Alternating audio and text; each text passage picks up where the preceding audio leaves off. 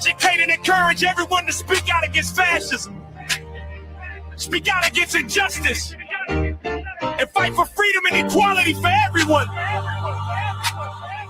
This is blunt politics, and we ain't stopping till they put us in the grave. We ain't gonna be quiet, and we ain't gonna be scared, and we ain't gonna go along with the crowd. This is blunt politics, and it ain't about left or right.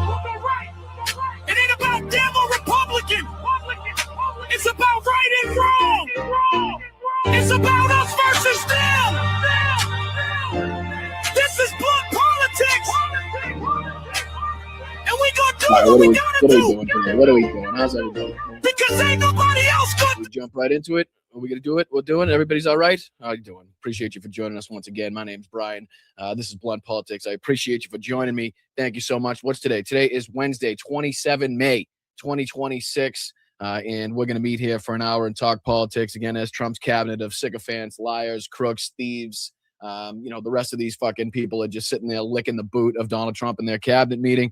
We're going to have a little bit to talk about today. We're going to talk about, obviously, it's going to be a little bit of a different show, We have kind of one clip that I want to dive into, probably, mainly, as it were, and it's going to be the Rest is Politics podcast is going to be talking about and basically reacting to the blatant corruption of Donald Trump. They're going to basically ask, is he the most corrupt president in history? Not United States history, but world history. And then they go over some of the, the autocrats, the dictators that are well known for stealing billions and billions of dollars and funneling billions of dollars of their nation's wealth into their own pockets. And they're going to compare Donald Trump's theft and just like the breadth of it and how much is out there as far as corruption, how much he's stolen, how much fraud is out there. And they're going to be talking about that. So that's probably going to be what we're going to be diving into most. But obviously, we got other clips and things to talk about. A couple clips from Ken Paxton defeating John Cornyn in the Texas primary. Again, this is something that Republicans are really kind of nervous about. They're now thinking it's going to cost them some $250 million to even have, to make Ken Paxton even have a shot in the election coming up. So there's a couple clips I wanted to look at where he's basically running on lowering the cost of everything, which is fucking ironic and hypocritical considering who's in power right now. And we still have people in the Republican Party having to run on lowering the cost of goods and talking about how much people are spending in their daily lives.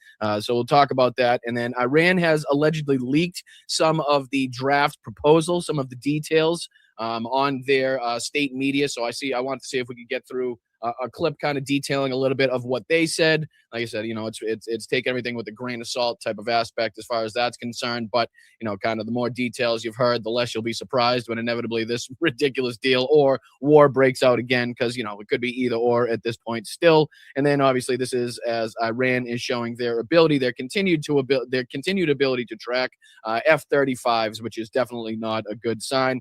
We got another battle plan exposed update on the front lines of Ukraine. Lots to get into. We're going to try to cram a lot into an hour here. So if you guys could filter in, hit that like button. A couple housekeeping notes. If you guys could, find a few quarters in between the couch cushions, you can set it into Venmo. You can set it in as a super chat. You can sign up for a YouTube membership just underneath me, or you can head over to patreon.com/Boston Brian. 3 great tiers on there. Get you access to the Zoom chats, get you access to the discounts for the merch site, all of those great things. So starting it off today, what do you say we say hi to the chat, bring you guys in, say hi to the mods. Appreciate you guys over there. Thank you for keeping that chat a safe place as always. Like I say, I've been blessed with some of the most fantastic mods on the internet and, of course, the best chat on the internet. So what do you say we say hi to some of them? What's going on? What's up, Nola? What's up, Jackie? How are you? What's up, Tiff? What's up, Rox? Rox, sorry to hear about your mom. Really sorry. Obviously, sending some well wishes, some good vibes your way. Never good. I know helicopter rides are fun, but never in an emergency situation like that. So again, obviously some good vibes being sent your way from me and everybody here in the chat as well. Hopefully mom gets well soon. What's going on, Jeff? What's going on, Vasantha? What's going on, El Rondo? Appreciate everybody on Facebook, YouTube, Twitch, Instagram, Substack, the whole 9 yards. We don't charge for any content here. Nothing is hidden behind a paywall. You don't have to charge to watch. You don't have to pay to watch on Substack or anything like that. So again, like I said, if you find some value in the content, and you do have the financial capabilities of kicking in a buck or two, that's all we ask for. Anything above and beyond that is clearly up to you and your financial capabilities, but a buck or two would suffice, and I am greatly appreciative of the people that do donate either via Venmo, again, up in the corner, or in the chat all the time. You guys are the ones that make this show continue to grow and keep this thing running, keep the lights on, so to speak. So what do you say we dive into a little bit of the nonsense, a little bit of the craziness? Yeah, what's going on? How are you? What's up, Nola? What's going on, peeps? What's going on, Yakov? I see you guys down there. What's up, Dame? What's up, Tina? Appreciate you guys once again joining me. Hit that like button on the way in. All right, let's get into a little bit of the craziness because, like I said, we're kind of short on time as we typically are during the early show. Shout out to this space. Very much appreciate the mods over there as well. Thank you to Matt and everybody affiliated and associated with that. So what do you say? We'll throw this on your screen here, get you guys off. I appreciate you, love you. Let me know if there's anything I can do for you, and then we'll throw this on the screen for you. Let me get this up here. Do a little bit of this, do a little bit of this. Because, yeah, as you heard, I'm sure Ken Paxton took down John Cornyn in his Texas primary. But, again, this is kind of something that's scaring the Republicans to a large extent. They're now worried about, obviously Ken Paxton's past criminalities, his reputation as far as, like, name recognition is concerned. Now they're talking about the amount of money that they're going to have to spend to try to get this guy actually elected. And, again, it's going to be a quite considerable sum of money. But there was just a couple clips from his little speech that he gave here. I found this to be quite ironic. I mean, we're living at a time where Donald Trump was president for 4 years, has now come back, been president for almost 2 years again. His promises to, obviously not start any new wars, on top of his promises to lower your energy costs 50% in the first few days. He was going to basically lower the cost of everything that you need on a daily basis to live your life, was going to be less expensive if you just elected Donald Trump, right? So again, 2 years into his second term, after his 4-year term that was already disastrous for so many different factions of this country, whether you're a farmer, whether you're an immigrant. I mean, the list it goes on and on for how detrimental. Again, if you had somebody with an autoimmune disease, right, somebody that was more susceptible to, say, I don't know, COVID. Like I said, the list just continues to grow as far as people that were affected in his first term. And then obviously we've seen that kind of expound in his second term. But the fact that Ken Paxton is now out there talking about how he has to run on lowering the cost of living, again, as Donald Trump is increasing the cost of living on a daily basis with his erratic, dangerous behavior, both internationally and domestically here inside this country. I found this, like I said, to be, quite hypocritical, quite ironic, and very telling about where Donald Trump's economy is and what Ken Paxton's hearing on the ground in Texas, where he's gotten this information enough to get out there and say, okay, if I get out there and talk about the cost of living, it's going to have some impact. And of course, that's no like breakthrough as far as strategically in politics. Obviously, the cost of living is a huge issue for all Americans, especially the voting class, people that get out there and vote. But for him to say this as Donald Trump's president, again, for almost 2 years in his second term, we've seen nothing but damage done to the economy. We've seen nothing but, the increase in what it costs for you to live your daily life. He's out here talking about lowering the cost of goods. And you'd have some people calling him out saying that he's basically, it sounds like obviously facetiously saying he's running on a Democratic ticket, a Democratic policies of lowering the cost of what Donald Trump is responsible for. But here he is, Ken Paxton, basically saying that Donald Trump's done a shit job. He's made everything more expensive, and that the only way he possibly has a chance in this is if Republicans spend almost $300 million. And he talks about how shitty the economy and your daily life has become under Donald Trump's second term. So again, like I said, found it pretty hypocritical and ironic that he said this. Not only will we win this race, but we can ensure that America's best state are us. Yes. You see, I'm not just running against the Democrats. I'm running to deliver for you, just as I have as Attorney General. I'm running to lower your cost of living because you deserve to be able to buy a home, afford groceries, and have a high quality of health care without being forced to stay up at night, worrying about how you're going to pay your monthly premium or pay off your debt.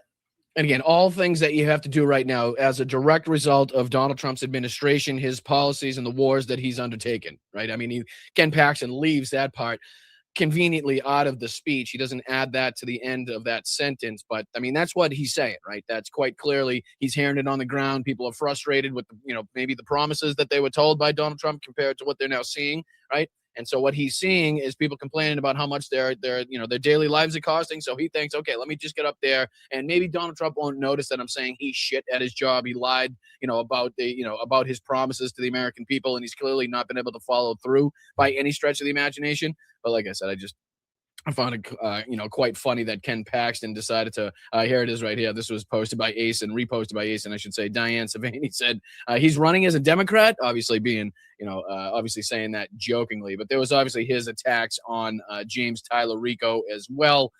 Again, him just kind of following in Donald Trump's footsteps of, dumbass nicknames and trying to sound like this alpha male. Meanwhile, I fully believe that James Tyler Rico, even the Bible thumping, Christian lover that he is, would kick the shit out of this bastard. I think fucking Ken Paxton wouldn't stand a chance, to get himself out of a wet paper bag, never mind in a fight with James Tyler Rico. Again, my opinion, I'm just saying.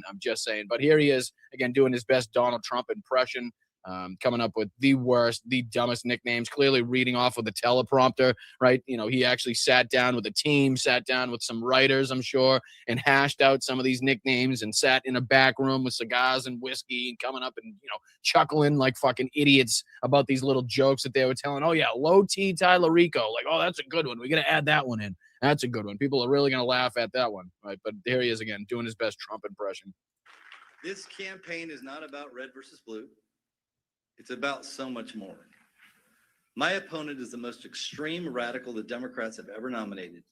He's the most extreme radical, James Tyler Rico. What world are we living in, right? Like, what fucking world are we living in where, like, demanding, like, access to health care and demanding, access to affordable homes and demanding that vets get care. And, I'm sure there's a whole long list of policies James Tyler Rico wants to put in place that we could rattle off. But at what point did they become a radical for any of those things, right? Like, at what point is James Tyler Rico the definition of a rat? Like, it's ridiculous, the smears and the way that they try to present, Democrats, liberals, progressives to their base. It's the radical demon devil fucking Democrats. It's like, whoa, James Tyler Rico? Like, what are you talking about? What kind of glasses do you need there, Chief?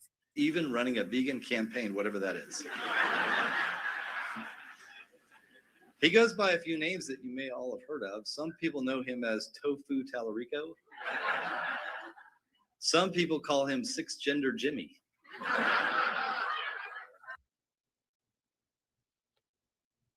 Did you work these? Did you really work these with people, or is this off the cuff? Because it's tough to tell because you look like the fucking white version of Cash Patel. You never can tell which way this guy's fucking looking. He's either his eyes are either fucking half closed or looking in two different directions. So it's tough it's difficult for me to establish if he's actually reading these off the teleprompter, like he actually worked these with people behind the scenes. But this is bad. Okay, this is pretty fucking this is pretty cringeworthy shit right here, buddy. You know what I mean? I know you got some laughs out of the fucking wine moms behind you, but I don't think the laughs are going further than that, to tell you the truth. And again, we don't have to dive into any more of this asshole and his little speech that he had. But, there was a couple updates as well beyond that. Oh, let me show you this because, this is probably never good as well when you have the guy that's leading this country basically forgetting what he posted 8 days ago. This is posted by Aaron Rupar. He said, Trump posted the exact same thing on Truth Social 8 days apart. The cognitive isn't cognitiving, right? So again, this is one of Donald Trump's posts on Truth Social. Let me see if I can make this one bigger. So this was May 18th, 2026, 9:40 a.m.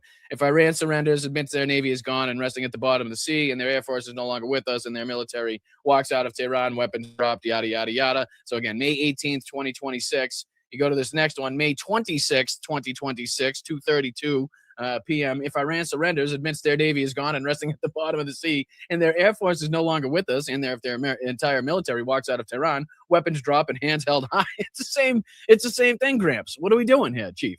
Like, what are we doing? Like, at the same time, we got our president forgetting what he posted or just hitting, like, I don't know, copy paste, I guess, in like a really, really fucking important and dangerous moment in, period in history right now where a lot is hinging, as it pertains to the world economy on what decisions are made next, like where this war goes next. So as he's posting and forgetting what he just posted 8 days ago, you get people on the Iranian side, posting evidence like this or posting things like this, allegedly, posting this video of it that shows their ability to continuously be tracking F-35s, right? This is posted by Ryan Rosbiani, and he says, IRGC tracks and fires on U.S. F-35 again.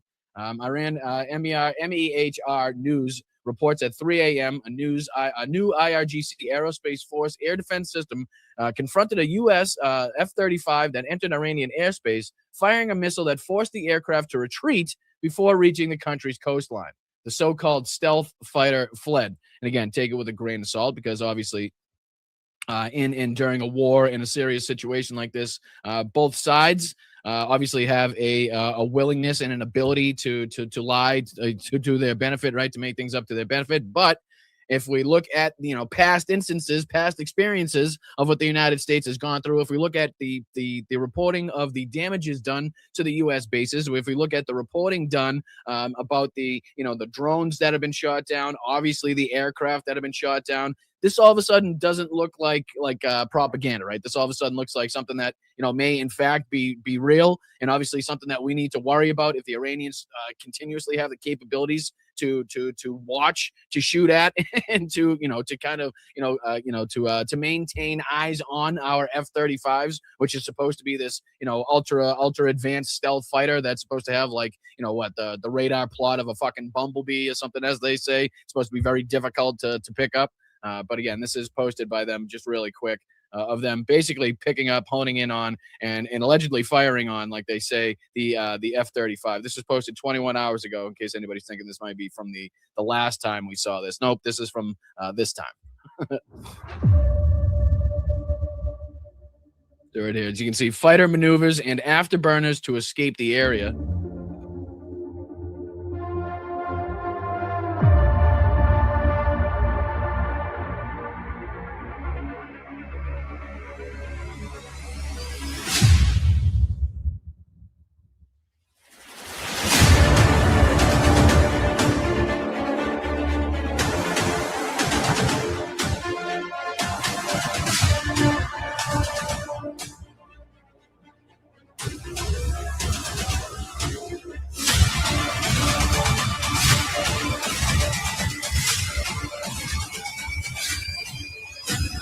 So, like you say, it's tough to make out exactly what was going on. At some point, you can make out what is looking like an aircraft, but allegedly put out by the IRGC, saying that, hey, we still have the capabilities, like we did before, at not only looking at, seeing, but also firing upon your F-35s as well. But there was some, like I said, there was some leaks allegedly made by the Iranian side as well about what could potentially be in this deal or no deal, apparently, that's been going on or not going on behind the scenes. It's anybody's guess as to what's actually taking place. But apparently Iran State TV has has leaked some of the potential details coming out. So I just figured we'd go through this CNN clip real quick. Like I said, the more that you can understand what's being discussed, what's not changing from the Iranian side, what the red lines are, and we can kind of figure out what's likely to come, or we're not going to be blindsided by any of these details when whatever agreement is signed is potentially signed. So like I said, this is just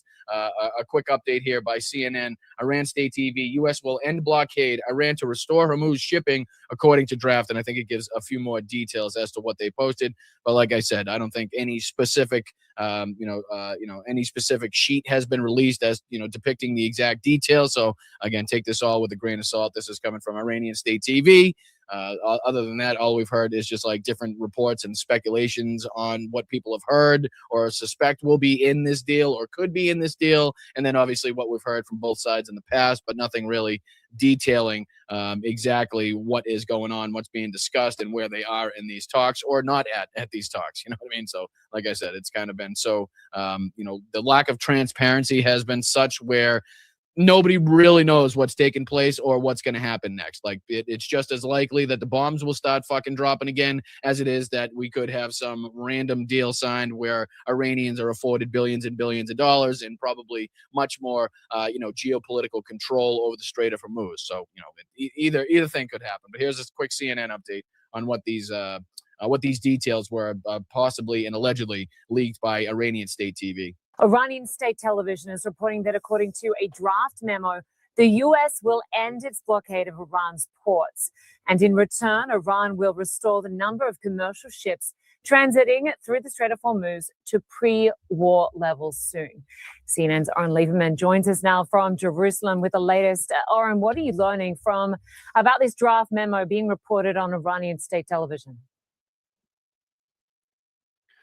Linda, this is our first sense of what's in the memorandum of understanding that's being worked on between the U.S. and Iran to try to get to a ceasefire agreement. It is important to note that this information comes from Iranian state television, so we don't yet have confirmation of this from the U.S. side. And crucially, even Iranian state television says this isn't finalized. Although it must be said that there's been many more lies that we could detail and discuss coming from the United States government than lies that we've seen come from anybody, Iranian spokespeople, the embassy, foreign minister, anybody associated with comments coming from the Iranian side. Like, we're typically pointing out the lies, the blatant lies coming from the United States side. So again, that must be said as we're talking about, take it with a grain of salt, and it's not confirmed by the U.S. yet. I mean, whatever that's worth. Yet, but it does include a lot of what the U.S. is looking for in terms of the Strait of Hormuz. Iranian state television says the Memorandum of Understanding, or MOU, calls for the U.S. to lift its blockade of Iranian ports and for U.S. military forces to withdraw from the vicinity of Iran, and in exchange, Iran would open the Strait of Hormuz and ensure that traffic through the... And again, if you'll recall, and if you've been following this show for any length of time or following the reports coming out of the war in Iran for any length of time, you know that that's been on the table consistently there, right? We've talked about how it was very vague when they talked about, you removing United States forces or enemy combatants. I forget what the exact wording was at this point, but from the, from the general vicinity. And it's like, well, who's the enemy combatants and what's the general vicinity? What does that mean? Because that seems like a very vague and generalized statement that doesn't have any real detail into it and could be kind of interpreted many different ways. So that's kind of one of the things that we remember talking about on this show that seems to have become a consistent through line in these talks, along with Israel and Lebanon, which we've now seen Israel increase their attacks on Lebanon. We've seen more and more people displaced, more and more innocent civilians killed in that fight. So how far that's going to go to hamper these supposed or alleged negotiations that are ongoing. Like I said, everything's in air quotes, everything's suspected and alleged at this fucking point. There's no way to confirm or corroborate anything that's being said, until it's actually done, until the bombs either start flying again or in fact there is some deal or peace deal agreed to. You know what I mean? It's just at this point we're all on the same boat, guessing and trying to put these pieces to the puzzle together to the best of our ability to kind of have some insight into what may be next. That's how fucking crazy this timeline is. But,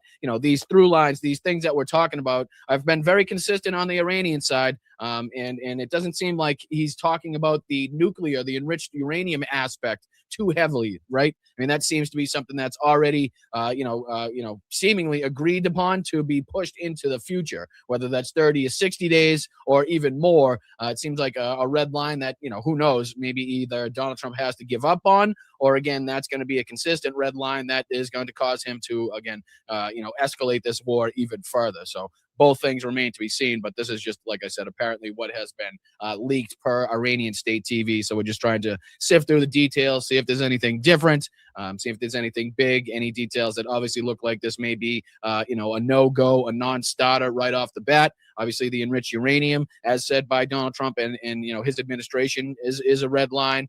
So we'll see if there's any other things here that, look like this is, dead to rights right off the bat.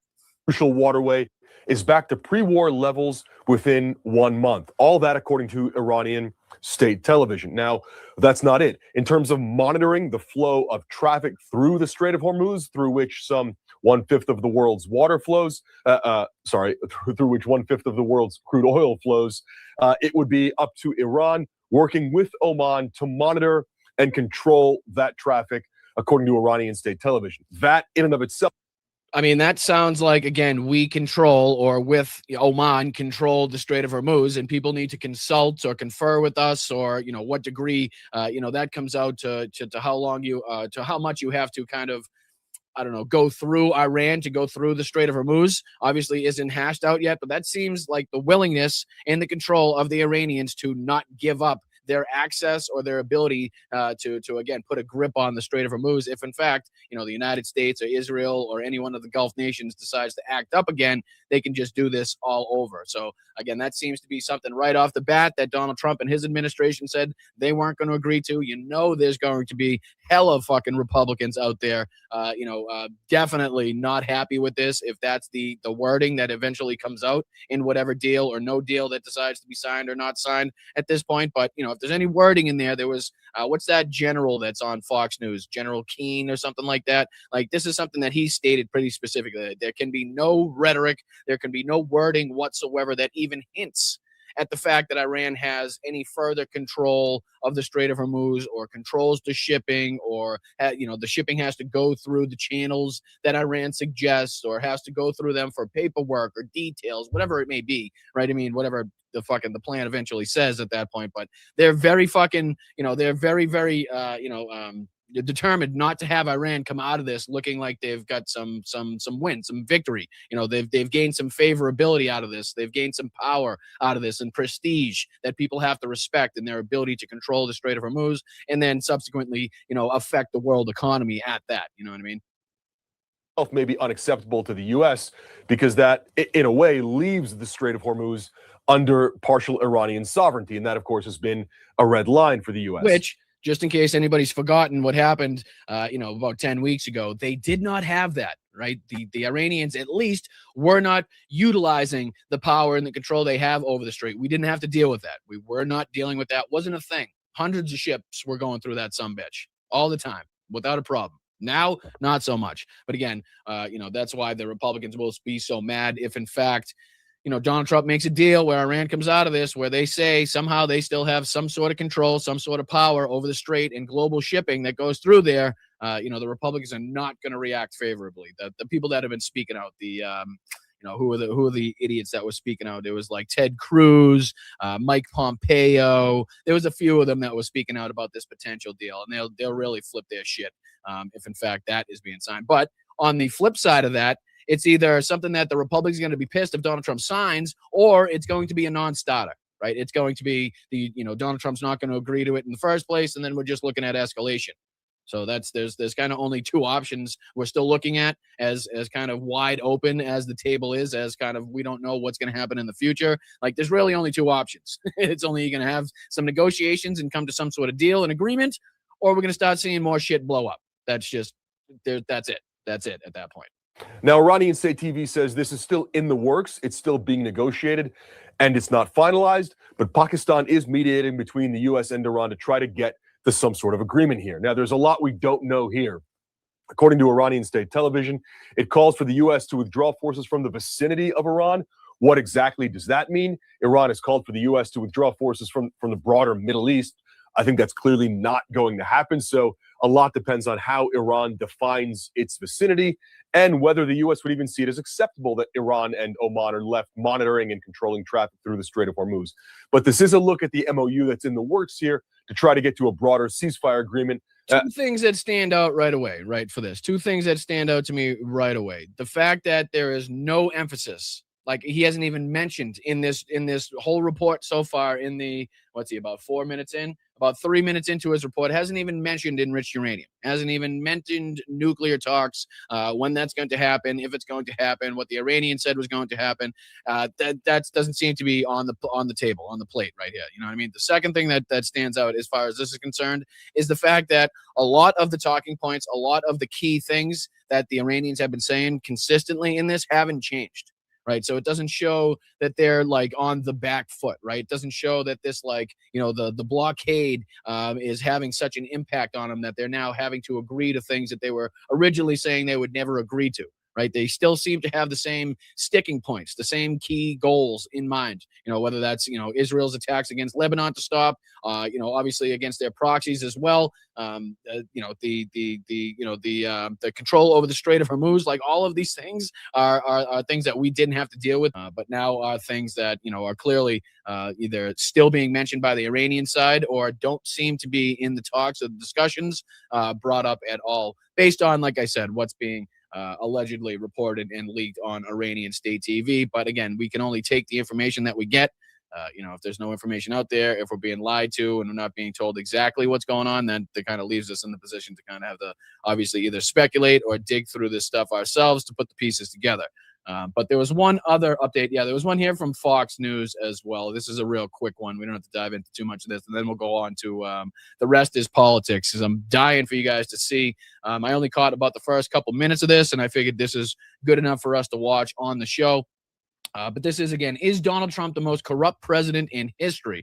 Right, let me throw this on the screen here. So this is the rest is politics. We'll get into this in just a minute. But before we do, I wanted to dive into this real quick Fox News update. I believe they're talking about Israel's strikes on Hezbollah and targeting in Lebanon. Lebanon. And then we're going to discuss and call out the hypocrisy of what they're saying here, whether it's Brian Kilmeade or the rest of these idiots on the couch. Because, again, they're trying to make it seem like Iran is untrustworthy and like Iran has, again, violated the ceasefire agreement, when, in fact, it is Donald Trump who, again, says we want peace. And then the next tweet will be, I want to annihilate the entire civilization of Iran. But just listen to the way that they have to portray this and make it seem like, Iran's the erratic ones and everything that Donald Trump is doing is A-okay and right on point. This is just really quick, less than 5 minutes. We don't even have to watch that much, though.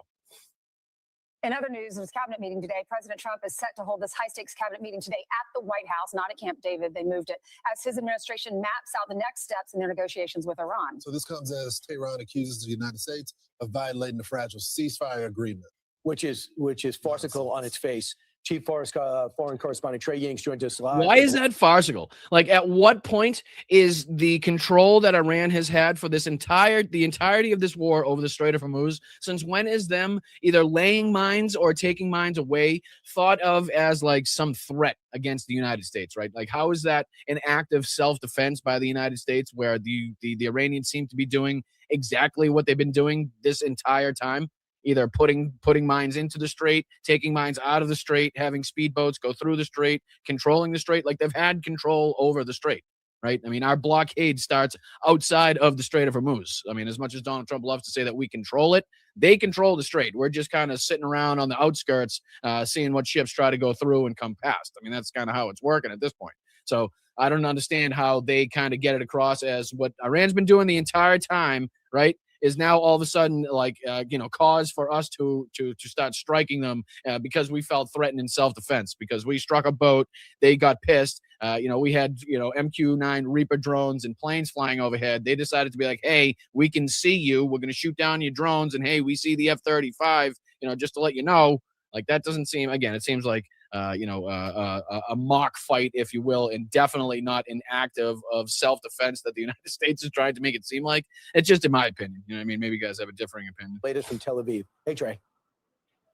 Yeah, hey guys, good morning. The final details for a possible agreement between the United States and Iran are still being discussed. Tension across the region has certainly decreased because there is hope of a deal between these two countries that would avert a return to war, but also address Iran's nuclear program and open the Strait of Hormuz. Regional officials say that implementation of an agreement is even more important than what is written in a possible deal. I think there's strong alignment and agreement on what a preliminary draft should look like. I think that, like anything with something like this, it's going to take a couple days to settle on, even down to the disagreements over a word sentence. So we'll have to work through that. If there's going to be a deal, we're going to have to work through that.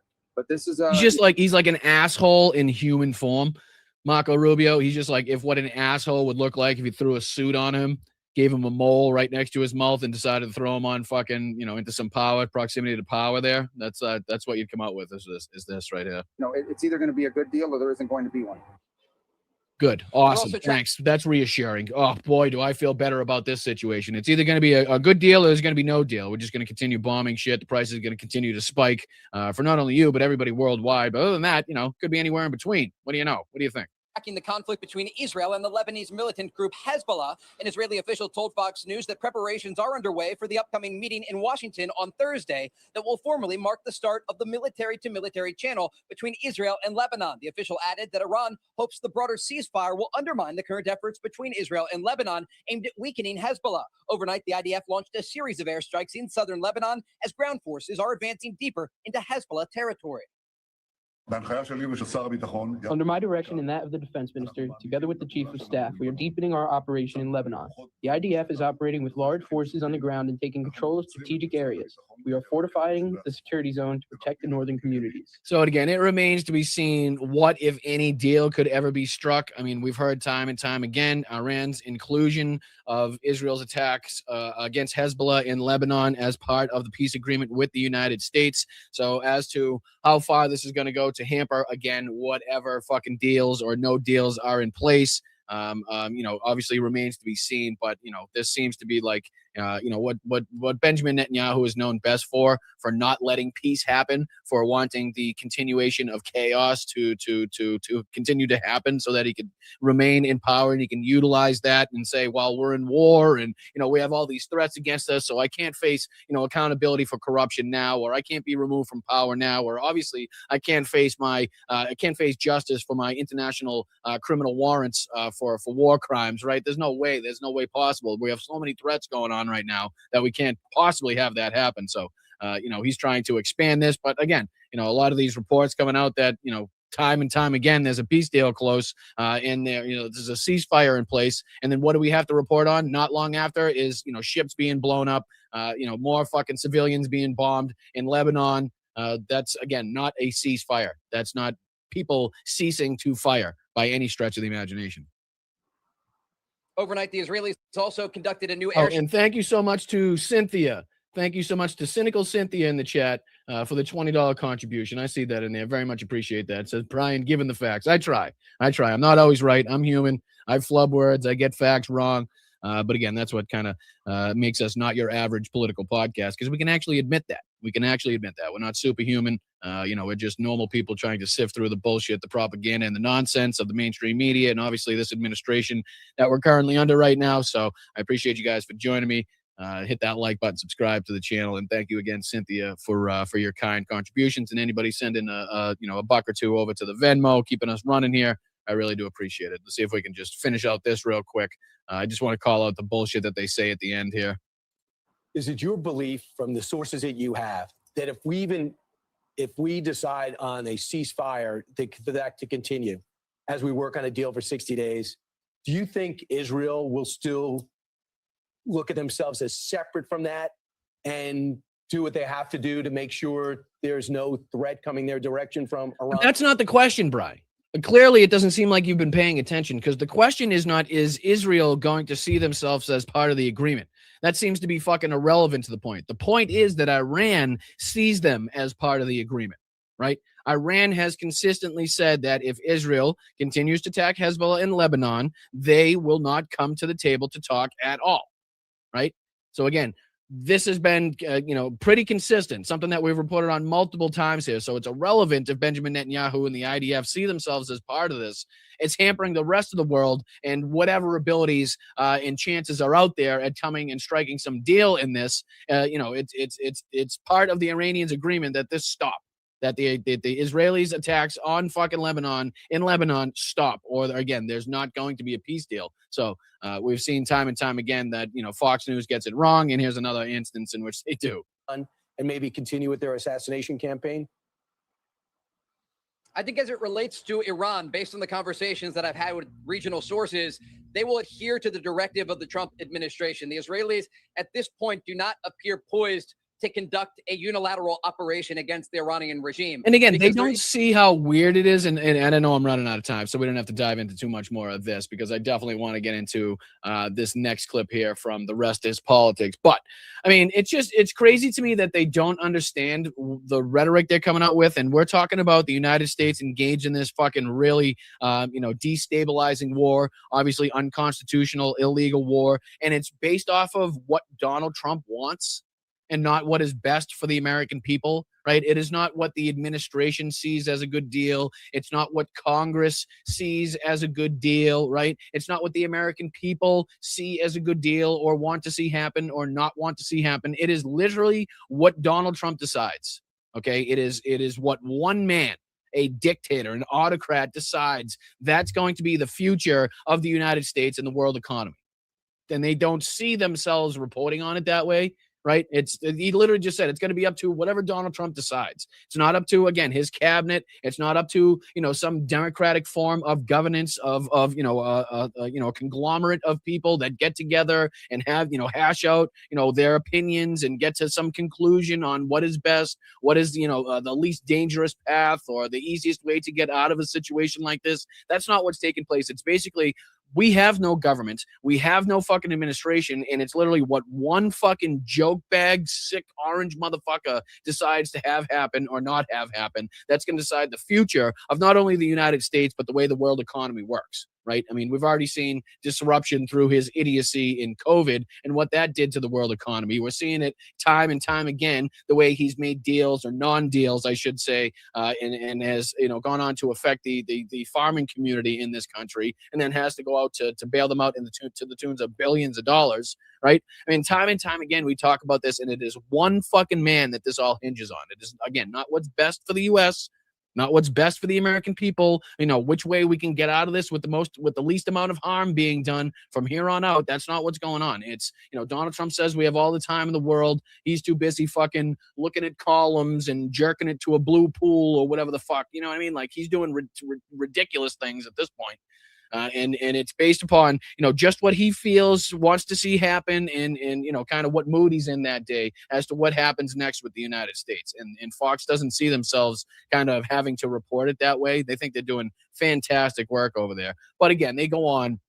I forget what the other gentleman's name on the couch is, but he goes on to talk about the Iranians in 1 second they're calling for peace and the next second they're doing this. And it's like, well, I'm sorry. Did you miss the entirety of Donald Trump's Truth Social fucking account? I'm just saying, because at one point he's calling for peace, the next thing he's calling for the erasure of the entire civilization of Iran, and then he's calling for peace, and then there's a new deal in place, and then it's bombs are going to be dropped, and then it's peace is right around the corner, and then he's posting a meme of him with the American flag over Iran or bombing Iran somehow. It's like, are you not seeing what's coming from our side as well here, Chief?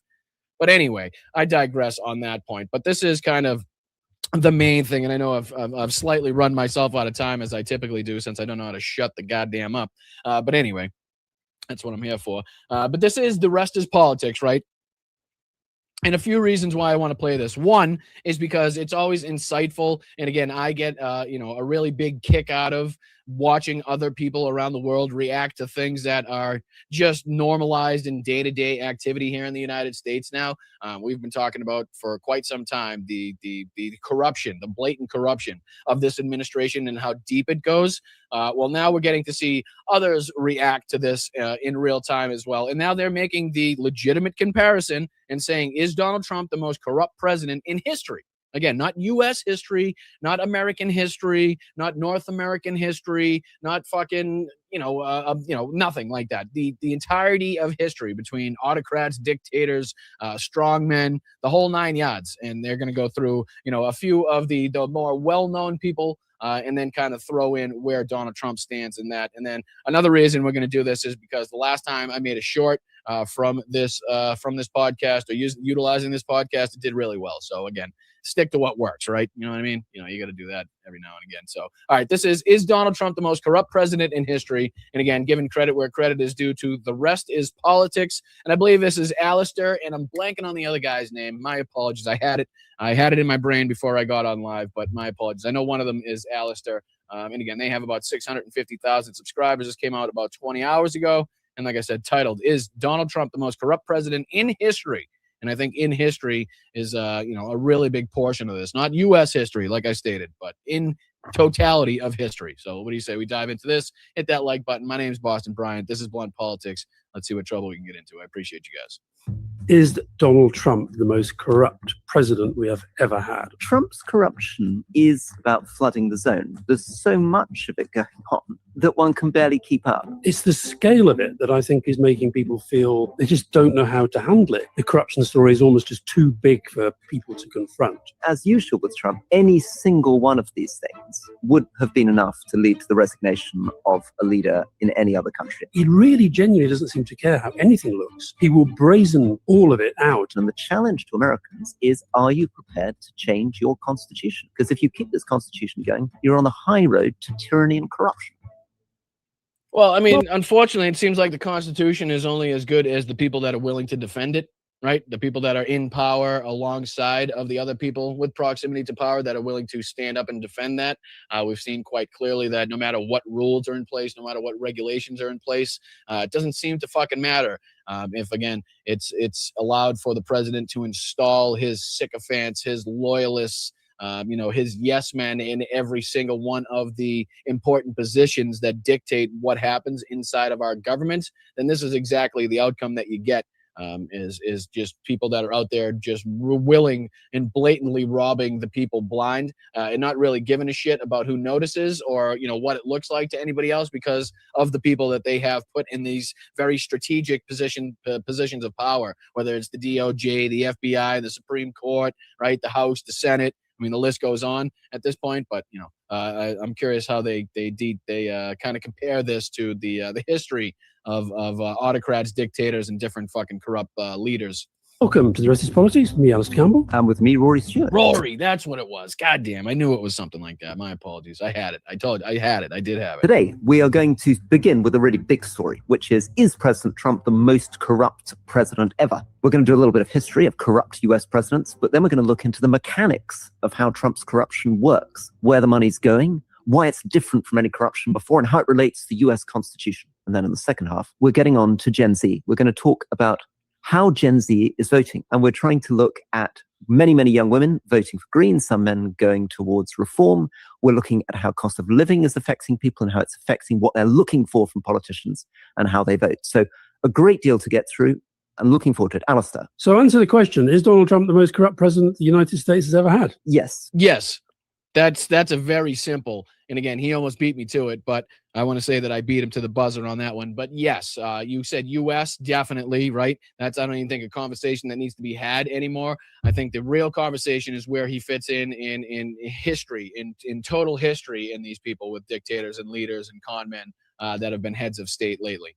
There's some close run presidents. I believe Warren Harding. Yeah. Ulysses S. Grant. But this was small time. Their people were corrupt. They didn't end up rich. And it's also pretty small time stuff compared to what we're talking about with Trump. But I also think that what Trump has done, he's demonstrating a type of corruption which has almost never existed before, because there's two things coming together. There's a complete transformation in the whole economic structure of the world, which provides potential for corruption that never existed before.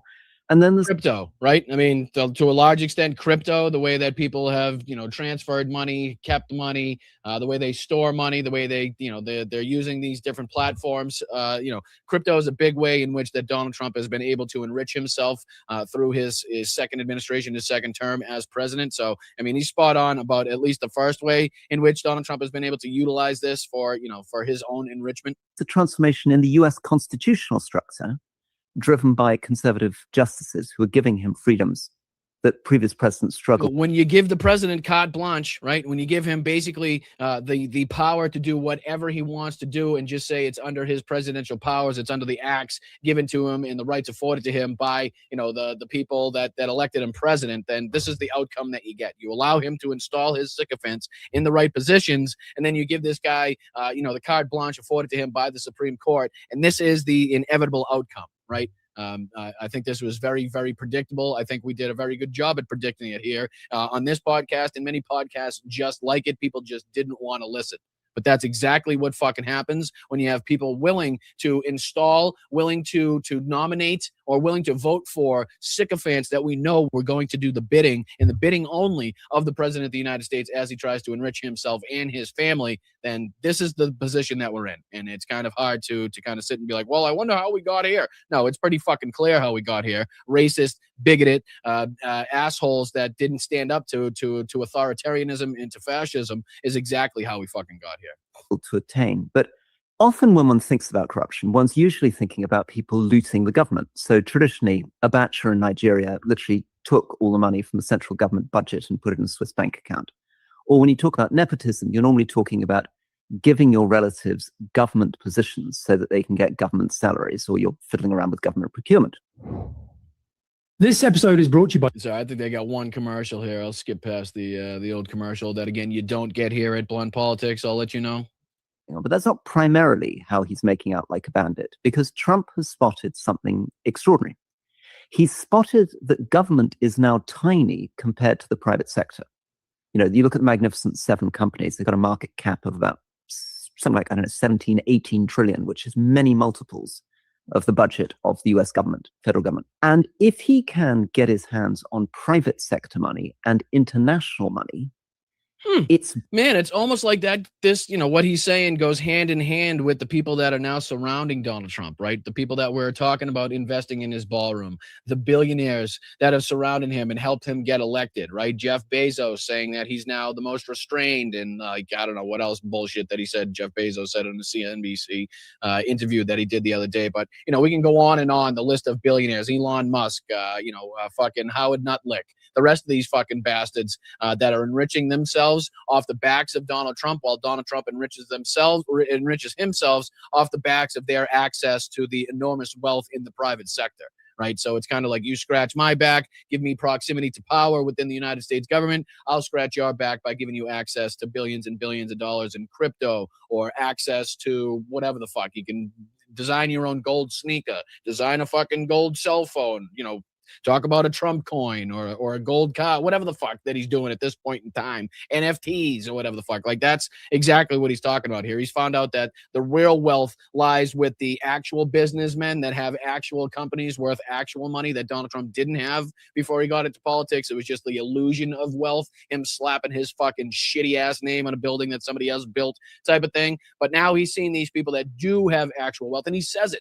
He says it outright. Like, how many times have you heard Donald Trump come out and say, this guy's got real money? Or, when he's talking about Miriam Adelson, how much money she's got in the bank, right? Or how much this person is worth, or that person, like, he's got real money. He's got enough to do this. Don't worry, he's got plenty of money. So he's always been jealous and very cognizant of what real, I don't know, they're not legitimate, I don't want to say business people, but what people that have legitimate companies that have legitimate stock holdings, actually have in their bank accounts, compared to what he was trying to portray was in his bank account before he got into politics. Like, that's exactly what he's talking about. And it's crazy that we have to listen to a podcast from outside of the United States to hear the clear and concise insight into what Donald Trump's dealings are, how blatant this is. And it's just like, there's no beating around the bush. It's very, okay, this is what he did, this is who it's compared to, this is what's going on, this is the reasons why, as opposed to the agenda-filled bullshit of CNN or MSNBC or whatever the fuck, some of these other stations that are out there. It's very refreshing sometimes, and which is why we do this, taking a look at podcasts and shows from outside of the United States to see just how clearly they're talking about this, and how deluded some of the people in this country are that still don't see how blatantly fucking corrupt this administration is. Both much more lucrative, he can make many more billions, but secondly, it's much safer legally. It's much more difficult for people to pin him in the way that they would if he was simply stealing from the government budget. So what he's doing, and we can get into all the depths of this, but one of the big things he's doing with nepotism is not putting his children or relatives into government positions. In fact, what he's doing is putting pressure on companies and foreign states to put them on boards or invest in their companies or bring them in and co-sponsors or give them concessions. Yeah, I mean, look, no, again, when have you heard on American media said it that concisely, right? That's exactly what's going on. He's learned, right? He said very specifically that he doesn't want his kids involved in this administration. Ivanka, right off the bat, said herself she wouldn't be involved. Donald Trump said his kids wouldn't be involved again. He knew that it would draw more ire and more attention if they had governmental jobs, rather than if they could just get affiliated with, get some financial backing to that gives them some association with some of these other companies that could inevitably get, say, like, I don't know, Don Jr.'s back company, a $620 million Pentagon contract, or say an Eric back company that he's involved with a $30 million Pentagon contract, right, for shit that they don't know a fucking shit from Shinola about.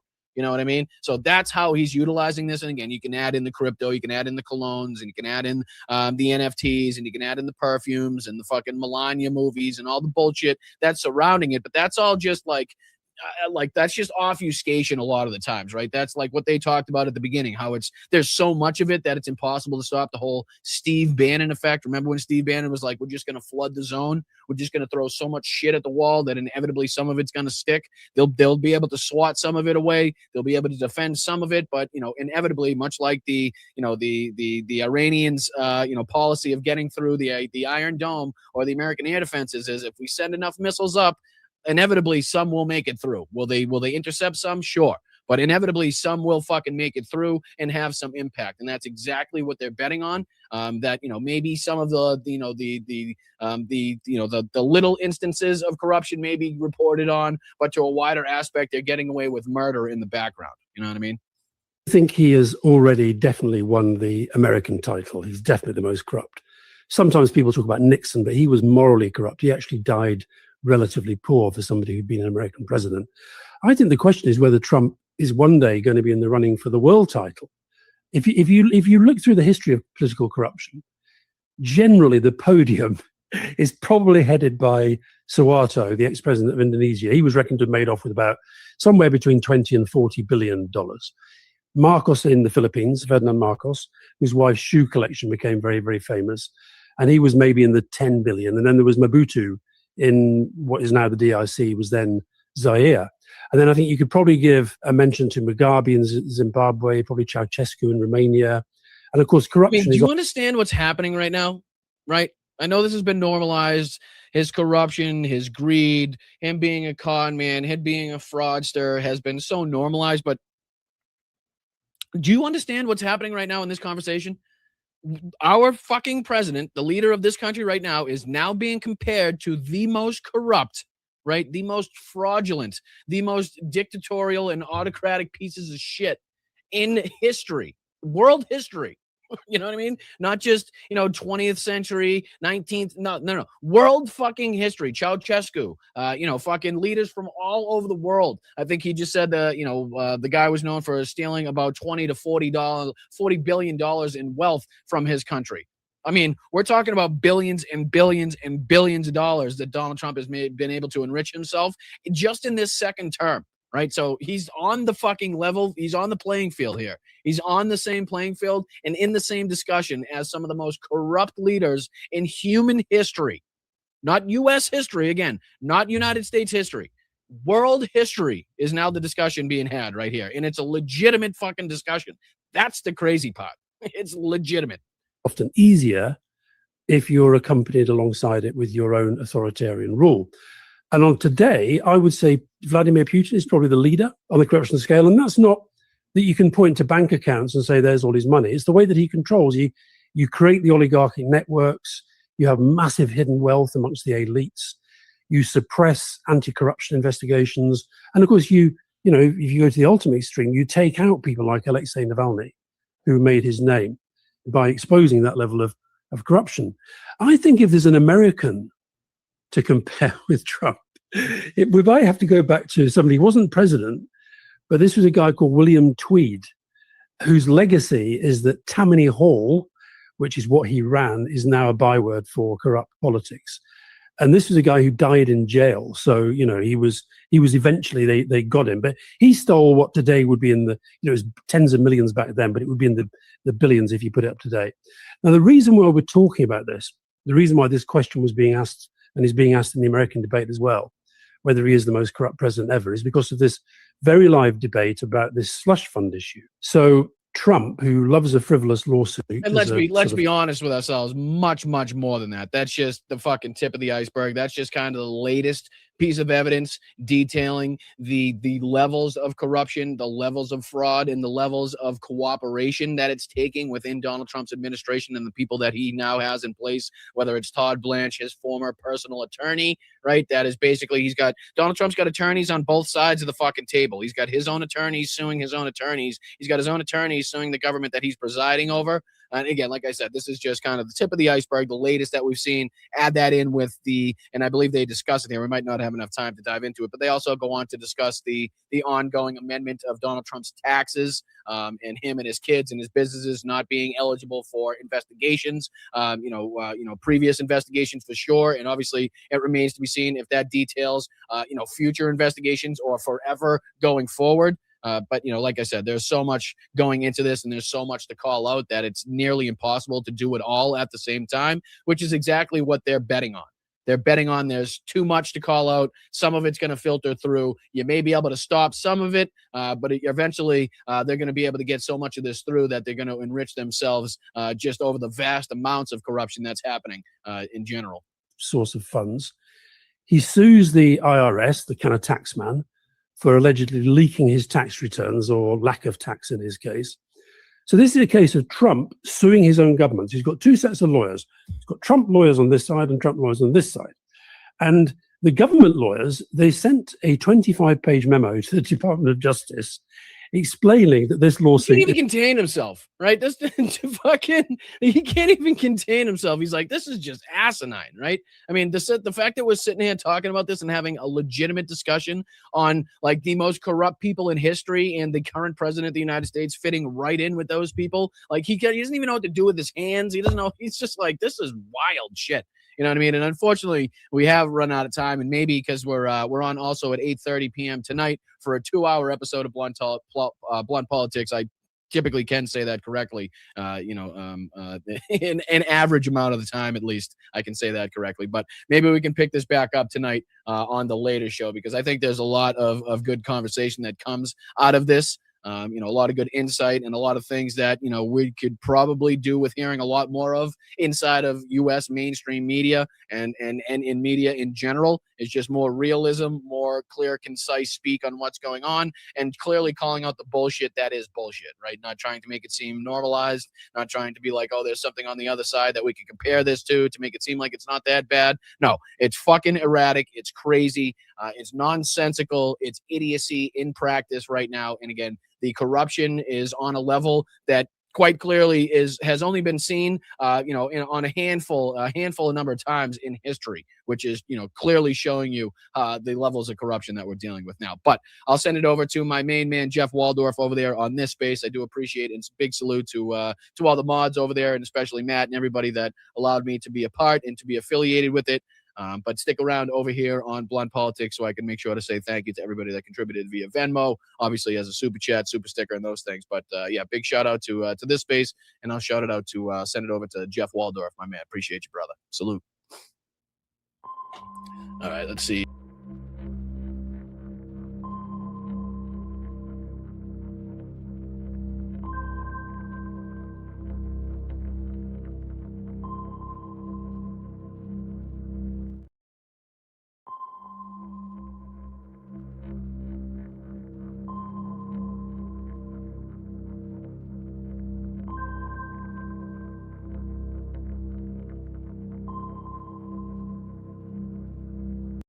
You're not going to be a dictator, are you? I said, no, other than day one. Donald Trump has successfully moved the Overton window in a way that is as dangerous for the future of democracy in this country as anything else. This is what Vout and Project 2025 wanted. Newsom is he's daring Tom Homan to come and arrest him. Should he do it? I would do it if I were Tom. I think it's great. They control the Congress, they control the White House, and they control the courts. And so, of course, they're massively overreaching. And yes, they are getting away with it right now. This is clearly a man who cannot tolerate criticism of him or what he does, which is exactly what authoritarianism is all about. The New York Times is just as fake as CNN and MSDNC. They really are the enemy of the people. What he is saying, rather bluntly, if you stand up to Donald Trump, he will punish you. Protesters in Philadelphia, state capitals in California, Minnesota, Michigan, Texas, Wisconsin, Indiana, and others showed up to oppose Trump, Musk, and Project 2025. US and President Trump has overseen America's largest military parade in decades as nationwide protests take place against his leadership. Demonstrations are happening right across the United States today to oppose the Trump administration. Two visions of America. On a day the country's deepening divide was there for all the world to see.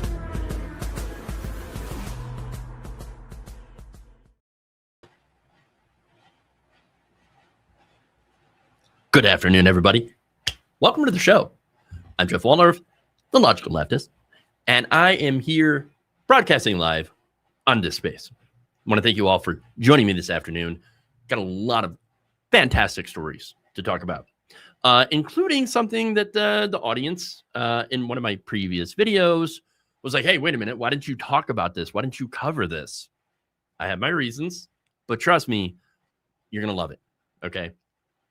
So we're going to, of course, talk about campaign finance spending in the recent Massey takedown, specifically covering AIPAC and is the pro-Israeli lobby.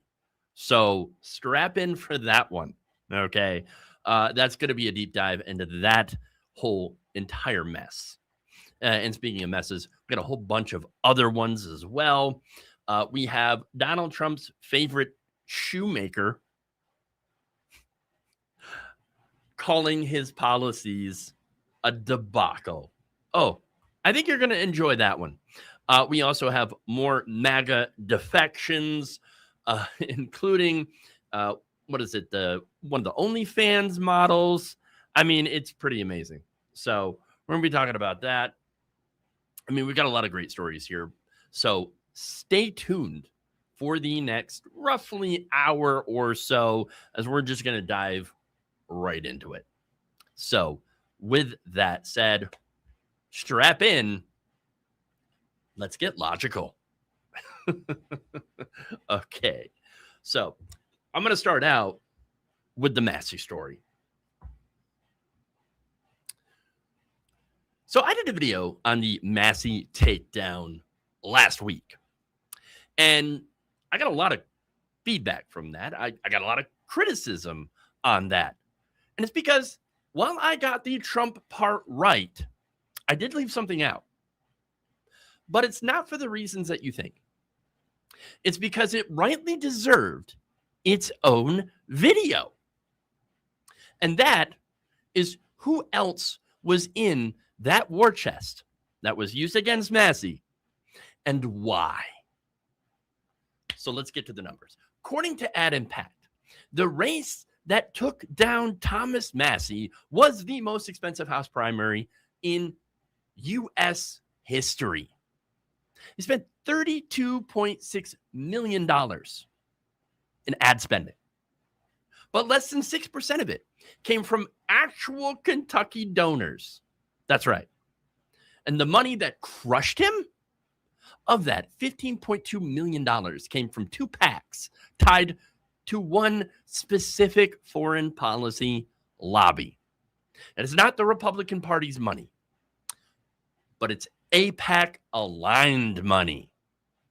Now, that said, my criticism against Donald Trump still matters, of course. I'm not going to walk that one back. I was right. Okay. But Trump's revenge wasn't the only war that was being fought in Kentucky's 4th District last week. There are actually two power centers that wanted Massey gone for completely different reasons. They just happened to share a checkbook. Let's get into it. Now, if you don't know Thomas Massey, let me give you this short version. He's a libertarian Republican from Northern Kentucky. He votes no on just about everything. He has been a thorn in his own party's side for more than a decade. And he has two specific habits that made him very unpopular with some very different people. Habit number one is that he keeps asking where the Epstein files are. Yes, he was one of the 4 House Republicans who signed on to a discharge petition demanding their release. That was his crime against Donald Trump, and I talked about that in that last video. Habit number two is that he votes against weapons for Israel. And he has done it consistently for years. While the rest of his caucus, and many Democrats, by the way, rubber stamp every supplemental that crosses the floor, Massey votes no. Sometimes he's the only Republican who votes no. And sometimes he's voting no alongside of progressive Democrats like the Squad. And that's why AIPAC hates him.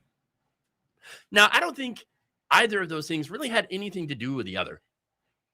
I don't believe that Donald Trump cared about Massey's votes on Israel, right?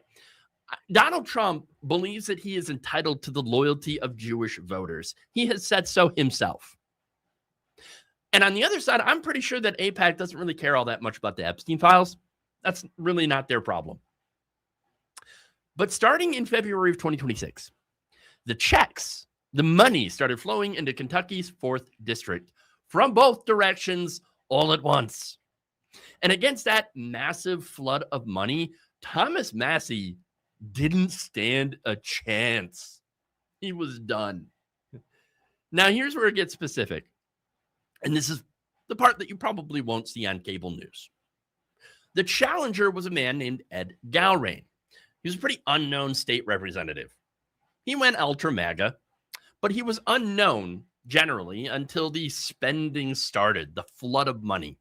Ad Impact had tracked the totals through the primary. Pro-Galrain ads, meaning anti-Massie ads, clocked in at over $18 million. Pro-Massie ads came in at about $14 million. The total spent reportedly was around $32.6 million. But that was just the ad buys themselves. Governor Andy Beshear also pegged the total at about $35 million when you include the rest of the operation. For a House primary in northern Kentucky, that's an insane amount of money. And again, you're not going to be shocked where most of it came from. You see, the single biggest spender against Thomas Massie was something called the MAGA Kentucky PAC. That PAC put $11.2 million into the race. But wait, MAGA Kentucky PAC is backed by a man named Paul Singer. If that name doesn't ring a bell, Paul Singer is a hedge fund billionaire, a founder of Elliott Management, and one of the largest individual donors to the Republican Jewish coalition in the country. Paul Singer has funded pro-Israel candidates for literally decades. The second biggest spender against Thomas Massie was the United Democracy Project. That PAC put about $4 million into this race. The United Democracy Project happens to be AIPAC's super PAC. And if you add those two together, then you end up with the total of $15.2 million. And the reason you can add those together is because they're tied to the same foreign policy lobbying network. Yeah.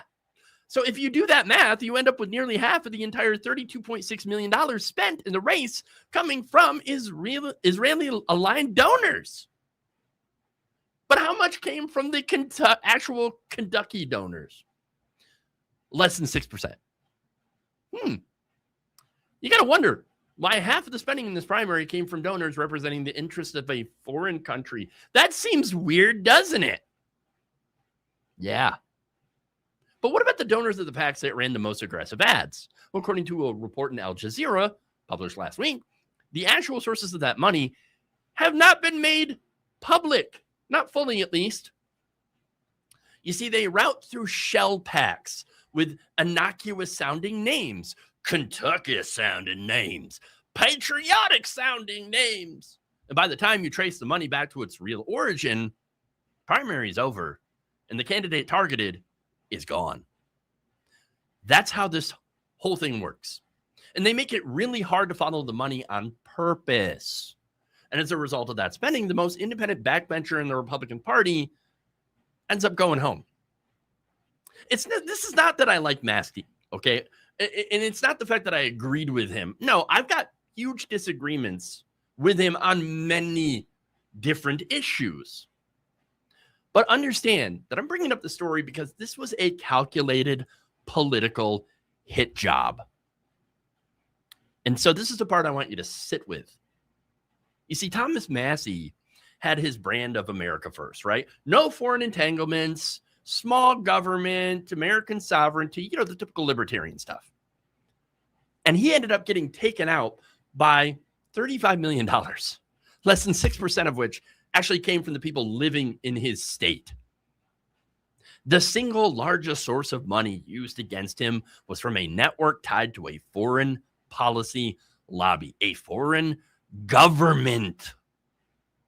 But I want to be careful here because Stephen Voss at the University of Kentucky made a point in his WLKY piece, and he's not exactly wrong. Pro-Israel groups have been wanting Massie gone for years. And what actually killed him was Donald Trump pulling his endorsement. These two things can be true at the same time. Now, the structural argument that I'm making isn't that AIPAC controls American elections. And I'm not saying that Israel runs our country.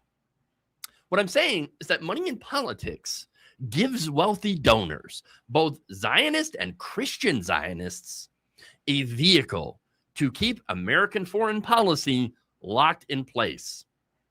Christian Zionists, they want the end times, which requires Israel's original borders to be restored.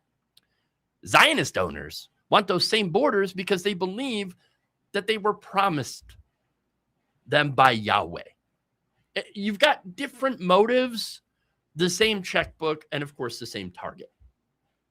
That's not an example of Israel running our country, but that is an alliance of convenience made entirely possible through our corrupt system of money and politics. And that is the system that partly decides who represents Americans.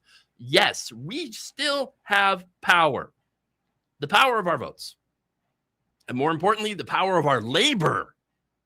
But you have to understand the money does make a huge difference, but it is not insurmountable.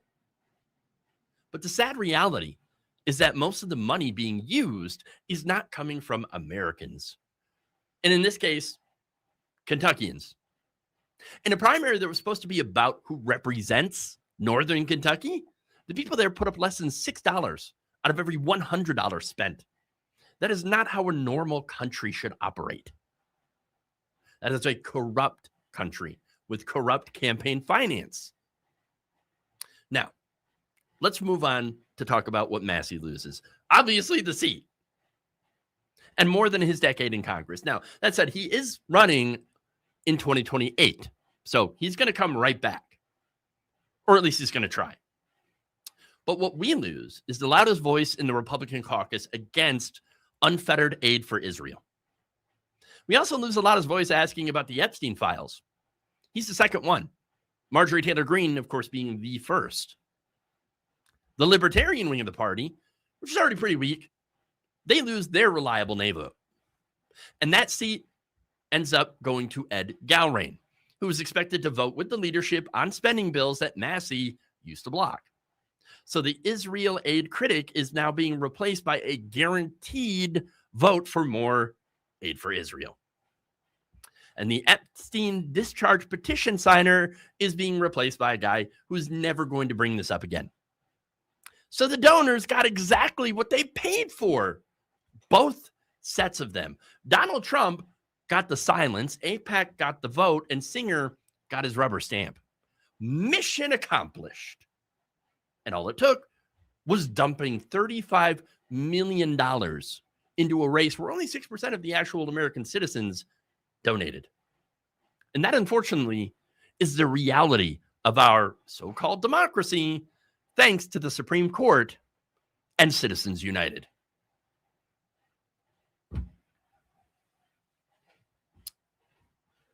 So there you go.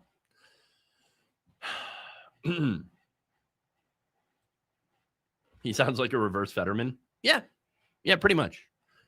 Except I don't think he lied about it. Fetterman absolutely lied about his politics. I mean, he's milkshake duck essentially, and that's what happened. Let's see. Only 6% coming from local donors. This is wow. Yeah, it's absolutely insane, the numbers. How much money AIPAC put up in order to take that race. So, Libertarian makes sense.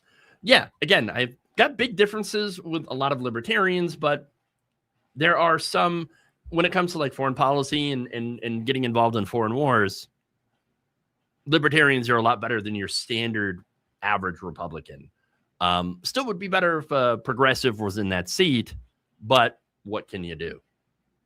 Oh, yeah, run good candidates and not be the DNC, which is a completely different conversation if you have read their post-mortem, which was just an absolute disaster. I mean, not only was that election in 2024 a complete and utter disaster, kind of like 2016, but probably worse, actually. But that post-mortem, even worse. It's just disgusting how they didn't mention inflation, didn't mention Gaza, Didn't mention any of that stuff. But anyway, let's move on here. And we're going to talk about tariffs. I know. I keep hammering on them tariffs, man. But it's true. The officially unofficial shoemaker of MAGA just called Donald Trump's economic agenda a debacle. Thomas Florsheim Jr., the great-great-grandson of the founder, runs Waco Group, the parent company of Florsheim. And he just told the Daily Beast that the tariffs, his most famous customer keeps championing, have cost his company $21 million. And it's all because of a trade policy that Donald Trump personally requires his cabinet to enforce while wearing Florsheim shoes. J.D. Vance wears them. Marco Rubio wears them. P. Hegseth wears them. Sean Hannity, Lindsey Graham, all the best Trump ass kissers wear those shoes. Yeah. The $145 shoes Trump bought as gifts for his inner circle were made in the countries that Donald Trump has put import tariffs on. Cabinet officials make hundreds of thousands of dollars a year. They get free housing, travel, free meals, and possibly free shoes. While Fox News hosts actually make millions of dollars. At the same time, where many Americans do not know if their next paycheck will be enough to pay the bills.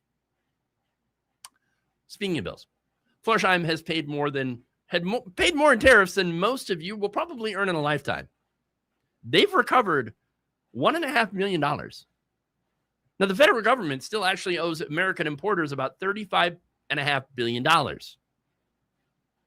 And the costs? Well, those end up getting passed on to you. So let's get into it. Now, Florsheim is a 132-year-old American shoe brand founded back in Chicago back in 1892 and headquartered today in Glendale, Wisconsin. That is a swing state that Donald Trump narrowly won in 2024. But we'll come back to that. About 350 American jobs sit on top of the supply chain that Trump has set on fire. You see, Donald Trump has been a Florsheim customer for decades. He even wore them to the State of the Union in 2025. And as I mentioned, he gave them out as gifts to his cabinet. Though, again, I somehow doubt that he actually paid anything for those because he doesn't actually pay for anything. He pushed those shoes on his loyalty cohort because he apparently knows shoes, the best shoes, the greatest shoes. Now, here's the thing about being Donald Trump's favorite shoemaker in 2026. You see, it turns out they're not having a good time. They're having a bad time because of Donald Trump's tariff policy.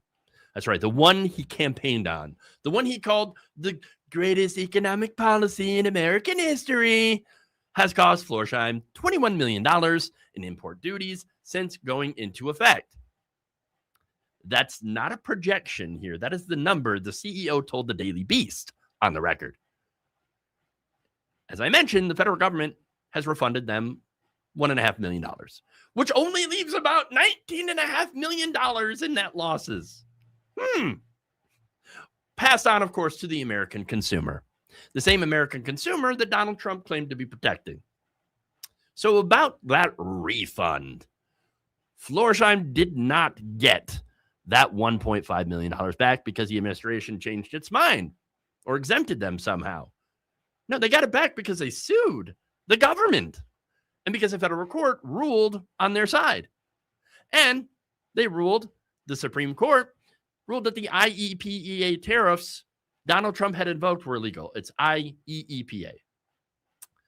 The court found that the president does not have unilateral authority to impose tariffs under the International Emergency Economic Powers Act. Now, the case was called VOS Selections v. Trump. Florsheim was part of that broader win. The federal government, as of the Daily Beast feast, still owes American importers roughly $35.5 billion in refunds nationally. We're not going to get any of it. But Florsheim did get some and still lost nearly $20 million. So do the math on that one, okay? Now, what's worse for the company isn't just eating that massive amount of money that they lost. It's really in the not knowing part. You see, Trump's tariff schedule has changed about 15 times since this policy even started. Florsheim's accounting department has had to recalculate their import math about 15 times because the administration kept changing it mid-shipment. At one point, they even paid a peak duty rate of 161%. That's more than the full retail value of the shoe itself, just to bring it into the country. Think about that. The federal government was literally charging Florsheim more to import a $145 shoe than the shoe itself was worth. It's just complete and utter insanity.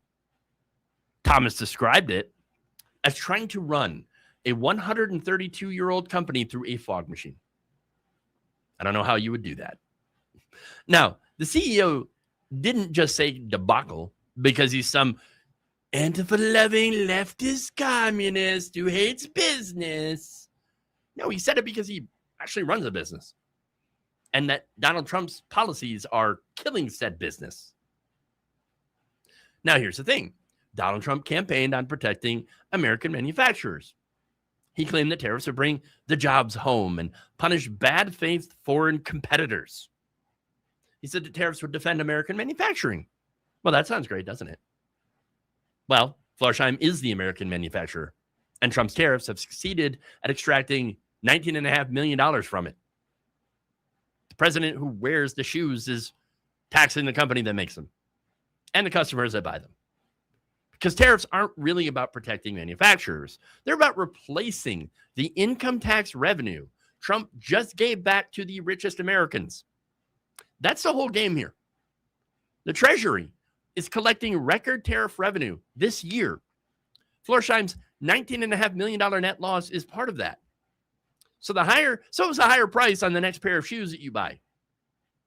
That record revenue has a source, you. But now those tariffs are illegal, or at least the first round was. Now, Florsheim also has a problem that most of Trump's targets don't have. They can't just go out quietly. Because the president is photographed in their shoes pretty much every week. And because the brand is in every single press conference. Because the gift bags going to the cabinet have a Florsheim box in them, which is exactly why Thomas, a guy who spent his entire career running a quiet, fairly profitable family-owned American shoe business, got on the phone with the Daily Beast and went on the record calling the president's economic policy a complete debacle. That is not how this normally happens. Normally, the CEO of a 132-year-old apparel brand tries to stay out of partisan politics. They all want to be the shoe brand that appeals to everybody. They do not want to be the shoe that people avoid because of who wears them. And they certainly didn't want to be the shoe company that has to file lawsuits against the government and their number one customer. But that's exactly what happened. And it's because the math forced them into doing it. This 132-year-old company was being asked to eat a policy change every other Tuesday. And look, you also have 350 Wisconsin jobs in a state where Donald Trump won by 30,000 votes, being threatened by the very tariffs that he campaigned on. There comes a point where even the most quiet family-owned American manufacturer has to say, okay, we're done. We're done with this. And that point's now. That, of course, will likely come at a cost. President's loyalty cohort doesn't normally reward CEOs who decide to break ranks. So there's an open question whether the White House will continue to gift Florsheim's after this lawsuit. And there's an open question whether Sean Hannity, Lindsey Graham, and the rest keep wearing them on camera. I mean, maybe we're going to see videos of people burning their shoes. Wouldn't that be funny? Compare this to the silence from other Trump favorite brands. Companies that have quietly absorbed the costs and passed them over to the consumers without going on the record.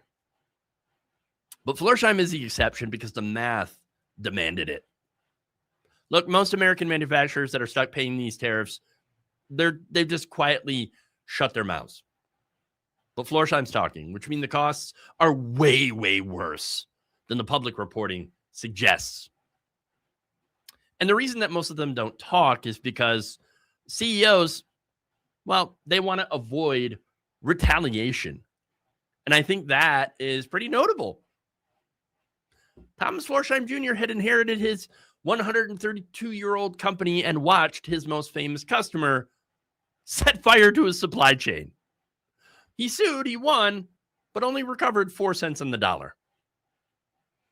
And the next pair of Florsheims you buy, if you do buy these shoes, will end up costing you more because the president who wears them refuses to pay retail. And the policy that he signed is making the company eat the difference. He called it a debacle. He ain't wrong. All right. His business owner rage has been activated. Yep. The world's not ready for a barefoot Trump. Imagine the smell. Ugh. Bleh. Horrible. Okay. All right. Let's move on here. Let's talk about hospitals.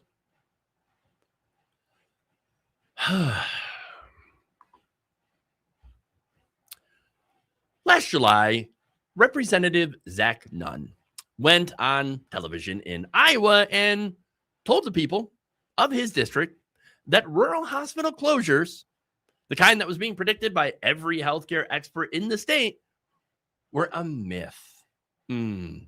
As in made up, not real, never gonna happen.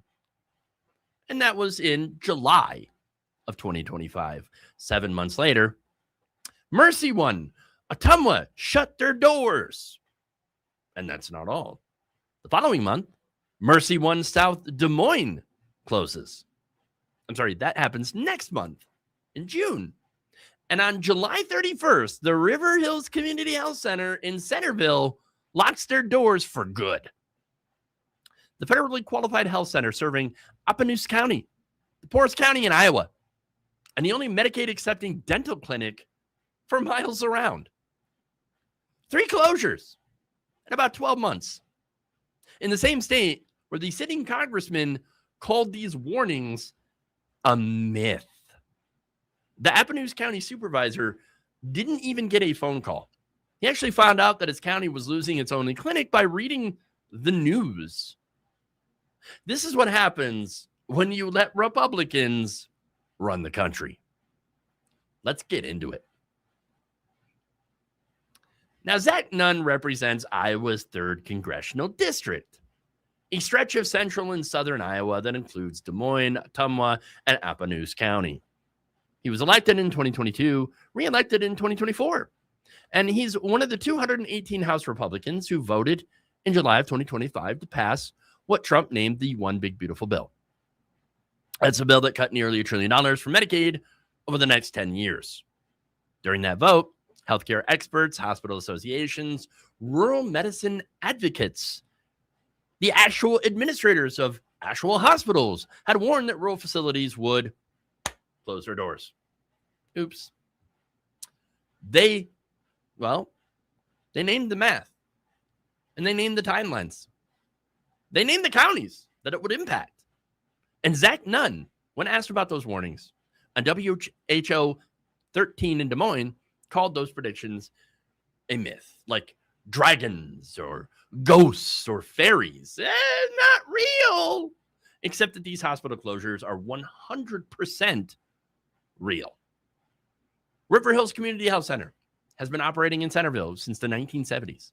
It is a federally qualified health center, which is a bureaucratic term for the kind of clinic that exists specifically to serve other people other clinics won't see. You know, Medicaid patients, uninsured patients, working poor patients with no other options. And Appanoose County, that's most of the folks living there. Mercy One Ottumwa closed. Furthermore, proving that the warnings that Nunn dismissed as myth were in fact very, very real. Okay. And Mercy One South Des Moines is closing again next month. Now, the system explicitly cited the expected Medicaid cuts as their reason. They named the cause. I mean, what else do you need, guys? A neon sign? What did you think would happen when you got the very source of funding that these hospitals rely on? They close. Like River Hills Centerville, which is closing July 31st. And that's been confirmed by CEO Joy Alexander. The same organization also closed its Richland Dental Clinic in Keokuk County 2 weeks earlier. That's 2 clinics gone in the span of a month and more to come. These $1 trillion in Medicaid cuts will happen over the next decade. It's already baked in because that is what none voted for. And that is the figure the hospital systems are citing back to him in their closure press releases. Avenues County has a poverty rate above 17%, among the highest in Iowa. The median household income sits around $50,000. The county's population is roughly 12,500 people, and River Hills is the only Medicaid accepting dental provider in the area. When they close, the nearest comparable dental clinic for Medicaid patients is a 45-minute drive in good weather. But in Iowa, in January, that drive could be closer to 2 hours, assuming those roads are even open. The Avenues County Board of Supervisors had found out about this closure by reading it in the newspaper. No phone call, no courtesy, no advance notice, and no contingency plan from the federal government that just cut the funding stream that this clinic ran on. Not even good luck, guys. No. The supervisor's response is that nobody told him. And that is exactly what Republican fiscal responsibility looks like at the ground level. A county supervisor finding out his constituents are losing their only health clinic from a reporter. The myth that none dismissed back in July is now a sequence of locked doors with dated press releases. Now, here's what this actually costs the people of Iowa's 3rd District. When the only Medicaid accepting dental clinic in your county closes, your dental care doesn't move 45 minutes away. It pretty much disappears. Because if you're working 2 jobs to clear less than $50,000 a year in Avenues County, you don't have the 4 hours of round trip driving plus the unpaid time off, plus the gas money to go get a cavity filled. You just live with the pain until the tooth comes out. When Mercy One Ottumwa closes, your labor and delivery ward closes with it. The next nearest OB unit is in Des Moines, about an hour and a half north. Pregnant women in their 3rd trimester are now expected to plan their deliveries around interstate driving distance. When Mercy One in South Des Moines closes in June, the emergency rooms and surrounding facilities will absorb the overflow. Your wait times will triple. Critical patients will have to wait longer. People will die who don't have to. This is what rural hospital closures actually mean in reality. This is the reality that these cuts created. Taking money and resources from the ones who need it most in order to give it to the ones who don't. That is the federal Medicaid cut translated into something that you can actually feel. And now Zach Nunn, he's on the ballot in November. He's a Democratic challenger named Sarah Trone-Garriott, a state senator who has spent the last 6 months running on this issue. The myth quote is actually in her campaign ads. The closure announcements are also in her campaign ads. The Avenues County supervisor finding out by reading the news is in her campaign ads. Iowa's 3rd District is a swing district. It went Donald Trump in 2024 by a tighter margin than people realize. Nunn won re-election by less than a single point. And now he's running for re-election in 2026 against an opponent who's holding up a closed clinic at every campaign event. Look, he could have said no on the Medicaid cuts. And he could have said, we'll see, when he was asked about these closures. We'll see what happens. We'll try to get them funding. He could have done what a lot of congressmen do, which is just dodge the question and then hope that voters forget. But instead, he tried gaslighting the country on camera. Look, Iowa voters, I don't think they have the memory of a goldfish. Okay? I think they do have the memory of a closed clinic. The election is coming. And somewhere in central Iowa, you have a congressman who called rural hospital closures a myth. Well, he's about to find out whether his constituents actually have the memory of a goldfish or the receipts of an Appanoose County supervisor. He after round. And now we're going to see if he's going to find out.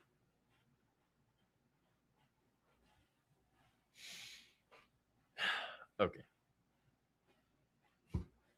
Moving on here.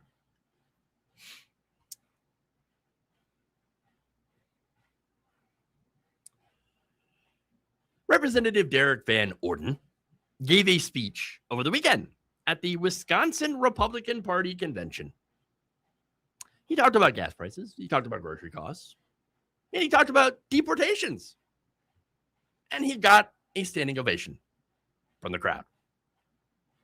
In the same week, PBS Wisconsin and the Western Wisconsin Building Trades published real numbers.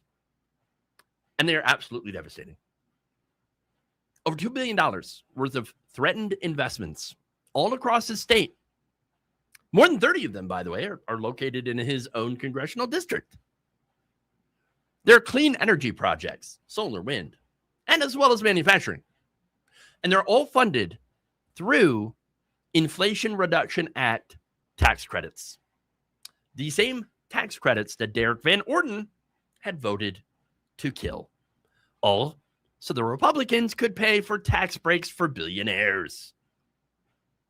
He flew home, lied to his voters, and took their standing ovation. Remember, he claimed that he's fighting for working Wisconsinites. But I'm going to guess that the 40,000 building trades workers who were going to build those projects are starting to figure out the reality. Let's get into it. Now, Derek Van Orden represents Wisconsin's 3rd congressional district. So that's Western Wisconsin, as well as La Crosse, Eau Claire, Prairie du Chien, where he lives. And I probably said that wrong, and I apologize. Words are hard.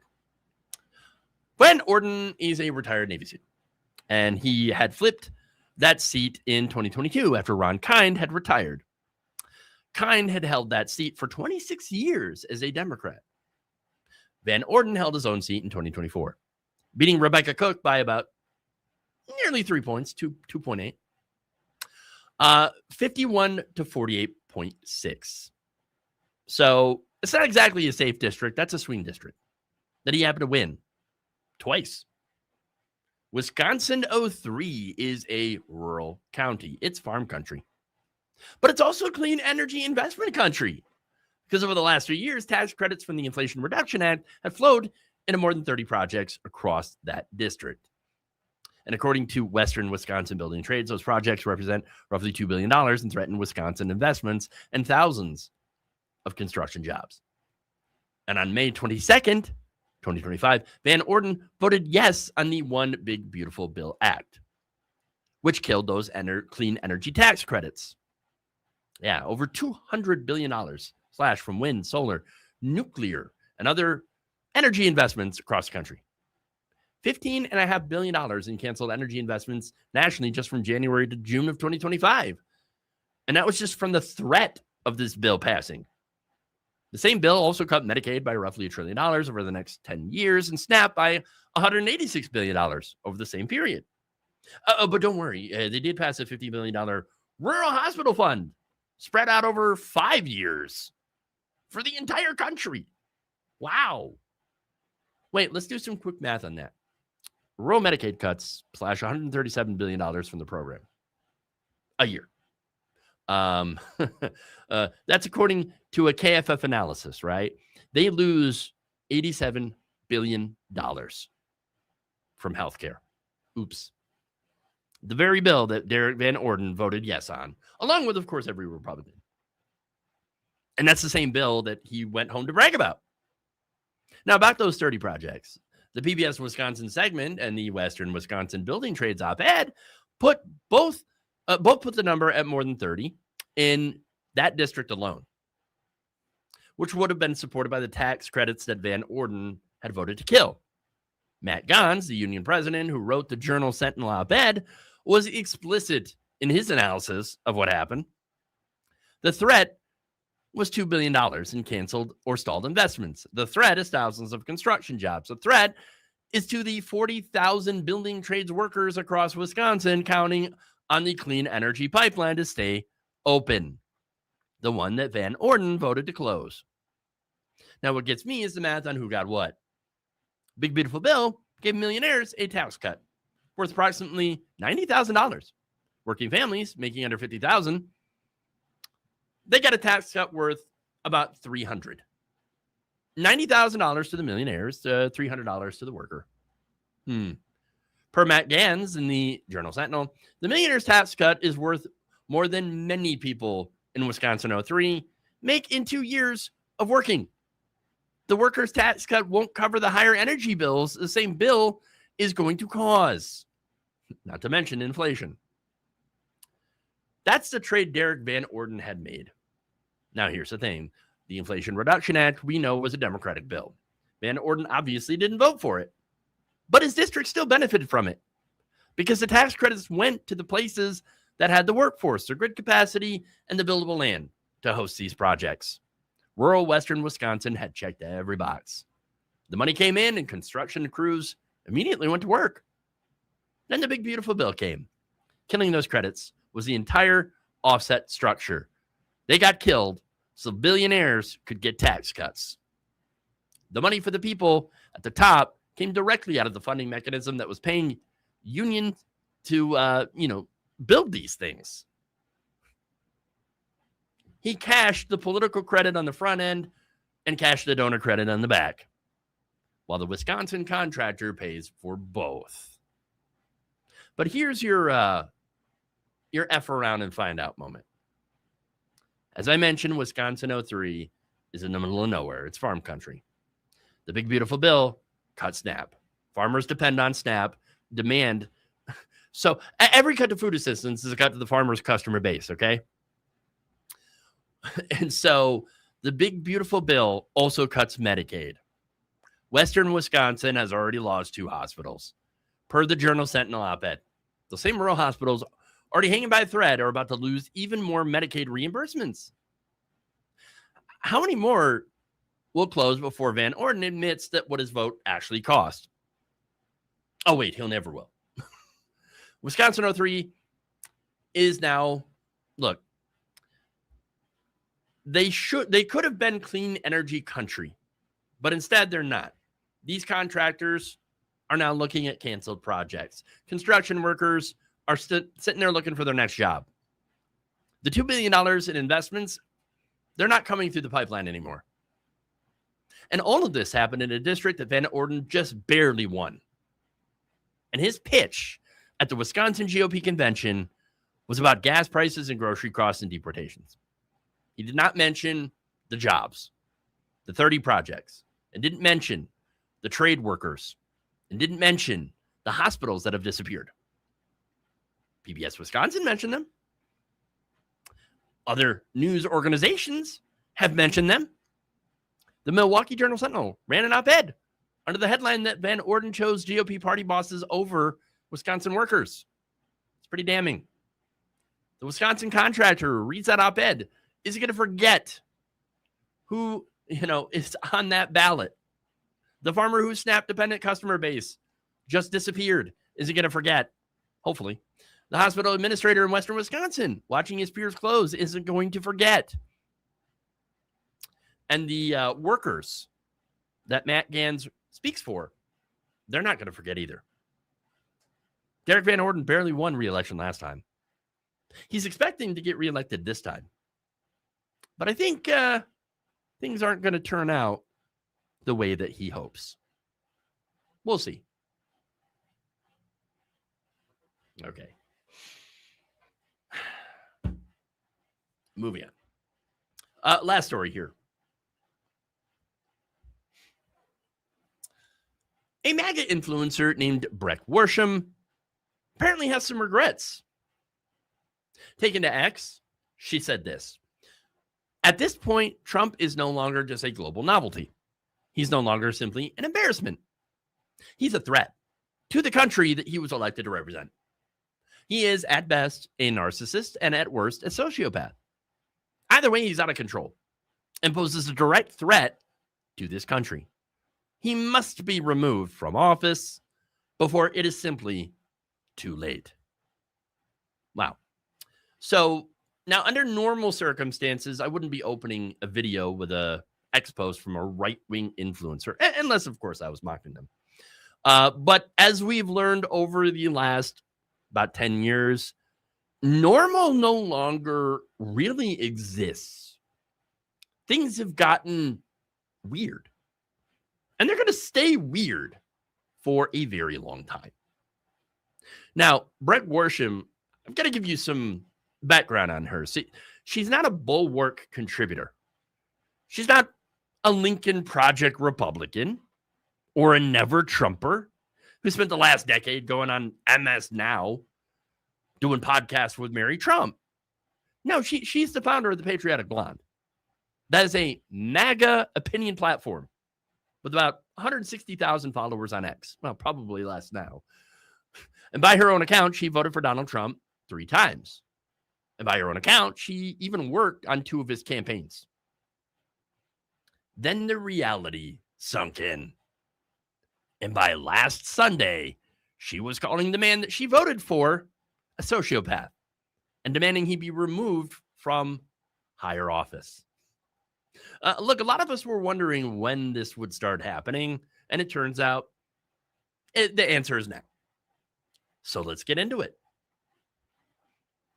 As I mentioned, Worsham runs a right-wing opinion-driven news outlet focused on what she calls American values, as well as current events.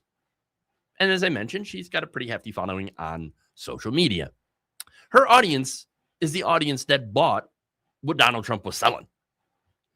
And she was one of the people selling it. But then on Sunday night, she finally admitted that what she got was a load of bullshit. Her statement wasn't exactly ambiguous. It wasn't a soft critique or anything. No, it wasn't even a concerned conservative piece. She called him a narcissist, a sociopath, and a direct threat to the country. It's pretty strong words. The regret apparently is real. And let me be clear about what this is and what this isn't. This isn't just like a poll or something, right? Consistent polls have been showing Donald Trump's approval rating underwater for a while, months. He's been hitting new and exciting lows of unpopularity. Even among 3-time Trump voters who built their platforms on the back of Trump support. Now, I know what they're going to say. She was never really one of us. Secret lib, rhino. Worsham's video archive makes that response look like some serious cope and Steve from the MAGA crowd. Yes, she was absolutely one of them. And here's the thing. I don't think she's pretending. She certainly isn't pretending that she didn't know. She's saying the situation has escalated to the point where the things that she had rationalized before, she is no longer able to. The straw has broken the proverbial camel's back. And the escalation she's responding to is the second-term Trump record. The mass deportations, the disastrous economic policy, the Epstein files, specifically the mass deportations she didn't think would actually hit American citizens. And they have been. The economic policy that, she didn't think would actually raise her grocery and gas bills. And the Epstein files that he had promised to release in 2024 and that he has spent his entire first year and then some trying to bury. The things that she was willing to defend in 2024 are not the things that she is willing to defend now in 2026. And what makes this more important is the fact that she wasn't a casual Trump voter. Patriotic Blonde has been an active right-wing platform for years. She was sitting there interviewing MAGA candidates, covering the MAGA movement and building her audience on Trump-aligned commentary, she couldn't really say that I was duped. That only really works for the casual, low information Trump voter. It doesn't really work for somebody who built their entire media business inside of said movement. Which means when Worsham says that she was wrong about her support, I don't think she's asking for a soft landing there. She's eaten the cost of her statement in front of the audience that she built. Okay? Her replies on Sunday, of course, were exactly what you'd expect. I mean, the backlash was immediate. Being called a fake conservative, that started within minutes. So you can pretty much call her career in Trump media gone. It's gone. She knew that response was coming in and decided to say it anyway. And let's be very clear. I'm not saying that we should feel sorry for her or believe 100% what she is saying, right? And that this is some sort of mystical turnaround. In reality, this isn't actually about just her. This is actually about the fracturing of the greater MAGA movement happening in real time. And a great example of what a movement that is built on personality rather than policy, what happens to it when the personality no longer delivers the emotional payoff that is needed to keep this coalition together? Let's look at Trump's pitches. In 2016, it was, let's burn down the broken system and replace it with the glorified past, a past that never really existed. The pitch in 2020 is that, the deep state, they're stealing the country. We need to fight back. We need to prevent that. And in 2024, that pitch was retribution. Retribution on our enemies and prosperity for the rest of us.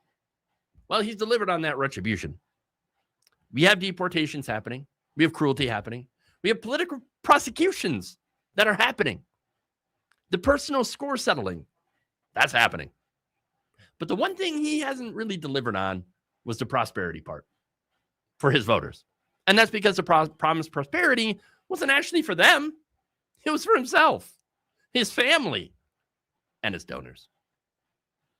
That said, the voters who did come for the retribution, they're showing up. They're getting what they wanted. But the voters who came for the prosperity are starting to feel a little left out. And now another pro-MAGA podcaster is looking at the rich getting richer, the elite scooping up all the wealth, and they're wondering, hey, where's ours? Where did my prosperity go? I went right into Trump's pockets. And the big, beautiful bill gave the top bracket a tax cut worth tens of thousands of dollars and gave the working class voter who put Trump into office a tax cut worth only about a few hundred, eaten by inflation and the tariffs. The math on all of that has been public for some time now. So this is what a structural defection looks like. And she joins other MAGA podcasters like Megyn Kelly, Theo Vaughn, and Joe Rogan. Look, defection doesn't exactly look like a bad 538 poll. It doesn't look like a Lincoln Project ad. What it does look like is a 3-time voter, Trump voter, with a 6-figure right-wing platform posting to X on a Sunday night saying, I'm done with this. 160,000 followers on X. Hundreds of pieces of pro-Trump content in her own archive and years of paid work inside the brand. That's what she just set on fire. And so now we get to the F around and find out part for Worsham. This defection is obviously costing her. Her audience is on the attack. The MAGA online platforms that gave her algorithmic reach, they're deprioritizing her. The podcast bookings, drying up. The pipeline that fed her brand is closing.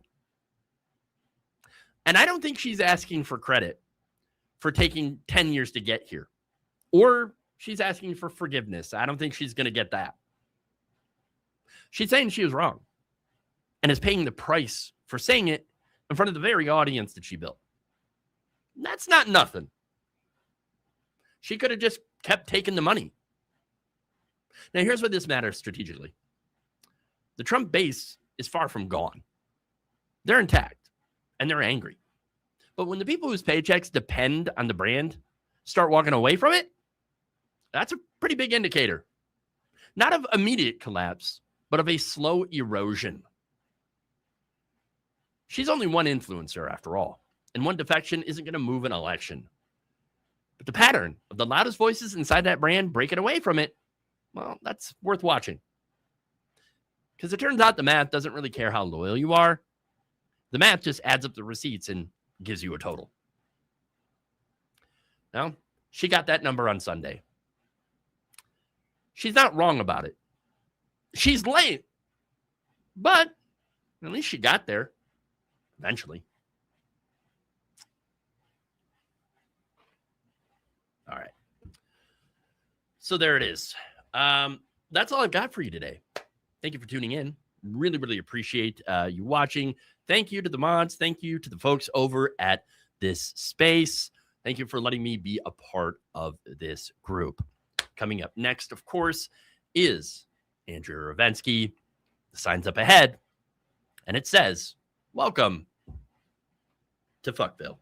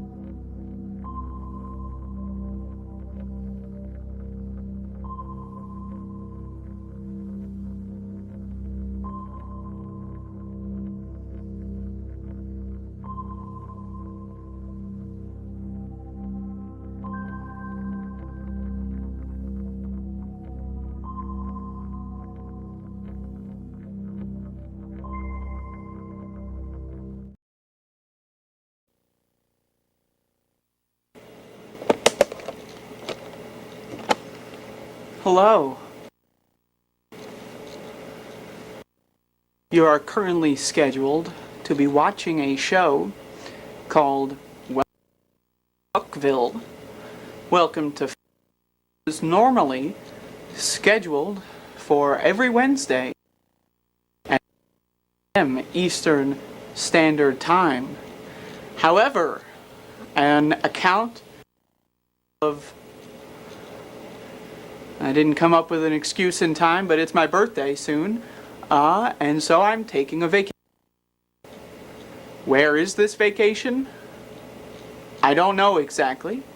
However, I have mailed a tape. Well, at least not yet. I'm currently recording it, but after this, I will be mailing a tape in the mail. Hopefully our producer will be able to acquire the tape in time and play it for my normally scheduled show.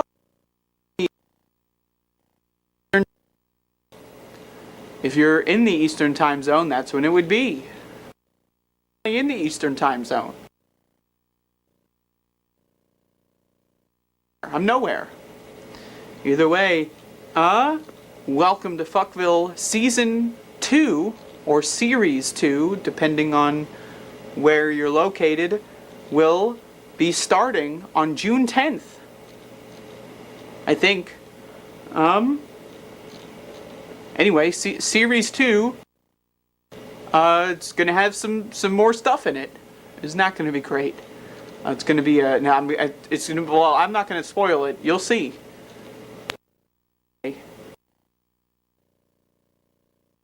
Back to my vacation. Surf's up, dude. Yeah. All right. It off?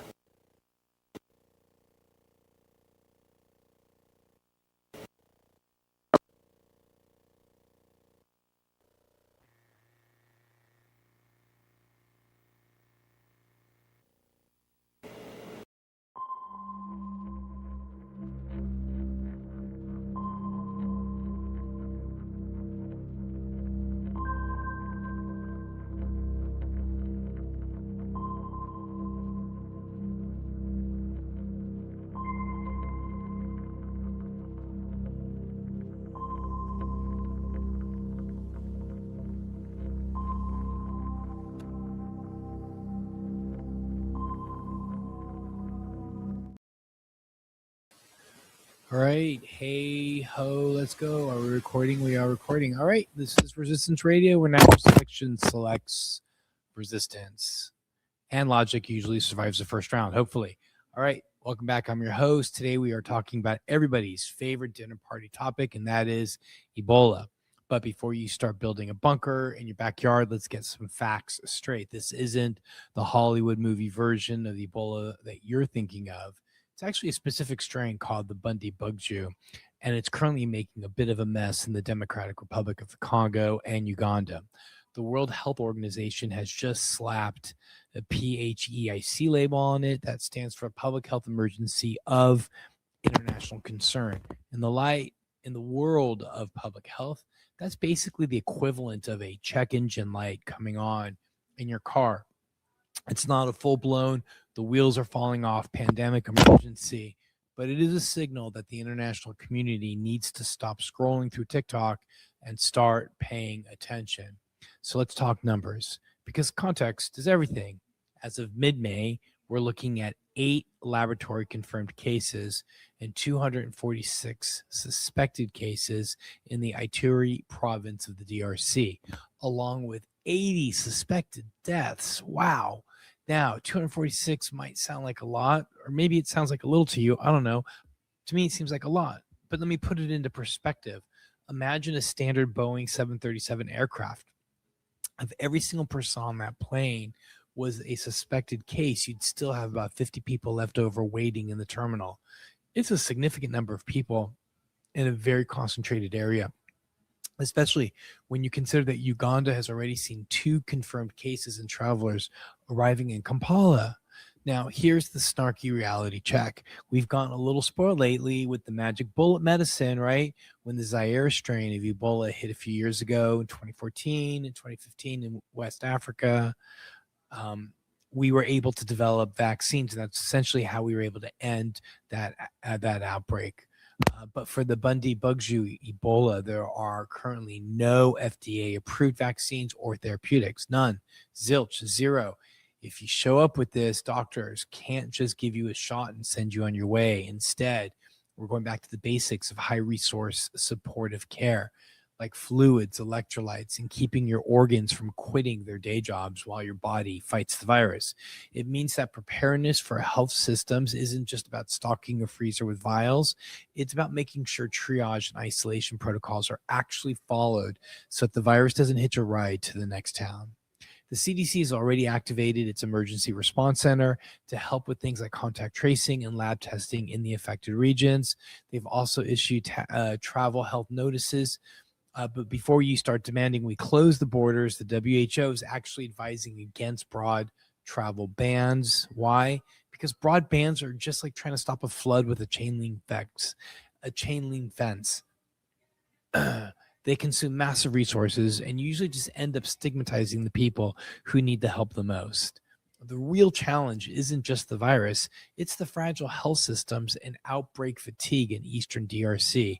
These communities have been going through the ringer, and adding a vaccine-less Ebola strain to the mix is like asking someone to run a marathon while holding a lit stick of dynamite. So what's the takeaway for those of us that are not currently in Ituri? It's a reminder that global health isn't just about the latest tech, it's about the unsexy, human-centered work of surveillance and community engagement. We'll keep an eye on that check engine light for you. In the meantime, keep your hands clean and your logic sharper.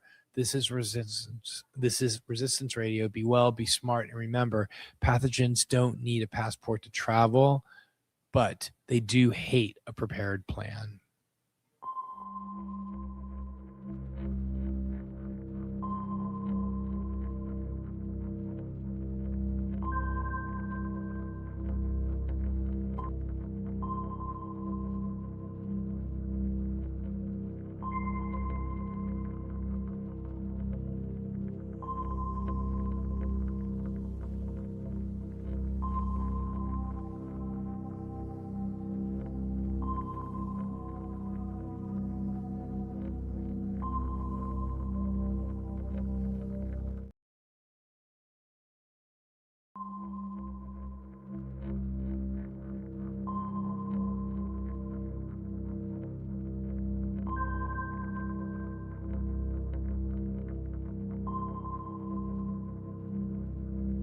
Do do do, theme song. Do do do, I'm broke, so this is my theme song.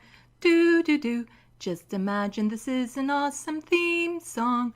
Do do, theme song. Left of the box. This space. Ooh. Hello, welcome to This Space with Left of the Box. Bonjour, bienvenue. I'm Sandee. We're going to have a little bit of an interesting time today because I got a 20-minute warning that I was coming on early. I don't mind.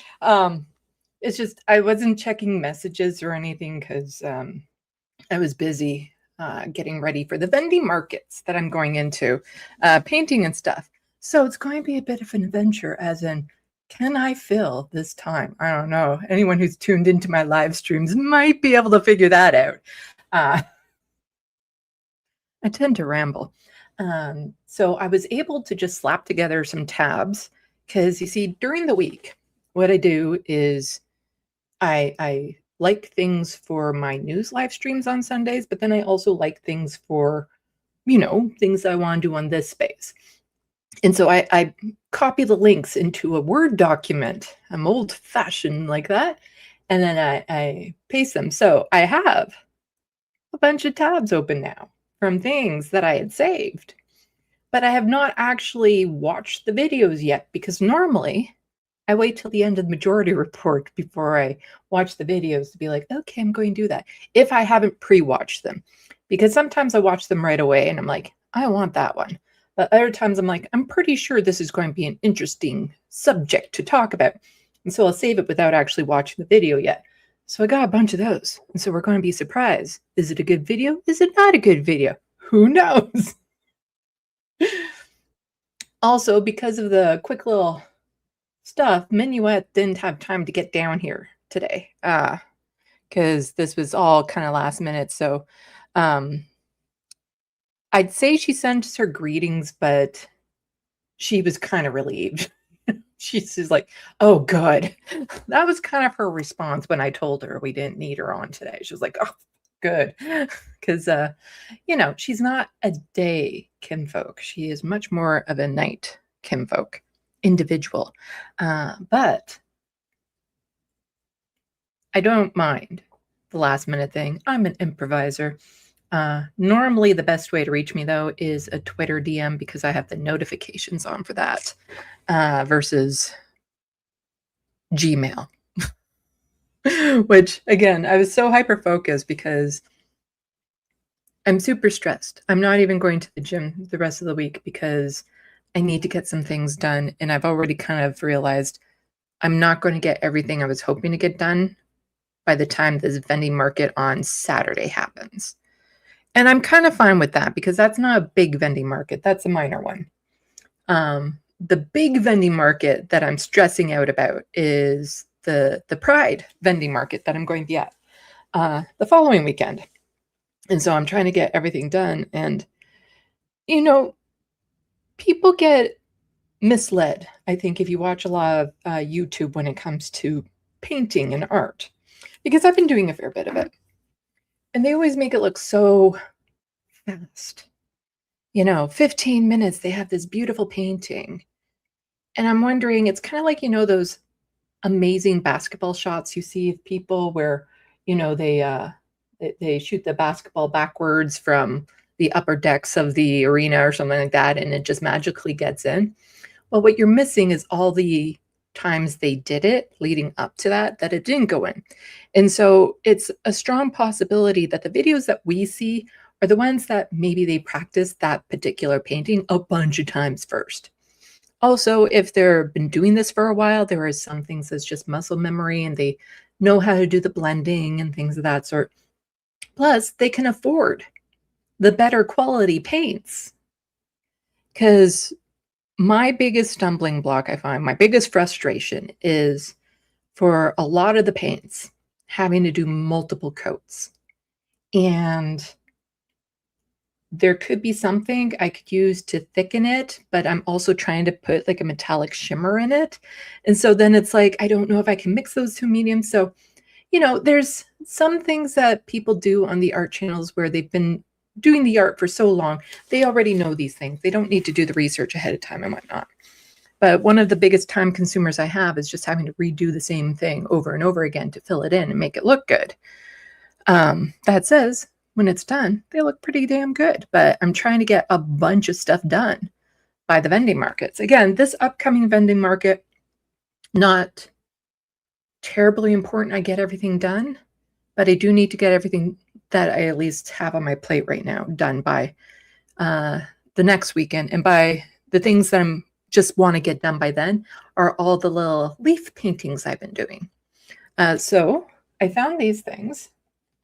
Pull this out. This is what it looks like. These things here, they're not terribly big. You see, this is side by side with my hand, but they're little wood flat ornaments, which are great. And I bought a whole bunch of them. A box of 50 is only $4. So it's very manageable for me.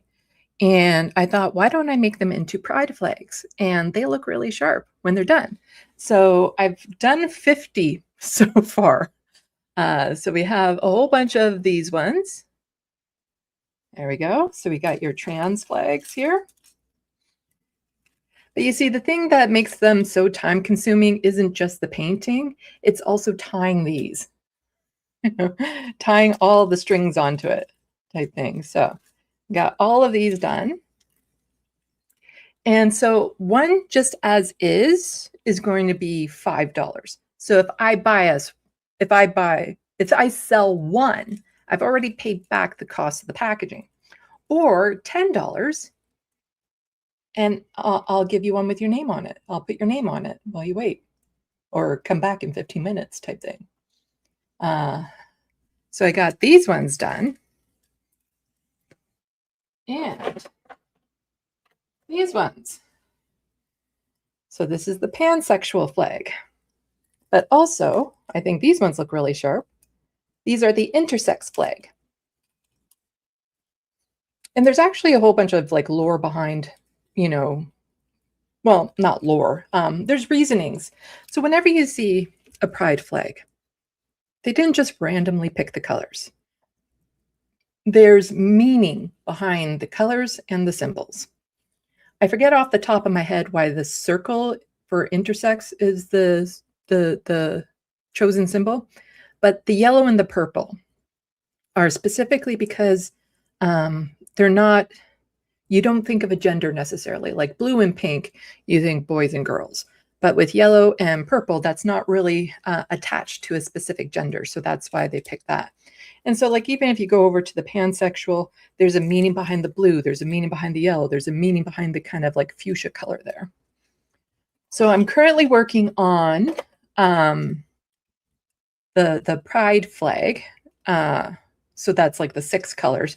And that, again, that's taking forever because it's a good hour and a half just to do one strip of color on them. But I'll grab one so you can see.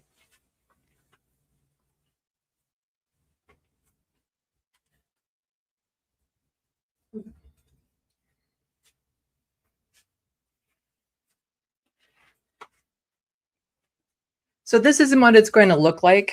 This was just a test thing that I put a shimmer on top of them not liking, which is why you have to mix it into the paint. But this is what I'm going for, minus the kind of grayish cobweb thing looking on top of it.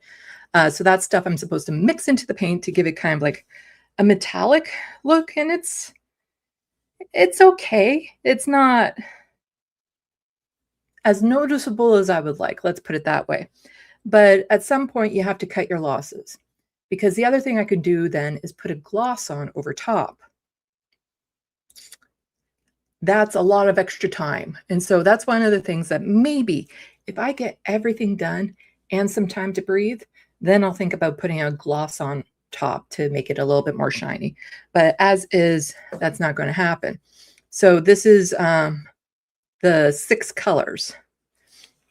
And so here I have the work in progress. I just finished the green on one side.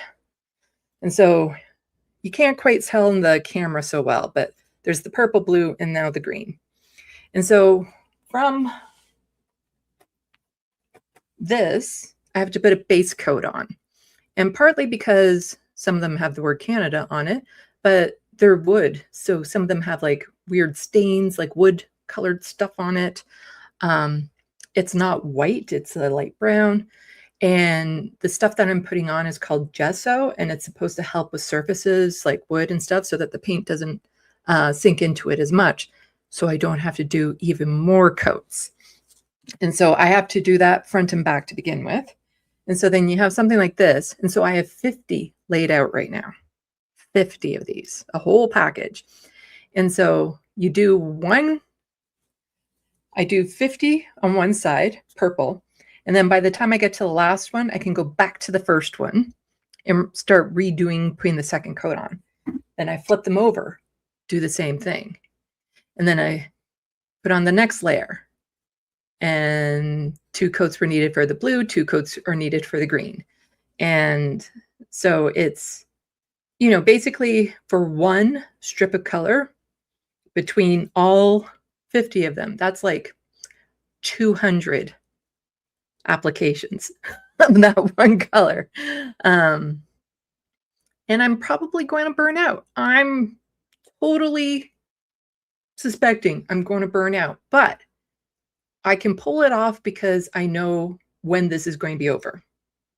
Because I have the vending markets. I have another smaller one the following weekend after Pride. So I have 3 vending markets, 3 weekends in a row. But for the third one, I don't really anything. I'm not going to be making anything new for it. Again, it's a very small market. There's going to be a party in the evening afterwards, which is more what I'm there for anyway. So I'm not too stressed about that one either. It's just the Pride one that I'm super stressed about. And try and think of, oh, I need the signage, I need this and that and the other thing. And, but I can push through it because I know that there's a clear-cut end date. So I want to get these done today, which means I might have to skip watching my Supernatural because that's normally how I unwind in the evenings, is spend a few hours watching Supernatural. I'm on the 14th season, only 1.5 seasons to go. Yeah, but I want to get these done today so that I can move on to the next ones tomorrow. So that's what I was kind of focused on now. And again, I get very hyper focused on it. And so I lose track of time and stuff like that because I was still planning on going for my walk yesterday. But by the time I kind of zoned out of it and back into reality, I'm like, oh, it's already 9:30. Because I still need to put together price tags and all that sort of stuff. So yeah, so there's going to be 50 of the inclusive. I want to do 10 non-binary or 20 non-binary, 20 asexual. And so I'll be doing all of those together as well because they share a lot of the similar colors. 10 lesbian, 10 gay, 10 bisexual. And those are the ones that I want to get done by this weekend. And then for next weekend, if I don't get them done by this weekend, that's fine. But for the next weekend, I want to do a couple batches. By batches, I mean like 10, 10, and 20 of pronouns. So like he, him, she, her, and all that sort of stuff. And so this one is becoming my test. So this side here, I'm eventually just going to cover all in red so that I can test out different acrylic markers that I have to see which ones I can just write on. Because if I have to paint the words, that's a no-go. I won't be doing the pronoun ones then because that would just take way too long. But if I can just draw on the pronouns with the acrylic markers, that works. So I need to see how much they show up because the one that I used on this is just like a black felt tip permanent marker, but I'd rather use like an acrylic marker that I have. But the black won't work on all of them. So like this one, you see you have the yellow, but then you have the darker down there. Black may show up okay, but then there's some where black wouldn't necessarily look great. So I want to have the option of like a gold or a silver acrylic pen that I have that I can do that. Stencils are not that great, Silas. I tried using stencils for the circle. But the thing that you run into is you need to find a stencil, first of all, that's the right size, that will fit in all the letters that you want. And it might fit the he and him, she and her, but the they and them might be too wide if I were to use the same stencil. And then the paint can pool underneath, or it doesn't get onto all the lines. And so you still have to do, like with these ones, I did use a stencil because you can get the circle stencils with a whole bunch of different sizes. But I still had to finish the circle because it wasn't all smooth. The paint can pool, so then you have to smooth it out, that sort of thing. So for these things, it doesn't save that much time. I made stencils for the pride flags that I was doing, and those are fine, but then still I can't rely on them. They're not the things that I rely on. They're more of a guide. But for something like this, the amount of time a stencil would save is like nothing. It wouldn't save any time versus if I get like an acrylic marker, that would work. And I do have some. I just need to see if they're dried out or if I should go buy another one, or yeah. So there's a whole bunch of different things with it. But I did want to show you, in case you didn't see them, during my live stream on Sunday, my news live stream, I finished some other paintings that I was working on. And so these are going to be the biggest paintings I'm selling. So next week, the paintings will be something new that I haven't done yet. Or let's say I sell 20 of these at the little market that I'm at. I'm going to be doing more of these. So it's kind of like a test at this little market. If something sells really, really well, then I'll probably have to do a bunch more of those for the big event, because there will literally be thousands of people at the big event. Thousands, versus the not even 100 people that will be walking through the doors of this other small vending market that I'm at this weekend. So I have to focus on that. So next week will be painting more of what I already have if something really hits off and it sells a bunch. Or I'll try doing some more paintings of different things if nothing else sells. So the paintings that I had been working on are the Pride Kitties and Pride Puppies. And so you have the Pride Kitty and the Pride Puppy.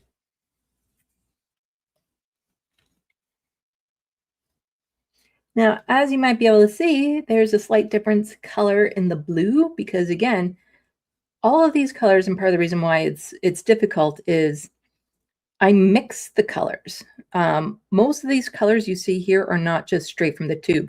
The orange is. I will cop out to the orange. The orange is completely straight from the tube. But pretty much every other color you see here, other than the black, I've mixed. Oh, and the white, yeah. So I have these. And then I have the Pride Kitty and Pride Puppy here. So you have the Pride Puppy is with the pansexual flag, and the Pride Kitty is with the trans flag colors in the background.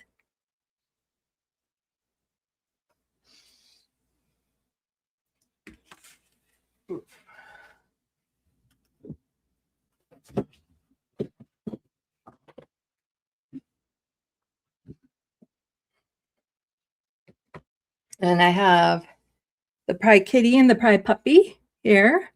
So I got the paw prints for the kitty and the bones for the puppy. In the background, kind of faded to add a little bit of character to the background. And the last ones I did of each. And so when I do these, like I did all 4 of the kitties at the same time. So then that way, it's a way to save paint and save mixing. So for the kitties and stuff, I did like all the purple at the same time for all 4 of them, all the green, all the blue, and so on and so forth. And so it's very conveyor belt, much like what I'm doing with the little leaves right now. But I did the backgrounds first, and the backgrounds were all different colors.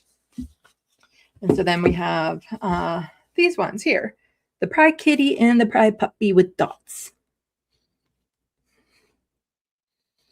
And I actually used a Q-tip for the dots.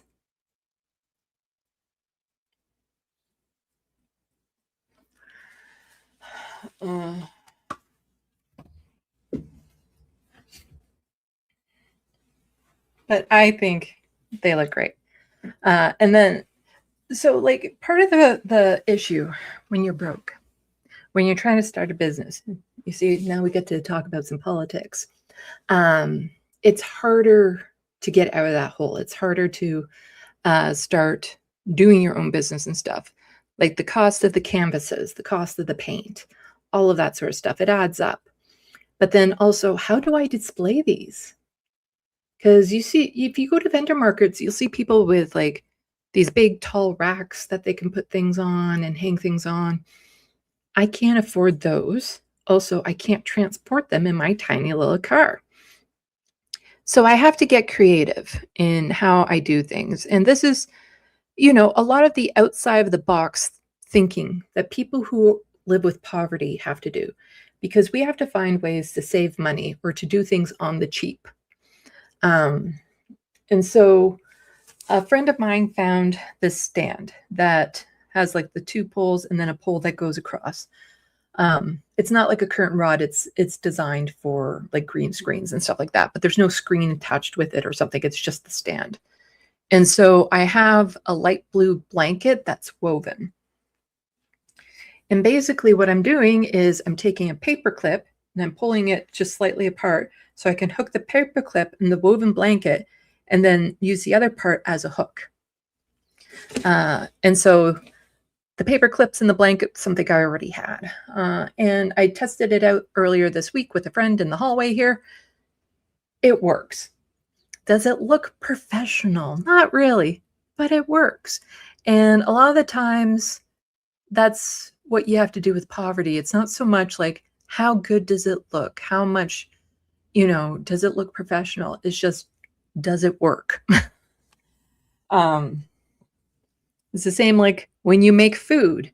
It's not about the presentation of the food. Does it feed you? That's all that you really need to know when it comes to that. So like all the signs that I print and stuff, like everything I'm trying to do, I'm trying to split costs and extend things. So I hate wasting paint. And so sometimes I'll remix a color if I need a similar color for something versus just starting a new color from scratch.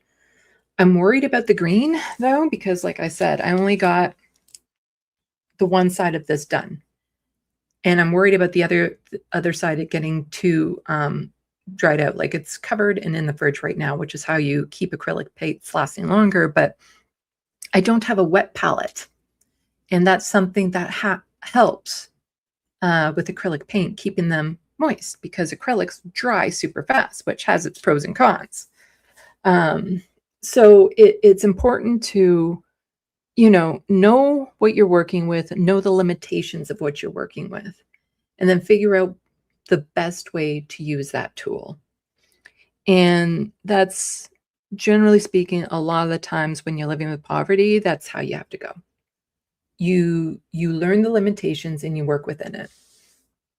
And use the tools that you have to the best of your ability.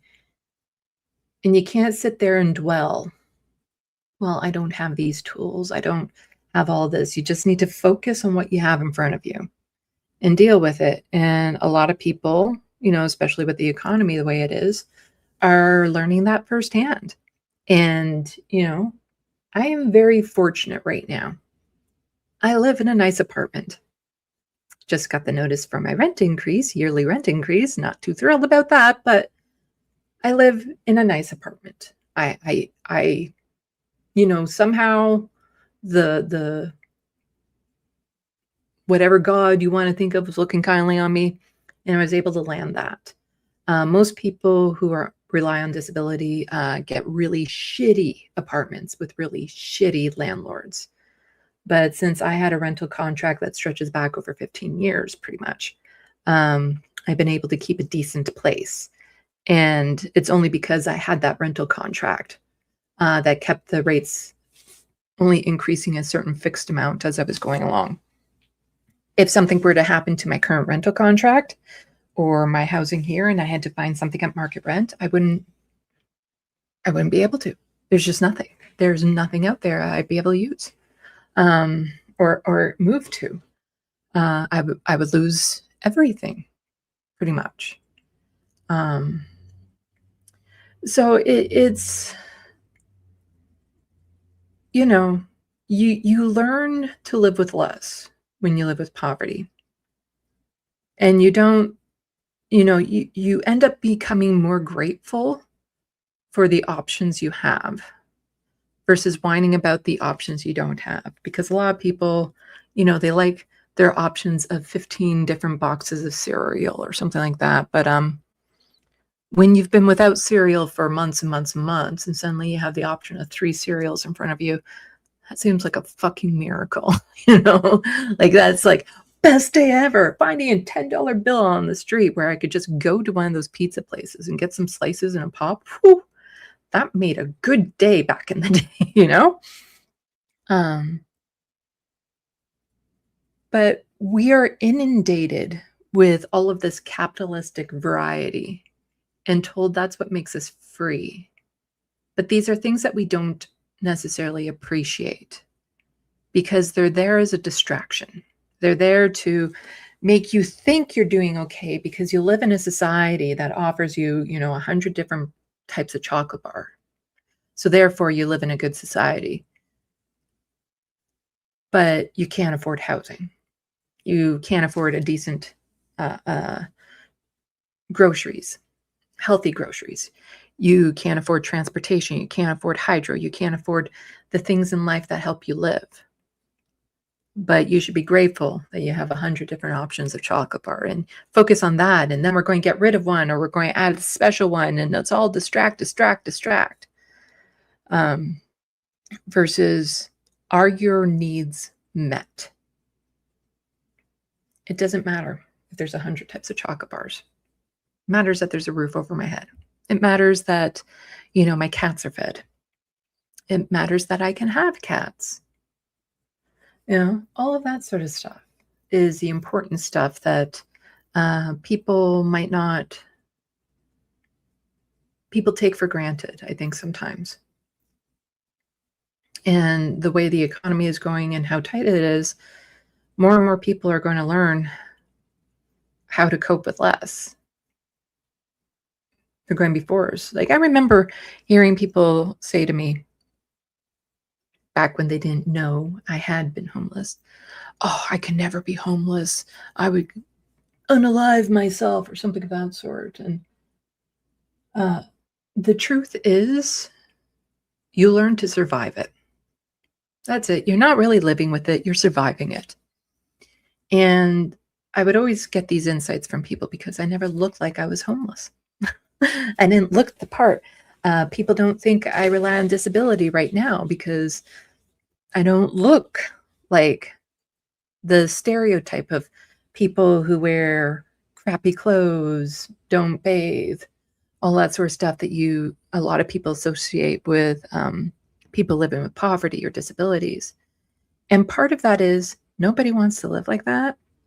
It's just they can't afford new clean clothes. They can't afford doing their laundry regularly. They can't afford, all the soaps and conditioners and shampoos and stuff that they need in order to upkeep their appearance. Their priority is, do I have enough food and do I have a shelter? Presentation, how they look, that's one of the things that is sacrificed right out the gate. Because that's no longer important to survival.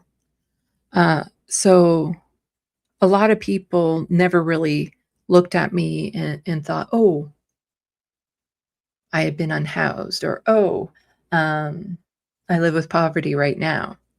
Because again, I've been very fortunate. I have a great setup here. I have a couple monitors, have the lights. I didn't pay for most of this stuff. And the stuff that I did pay for, it's when I had a more secure income.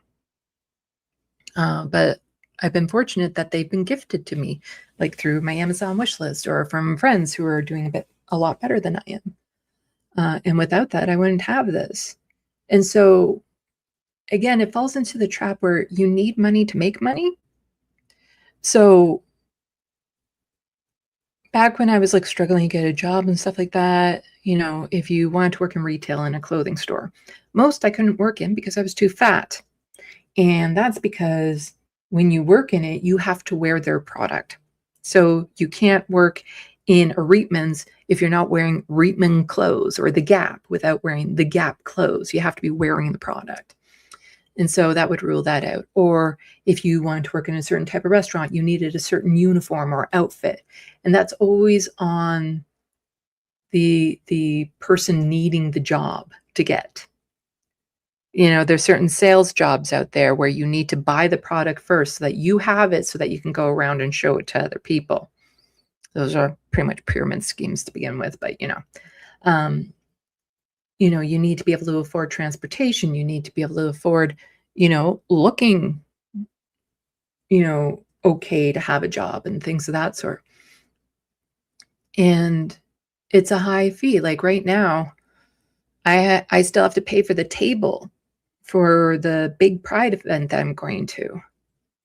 That's $125 for me to have the table. I'm hoping I pay back that amount. But I don't, I worry, I get stressed out because the vending market I'm going to this weekend, if I don't do well there, I won't be going back to this particular market because last time I went there, I didn't even cover the cost of the table.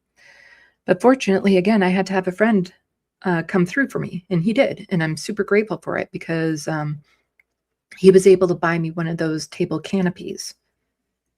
Because that's the other frustration that I have is that sometimes you need these things that you might only use a couple times a year, but you need to buy it and store it.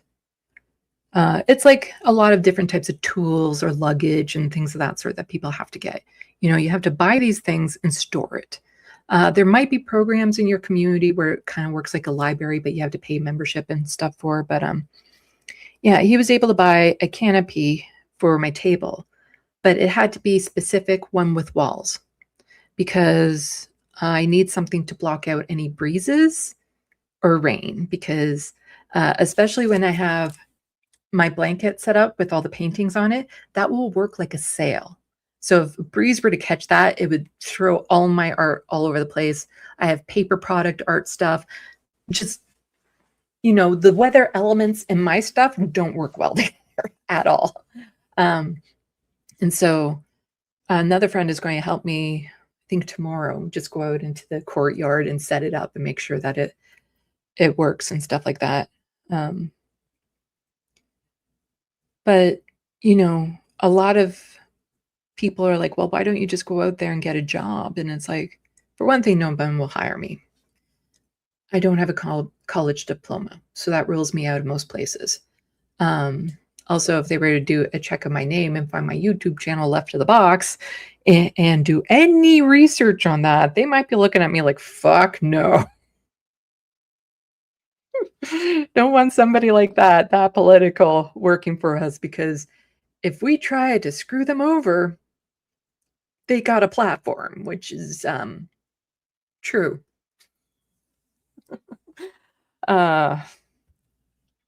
So yeah, I'm not hireable, but you know, what job out there could I get right now that doesn't require me to have money on top of money to get? And, you know, just having the proper setup for the vending markets. Because I started doing the vending markets last year to sell my books. That was the initial thing. And I thought, well, if I'm going to get a table, invest in a table, why don't I try selling my art? So I had some drawings. I was advertising my portrait business. And it's just expanded. My inventory's expanded. I haven't paid that back since last year, you know, the initial cost of it. The thing is that when you do something like this, if you're not adding new types of inventory, it's not terribly expensive, but the initial build of the inventory, that's a bit much. But with the paintings, that would be a continuous high-end cost. So part of the frustrating things again about getting this canopy is if the vending markets that I do in the next 3 weeks, if all of them fall flat, I won't be doing them anymore. Which is kind of sad because I like doing them. I like vending markets. I like the atmosphere of vending markets. I usually have tables at them, like not me personally, but I volunteer with an organization that will have them. You know, I like the people that go there, the things going around and seeing the other vendors and things of that sort. Like, that's the thing. I am doing everything I would love to be able to do. If I got paid enough to live off what I'm doing right now, I'd be so happy. Because, you know, the YouTube, I like doing, despite the shitty content I have to cover for the news and politics and stuff like that, I like doing YouTube. I like writing. I like doing artwork. If that paid my bills, I'd be set. My stress would definitely go down. Which, with my mental health, has its pros and cons, if that makes any sense. Because it's almost like when you have high stress, it keeps you distracted from the really horrible negative voices in your head because you're so focused on getting certain things done. And as soon as all that stress is lifted and you're just left there with the negative voices in your head and there's nothing there to distract you, there's a window where coming out of stress can be very dangerous for people with my type of mental health issues. Which is why you need some good friends around you. Make sure that you stay level-headed through that. But yeah. So that's what I've been doing, like with the art and stuff like that. And it's... I don't mind the painting. Doing so much at once is a bit much. You know, the hyper-focusing. Like, believe it or not, I like hyper-focusing on stuff. It puts me in a zone, things of that sort. And I feel like I've accomplished something at the end of it. But, you know, it does take away from things like I need to get chores done. I need to work on that TYT essay because over the past couple of weeks, I've been so focused on the painting. I haven't really done anything with it. And that is an anchor. I just need to get off my plate.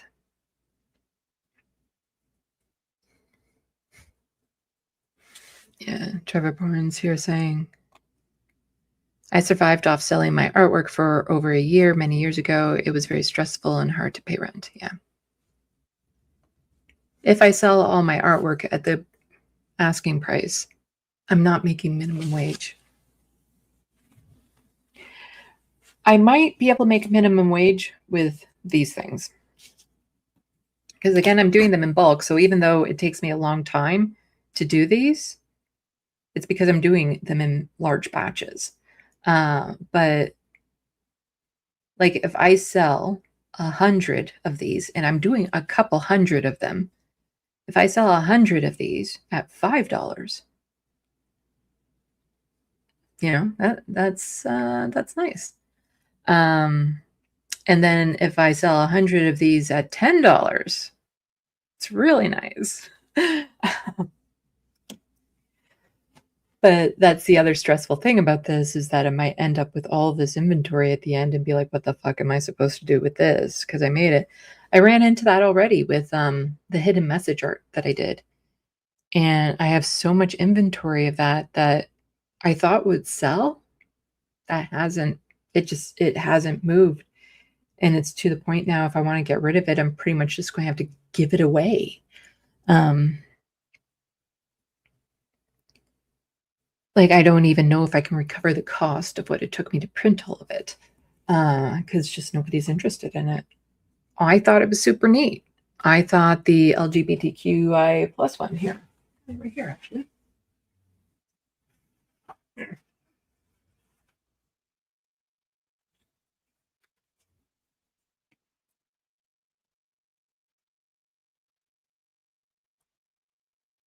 So this says LGBTQI plus in the hidden message.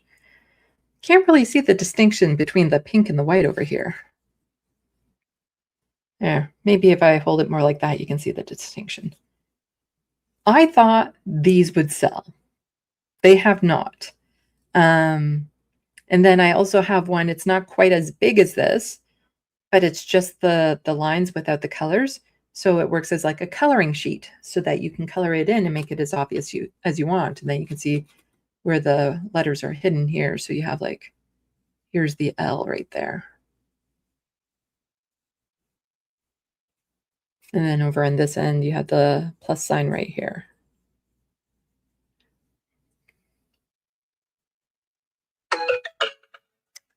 Would you look at that? I'm supposed to be on this space in about 10 minutes.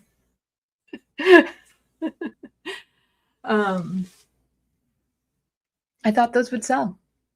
They haven't. But then again, the markets that I've been to, so the Pride market is really will be the tell, because the markets that I've been to weren't geared necessarily towards Pride stuff. So the Pride Festival, I might stand a better chance of selling those. Fingers crossed. But I have like a bunch of them. One says love is love. Another says,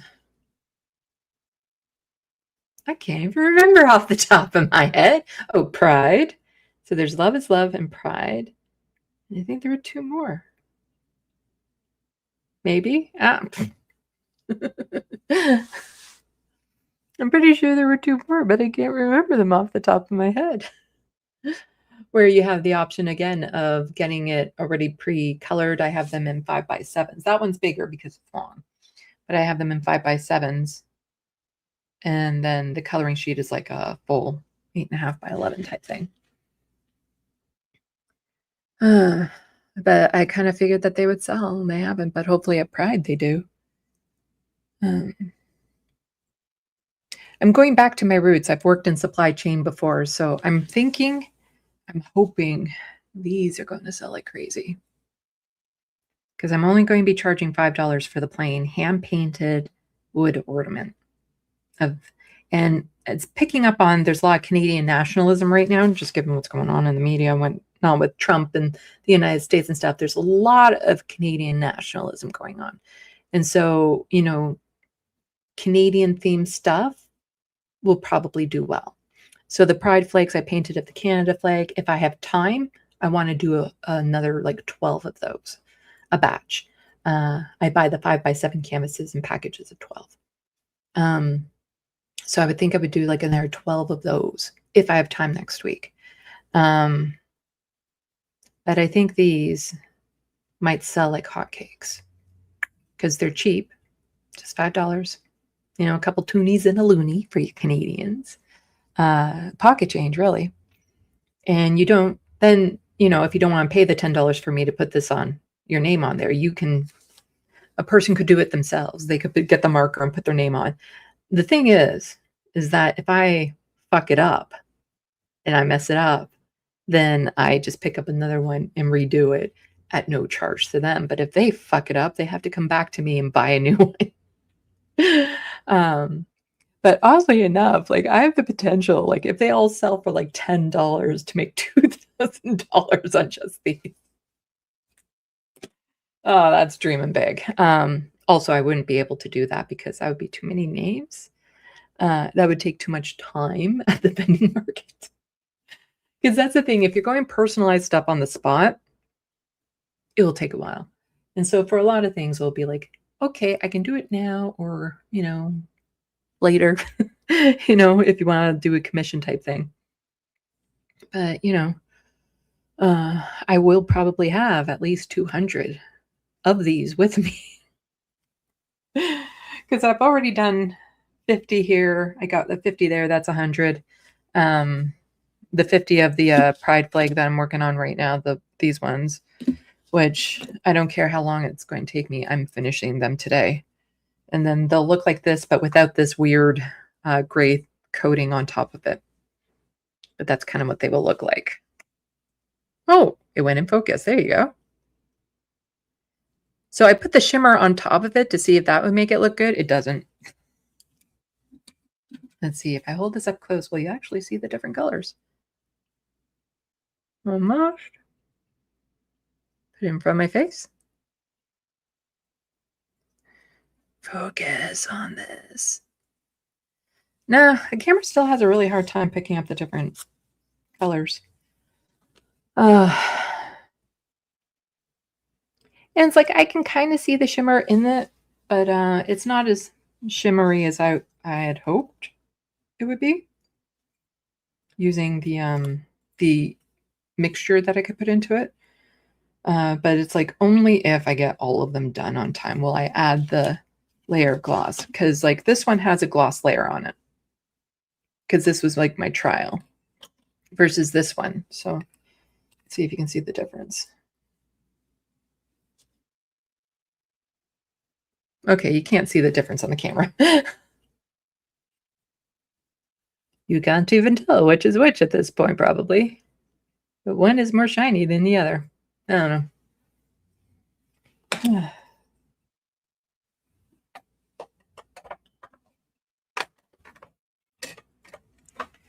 But yeah, it's just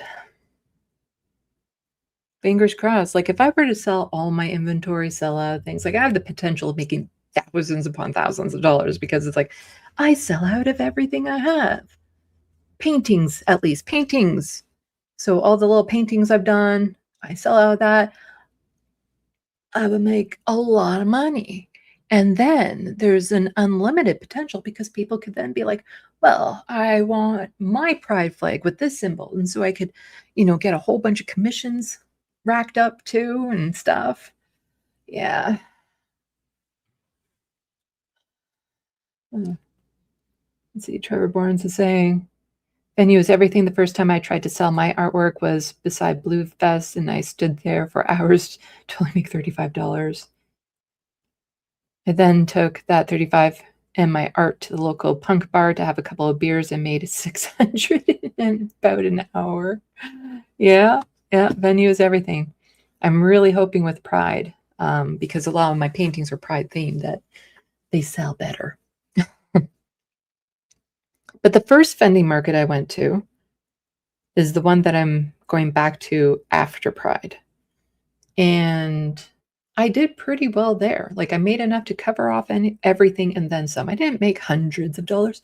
Maybe made, after all the expenses and stuff, an extra $150, which was nice. And would make it worthwhile type thing. But since then, the markets I've been to, I haven't covered costs. But I'm hoping at Pride. Oh, right. I need to text a friend to see if I have a friend. I'm hoping she can come down and help me out for the day, because I'm definitely going to need help, especially if I'm personalizing things on the spot. But because the thing is that if it's for an ornament like this, sure, I can personalize it and give it to you later, but I'm not driving it to you. Like if you're in town and you make a purchase of $30 or more commission-wise, sure, if you're in my area, I'll drive it to you. But if it's just this, it's not worth the gas money for me to drive it and hand deliver it to someone. So then what I'm going to have to do is like, okay, so I'm going to be at this mall during these times in the food court. Come see me there. And then have like a whole bunch of the people's stuff that way.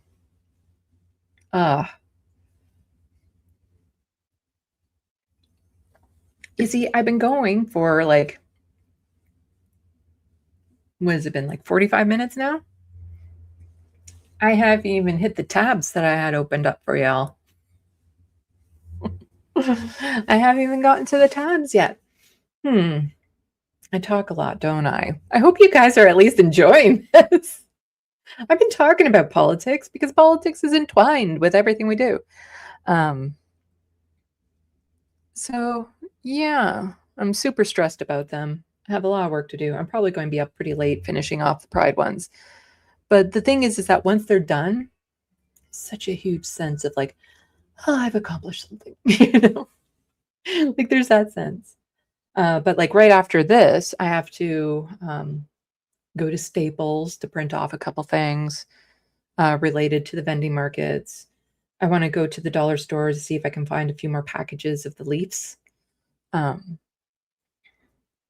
Because even if I don't, like, I probably won't use it for this market, but the thing about dollar stores that's super fucking frustrating is there's no guarantee they're going to carry it again next year.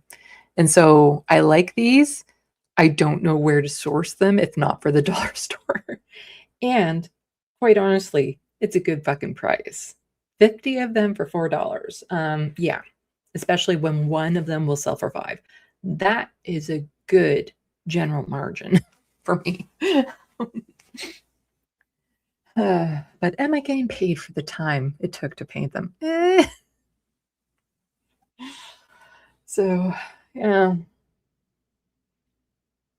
And then once these vending markets are done, then I can really focus on getting that TYT essay done. Like really hyper focus on that and work on it like every day until I get it done because I want it off my plate. Thought I heard a cat getting in something he shouldn't be getting into. Anyway, I do have some, as Johnny, just as Johnny says this, I am enjoying this. I always appreciate a break from the news. We're going to get into politics now.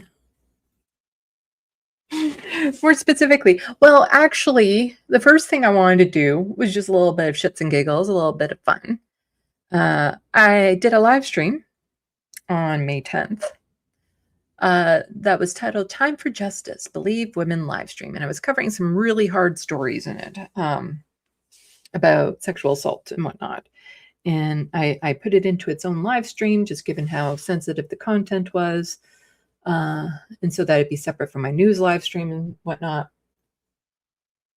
I don't really get comments under my live streams. Got comments under this one. Wow, are men ever triggered? They're so triggered when you say something as simple as we should believe women, and they're like, oh, you did not just say that. And so I got comments under that. Yeah, I got comments under that video, and I thought it'd be fun to just go over them. Like nothing is there's no slurs or anything. But it's like, I don't respond to them because for one thing, they're not looking to have their minds changed. They're not open-minded to begin with.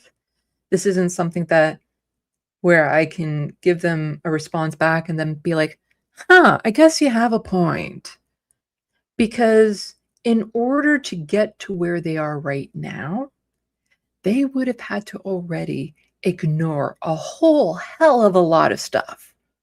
Like they've already dismissed and minimized and just chose not to believe all of this other stuff that there is nothing I could respond to them with that would make them be like, oh, fuck, well, now that you said that, I see your point.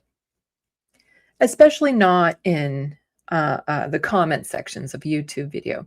It's one of those things, like if I was at a party and somebody were to say something like that, then maybe if I thought this person had a soul, I could sit down with them and over the course of an hour, really kind of dig down to what their issue is, talk about it, try to make them understand.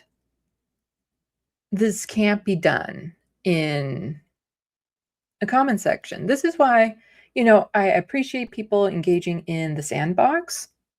It really helps with the algorithms and whatnot. But I don't want people to get into debates in the sandbox because you're going to miss things. You're not going to be able to word everything you want the right way because typos can make a huge difference if you accidentally type in something wrong. You don't hear the inflections. You don't know the person. Like you're not seeing the face and stuff.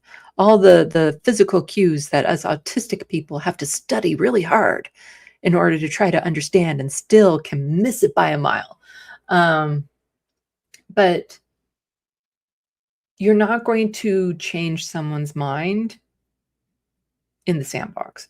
I'm not going to change someone's mind in the chat, in the comment section of my videos. I'm not going to change someone's mind on Twitter.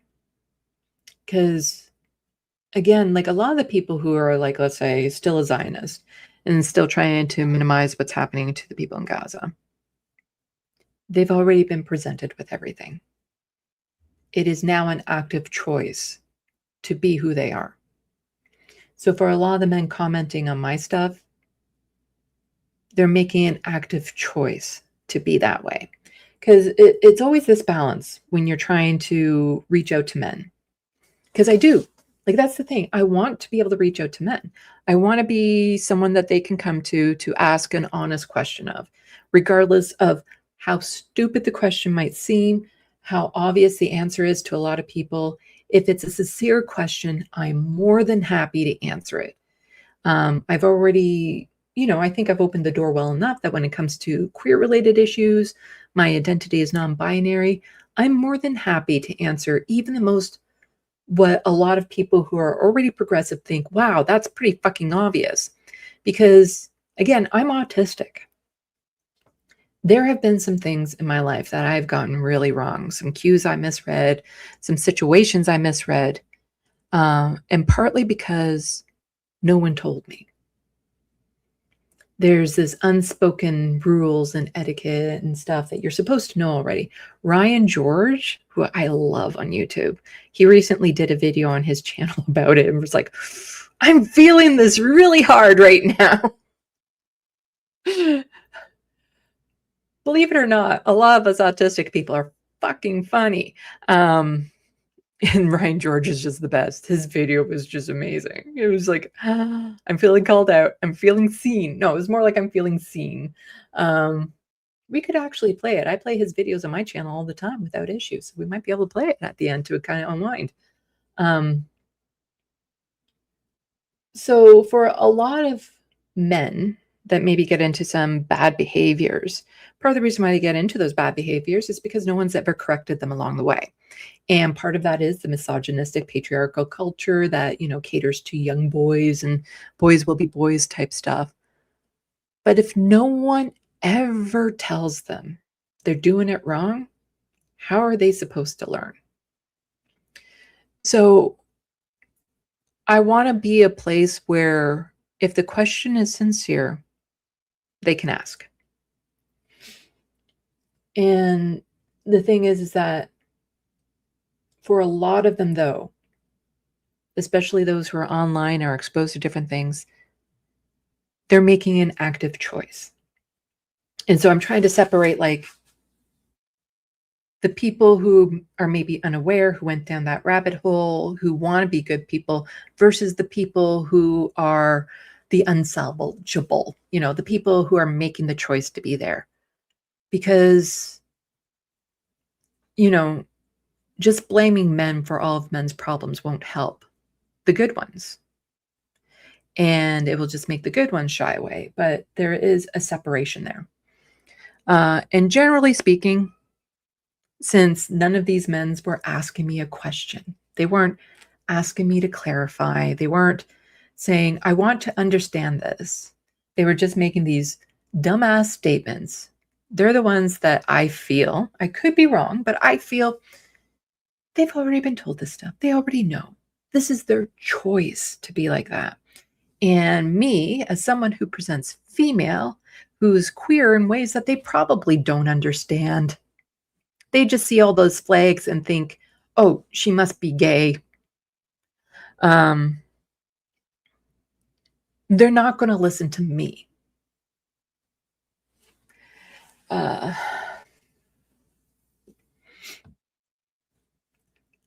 So listening, that actually saved me from a Google search. Trevor Barnes, the name sounded super familiar. Super easy, barely an inconvenience. Okay, you have to look for Ryan George. He has his own YouTube channel. The super easy, barely an inconvenience comes from his pitch meetings, which used to be on Screen Rant, but now have their own YouTube channel. I'm sure it's still associated with Screen Rant. But that's where his slogan comes in. But he has a whole other universe of videos he does on his own YouTube channel that are just, he's so fucking funny. I love him. He's one of the few online content creators where I've gotten his swag. He had posters for like 3 years in a row. And part of the nice thing about it was a portion of the proceeds went towards a charity that he had listed and everything of that sort. I get the sense he wants to be more political than his audience will let him. But the things where he has kind of gone in a political undertones and stuff, he's been very progressive. Especially things around COVID and whatnot, and capitalism is something that he's also kind of nailed. He's been very on the progressive end of things, which I really appreciate. Yeah. So Canadians, we're the fucking funniest out there.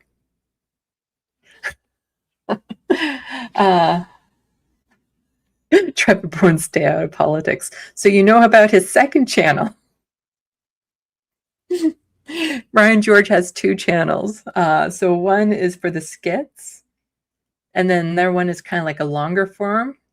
I forget the name of the channel off the top of my head, but I have it in as one of my channels. But he does longer form videos where he'll like go over ads for luxury homes, mansions, not real estate ads for mansions or something, and just mock the hell out of them. He's done like a whole bunch of other longer form ones, and that's where he gets into the stay out of politics, because sometimes he'll have political undertones in those a lot more, and he mocks that. People are calling him out on that channel more, whereas when he's doing his skits, he tends to just stick to whatever the gimmick in the skit is.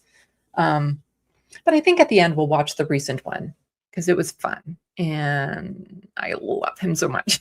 He's so funny, and it'll be a good way to unwind. But let's do the whole ad screen.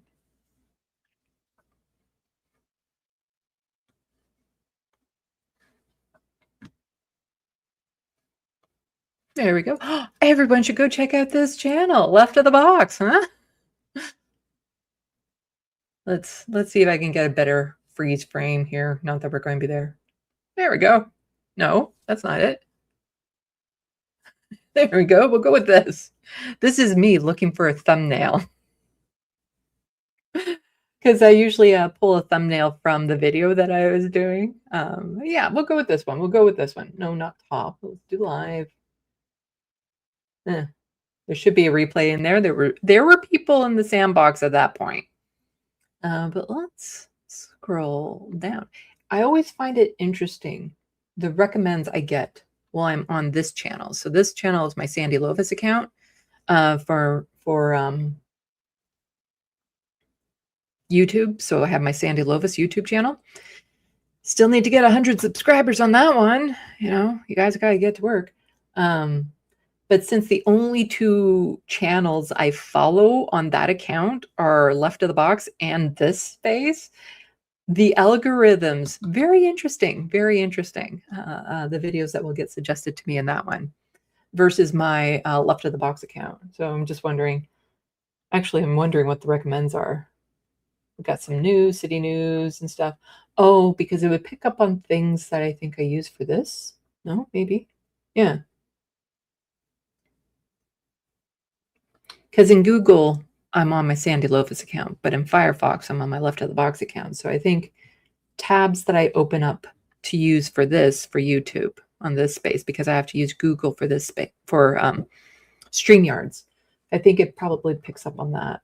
So it's going to sway a little bit more to the news from the looks of it. Yeah. Huh. Hey, it's recommending the majority report. Anyway, let's go over some of these comments, shall we? I always find this funny.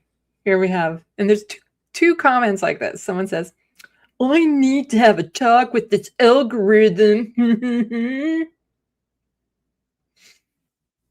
Look, buddy, the reason why things like this pop up in your algorithm is because you go into the comment section and say, why is this in my algorithm?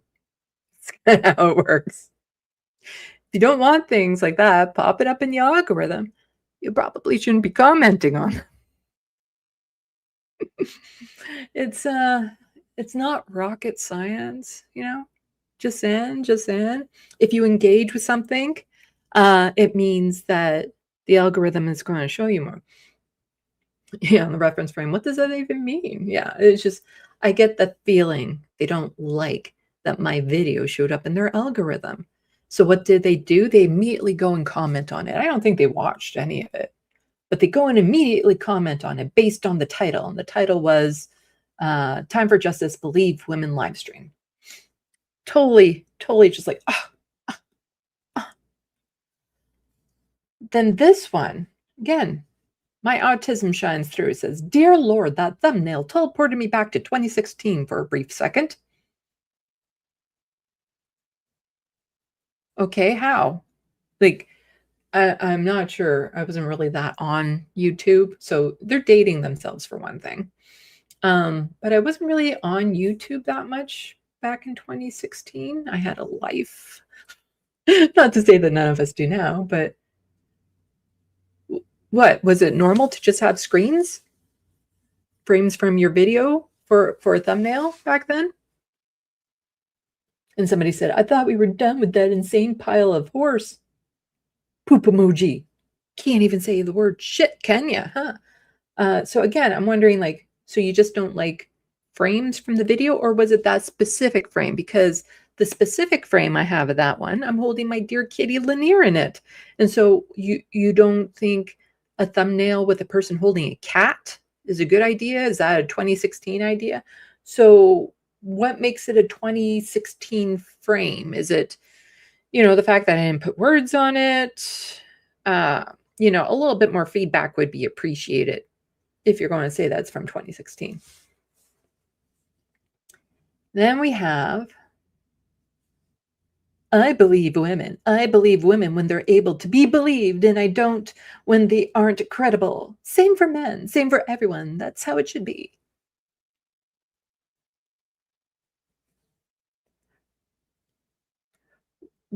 Again, I'm not too sure what they mean by this, because when they are able to be believed, how do you know when they're not? You see, the whole phrase believe women, it isn't just about, and again, this is where it's hard to argue with people online, because they're taking things too fucking literal, and coming from someone who's autistic, that's saying a lot. It's not like, oh, somebody said this thing, we immediately believe word for word everything they're saying about the situation, no doubts, go from there, convict the person, done. No, it's about taking the report of it seriously. You believe the person and what they said, but you still need to verify. You still need to, go through the process, court and stuff like that. But, you sincerely take at face value what they're saying to you. If they're saying that they were assaulted, you don't dismiss them, but it doesn't mean that you get to go out and convict whoever, or just go and murder whoever. Well, you can't murder in general for whatever reason, but you know what I'm saying. It's not about like, okay, you can instantly like throw this person in the cellar and stuff like that. But it's because far too often women are just automatically not believed. And so if we can so easily not believe them without any evidence one way or another, then why is it so much more difficult to believe them when we know the statistics? And part of what I went over in that video was, there's all this stuff like, oh, don't walk out late at night because it's not safe for women. Don't wear that outfit because it's not safe for women. Don't leave your drink unattended because it's not safe for women. Like all these things. And then they say, oh, I was attacked. And it's like the hell you were. We know culturally that women are at risk of being sexually assaulted, that it is prevalent, shockingly prevalent. Yet these men and some women have a hard time accepting it when it's actually said. But they have a much easier time not believing them with the same amount of evidence. So if you can disbelieve someone with no evidence, why can't you believe them with no evidence? Because they're like, oh, it would ruin the guy's life and blah, blah, blah. Yeah, and if she is a victim, her life is ruined and she needs the support. So it's about, you know, sincerely hearing what the person is saying and not dismissing it. It doesn't mean that the perpetrator was guilty of a crime. There's some, you know, there is some nuance that people don't like talking about when it comes to assaults, as in sometimes they don't know it happened, the men. They don't know that they did it because they're so kind of stuck in this misogynistic world and stuff like that, that they don't understand consent, and that there's a percentage of them that if they knew they had actually violated someone's consent, they would be remorseful and they would want to make amends. So there's lots of nuance with this subject in general, which again is really difficult to hash it out in a comment section.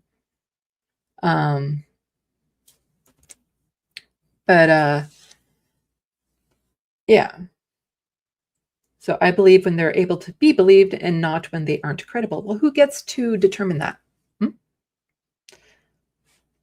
And if they had watched the video, they would understand that, you know, these judges and stuff were just saying, based on their own, actually, this was a follow-up last weekend, because this is going back to potentially the case of the doctor that allegedly, well, he got let off, acquitted of sexually assaulting 48 different women. And the judge said that they were all not credible. All 48 were not credible in one way or another. And that case might be going back to court because they're saying that the judge was relying on stereotypes of what a sexual assault victim should be like. And so who gets to determine who's credible? The judges often do, and they often, even in the case of a woman who claimed to be, I have to say claimed to be, because again, the men were acquitted. The woman who claimed to be gang raped by some hockey players. The judge was female in that. And the judge said, yeah, I just don't think you're very credible. I think you wanted this to happen, that you consented to this. But it's just this, you know, not everyone reacts the same way to trauma. And then they say, yeah, that's the same for everyone. That's how it should be. But who gets to determine who's credible and who's not credible? You know, because you can be a fuck up for a lot of different things. But does that mean that you shouldn't be taken seriously when something potentially very traumatic happens to you? That you shouldn't be supported because you've been a fuck up in other ways? Because there's a difference between not paying back $20 or letting your dog poop on someone's yard and not cleaning it up versus potentially having your consent violated and being traumatized and needing help for that. You know, you might not be credible when it comes to dog walking, but when it comes to something as severe as this, nobody wants to go through that. And I covered a couple cases last Sunday, of these girls, and I do mean girls because they were teenagers, who were raped, as they say on YouTube. And the perpetrators, the judges even acknowledged this happened. But these men were let off because of reasons. So to go through a court case where you're put on trial, your credibility is put on trial, and if you don't act within the stereotype of what the judge thinks you should be acting, then suddenly you're not credible. Why is it so hard to believe a woman when she says something like this? Why? When we know the statistics, when we know all the things that we tell women to do to keep themselves safe, then why is it so difficult to believe them when they say this happened? Because it can happen to everyone. And I do mean everyone, every gender. Regardless if you are a decent person or not. And in the end, that part doesn't matter because no one deserves this. No one should have their consent violated. Then somebody says, I've had to out-process 3 separate women in the military for lying about being molested/raped. We probably should have just believed them and sent the men to prison for life. Actually, yeah, sure, why not? Because there's a thing where sometimes women will pull back what they said because it's too traumatic having to go through the process. And just because, let's say, they decided that the men weren't guilty or whatever, it doesn't mean that they were innocent. And there is a difference there, because a lot of these court cases, a lot of these judges are saying, well, the men weren't guilty of rape, but it doesn't mean that they were innocent of what they did. And so just because somebody can go to court and the case against them gets dismissed for whatever reason, it doesn't mean that person was lying. It just means that in the eye of the court, in the eye of the law, the perpetrator wasn't found guilty. But it doesn't mean that they were innocent. And so also, who the fuck are you? You worked in the military? Yeah, sure. And I've been a doctor. It's just, when you see, like, this is why comments like this never offend me, because it's like, I have no idea if this person is talking from a sincere place of being, you know what? I don't believe him. And I'm suspecting it's him. If you don't want to believe women when they claim to be assaulted, I'm not going to believe you when you say that you used to work for the military. I'm just, yeah, I don't think he's very credible in his claim. Let's see. This one I thought was so... You are surrounded by the hollow things that give you purpose. Okay, let's stop right there. If there are things around you that give you purpose, how are they hollow? Like, by default, if it's giving you purpose, it's not hollow. Because there would be, like, it would be different if you say you are surrounded by the hollow things you think give you purpose. That would be slightly different. But you're saying here that they do give you purpose. And if they do give you purpose, then they're not so hollow. So then this person says, the purpose you were meant to find in family.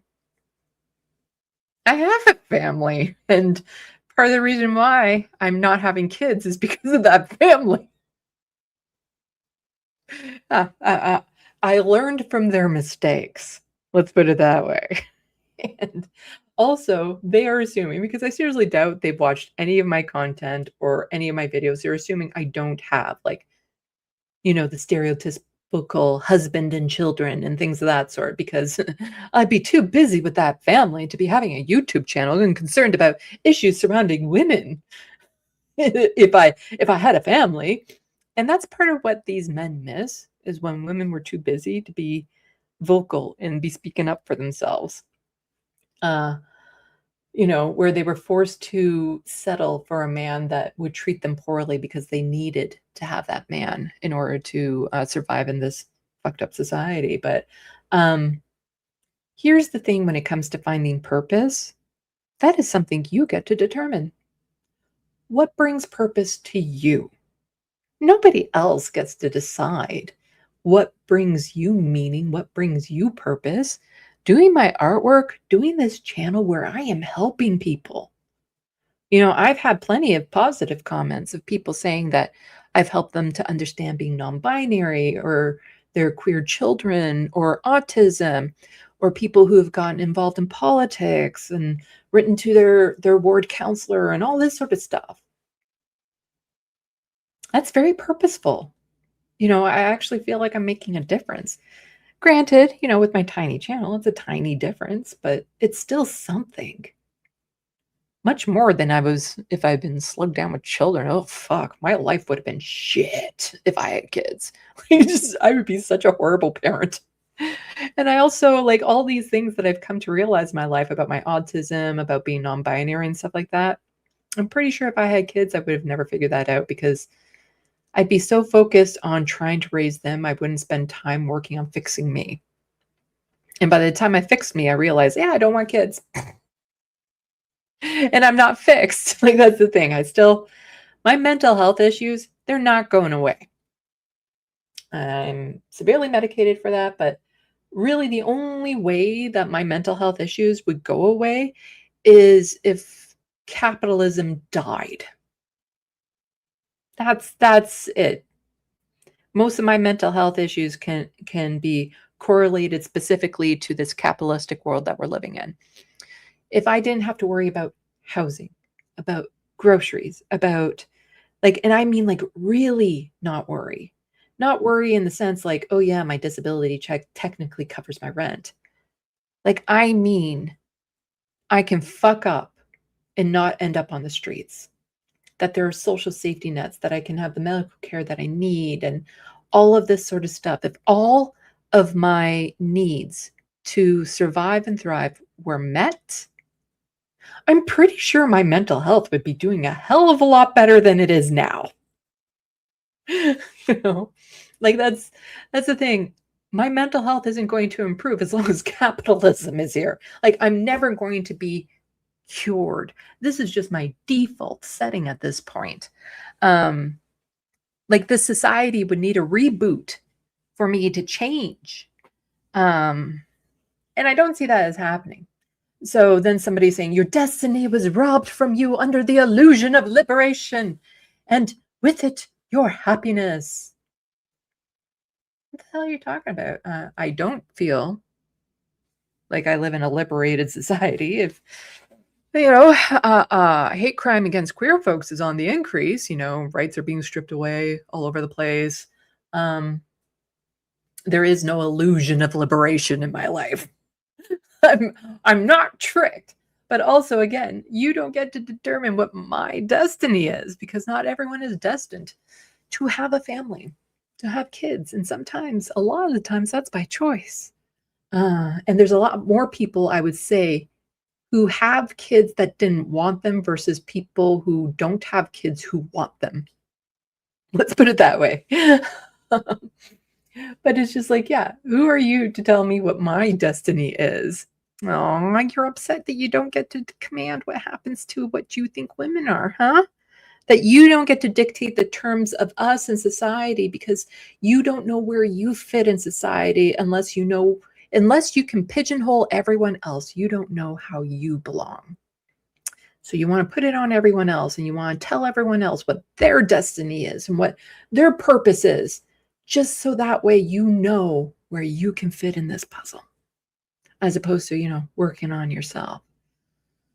Yeah, you see, again, I have a hard time caring about these people.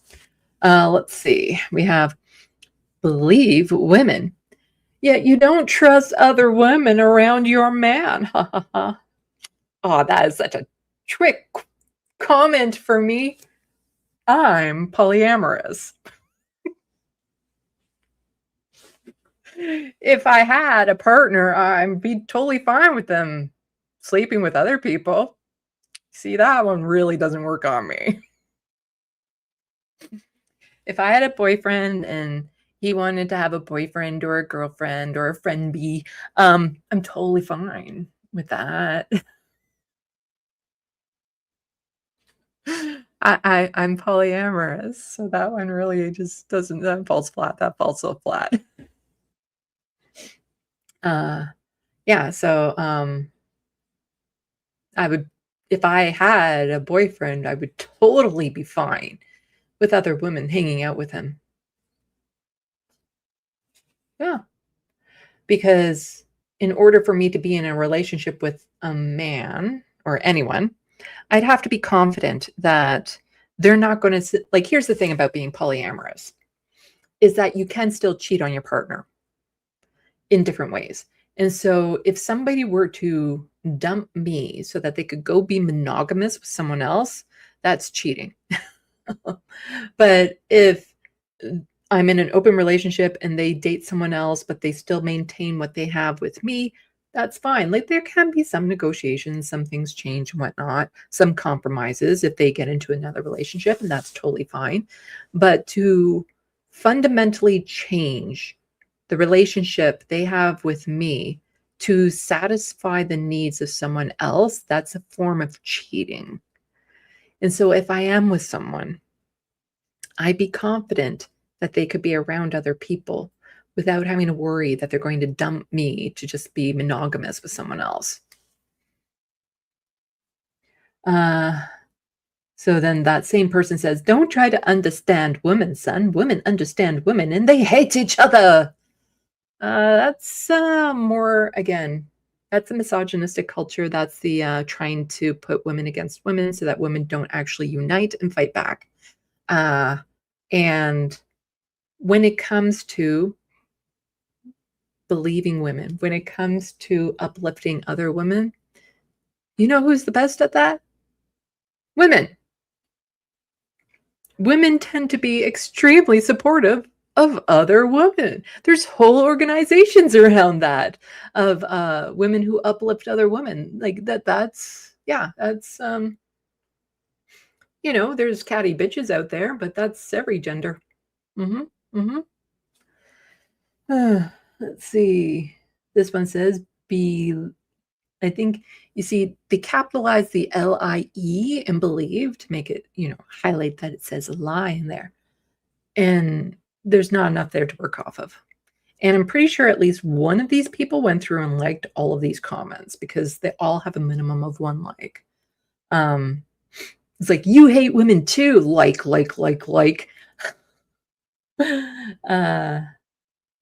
So yeah, be live woman.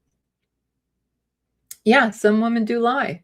But just because somebody lies about some things doesn't mean that they lie about everything.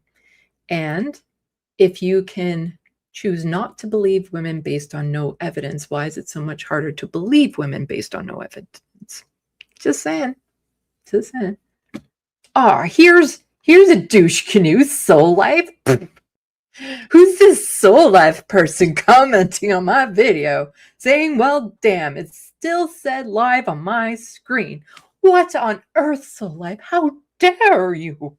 How dare I guess they showed up too late. Soul Life, you rock. Here we have, what is a woman, though? Still can't get a non-circular answer on this. The same way we can't get a non-circular answer from them when we counter that by saying, can say what a woman is. They don't, when you put it back on them, they don't come up with anything better.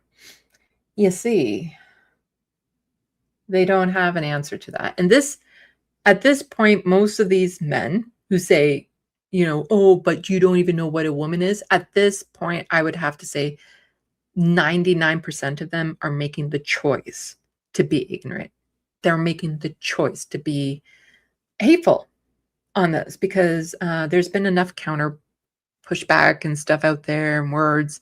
I could just be in my own bubble, but my God, if the algorithm is so skewed that they honestly don't know, there's no way my video would have shown up in their recommends to begin with.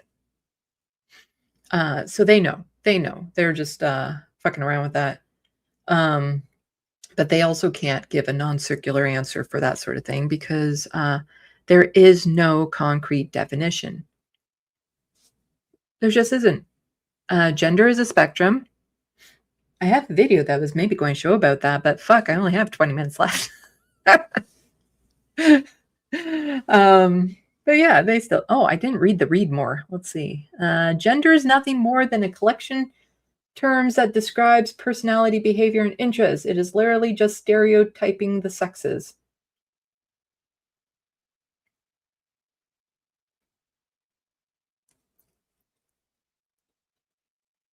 Yeah. Yeah. Okay. I think they understand that it's a construct. They're saying gender is a construct there. Okay.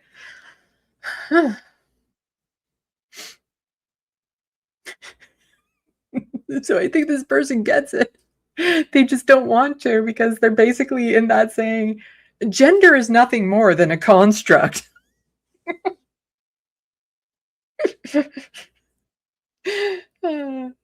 Yeah, it's just it's gender's a construct. You nailed it. You got it. You got it. It's a construct.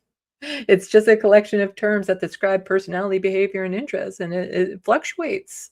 You know, it changes over time as language and people develop. You got it. You got it. Then here's another person. Why is this BS coming up in my timeline? Stop it, YouTube. You know I don't listen to crap being spewed by crappy people. Again, if you don't want my videos popping up in your timeline, the way around that is to not comment on them.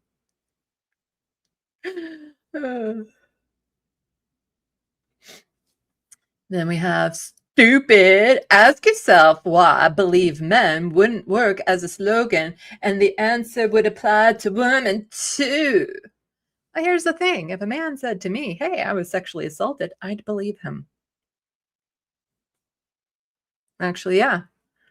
You know, if a guy said he's going to call me tomorrow, I'm not necessarily going to believe that. But if a guy said to me, you know, this thing happened and it was sexual assault, yeah, I'd believe him.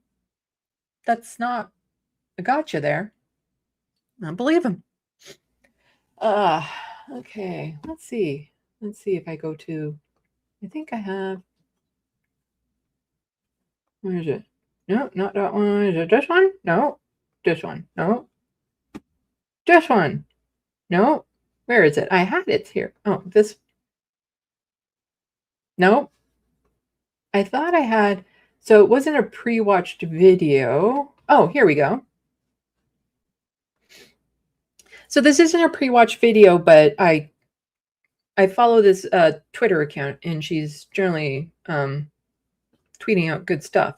So I haven't watched this video yet. So why don't we watch it? Because in it, India says, the sex is immutable, screams, who last did biology at junior school needs to watch this. And I've seen other videos around this because basically gender isn't a switch. It is a process. It's a long process, actually.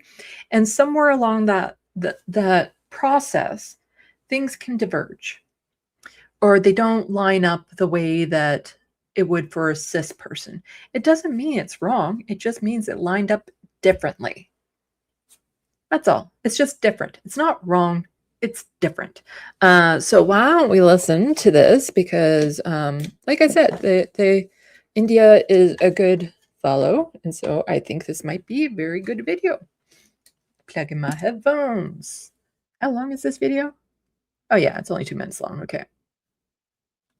The XY individual. Scientists have figured out how to perform sex reversal, also known as sex flipping. And this is where you can edit DNA to convert males to females or females to males. Just like God did. You don't believe me? Well, where did God get the material to make Eve? He got it from Adam's rib, which would then imply that within Adam was the capability of becoming a woman, because all God did was take part of him and make it into a woman. So God says from the get-go of Adam and Eve that trans people exist. And they recently tested this on female mice, reversing those female mice into males growing testicles. Also, there are species out there that do this naturally, that can switch their actual reproductive organs, if you want to get down to that language. There are different types of animals out there that can literally become the sperm donor or the one that can become pregnant. And so again, since this is a process, since this is within all of us, it's within all of us to have become any gender when we were first created. But somewhere along that process, things went in different directions. So from the moment of conception, there's the potential of us being any gender, just depending on, you know, different hormones, enzymes, things of that sort along the way. So if you're able to switch those later on, why not? And I know what you're thinking. Who the hell is doing this? Why are they doing it? And how are they doing it? Well, let's explain. Sex is defined at the point of fertilization, with an X or Y chromosome coming from the sperm, adding to an X from the egg. An XY combination gives a male, and an XX combination gives a female. But it's been a great mystery as to why in some rare... Although there's lots of different chromosome combinations out there and different, what's the word? Presentations of different chromosomes combinations. cases, an XY person will develop as a female, or okay, like I just said. An XX person will develop as a male. And scientists realize that after fertilization and during pregnancy, there is a second really important event. During development, there is a switch that occurs that decides whether a baby develops as a male or as a female. And this switch leads to the development of either pro-male or pro-female factors, ultimately leading to the development of your genitalia. And scientists realize that they can actually flip the switch back. And this is where it gets completely wild. During their research, scientists identified a switch called enhancer 13, and this activates a gene called SOX9, which triggers the development of the testes. And scientists realized they could mutate this switch, flipping it in females. Flipping this switch, they flipped females into developing as males with testes, even though they lacked a Y chromosome. And then they did the same for males. They realized that by deleting the male switch, they could convert males into females. The XY individuals would start to develop ovaries and undergo sex reversal into a female. And they already have evidence that mutations to these switches in some people is what's driving their developmental sex disorders.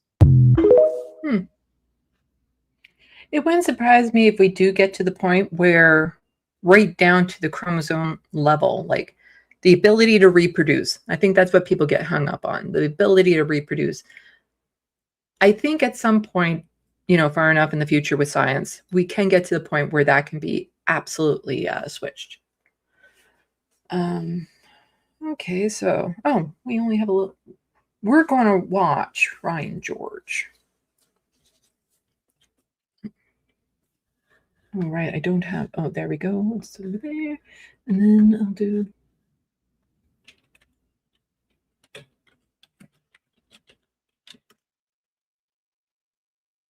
Let's see.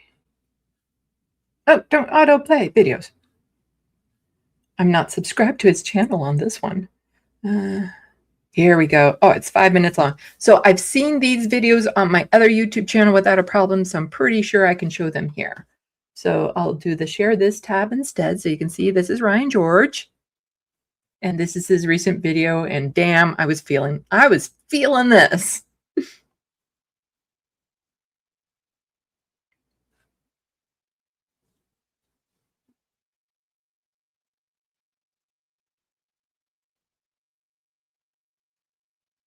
This video is sponsored by NordVPN. More about them at the end of the sketch. All right, welcome to the class. You've been court-ordered to learn how to be a normal person. Can I just microwave my lunch real quick? Is it fish? It's fish. Yeah, no, you can't do that. So this is a class on And again, this is me, like back when I had to work in an office. It's like, yeah, I'm feeling this so much. Spoken rules, all right, that everyone seems to have caught on to except you. Doesn't that mean they'll be spoken? Yeah, well, apparently that's necessary sometimes. So I'm going to ask you a series of questions just to kind of establish how much work we have ahead of ourselves. What's your salary? Don't ask people that. So you're about to get inside an elevator, right? And the door's open and there's already somebody in there. What do you do? I stand directly in front of them face to face and strike up a conversation. No.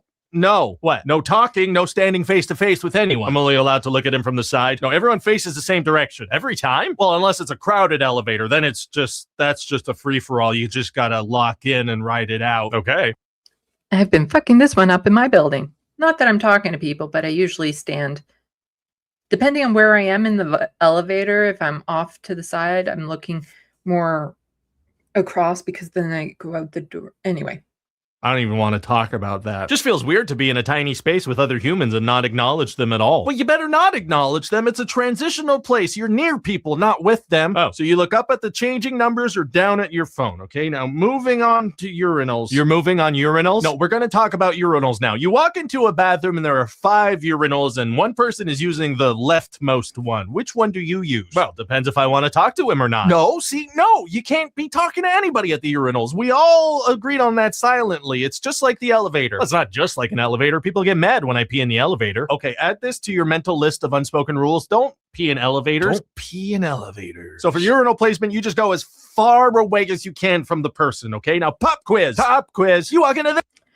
So I've run into this several times in the women's washroom, and I don't understand it at all. And I've been like this close to actually asking because it confuses the hell out of me. I go into a washroom, and I mean, it's like a large washroom, 6+ stalls in it. I'm the only one in there. I go, I pick out a stall, I go into it. And somebody else comes in. They go in the stall right next to me. I don't get that. Normally, even like washroom stalls, I try not to go into the one right next to a person if there's another option. And it's not like I heard them open up all the doors and go, ew, to all the other toilets and then finally settle at the one next to me. No, they walk right in. It's almost like they look. It's like, oh, that one's used, so I'm going to go in the one right next to them. I don't get that, but it's happened multiple times where somebody has done that. And I'm like, look, if men can have this etiquette with urinals, why can't women have this etiquette with large bathrooms and stalls? I don't get it. I don't get it. This situation, what urinal are you picking? Well, the middle one's the only choice. Nah, that was a trick question. You take the stall. But that's not what the stall is for. Yes, it is. The stall is the overflow parking of the bathroom world. Okay, but what if somebody comes in the bathroom and they need the stall for something that a urinal simply could not accommodate? Doesn't matter. Maybe I just go around and ask everyone in the bathroom what they're planning to do in the bathroom just to be safe. No, don't talk to people. And what about compliments? Like, what if I see a guy in like a cool outfit? Could I go up to him and be like, whoa, you've got some balls trying to wear something like that, but you know what? You pull it off. What do you think? Well, I don't know. Do you think you should walk up to a guy at a urinal and start a sentence with the words, "You've got some balls"? No? No. All right. I am so glad I don't use urinals. I would have, that just seems a very stressful situation to be in. And I'm already have a shy bladder. Like the thought of trying to piss, like standing up next, like, no, I have a shy bladder. So that I'm, you know what? Kudos to you men to being able to pull off pissing in a urinal. Now I'm getting it. I somehow feel like you're actually not, though. Okay, moving on to parties. Great. So congratulations. You've been invited to a party that starts at 8. What time do you show up? 7:45. No. What? I'm being punctuational. No, the rule is you can't be the first person at a party. Why not? Because then you gotta do small talk. Maybe it's awkward and it's maybe some awkward silences. There's got to be a sacrificial lamb, right? But it can't be you. Don't be the last one to leave either. That'd be just an insane thing to do. So I'm just there. I'm quite often the first person to show up and the last to leave. I'm like, am I not supposed to be doing that?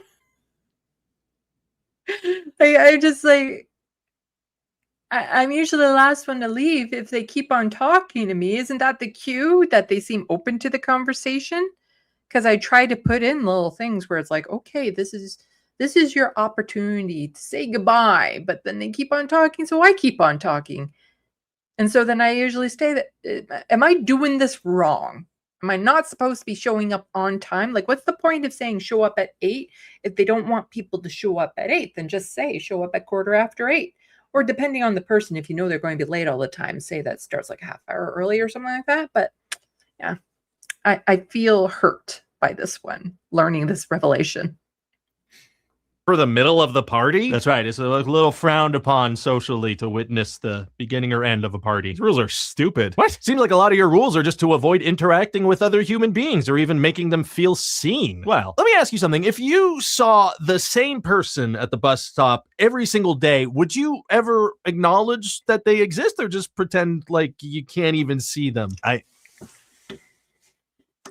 probably pretend. I'd probably keep to myself. I think the world might be a better place if we didn't have all these unspoken rules denying us just the most basic connections with other humans. Wow. You might be right. Now I'm going to go to the bathroom. Would you care to join me? Stand side by side, have a little chat. That'd be nice. Wait, no, that's still weird. I almost had you on board. You've got some balls.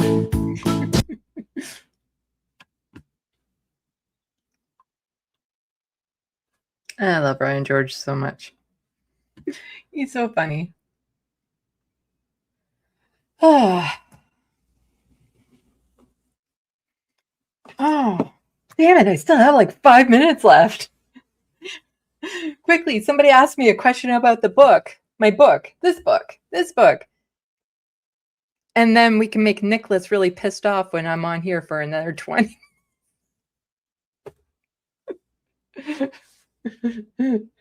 But everyone, thank Nicholas for being the producer. I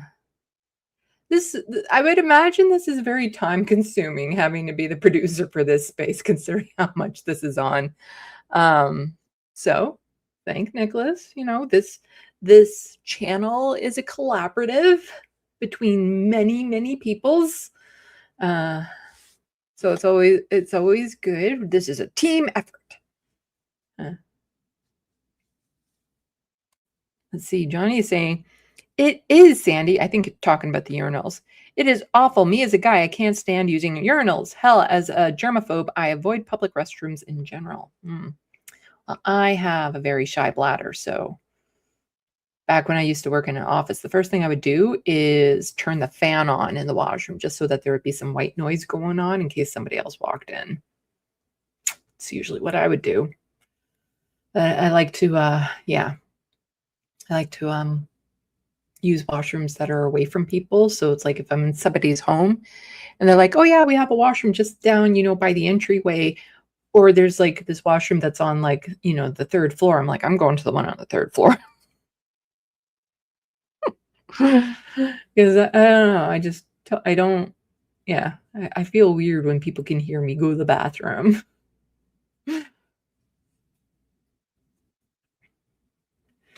Now we're getting into urinal talk. But I think, like the thing that really bothers me about men is how they will, if it's not convenient to go to a washroom, they'll just whip it out and go behind somebody's house or in the bush or something like that. It's like, no, you didn't get to go. No. And it really pisses me off when I see an adult man take their young son, like, to the back of somebody's house so that they can go piss or something. I've seen this like at parades and stuff, as opposed to teaching the boy, well, you have to learn to hold it or learn to look for a washroom when you need it, as opposed to just doing what is convenient and pissing on the wall closest to you like you're a dog looking for a fire hydrant.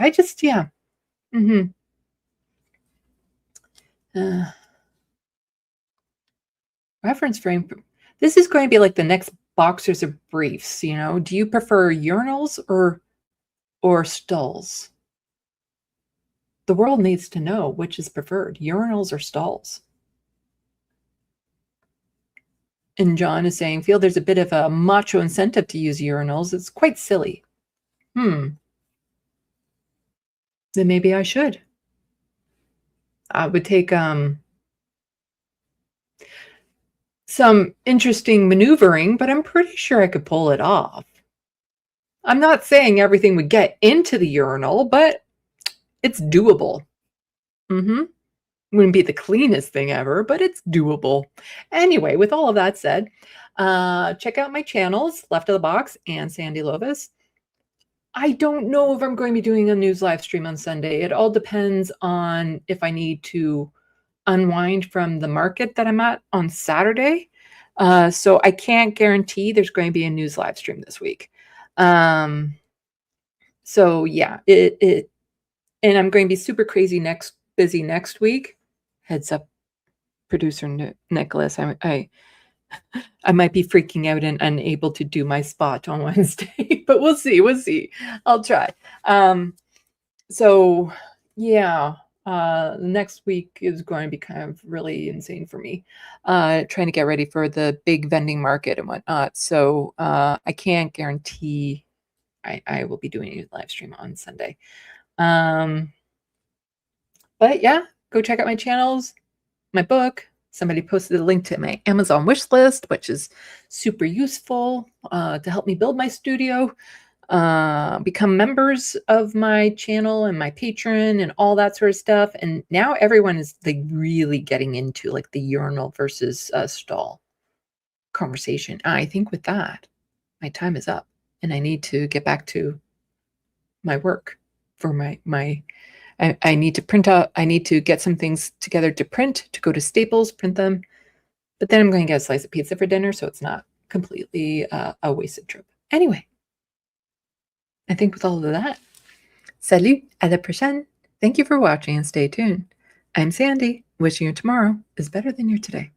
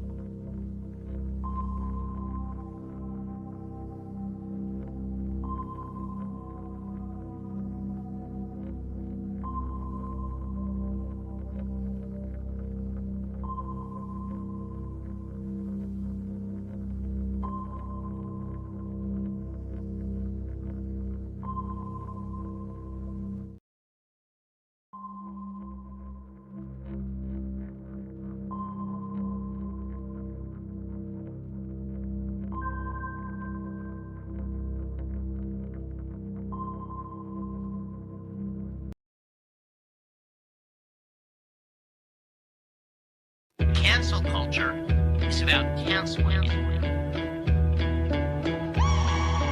Up yours.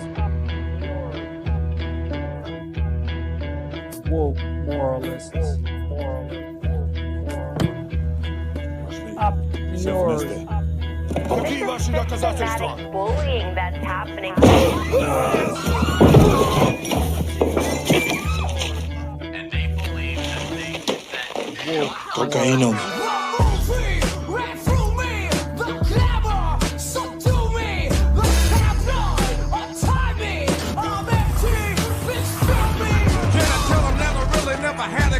But it's the wax that the Terminator X spun. Now they got me in a cell cause my records they sell. Cause a brother like me said, well, it's born like this, it's born like this, immaculate conception. I transform like this, perform like this, which yells you a new weapon. I don't contemplate, I meditate, then off your head. This that put against the bed, this that I got realness, I just push, cause this in my DNA. I got millions, I got bitches building in my DNA. I got gunk, I got evil that rot inside my DNA. I got off, I got trouble, some heart inside my DNA. They seem animalistic is what I mean. No, they're worse than animals. The woke mob, they ruin everything. They stop Ben Shapiro from going to events and speaking. They stop Ann Coulter from doing it. I will never surrender even a single inch of ground to a pitchfork mob. You never cave to the mob. We will never bow to the mob. Ever. No matter what. Do you see the final expression of cancel culture in terrorist groups like We'll see who cancels who. They want you to comply. Hey, how's it going, everybody? Hello. We'll see who cancels who. Whatever happened to him? He's like ill, right? He's like super sick. Yeah, Jordan I Peterson. think he is alive, as far as I know, but he's been sick for a really long time with some sort of disease. I don't know. The last update we got from his daughter, Michaela Peterson, I believe that's her name. Maybe it's Brittany. I think it's Michaela, though. She No, it is was, Michaela. Yeah, It is it's Michaela. Brittany. Okay. She looks like a Brittany, so I don't know. I want to call her a Brittany, but I heard that he wasn't doing great. He was in the ICU, but he was out, and it's been a long road. I don't know if we heard anything since then. So, I think you're muted, Lance.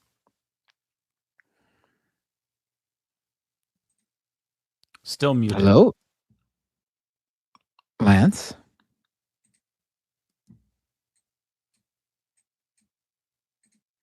Hello. Still muted. No, leftist audio strikes again. There we go. Oh, here we go. Here he's There here. we go. I did it. Good. You didn't hear any of my spicy takes. I'm not canceled. That was a freebie. Hell yeah. You said a couple slurs. I was reading your lips, though. I saw it. Maybe I did. Maybe I didn't. Jordan Peterson, eh? How's he doing? Any updates? I feel like Lance, you would be the one who's more in the know. Like, have you heard from his daughter? Have you seen anything from his daughter? So the last we heard, he had been poisoned by the black mold from not cleaning his room adequately, and he had been sent to the ICU. You were completely correct on that. And then she went on Piers Morgan to say that actually she's got a stronger theory that it's demonic forces, that it's some kind of satanic force that's doing this because he's become such a champion for Christianity, which is kind of a funny way to throw your dad under the bus, because like he doesn't overtly say that he's a Christian soldier. He likes to keep that card very close to the chest, but she was pretty quick to be like, I think it's because he speaks so much in the light name of Christ, so that's why the demons are fighting this. But yes, I mean, that'll do it. This is all the more reason why you should worship the devil, because he's not going to attack you, send his demons after you. So everybody, if you're watching this, learn from Jordan Peterson.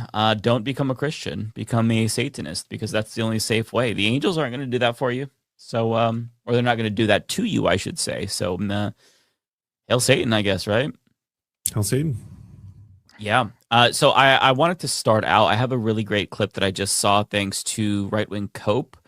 So I'm not sure how many people are familiar with Cam Higbee. I know you all are, but I'm not sure if the viewers know about Cam Higbee. He is a right-wing influencer, and he's of the pro-Israel variety. And he just had an interview on Fox News that was really interesting, because he throws up in his mouth, and after he does this, he struggles to find his footing again. And it's not like hilarious, but it was satisfying nonetheless. I don't know. I think it's pretty funny. You think it's okay? It almost seems like he's just so revolted to have to do something like this. It's not as good as the Wolf Blitzer clip by any means, but yeah, I think you're right, Lance. He's fighting the bullshit. He can't even tolerate his own lies that he's choking on them, literally. It's craft versus host. Like you'll see it happen in real time. Oh, I didn't know he was a PragerU producer. I guess that makes sense. That does make sense. He did. If you look up PragerU student, that's exactly what I picture. And I do think did you say professor? I thought you said student. I was like, is that just a person who watches YouTube? Oh. He did adopt a pedophile mustache. I don't know if he had this before.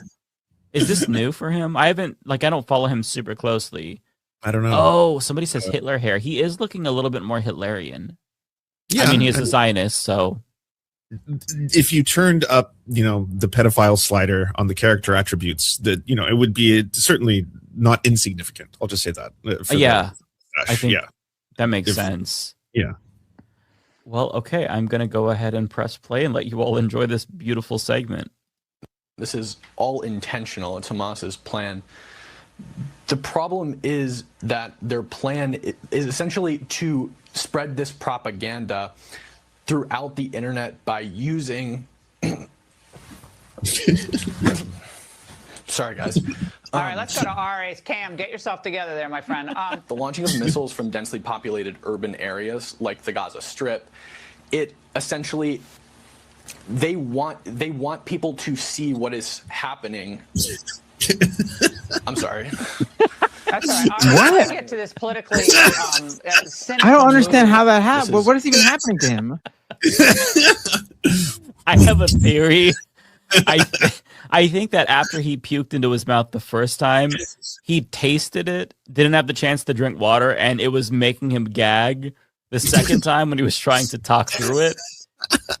because you can kind of see his face. Fight He's through like, the pain. yeah. What? But I don't understand what was what. I'm not really sure. As Right Wing Cope describes it, he was. Oh, it's not letting me exit full screen. We could play it one more time. Just we'll play it again. Magachip commentator has a brutal panic attack and vomits in his mouth while defending Israel during first time on national television. So maybe a little bit of the nerves, maybe some stage fright. I love it. It's just so wild this exists because I now have seen so many within the I think this is only like an hour old, right? Or something around there. It's from today. I'm not sure how old it is. Okay, because already there's so many conspiracy theories. Is there really? Wait, this is from today? I swear I thought I saw him do this previously. Oh, really? Is he known for this? Are we sure that this is? Maybe he stopped doing live television and switched to like pre-recorded segments or something. Yeah, I actually don't know, honestly. Okay, let me press play. This is all intentional. It's Hamas's plan. The problem is that their plan is essentially to spread this propaganda throughout the internet by using... Sorry, guys. All right, let's go to RA's Cam. Get yourself together there, my friend. The launching of missiles from densely populated urban areas like the Gaza Strip, it essentially, they want people to see what is happening. I'm sorry. That's all right. Ari, I want to get to this politically Yeah, that second one is really all weird. Intentional. It's Really sorry. I don't know if he got nervous and lost his way. I don't Yeah, I think he was super duper nervous. I feel like he's been on Fox News before, though. So, but according to Right Wing L's or Right Wing Cope, this isn't his first time. I mean, to be fair, I would almost vomit too if I had to spew that level of bullshit. But I do want to share. It's reminding me of this clip from Wolf Blitzer, the GOAT. We talked about this on Leftist Mafia, I'm pretty sure. But he was talking to Jamie Raskin, and he was about to lose his shit. And this is, I don't know if this is still as funny to me as it was the first time I saw it, but let me press play for people who haven't seen this yet. Shitty, quality video, but just, pay attention to Wolf Blitzer. Look like a majority of the justices, the conservative justices, arrived at the oral arguments today with their minds completely made up. Of course, they're using different Watch closely. to hang their hats on. Some of them seem to think that the president is not covered by Section 3 of the 14th Amendment, which the rest of them, I think, agree is ridiculous.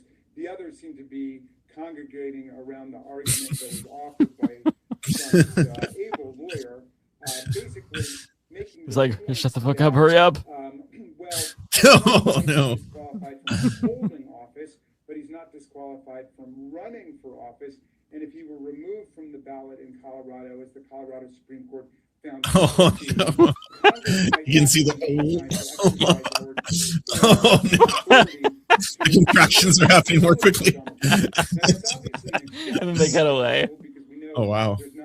Oh, I feel like this is the shorter version. I don't know, maybe the better quality one. I really... look at...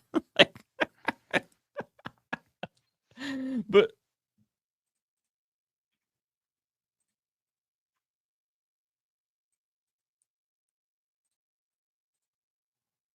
what happened? This is just a better quality one. Oh, okay. I think it.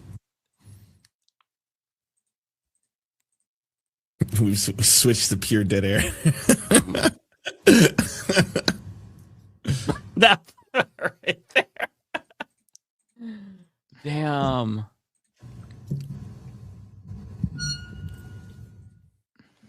Yeah. He needed to step away for sure. Did you all see that video? Was I sharing that? I don't see anything right now. No, I'm actually quite confused as to what's happening. That's why we were. Oh my that's god! why, I'm just that's why sitting here we said, laughing at the screen, and you can't even see shit. Let me play it. That's why we said, what's going on. I thought you were queuing it up. Yeah, I was like, this is profoundly bizarre. It was like uniquely bizarre. Where me and Matt clearly were in the Twilight Zone, just like, what the fuck is going on? And you're like, right? Oh my god! Did you see the first Wolf Blitzer clip that I shared? Did that work? Yeah. The first one worked. It Yeah, did the second- work. the second one- Don't gaslight me, goddammit. Okay, this is the better quality one. You can see a little bit better. Congregating This is around what the I was argument reacting that was to. offered by Trump's able lawyer, basically making the point that, well, Trump might be disqualified from holding office, but he's not disqualified from running for office. And if he were removed from the ballot in Colorado, as the Colorado Supreme Court found he should be, Congress might act in the meantime to exercise our 2/3 authority to remove the disability from Donald Trump. I'm Paula Reed in Washington. Wolf had to step away. He'll be back. Just step away. Okay. So now you all know what I was enjoying so thoroughly. I'm sorry I was not sharing my screen. Sometimes I fuck up. It's all right. It happens. It happens. Listen, we're not all perfect. It makes it funnier that I was just reacting while you were watching to me react to nothing. It honestly does. It's cringeworthy at my expense, but I accept it for the lulz. So I appreciate it. Also, me and Binder accepted the silence. Right? We were just sitting there and. I mean, I said something. I was like, what's going? I said something going on. What's? Well, I was like, this is weird. I almost don't want to break it. It's so eerie. I was in a trance watching Wolf Blitzer puke by myself. When are you guys going to start talking about the autopsy report? I guess we can. Do you guys have thoughts on the autopsy report? We can give it an autopsy. Get into that. Yeah. I'll give the time to cancel it. We cancel everything here. Throw in the cancel hammer at the autopsy report and the DNC. Yeah, so basically I'll try to give people the rundown here. Essentially, after much delay, the DNC finally released their 2024 autopsy report. And I won't lie, it is dog shit. I predicted it to be pretty bad, but it's very bad. There is spelling errors.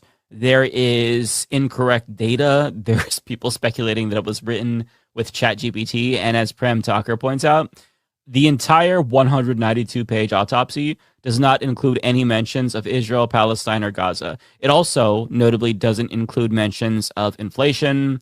I believe they don't talk about Joe Biden's age at all. And one of the main takeaways is that Democrats need to moderate more to win elections, believe it or not. Okay. And what is it? I had a tweet of, here we go. So Third Way seized on this initially because they're like, haha, they're proving us right. But then they deleted it because when you actually wade through the document itself, it's clear that there's zero legitimacy at all to this. And on one hand, it's like you can kind of sympathize with Ken Martin for not wanting to release this to the public because it's embarrassing. But I think that delaying the release of it made it 10 times worse. And regardless, it's still his fault because the person that he hired to do the autopsy is one of his friends.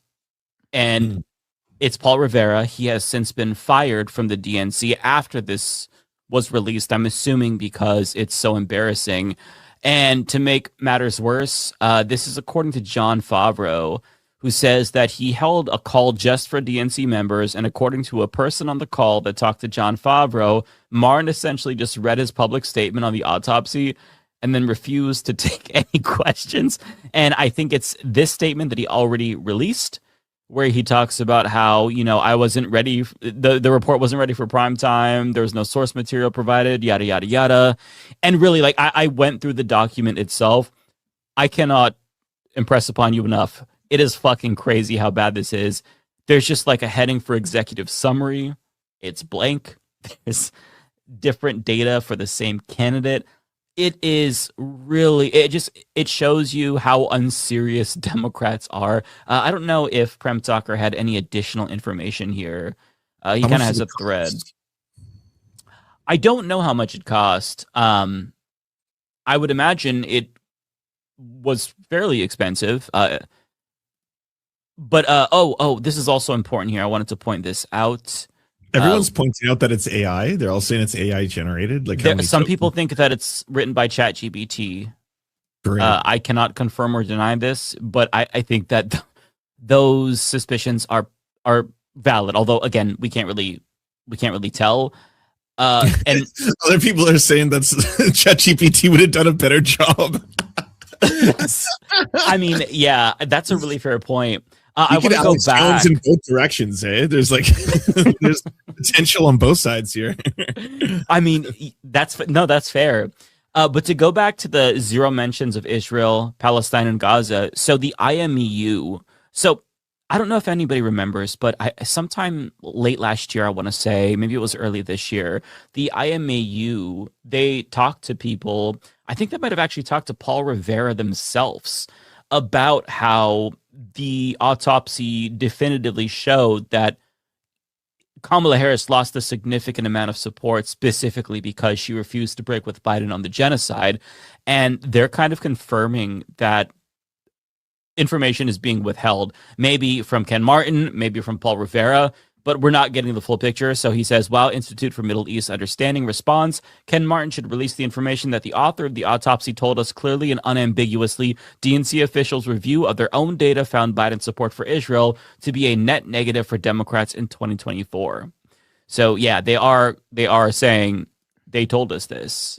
And I mean, look, it's not surprising that they weren't going to be serious about this. I think that the fact that Ken Martin hired his friend is deeply unserious in the first place. I want to, like, this is conjecture on my part. It feels like he hired his friend to produce the results that he wanted to see, to kind of confirm their pre-existing ideas of why Kamala lost, primarily because, of course, she didn't do enough to reach out to conservatives and anti-Trump Republicans. There were some things in it that I think were valuable, but almost so obvious that it didn't even make sense to include it. Like, being anti-Trump exclusively was not conducive to more turnout.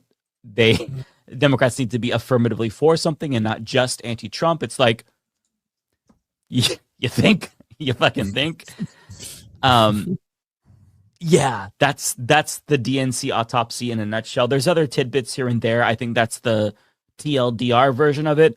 Just completely unserious. And I feel like if Ken Martin doesn't resign as a result of this debacle, again, they have no legitimacy whatsoever. It's just a clown show. Matt, you seem quiet about it. Do you not agree with the results of the autopsy? Or? No, I mean, I don't really know what to say. First of all, I haven't really looked too much into it yet, but also, like, I get the importance of them releasing it, but what did we think? Like, obviously, from what I did see, it was, brutal towards Biden, but I mean, that's the easy part. Yeah, Biden exactly. has no shitting on Biden has no relation or any sort of cash for the future. Mhm. Whereas coming to terms with what the party's position was on Gaza and Palestine and Israel, that's something you do have to deal with as something that you'll have to address going forward. And they apparently did not feel like that was the autopsy was the time to address it. It's right. Not surprising, but it is a little bit disappointing, I guess. Mm-hmm. I'll give Ken Martin some free advice. He might not want it, but here it is either way. If I'm him, I respond by immediately apologizing, saying, listen, I said I would release the autopsy, then I refused to release the autopsy, and that in and of itself violated your trust. Here's what we're going to do. And this is if I'm not resigning, which I would if I were Ken Martin, to be clear. But if I'm trying to rebuild trust, I say, listen, all right, you all want the autopsy. I was embarrassed to release this. It's an abomination. Here it is anyway, just so that way you know what we have. I think this is obviously not up to our standards. So what I'm going to do is immediately commission a new autopsy. And the entire process is going to be transparent. It's going to be out in the open. And we are not just going to cover the things that make us uncomfortable. We are going to go through all of the valid complaints that people are talking about. Israel, Palestine. We're going to talk about the corporatism that also may have contributed to Kamala Harris's loss, our reliance on billionaire donors. These are things that we're going to evaluate, even if they show it had no impact. We are going to look at them because these are concerns you all clearly have. It's just always kind of a sweeping shit under the rug and hope that we forget about it, or we get mad enough at Republicans that we give them a pass. And they've been doing this now for so long and they've been getting away with it. So why would they change? They kind of just, if you're Ken Martin, that, the election is going to probably go in Democrats' favor, at least in the House. You can put that feather in your cap and be like, I did this, even though it's bullshit and it's kind of automatic because of the climate that we're in, because of dissatisfaction with Donald Trump. And by the time he's out of that position, maybe there'll be a Democratic president again because of sheer momentum as a result of anti-Trump fervor, but he'll change nothing. And then they'll lose the subsequent cycle and we'll get an equally shitty DNC chair. And we're right back to square one where they hide the reasons why they lost the next election, 2032 or whatever the fuck. I just feel like it's a cycle that keeps repeating itself. And I'm not shocked at all by the handling of the situation. The DNC, they keep stepping on rakes, not because they're doing this accidentally, because they're choosing to step on rakes. Like a month ago, didn't they just vote against condemning AIPAC and not making a statement on Israel? I mean, they just did this. Year after year, they're given a chance to vote against, corporatism in the party, and they reject it. So if they don't want to change, there has to be some accountability, and there is no accountability. So why would they change? Why hold themselves accountable? There's no mechanism for that. Voters know that if they don't support Democrats, then it's Donald Trump. They still have that gun held to our heads. So why change? Just fuck them. Just keep on chugging ahead. And, the only thing that is surprising to me, I guess, about this entire thing is that Paul Riviera was fired. But if I had to guess, this is just a way to placate us. Give it like 2 years. He'll be the chair of the DNC or some shit. Because every single fucking loser in the Democratic Party, they always fail up. They seek them out. Like, as soon as Jamie Harrison lost to Lindsey Graham, it's like, you're our next leader. How many losers do they promote? The only way to really get ahead in the Democratic Party is to either be a prolific fundraiser, take lots and lots of money from large multinational corporations, governments, or billionaires, or you lose an election. That's a great way to fail up. Not much else to say, right? Yeah. I mean, you summarized it perfectly, really. Thank you. Well, on the note of shitty opposition, there's also Abigail Spanberger. And so for those who are watching on my channel, I put the most cursed thumbnail ever because I didn't know what to title this, but I figured we'd talk about it. The question is whether or not Abigail Spanberger is going full Fetterman. Because ever since the Virginia Supreme Court blocked the voter-approved maps and she decided to do nothing about that in response, it seems like she's like, all right, well, I already pissed off the Democratic base for not, and I'm kind of psychoanalyzing her, right? I don't know what's in her head, but she got a little bit of criticism and she's going full Fetterman, seemingly. She's been on a fucking tear. So let me show you this from Carl Begier. She's the first woman governor of Virginia. I'm just not totally familiar with her, so I'm looking her up right now. But I should have started with that. I'm sorry. Oh, no worries. Looking at this, I mean, that doesn't surprise me too much, I guess. Like, that doesn't feel like an area where someone suddenly flipped to be way more right wing, and I'd be like, oh my God. I mean, how could they, Yeah, she was always a centrist Democrat, but it really felt like she wasn't the shittiest centrist Democrat. she was never really a progressive. So to say, I guess to say that she went full Fetterman would be a bit of an overstatement, since she never purported to be progressive. Or did he just campaign and then the opponents were the ones who were like, he's a socialist, like soon will the Fetterman come, like all that kind of stuff was like right-wing ops and stuff like that. I mean, he campaigned with Bernie in like the that's true. He did prime of the Bernie-crats, like even in 2016. So it's not like he was the most progressive ever. There was always some red flags, but there was this idea that he at least was like a Bernie flavored populist. So it was more of a bait and switch with him. Whereas with Abigail Spanberger, at least I can say she never told anybody she was progressive. But just within the last week, this is all the shit she vetoed. So last Friday, she vetoed a bill that would have expanded and protected collective bargaining rights for state public sector workers. I mean, didn't even Gavin Newsom support? Like, or no, he supported sectoral bargaining, right? I'm pretty sure that's what it was. But like, she vetoed this. On Tuesday, she vetoed legislation that would have protected voters from illegitimate purges from voter rolls. I mean, Republicans are trying to wipe Democrats off the map, and she vetoed legislation that would protect them from illegitimate voter purges when that is an actual threat to Democratic voters in precincts that are majority Democrat. It's crazy. Also on Tuesday, she vetoed 2 bills that would have provided an affirmative defense and strengthened protections for defendants afflicted with mental illness. I don't even understand the logic for this one. She also vetoed a law that would have established Virginia's first statute allowing for class action lawsuits. Okay. Vetoed a law capping the use of private funds by election officials, vetoed a law that would have shielded universities from speech restrictions imposed by their boards, similar to those pushed for by Trump. On Wednesday, she vetoed a bill that would have outlawed ICE arrests at courthouses, polls, schools, and hospitals. Is just she like up for re-election soon or something? Like, is this all just to be like to circumvent her opponent and so say like I'm more right wing than they'll ever be? I mean, she just got elected, so I can't imagine she is doing this for any other reason than, I guess, to make her party seem more moderate. Wow. Yeah, I mean, like, this one is just, she's doing fascism. Right, so she was a wolf, that's all. She was a wolf in sheep's clothing.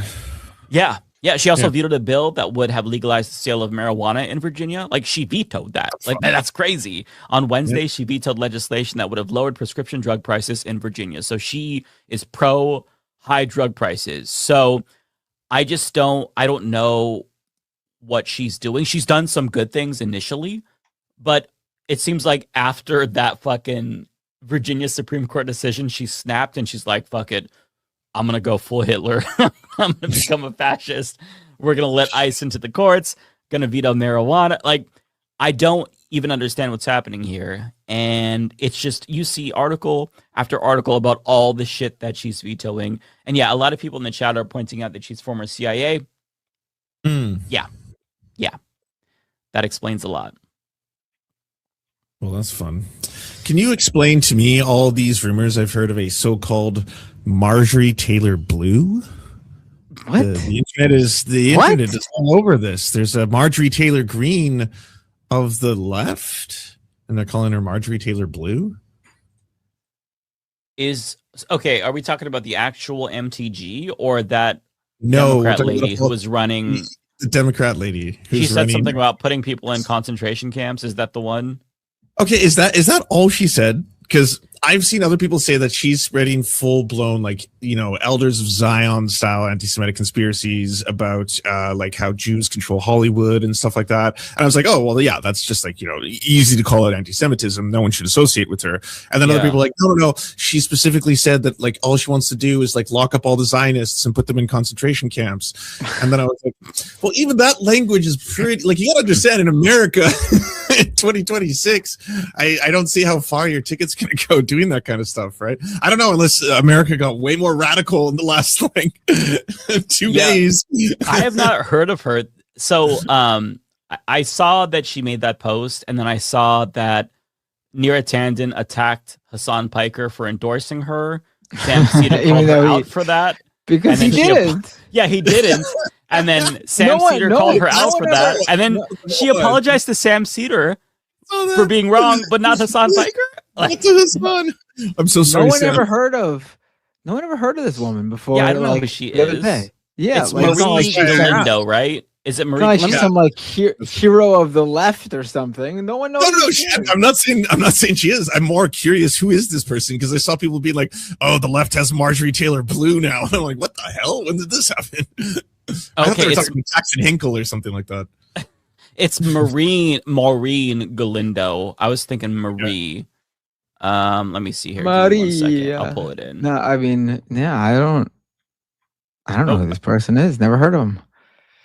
Yeah, the first thing that I heard of them was that Instagram post where they talked about putting people in concentration camps. And okay, there we go. Okay. Can I see? Oh, here we go. There's the actual Instagram post. Let me just go straight to the source.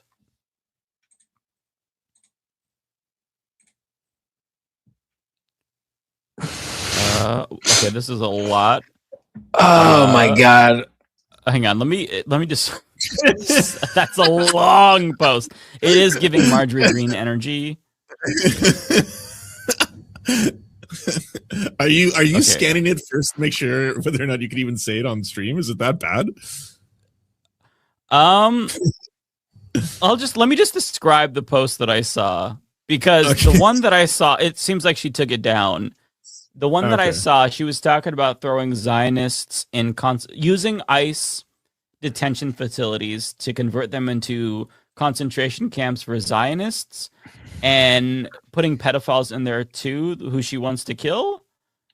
And my takeaway from that is, hey, it feels like this is so stupid that you have to be an AIPAC paid op.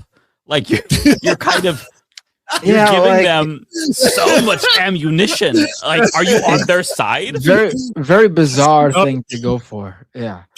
I mean, yeah, it makes no sense. Besides, like, aside from not agreeing with it, just like from a strategic standpoint, if you're running for office, Who says that shit?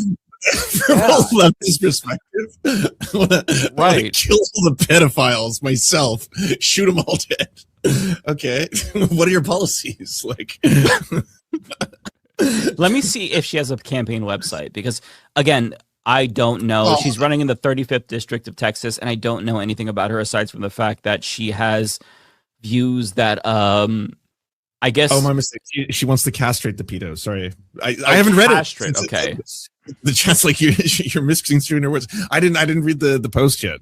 She wanted to castrate. There's a little bit more to. I think it's not just so much straightforward. It was a bit weird. Oh my god!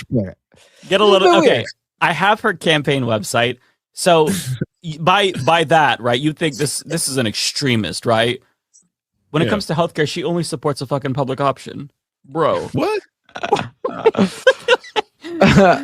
Guarantee quality, accessible public healthcare options for all, forcing the private market to compete on quality. Girl, you're talking about concentration camps. We don't even get like the fucking Medicare for all. Like, what? We need concentration camps for all the Zionists. What about bro?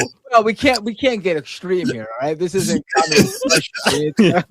We gotta work our way towards Medicare for all first, okay? She's taking the Mallory McMorrow position on healthcare. That's crazy. Accessible healthcare. Now I almost think it is an op, because there's a lot of memes about how like U.S. leftists specifically will ignore like all these like crimes and war crimes and atrocities like their country does, as long as they get healthcare. Like that's the meme, right? It's like, yeah, that's the U.S. left. They're effectively like, give me healthcare. I don't care if you bomb Libya to the ground, things like that, right? Right. So this is that meme just manifests into a candidate. So she's also taken the Kamala position on LGBTQ plus rights. She's not mentioning trans people a single time. There are very specific things that trans people need to be protected, and it's just like vague LGBTQ plus people. Yeah, I don't want to be conspiratorial. I'm leaning towards like, bro, AIPAC is like, what if we paid a candidate to make them look like they're evil, like evil leftists? No, I mean, that's probably not the case. Like, I'm not actually making the allegation. It just feels like she's going out of her way to make us look like dipshits. And I don't appreciate that, because the whole, like, we've been trying for almost We 3 can years make now. ourselves look like dipshits Yeah, well we enough do on that our every own. We don't need any day, fucking help. right? Thanks, APAC. We don't need your help. No, but And like you for 3 years, we've been trying to make sure we go out of our way to get people to understand that anti-Zionism is not the same as anti-Semitism. And when we talk about Zionism, we're not talking about Jewish people. We're talking about the government of Israel. And we're very careful with our language because they're so, they're so willing to slander us and call us anti-Semitic for criticizing the policies of the Israeli government. So when you have somebody come along and be like, I want to throw the Zionists in concentration camps, the people who are like, oh, when they say Zionist, they mean Jew, like it makes it look like that's a legitimate argument when I don't agree with that. I think that's fucking unhinged. Yeah, I think it's bizarre that this person would come out of left field and get all this suddenly But all I guess this the bigger attention. question and the fun question is to pull out the old lever and see if you guys want a trolley problem this though, because what's the her opponent? You know about her opponent? Is I don't, but is her opponent super shitty? Because if so, then it's like, well, what do? Do you take the Marjorie Taylor Blue, roll the dice, and just introduce a little chaos energy into the? Let me throw a wrench into your little trolley problem here, Lance. Okay, I'm going to give you 2 facts about her. Okay, or him. So it's a male opponent. He's endorsed by AOC. Oh, but is a Henry Cuellar Democrat. He's a cop. He's a former cop. What? And I assume, do with that information what you will. And I assume, well, I think people could change their mind after experiencing what, but he's got to actually have changed his mind. He had to have an awakening here. if he's pro-Israel, it's 100% the meme, because the choice really comes down to, like, are you going to accept someone completely unhinged who you don't really know much about and where she's going with all this, but she's actually going to be better on foreign policy so people don't suffer around the world as much? Is that but you won't get the public option. You won't get Medicare for all. You'll be stuck with the public option. Let me see what this person's name is. So according to, and Hassan has weighed in on this, according to Dave Weigel, again, forgive me if I have some details incorrect because I have not been following his this name race. is Weigel. Last name is pronounced Weigel. Okay, thank you. No problem. He says, haven't seen anyone else point out, criticize this AOC endorsed a police officer who, if he gets into Congress, will likely vote more with Cuellar than her. And so let me just see what Hassan had to say. And the biggest error, in my opinion, was for her to then turn around and endorse Johnny Garcia. Johnny Garcia, okay. Okay. If you're in Texas 35, go vote for Johnny Garcia. Okay. That's ridiculous. You are under no obligation at all to endorse and push for a fucking sheriff that is pro-ICE. Whoa. No, what? Wait, whoa. I take back pro-Israel. what I said That's about, crazy. but people could change. Oh, he's okay. Apparently he hasn't Like, changed. even if I'm looking he at his somehow platform. wins and is a part of this coalition, then that's fine. Oh my God. That's really bad. You're kind of pissing me off. Anti-Semitism is not a negotiation tactic for the cause. We should be principled in general. Okay, so I pulled up his. I would say AOC that I just wouldn't endorse. Like you could safely say, yeah, don't endorse the candidate who's talking about, building the concentration camps for pedophiles, but also I wouldn't endorse the pro-ICE guy either. Like I would sit this one out. You don't have to absolutely endorse every candidate in every riding. You don't. Yeah, I would definitely sit this one out. So if you look at his he doesn't have much of a page. Healthcare affordable. So he wants more subsidies for the ACA. So his opponent is a little bit better on that, for what it's worth. He does want to stop lawmakers from trading stocks, but when it comes to immigration, you can very much see the cop come out in him. Our immigration system is broken, and it will take serious lawmakers together from both parties as well as labor and business interests, okay, to forge real solutions. Comprehensive immigration reform includes border security and knowing who enters our country, as well as orderly pathways to citizenship, work visas, and meeting our economic needs. And we also need serious reforms to ICE, so not abolish. That's important to note. No, that's refocusing the agency and on targeting sex traffickers, human traffickers, and other serious criminal networks. So you can already see, like, this dude is just going to be a conservative based on this. Create pathways to higher paying jobs. Bro, he's like incrementalisming the fucking, like, a job. I don't even know what to make of this. He's against tariffs. What are the endorsements? Okay, so he has Buttigieg and Kesar. Wow. That's a weird combination. Yeah, I'm assuming AOC is going to be here. In the roster. Huh. What the fuck? Who's this? Is this Castro? Joaquin Castro. Yeah. Okay, Julian is the better twin of the two. Congressman Lloyd Doggett. This is weird. He's got a sheriff, so that's a red flag, and a sheriff in a cowboy hat. So double red flag. I mean, why don't we just like nuke this race and start over? Just cancel the election. That's why this one's kind of fun, because the stakes are a lot lower, right? I'm not like, it's not an actual trolley problem. I think my honest answer would be, is there no other option here? Could there not be a third thing? Can someone else not run who is like, I am for the emancipation of Palestinian people and fuck ICE and Medicare for all, and there you go, and trans rights are human rights. That doesn't seem like a lot to ask, right? Right. No. I feel like that's not unreasonable, but I guess it is. One thing that I'm noticing is, so this is it's a leaning Republican district according to Cook, but it's open, and okay, never mind. It looks like it's a new district because it was previously held by mostly Greg Kesar. Let me share what I'm looking at here. You know what else is interesting though? What if she can corner that coveted right-wing vote that the Democrats want so badly, because one of her policies is castrating pedophiles? Like, if she makes that her slogan, for Congress, castrate the pedophiles. But they're pro-pedophile now, so that might offend them. Oh, that's true. That's the problem. Yeah. Well, she's a little bit too late on that. Yeah. So it's probably going to be a Republican that wins. Although, I mean, if it just leans Republican in this climate, maybe they have a chance. I don't know what to say. I don't know what to make of this. I think that it's a little bit demoralizing to see this. But if you're feeling depressed, look at the results from Tuesday. It was much, much better. We got Chris Rabb and Charles Booker. He won in Kentucky, so it's going to be an uphill battle. But Chris Rabb is almost certainly going to be a member of Congress. So let's take the dub, because goddamn, some of these races are really, really depressing. That's wild. And on the subject of Republicans loving pedophiles, as you all know, Thomas Massie was ousted because he tried to release the Epstein files. I feel like that is such an embarrassment for the Republican Party. But if you look at the reaction, I mean, you have a hyper online libertarian portion, mostly younger people who were really pissed off. But most of the chuds were celebrating. They were doing the double jerk off dance. They were spitting on Massie, pissing on his grave, his political grave.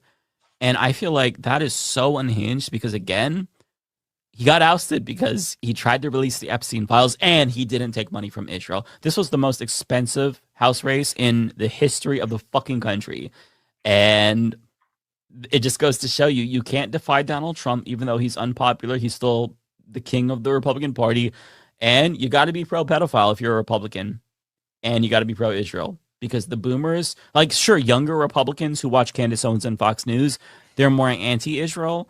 But older Republicans are still very much pro-Israel, and they don't tolerate that shit in primaries. So it's really bleak for the Republican Party. It's looking a little bit better in the Democratic Party, because it seems like the Democratic Party base really is voting for more progressive options. And I'm going to be cautiously optimistic about that. We'll see how 2028 goes. But the Thomas Massie situation was actually crazy, because if you look at his voting record, he genuinely is a very, very loyal Republican. He just deviated on a couple of issues and Trump destroyed him, primarily because he pulled the string that could unravel this whole pedophile cabal that's starting to unravel it. It hasn't led to any consequences, of course. Trump's not going to spend a day in prison for touching kids, but it still exposed him, and it was delegitimizing. So that's enough. He's insulted by what Massey did, and it destroyed him. It destroyed Marjorie Taylor Greene, and it is maybe going to destroy Lauren Boebert, although she's like doing everything she can to lick his boots currently because she doesn't want to get on his bad side. I agree with everything except Marjorie Taylor Greene. I think she just quit. That's true. That's true. Yeah, she I don't couldn't think take the heat. As a hero or a martyr. Yeah, oh no, she's not a martyr. The heat that she's been dishing out to like trans kids for years, right? Oh like, yeah. Oh yeah, I'm getting all these angry people saying mean things about me. I was like, that's what you do for a living. Yeah, I feel no sympathy for her whatsoever. I don't buy this bullshit that you see pushed from some people on the left that she we should embrace her. No, don't make her the Liz Cheney for leftists. She's a piece of shit. Carlson. Have you seen how many people are doing like not even like 180s on them, but they're just like that thing where it's like, I hate to be the next person to have to point this out, but Tucker Carlson is making a lot of sense these days. You're like, what, the broken clock on this one issue is making a little bit of sense. Like, wasn't it like a couple of weeks ago, or maybe it was a couple of months ago? But he released a special on how he got attacked by demons in his bed at home, and he said he has claw marks. Like he didn't show them. That's a fucked up thing to say, that I've got the claw marks of demons on his body. I mean, it could be like the 3 giant dogs that sleep in his bed with him, but yeah, he admitted this, didn't he, in the same fucking segment? He's like, oh, I have like 3 or 4 big dogs that sleep in my bed with me. Hounds or something. I know. Why would you have scratches on your back? That's crazy. Demonic forces. I've had scratches on my stomach sleeping with dogs because my dog's like clawing at me, open the blanket, I want to get under. That's what they do. Don't sleep with them in the bed, or otherwise they're going to act like demons and they're going to claw your back. It's crazy to me. That's like, oh man, that's the one I don't understand at all, is the Tucker Carlson one. I just feel people have really bad short-term memories. Like I don't want to say this to sound like the cancel culture Karen or something like that. I would prefer if less people were shitty. Like I would prefer if Tucker Carlson was on a genuine pathway to bettering himself. That would be awesome. Mm-hmm. And then I'll see all these clips from him being like, maybe we shouldn't be so mean to Palestinians. I'm like, okay. He's crossing below the threshold of bare level humanity. And then next week it's like he's got Nick Fuentes on his show and they're talking about how porn makes you gay and trans and not like a shred of irony. And for like 40 minutes straight with a Nazi just being like, yeah, watching porn makes you gay, like all this kind of stuff. Like maybe that's his origin story. I don't know. But like that's just fucked. I don't know. Yeah, not to mention the pro-Hitler historian he brought on his program. I don't remember the guy's name, but he was basically saying that, Hitler wasn't the biggest villain of World War II. Yeah. Or I don't know if he worded it that way. He might have said something like Winston Churchill was the biggest villain of that time. And it's like, forgetting anybody, bud? Like, anybody at all? And yeah, it pisses me off because if you're a leftist and you see a Republican saying this, I think that the obvious response is, good. I'm glad that they're saying this because at the bare minimum, it will cause infighting within the Republican Party, and we want our opponent to be weaker. That's great. Yes. But you also, I would like a strong Republican Party. Yeah, like Obama and Pelosi, right? Love that. Oh, Harris. But I mean, how do you get so excited for somebody saying something when the left has been saying this for years? We've made all of these same points, but better, and we have better politics, and we're much more consistent when it comes to human rights. But yet, Tucker Carlson gets all the credit. It's like fucking stolen valor. Although I think that the reason why you see TYT in particular and that ilk make so much of a fuss about Marjorie Greene and Tucker Carlson is because I think that they are their path towards republicanism. It's a really straight line from populist left to populist right, because they agree with them on immigration, on homelessness, on so many other issues, on crime, and policing, like all that exactly. Stuff. So I genuinely think that this is like, it's a logical leap. It doesn't look like I sell out. It's not as sharp of a turn as Dave Rubin was or Jimmy Dore. This is more logical, where it's like it's a different brand of populism, where we find some agreement. Maybe we have a lot of disagreement, but I feel like this is their path to republicanism.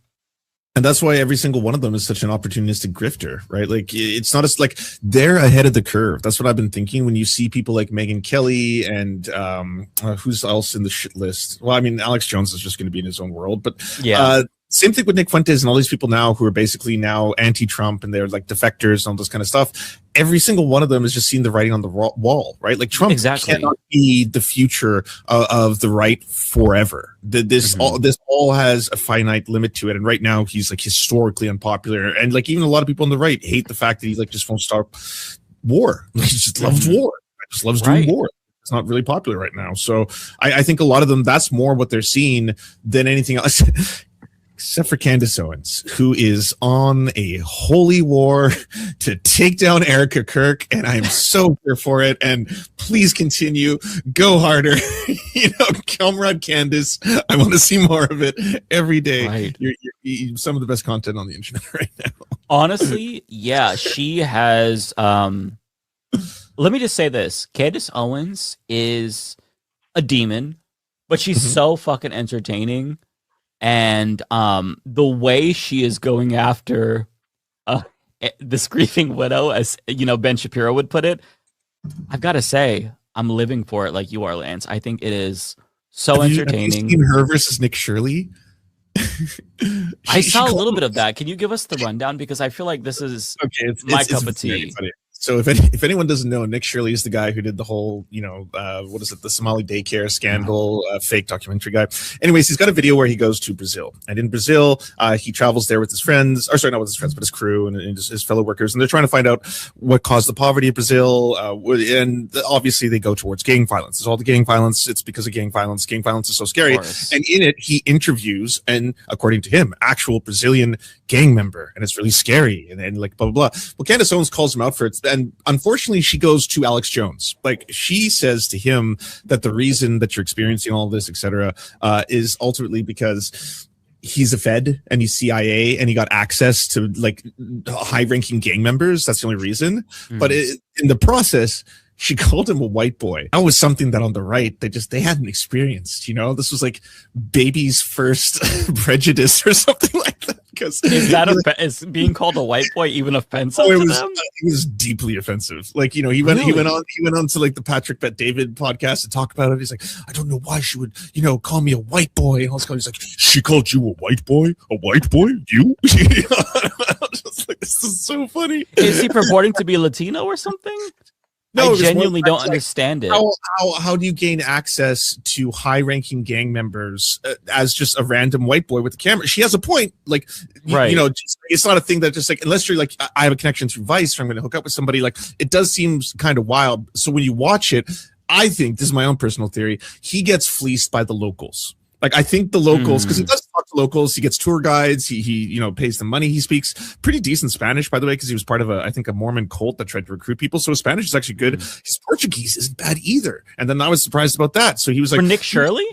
Nick Shirley, like, he speaks every language but English. It's so wild, and he's just like, it's walking around there. But in the middle of it, obviously, all I'm thinking is that, like, if this happened here, if someone came up to me and was like, I really want to meet the dangerous gangs of Vancouver, I'd be like, I'll hook you up, man. I know some people, like, they're crazy, man. I would do that, and then all it does is he goes somewhere with someone with a tour guide. Nonetheless, they cut to him inside of an area where they turn on flashlights only, so it looks all spooky, and then someone comes out with their face covered, and all Nick has to say is like, how you doing, man? And immediately he's just like, I love to kill cops. I'm a cop killer. I want to kill all the cops. My favorite thing is to kill all the cops. I'm here to kill cops. My favorite thing is killing cops. I love the blood of cops. Like, and you're like, oh my god. And then 2 seconds later, Nick's like, and like, no more questions. He's like, I hate civilians. I'm gonna kill all the civilians, kill everybody. I'll kill every single civilian, every single cop. I'll kill every. I'm like, wow, this is the baddest motherfucker that ever existed. Or, maybe he just gets people to open up. He's got that quality about him. They just like, they want to share everything. Yeah. That's crazy. So I think she gets a half win here. I think she's right in that I don't know if he actually interviewed real gang members, but I don't think it's proof that he's a CIA or a Fed. I think that your interpretation of it makes the most sense, because he's very clearly ignorant. They can exploit his ignorance. I'm sure that, like, he is paying them to give him the hookup. So I mean, if you're trying to make money off this dumbass foreigner, why wouldn't you? Be like, yeah, I know where the gangster is. Let me get him. Yeah, exactly. yeah. Yeah. Oh my God, he was here the whole time. Mike, no. God, that's I'm actually blown away that he speaks more languages. Spanish. Yeah, his Spanish is pretty good. I was actually was like, WAP, and then a bunch of people in the chat were like, "Oh, it's because he was like in a cult, and they tried to recruit people from Mexico and stuff like that." So that's is he from Mexico? No, he was in a Mormon cult. I think like so. I'm not sure how familiar you are with Mormonism, but like I believe when you reach 16 or 17, you basically have to go on your. I forget their particular name for it. You and one other Mormon have to travel to another country. It could be anywhere in the world, right? You never know where you're going, right? And you're like a missionary. Yeah, you're a missionary. And you go there to try and recruit as many souls.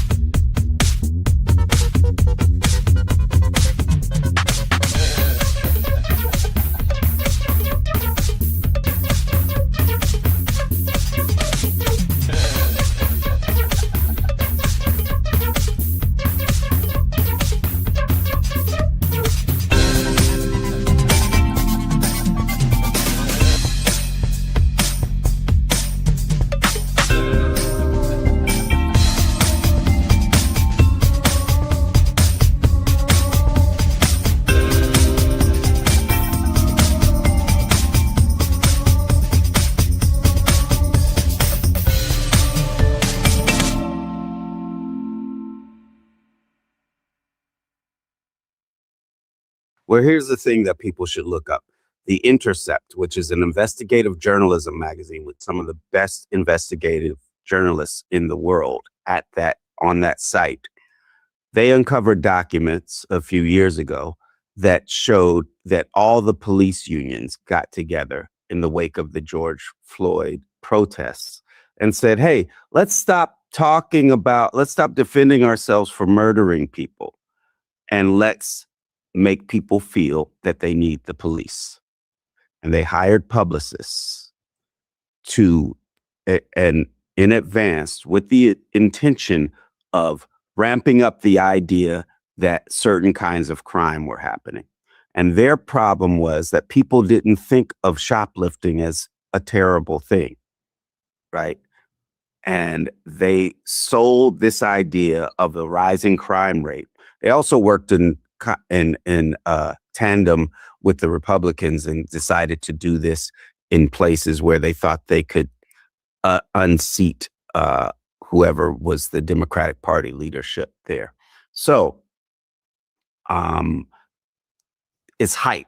It's hysteria that is manufactured. Obviously, I'm saying in this movie, this does happen, boosting happens. But the reason it was in the news so much and the reason it was even on Instagram sites. There are Instagram sites that I've uncovered. If you look in my thing, I've proven that they are putting out false information and that they are getting their money from mysterious people who are buying T-shirts from them with no designs on it, right? That they're getting funded basically through these things. Anyway, so we've got manufactured hype happening, and the idea doesn't matter with or without that aspect. The idea is that has been around for a while, is to villainize this group of folks who are trying to survive as the reason for society's ills, right? As the thing that's bringing down the economy. When we see, okay, after that hype is happening, even without looking at the differences in the broad statistics where crime is actually going down, we saw in the Bay Area, publicists made the announcement for the police that CVS's were closing in the Bay Area. A bunch of them were closing because of shoplifting, and CVS actually went along with that. They didn't deny it at first. Then it came out a few months later. The CEO of CVS said in a shareholder meeting, "Oh, that was bullshit. We're closing because of online shopping," right? And so the thing is it's a distraction. If you've seen my show, I'm a Virgo, I talk about how crime and poverty is necessitated by the economic system that we're in, that you can't have full employment under capitalism. Otherwise there's too much power that the working class has. So they worry about the unemployment statistic going down too much. And but the point is that the real criminal is the economic system that we're in. And the real cause to your problems is the exploitation of your labor, and the folks that the boosters are stealing from.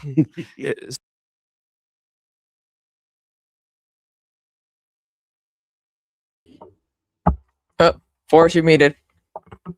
Anyway, welcome to Absurdity Space, y'all. Forrest is muted. He always has issues with his mic these days. So, nope, can't hear you. Can't hear you. Anyway, guys, what's up? There's a lot of stuff going on. Hassan Piker got subpoenaed. Technically, he still hasn't received it. So that's interesting because I don't know why they're saying he got subpoenaed when he hasn't. They've been stalking him and his dog walker and stuff. Collargate's still going strong. A lot of weird stuff happening. Can you hear me? Am I here? I can hear you. Okay. Yeah. Yeah, I don't know what's going on with this microphone. You just gotta keep checking to make sure your mic is connected in your settings. Well, it's not that. It's I think the cord is starting to go. Oh. But I don't know. I mean, it's fine. Worst case, I'll just get another USB-C cord or whatever. Mm-hmm. But yeah. Apparently there was a message posted by Melissa Garriga, the Code Pink. She's like, yeah. She's on, yeah. She said as like a status, she has a point of clarification regarding the subpoenas, because maybe not the most important thing right now, but distinction matters. No one was subpoenaed in the sense everyone is thinking. OFAC allegedly sent requests for information to some convoy participants. This is very different from being served a federal subpoena. No one was served papers. An RFI is an official request from a government agency, but doesn't hold the exact legal weight as a federal subpoena, meaning it's not enforceable like a subpoena. It is literally what it says. It's an informal request for information. Just wanted to make that distinction because I'm seeing a lot of headlines that say the Trump administration served subpoenas or were subpoenaed by federal government, which is not really an accurate description and has an entirely different meaning. Yeah, because and another thing too, a lot of people are like, with us, why not everyone else that was there? I think going after Code Pink, my conspiracy, put my little tinfoil hat on, is when they protested Trump at that restaurant, because a lot of people are like, liberals are like, oh, we're all leftist organizations. They're protesting Trump. They literally went as close as you could possibly get than any other liberal to him at a restaurant. So that's probably why he's going after Medea Benjamin.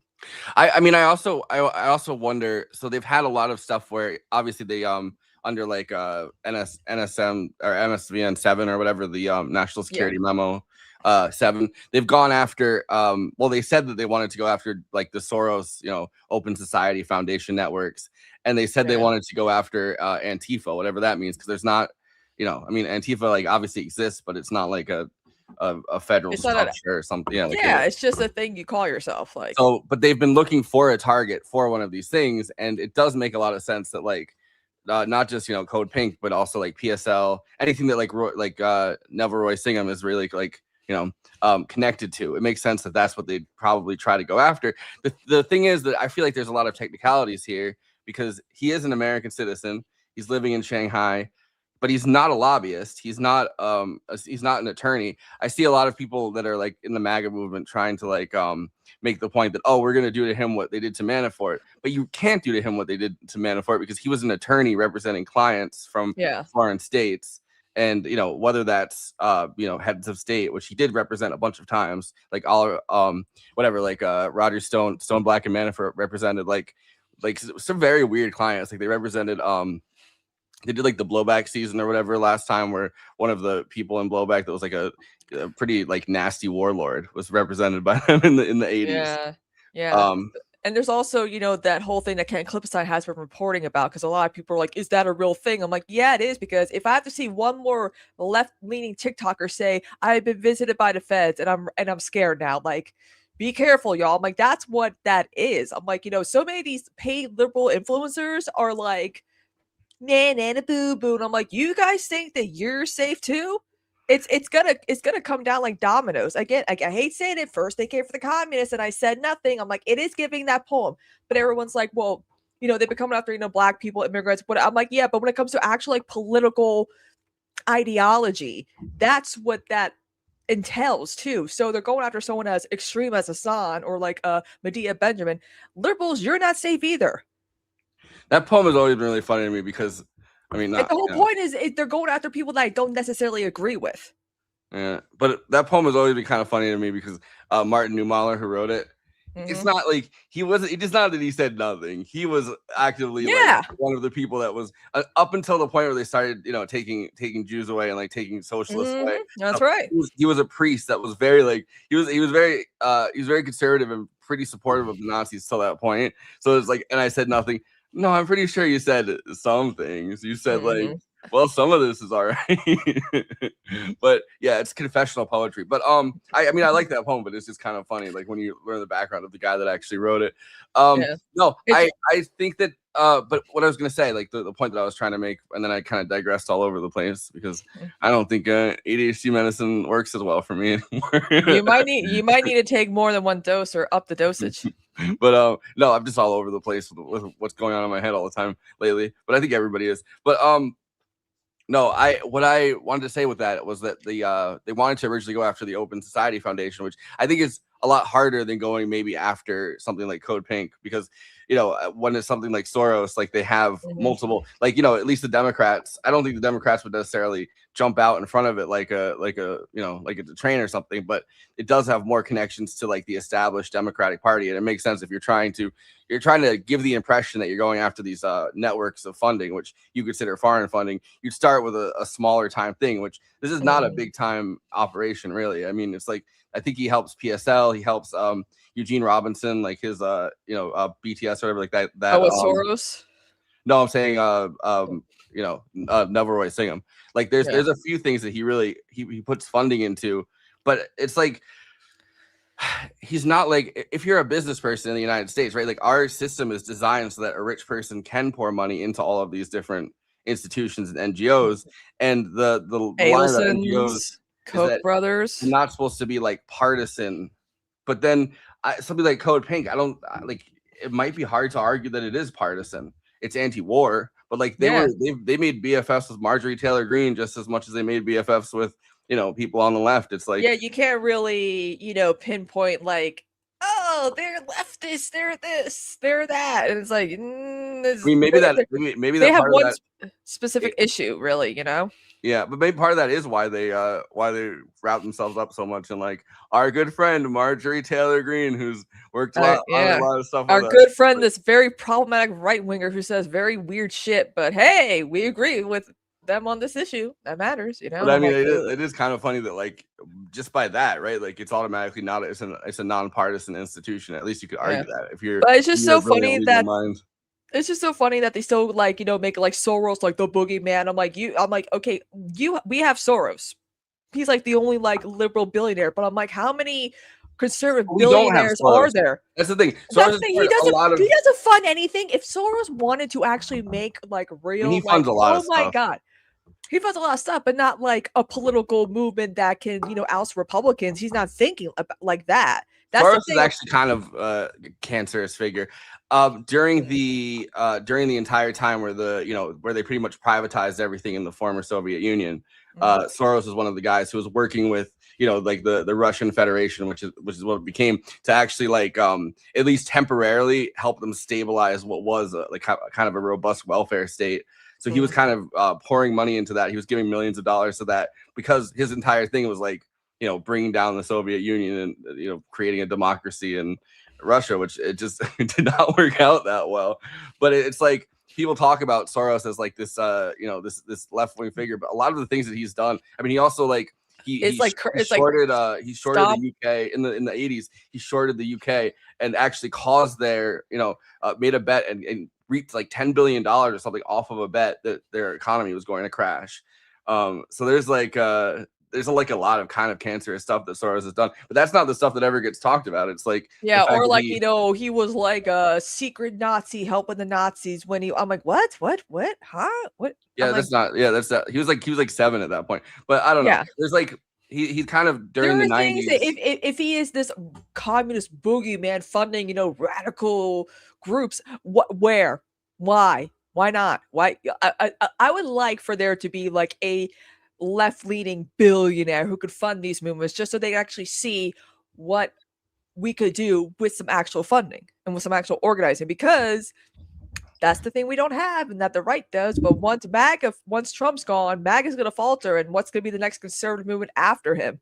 I don't know. It is exactly this. Trump and Soros are evil because they're both capitalists. It's nothing to do with their I mean, I hate the idea of billionaires having any kind of sway over anything. Because I think that they just end up twisting government into their own image. They end up twisting government. Look at what happened in Delaware. They're out here saying if corporations own land, they can vote. One of the funniest things though is because like in the obviously like a lot of Eastern European countries like that are like kind of far right or like center right now, like the whole image of Soros is used in some pretty anti-Semitic ways. They make it. They do like the anti-Semitic caricature stuff, and I'm like, oh yeah, right. Where you guys are definitely. Guess where they also do pretty anti-Semitic caricatures of George Soros. Who? In Israel. Of course. What, he's not pro-Israel enough for them? Well, yeah, I mean they accuse him of not being pro-Israel enough for them. I don't think that that's the case. Like a self-hating Jew or whatever the hell they call it. Yeah, but they also use the Nazi imagery of like a puppet master, of like a Jewish puppet master. That is as anti-Semitic as it comes, though, right? They do that in like I was reading because I was looking at this the other day. I was thinking about this. I was thinking about this in the context of the like Neville Roy Singham thing and like the idea of like money pouring in these like political networks.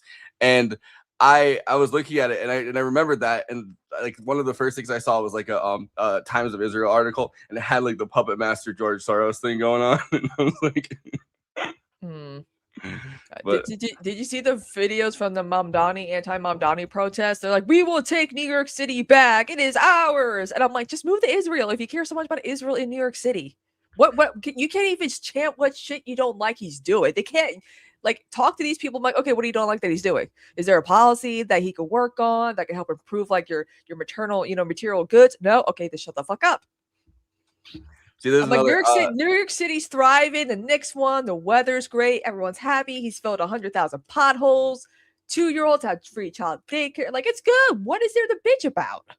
Look, this is another one that I found.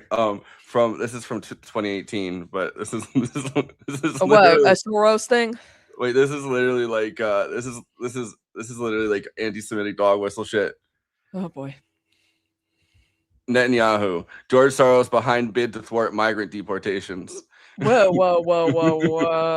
He's literally doing like white genocide / like the white genocide / like great replacement style stuff, but they're doing it against George Soros from Israel. I'm sorry, but Hitler could have sent all of y'all to Madagascar, but instead the other idea was to kill y'all. What the hell? Like what the?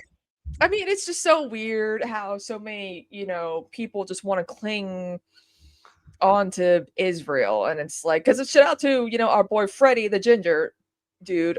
He was talking about like the protests and all that. Because they were chanting, from the river to the sea, New York City will be free. And we're like, what river? The Hudson River? What sea? Yeah. What? No, What? it's from the Hudson River to the East River. Yeah. Come on, people. Like they're doing like the pro-Palestinian chants, but it's like it ain't hitting. My And then they're like the my poor favorite that Mamdani, and I'm like, how is this not racist? This is not something that liberals should be supporting. There was like a Democrats rabbi should not on be stage. supporting. There was like a rabbi on stage outside of the Bring out the Hasidic Gracie Jews to Mansion. counter protest. And he was like, we must stand against. He was like, we must stand against Islamism, communism. And I was like, and he was like, and anti-Semitism. And I was like, all right, well, if you're throwing communism in there, which is blatantly like not, you know what I mean? Like you're kind of, changing the point up a little bit. Like, yeah. It's just Tom Steyer, a self-hating billionaire. I mean, not really, right? Like, it's not like he's, he wants to use his wealth for actually some decent stuff now. And as someone who has some experience with Tom Steyer's campaign, I have a story to tell. And I hope this works with liberal influencers. But Tom Steyer stole Bernie Sanders staffers in South Carolina, very important primary state. Will that make y'all like him and want to vote for him if I mention that? Because he literally did do that. He only made grounds. He only planted in South Carolina. Yeah, he literally only went to South Carolina. Yeah, like every other ad, I couldn't escape. I would watch the majority report, Tom Steyer ad, all Tom Steyer ads. I would watch TYT in the evening, all Tom Steyer ads. I try to watch whatever, all Tom Steyer ads, because we had a Roku, whatever. Bernie provided us with some good internet, great stuff. We always had events there. But in the beginning, things were kind of wonky in South Carolina because you would think Bernie would have learned the second time around to really just focus on South Carolina, but in the beginning, a lot of Bernie staffers who were Black left because they were like, interpersonal, blah, blah, blah. I'm not going to work on another campaign. I'm going to focus on myself, do other stuff. And then like a day or two later, all these people that I befriended with are like working for Tom Steyer. And everyone's like, oh, he can afford to pay these people like $5,000 a month, probably. And so they can work. And then they were like, oh, he's the best. The Tom Steyer is a self-hating billionaire the same way that George Soros is a self-hating Jew. Like not really. But like these people were spewing like, oh, he's the best candidate. He could defeat. He could be he's gonna be the Democratic nominee. And I'm like, in what world where Jim Clyburn is? He ain't gonna endorse him. He's gonna probably endorse someone like Biden, which. But I'm like, Biden's best friend. Yeah, I'm like Tom Steyer. You guys are only in it because you need the money. I get it, but just say it. Just say it. Just say you do. Just say it's for the money. I get it. Bernie wasn't paying, he couldn't afford it, but I get it. I still remember what's her name? Simone Sanders when she left the Bernie campaign the first time and then became Biden's campaign spokesperson. And it's like, no offense, but who was there on the front lines during the civil rights era? Bernie. But it's like, she had to pretend it wasn't for the money. And every time she went on CNN, she's like, no, I just really believe in Biden's campaign. And then we never saw her again. I know. It's funny as hell. It's just so funny how some of these people they still like, oh, Bernie hates, but they're like, why didn't he get the Black vote or whatever? I'm like, he got the younger vote. I mean, again, in 2016, everyone's like, oh, his base is too white and too male, too moderate. I'm like, okay, well, that's not good. Okay, I get it. But then in 2020, they're like, oh, his base is too young and diverse. He needs white moderates to vote for him. And I'm like, they said his base is too young and diverse, but also only white people like him. And it went from one like extreme to another. And it's like we see, and I remember watching, the whole, I just want to say hi, Bernie. Yeah, okay, good. Or when Chris Matthews said that thing, we all remember him saying it, and all of us in the Bernie office were like, what the fuck did he just say? When he said, do people forget that Bernie lost a huge chunk of his family in the Holocaust? Wait, was it when he said that there's going to be he's going to execute? Yeah, something like that. I was like, hell yeah, just do that. Just do that to Chris Matthews. Bernie's not some it's so funny when people think Bernie was like this extreme guy because he did like a rape essay or said something like whatever. But I'm like, but his voting record was, for the most part, did he vote for the crime bill? I think he voted. He voted for the crime bill. Yes, but he gave speeches about. he tried to mitigate his vote, but I think there was only like one person that didn't. Like Bobby Rush, the former Black Panther, voted for the crime bill. Like everyone voted for the crime bill because like the reason was, and this is it's kind of ironic that it's Bill Clinton, passing this crime bill, right? But it's first Black president. Remember that. They included the Domestic Violence Act, which yes, the Violence Against Women Act. Yeah, that's why. Because they always try to do that.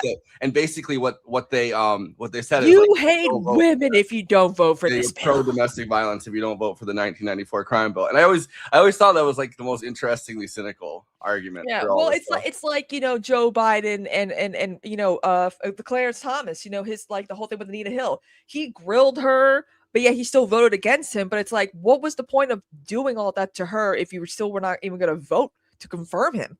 He actually he privately apologized to her, and she's like, I want like you to apologize for all women that like, because there was other women who were like, yeah, Clarence Thomas, harassed me too, and and again, a lot of these women. The 90s were really good shit show. I feel like with all this stuff. Yeah, but being same thing with Christy Blasey Ford. Like a lot of people don't understand this. Like with the one labor activist, what was his name? He got exposed. Yes. The only reason why women come forward is when rumor gets out that a certain dude is being investigated for stuff, and some women, there's a rumor that it was this woman or that woman, and so women are like, yeah, it was me. It was, I'm the victim or whatever. He's not like, they're like, it's me. Dolores Huerta, who's like, a hero of the farm workers. She kept it private. Well, she had two kids with him, but I think gave them up for adoption because it was like a case of rape, and it's like, but like the thing is that if she didn't come forward with that and say like, hey, this is what happened to me, obviously they would have been like, she would have been treated like, she would have been treated. Which other people were talking about how kind of she acted as an enforcer for Cesar Chavez a lot of times, but it's like, I don't know, it doesn't mitigate the fact that she's not also an abuse victim. You know what I mean? Like, yeah, like that's the thing. Like a lot of people are like, how come these women didn't say, put like a giant thing on the chest, like it was me? I'm like, because they don't want to reveal that. Some you find stuff out decades later. Like look at all the shit that we found out about how old Hollywood operated. Yeah. Well, the thing about even back then, right? Like United Farm Workers was always kind of, it was not a very democratic union. It was the unionism of like the United Farm Workers was very centered around. I mean, it kind of in some way. I mean, not to like play into stereotypes or whatever, but it almost feels like one of those things where it's like, where they would have like a saint, and the saint would have like a lot of followers. Like that's almost how Cesar Chavez was treated in California, because United Farm Workers, he kind of made the decisions. It was kind of a cult of personality around a small clique of people. So that's why, like, I don't know. That's like the whole thing about people weren't really that. I mean, I think people were shocked, but they weren't that surprised about when that this came out, because there was a long history of Cesar Chavez kind of using his power to kind of get his way and demand things, which is why. Yeah, because that's when if someone is like that, that's when you're like, oh, okay. You hear some stuff about them, it's a little shady, and then you're like, oh, it makes sense because of how they were behaving, how they utilize power, right? Like, you give somebody a little bit of power. Some people, become more democratic with it, and or some people become extremely authoritarian with it, and it's like it feels they gotta get a high on their own supply and their own ego when they realize what they can do with that power of being like one person. Yeah, and so I think the Cesar Chavez story, which he's kind of he's almost like for a long time he was like deified kind of in California, but he's like like Cesar Chavez, like his birthday or whatever is celebrated, and there's a lot of, like, they have to change it as like a different day. It's kind of like everyone's like, oh, Columbus Day or Indigenous Peoples Day. This stuff came out though like just days before they were gonna do that, like their celebration annual, Cesar Chavez celebration. But there was also, he organized the United Farm Workers was originally both Latino, which he was also virulently anti-immigration, which is kind of funny, but it was like Latino, mostly Mexican farm workers. And then also Filipino farm workers. And essentially, Cesar Chavez, when he took control of the United Farm Workers and turned it into one union, basically erased the history of the Filipino farm workers and from the book. So there's been a long-standing thing where like the children of I can't remember the name of the organizer that organized Children of the Corn, right? Just kidding. No, the name of the organizer that had organized the Filipino part of the farm workers union. with Cesar Chavez and had his own kind of people, and they were a lot more militant. They wanted to have a more militant unionism, and that's not what Cesar Chavez wanted. He wanted to kind of work the United Farm Workers within kind of the system, at least in latter parts. So he kind of erased the entire history of the Filipino farm workers and kind of replaced the union in his own image. Yeah, and that's that kind of. There's always that cult personality where you surround a movement based off of like one person and a movement or something. It's just an ideology or whatever. It's just specifically like a newer thing is like named after that person. And we see it all the time. Like I'm still surprised that there are still some stragglers who still support Jim Jones and think it's crazy. I'm like, it's been like over almost 50 years now. What are you doing still supporting him? I think a lot of cult leaders have like emulated things about Jim Jones. Yeah, I mean, well, he got a lot of his stuff from Father Divine, and then the whole revolutionary suicide thing, and that is not what that was about. Okay, we've all read the book. But yeah, so there's that aspect. I can't even remember how we got to this point in this conversation. But I wanted to talk about the Boots Riley thing, and I wanted to tell the audience, run, don't walk to go see. And do not be posting, tweeting that you're texting or whatever during the movie, because Boots Riley will find you and call you out publicly on Twitter like he did Forrest. It wasn't me. No, it was just some guy. I thought it was you. No, it wasn't me. It was some guy like yesterday. Some random guy was like, oh, just whatever in the movie. And he's like, are you texting in the movie? I didn't text during the movie. I did take notes during the movie. I did not text anybody during the movie. Yeah.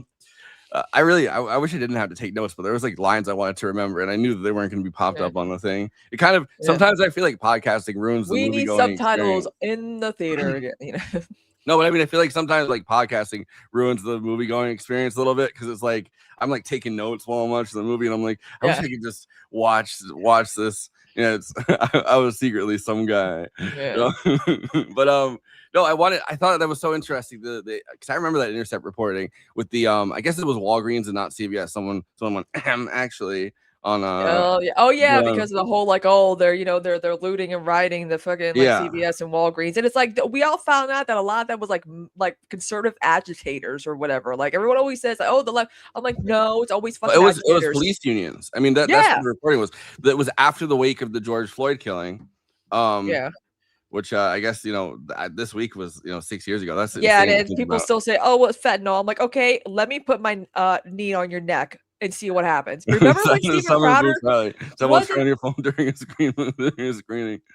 I think it was Steven Crowder who tried to do like a reenactment to prove, and he was like telling the guy not to like go on like too pressure. I'm like, that's the whole point of how he died, you idiot. You're telling them not to put pressure on. That's the whole point. You can't be proving or try to disprove the theory of how George Floyd got murdered when you're not even going to reenact how it really happened. Because you would die.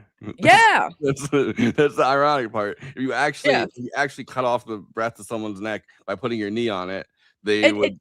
And no offense, that I don't care how big that man is, that amount of fentanyl still would have definitely have killed him faster. Yeah, no, fentanyl is pretty fast. It's also like a lot of other drugs now contain fentanyl, like little bits of fentanyl, and it's look what happened to Prince. The idea that it's definitely fentanyl in a system and not something like not like coke or something like that he was doing, or like any other any number of drugs, like any number of prescription drugs, like pills that you get on the street. Like, I mean, if you touch fentanyl, it could kill you. Like that's how I mean, that's police propaganda. But if you have like an open cut or like whatever, that's police propaganda. But yeah, there's really. I mean, so if it gets into your blood system and doesn't kill you. Well, that's not usually if you touch something with a cut, it doesn't get into your blood system. But there's been a long thing of cops that that overdose on fentanyl, and it's like, oh no, I touched the fentanyl, and it's like I don't know, it's kind of like a long standing, like it's another one. Or of those I have to say mention Euphoria, but they were making the fentanyl but they were also making other drugs, but they weren't cleaning the things, so fentanyl was getting mixed in like regular. Dude, everything like, I hear about pills. that show, everything I hear about that show, I'm like, it makes sense. It was based off of an Israeli show. Yeah, I mean, but it's like the third season is not even based off of like what was going on the Israeli show. It's like Narcos and Breaking Bad, but it's like learning. Welcome to Learning how they Euphoria. traffic, because a lot of people are like, if you're crossing the border, trafficking drugs, and you're not shoving up your your booty hole, your coochie, where you putting it, and then we find out lube and I was like, no, why do people do that? Well, you can tape it to your nuts. That's what people used to do when I was in. Yeah, but now they got the fucking drugs are like, you can definitely they've trained them to really smell that stuff. So it's like they have to swallow it and digest it, and yeah, there's a long. I was like, I don't want to see this. At least people claim that they Audrey's barking in the background, but people claim they tie it around. I've never really gotten how this works. You tie it around your tongue and then you swallow it, and then afterwards you pull it back up in a baggie still, or it goes, the baggie goes through your system. But it all sounds like, I don't know. I was like, what if it pops? I'm like, well, that's kind of the whole point of it, being so tightly, filled and like really tight. But like, I had a customer who he's probably one of the oldest people alive to actually live with spina bifida, because he's like in his 60s. He's lucky. He's probably one of the few people that's still alive, Wait, having it. I don't know. Spina bifida is when like your spine is not fused at the bottom correctly, like a part of your spine. Oh yeah. And it causes a bunch of other issues. He's had surgeries his whole life to kind of like, fix it. But he had like a little minor surgery on his thigh, and he's like, they gave me the stuff that killed Michael Jackson. And he's like, and I gotta be honest, I understand why he wanted to use that to fall asleep, because that was nice. I think what is it, peripheral? It's something like that. Yeah, the milky looking. I'm like, yeah. Yeah, if you're gonna give a guy someone a hospital, like grade A hospital anesthesia, you have to watch them. Yeah, no, it's crazy to just let somebody take that and just be like, he'll be fine as like part of his prescription chest or whatever. Like, he'll sleep. That's how you do it. But nowadays, like, because everyone's like, where's the doctor now? Like, he's trying to open up his own practice. Movie, although fentanyl doesn't give you superpowers, but does it make you Asian? That's my question. Is that why Scarlett Johansson was able to be? Like, it was funny because in the day and age with a lot of celebrities dying from like ketamine overdoses and like fentanyl being laced in their prescription drugs that shouldn't be laced. A lot of the doctors or like drug dealers are serving like 20 to life in prison. Meanwhile, Conrad Murray, who gave Michael Jackson the propofol, only served like 2 years. Yeah. I guess people are realizing like, oh shit, this is actually bad. It might be because propanol, like that drug is not a controlled substance the same way that something like ketamine is. But like, I do think like it is interesting, like the idea of just handing somebody ketamine. Like the whole thing about a ketamine treatment is you're supposed to do it in the clinic. And Elon. It's like a regulated amount, and you go there and you sit there, and there's supposed to be like lights in it, and it's like you're supposed to get treatment there. They're not. I don't think they're supposed to give you the ketamine to go home. Yeah, that's Elon's problem. Did you see that he fucking saw Miles Young's tweet about Ashley St. Clair and Hassan? He immediately unfollowed him, and then he got sad. And I'm like, what the hell? And then Stabby's on Hassan's stream yesterday. My thing was like, because Ian Miles Chong he follows everything. It's so weird. But he was too pro Israel to live in Malaysia. That was the whole thing. So he had to move to Dubai, which you're not really supposed to be pro Israel there either, but you're allowed to be. But my thing is that because he was posting like these videos of him sitting in a restaurant or something while rockets were flying in Dubai, which Dubai is fucked from here on out. Yeah, there are a lot of influencers that are traveling to Dubai right now, and everyone's like, why? But I think Dubai is because the entire premise of Dubai, right, is it's supposed to be like this playground for the rich that you're like incredibly safe in. And and now that they know that are you there? Iran, like now they know that Iran could just send missiles into Dubai and just hit it, and like now that it's in the crossfire, I feel like Dubai is just kind of permanently fucked because the entire premise that it's based on as a society is kind of gone. But Ian Miles Chong was sitting at a restaurant while it happened, and my thing is like the next time rockets fly at Dubai, he's just gonna run in front of one of them and like just let it hit him because he's like, Elon no longer follows me. Yeah, it's just so funny that it's like, oh my god, he sees the tweet and immediately like, I'm like, he must have like people watching, like, but then he's always on Twitter. He's just like us. He's no better. Elon, you know better than us, dude. We should send Ian Miles Chong to open the strait. Yeah. Open the straight, you bastards. Remember he took a photo of like a pretty girl and everyone was like, "Oh, that's your girlfriend," and she's like, actually no, I'm his friend's girlfriend." I'm like, "He has friends." Yeah, I remember.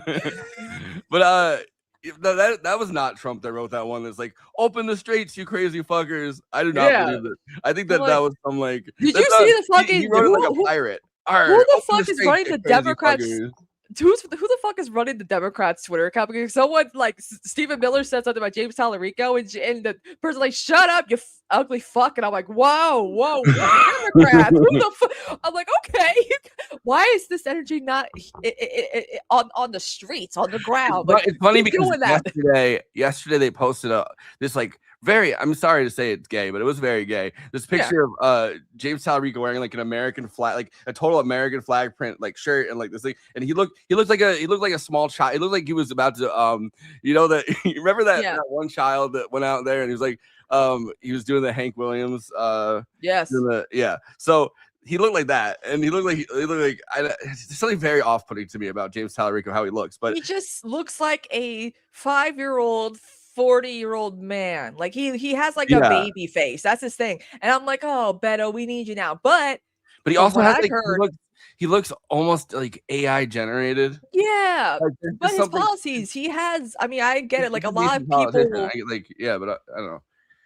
A lot of people like, well, what about Jasmine Crockett? I'm like, Jasmine Crockett, you think they would not have attacked her? They would have made every freaking stereotype of like a sassy black woman ad ever. You think she would have not been attacked? There was so much racist shit about her just on Twitter. Like, every time she talked to anyone, they're like, "Oh, look, Jasmine Crockett." And then they had the whole thing where Benny Johnson, I hate that fucking guy, but he went to her he is gay. But he went to her school, like her former school, and was stalking around like the school and was like, "Look at this $40,000 a year school." Which, it makes sense that that's the line of attack you'd have it. But I don't think it went as well because they're like, "No, we want to be racist towards her. We don't want to say she went to private school." Yeah, how dare you say that? We're trying to make her seem as ghetto as possible. Like that's the whole thing. Like it's so funny that her supporters they're trying to say she's stupid and like illiterate and ghetto, but also she's faking that because like there's always a 2-track thing where it's like it's like it can't be both. You can't you gotta stick to one specific thing, and like making James Tallarico seem like emasculate, like very, very like not a masculine type of man, that could work because he kind of seems like that, very feminine man. But like with Jasmine Crockett, you can't than like Beto or somebody like that though, because I do think that his Christian thing plays very well, but they're leaning into it. But it's like I don't know. There's. But also too, Jasmine Crockett insulted a huge voting block. I keep telling people this. I'm like, Texas, the Latino, it doesn't matter. It's the Latino vote in the border states that matter. If you insult them, they're not going to like you. You can't be making cotton picking, analogies to immigrants at a time where anti-immigrant sentiment is running rampant, and her getting crypto money. We need illegal immigrants because we need them to be the new slaves. That's basically what she why would you said. say that? I was like, what do you mean? Girl, no, don't say that. You're in Texas? No. I don't know. I think she should have stayed. No, it was racism for why she lost. I'm like, no, she ran an ego-driven Trumpian campaign. It might have been racism. It's just not the racism you think.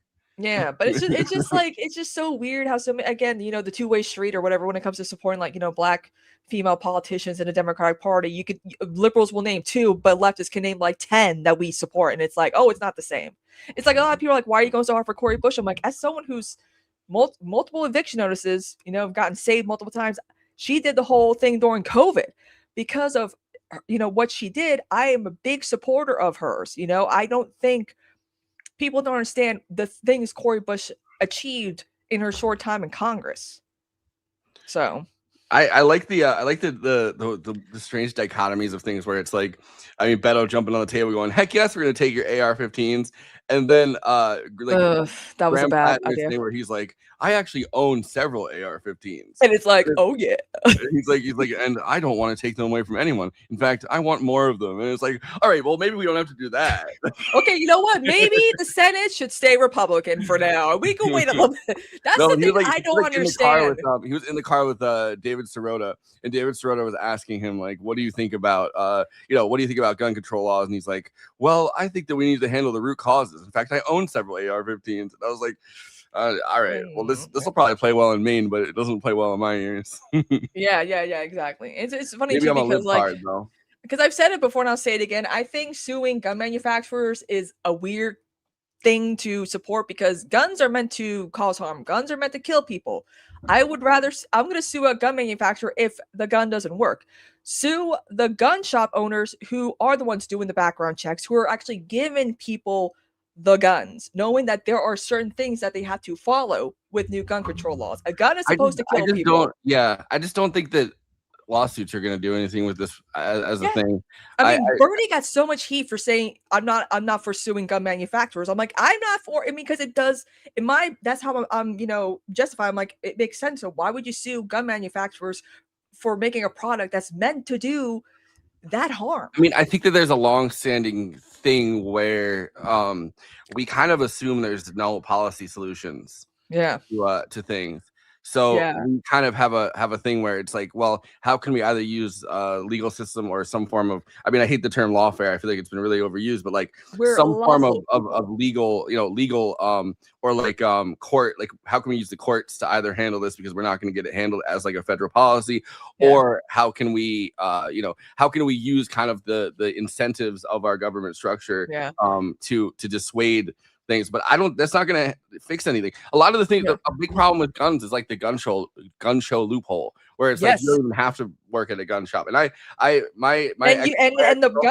people at these gun shows can price them at any. I mean, again, like It's Always Sunny in Philadelphia dealt with that, the issue of like how to get a gun and all the loopholes. Because remember, at first, it was one half was for and one half was against, but then at the end, they all switched, but Frank remained the same. Yeah, I remember. But like my ex-girlfriend had like family members that kind of went to gun shows and like would help sell guns to gun shows, and it was like it's crazy what you're allowed to get away with under that loophole. It's like and they can't really do anything about it because there is that loophole, and it's like I don't know, that was kind of eye-opening to me with like how we were watching the old, because everyone's like, what happened to the NRA? I'm like, we treat gun mass shootings now like, oh, okay, whatever. It's no big deal anymore because we didn't do anything about some of the last major. There's been so many mass shootings I can't keep up, but like we just gave up, and the NRA is like, our work here is done. There's been interpersonal issues. The NRA, we covered this with that shooting in Australia. Yeah, that actually enacted gun control with its conservative government. So the NRA went to California to help them set up their own NRA. Yeah, and now, AIPAC is now that everyone's like, why is everyone attacking AIPAC right now? I'm like, because they're the number one lobby group in America now. It's not the NRA anymore that we have to go after. It's now AIPAC. California's going after 3D printing because of guns, though you could get a semi-automatic from any gun show that would do far more damage than anything you could print. Yeah, it's like those ghost guns. A lot of them I feel like don't even work. But the thing remember we were like freaking out about them? I feel like part of the problem with the ghost gun thing is that it's been you can't track them.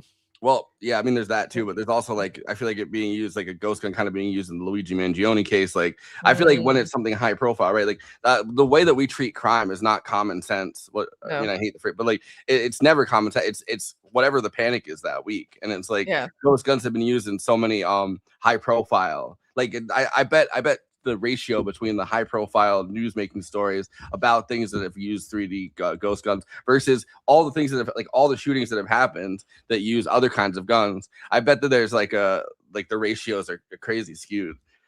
Yeah.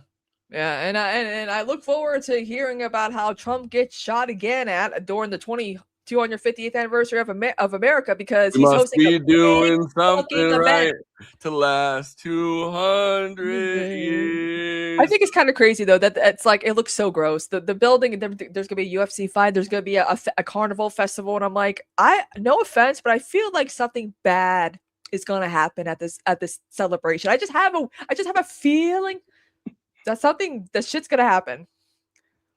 The ballroom will protect him. They're gonna they're gonna put him under the ballroom, like the And he ain't gonna leave. There's He's gonna be like, people are gonna be like, oh, Donald Trump still lives down here. Huh, at first, when people were saying that, like including my mom, I was like, there's no way that they're gonna build like a high tech military center or something, or like bunker under the ballroom. And then literally Lindsey Graham came out and was like, we're building $1 million for the ballroom. Yeah, I was like, we're building a high tech military thing under the ballroom, and I was like, oh fuck, they were right. Maybe I'm wrong about it. With Trump, anything is possible.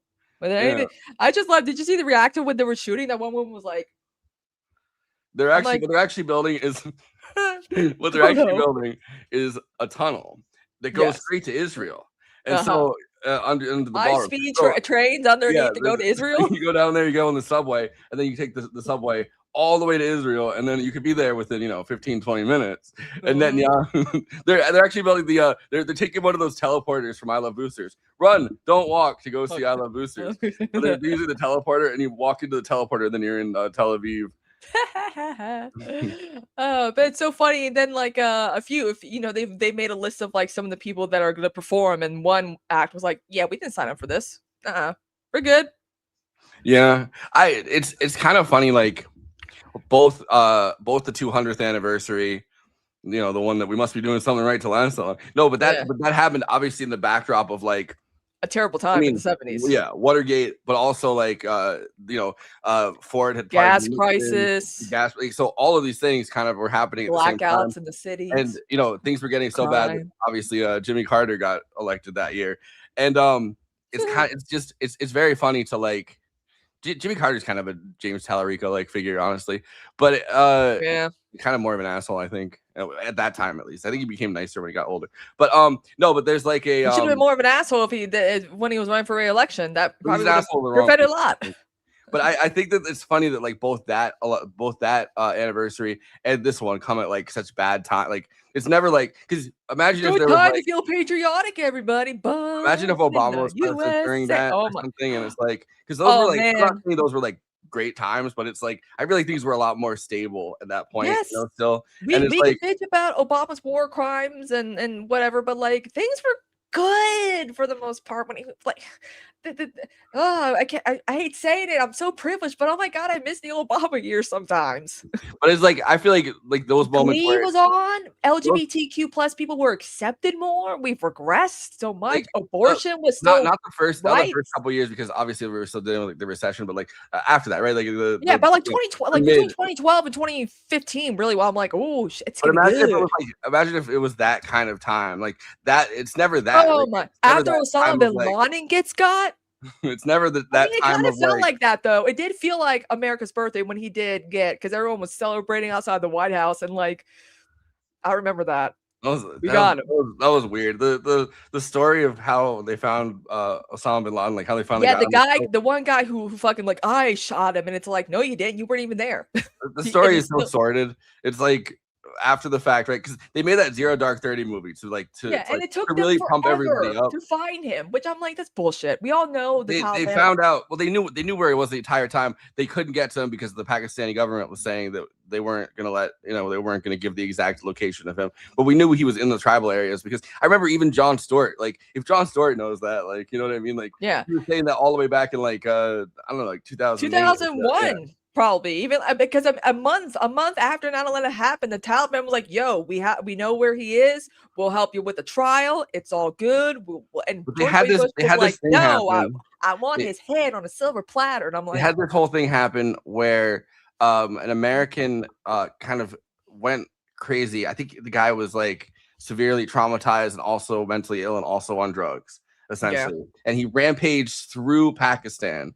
And hit like several people, like hit someone with his car. He was rampaging through. He was trying to get someone. He finally pulled up on the guy and shot him twice. But it was like clear. It was not like a military operation. It was like something else.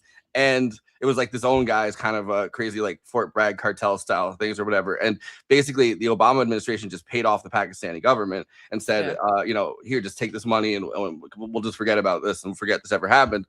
And a few like they realized after that, like, what if we just paid off the Pakistani government to tell us where Osama bin Laden is? And that worked.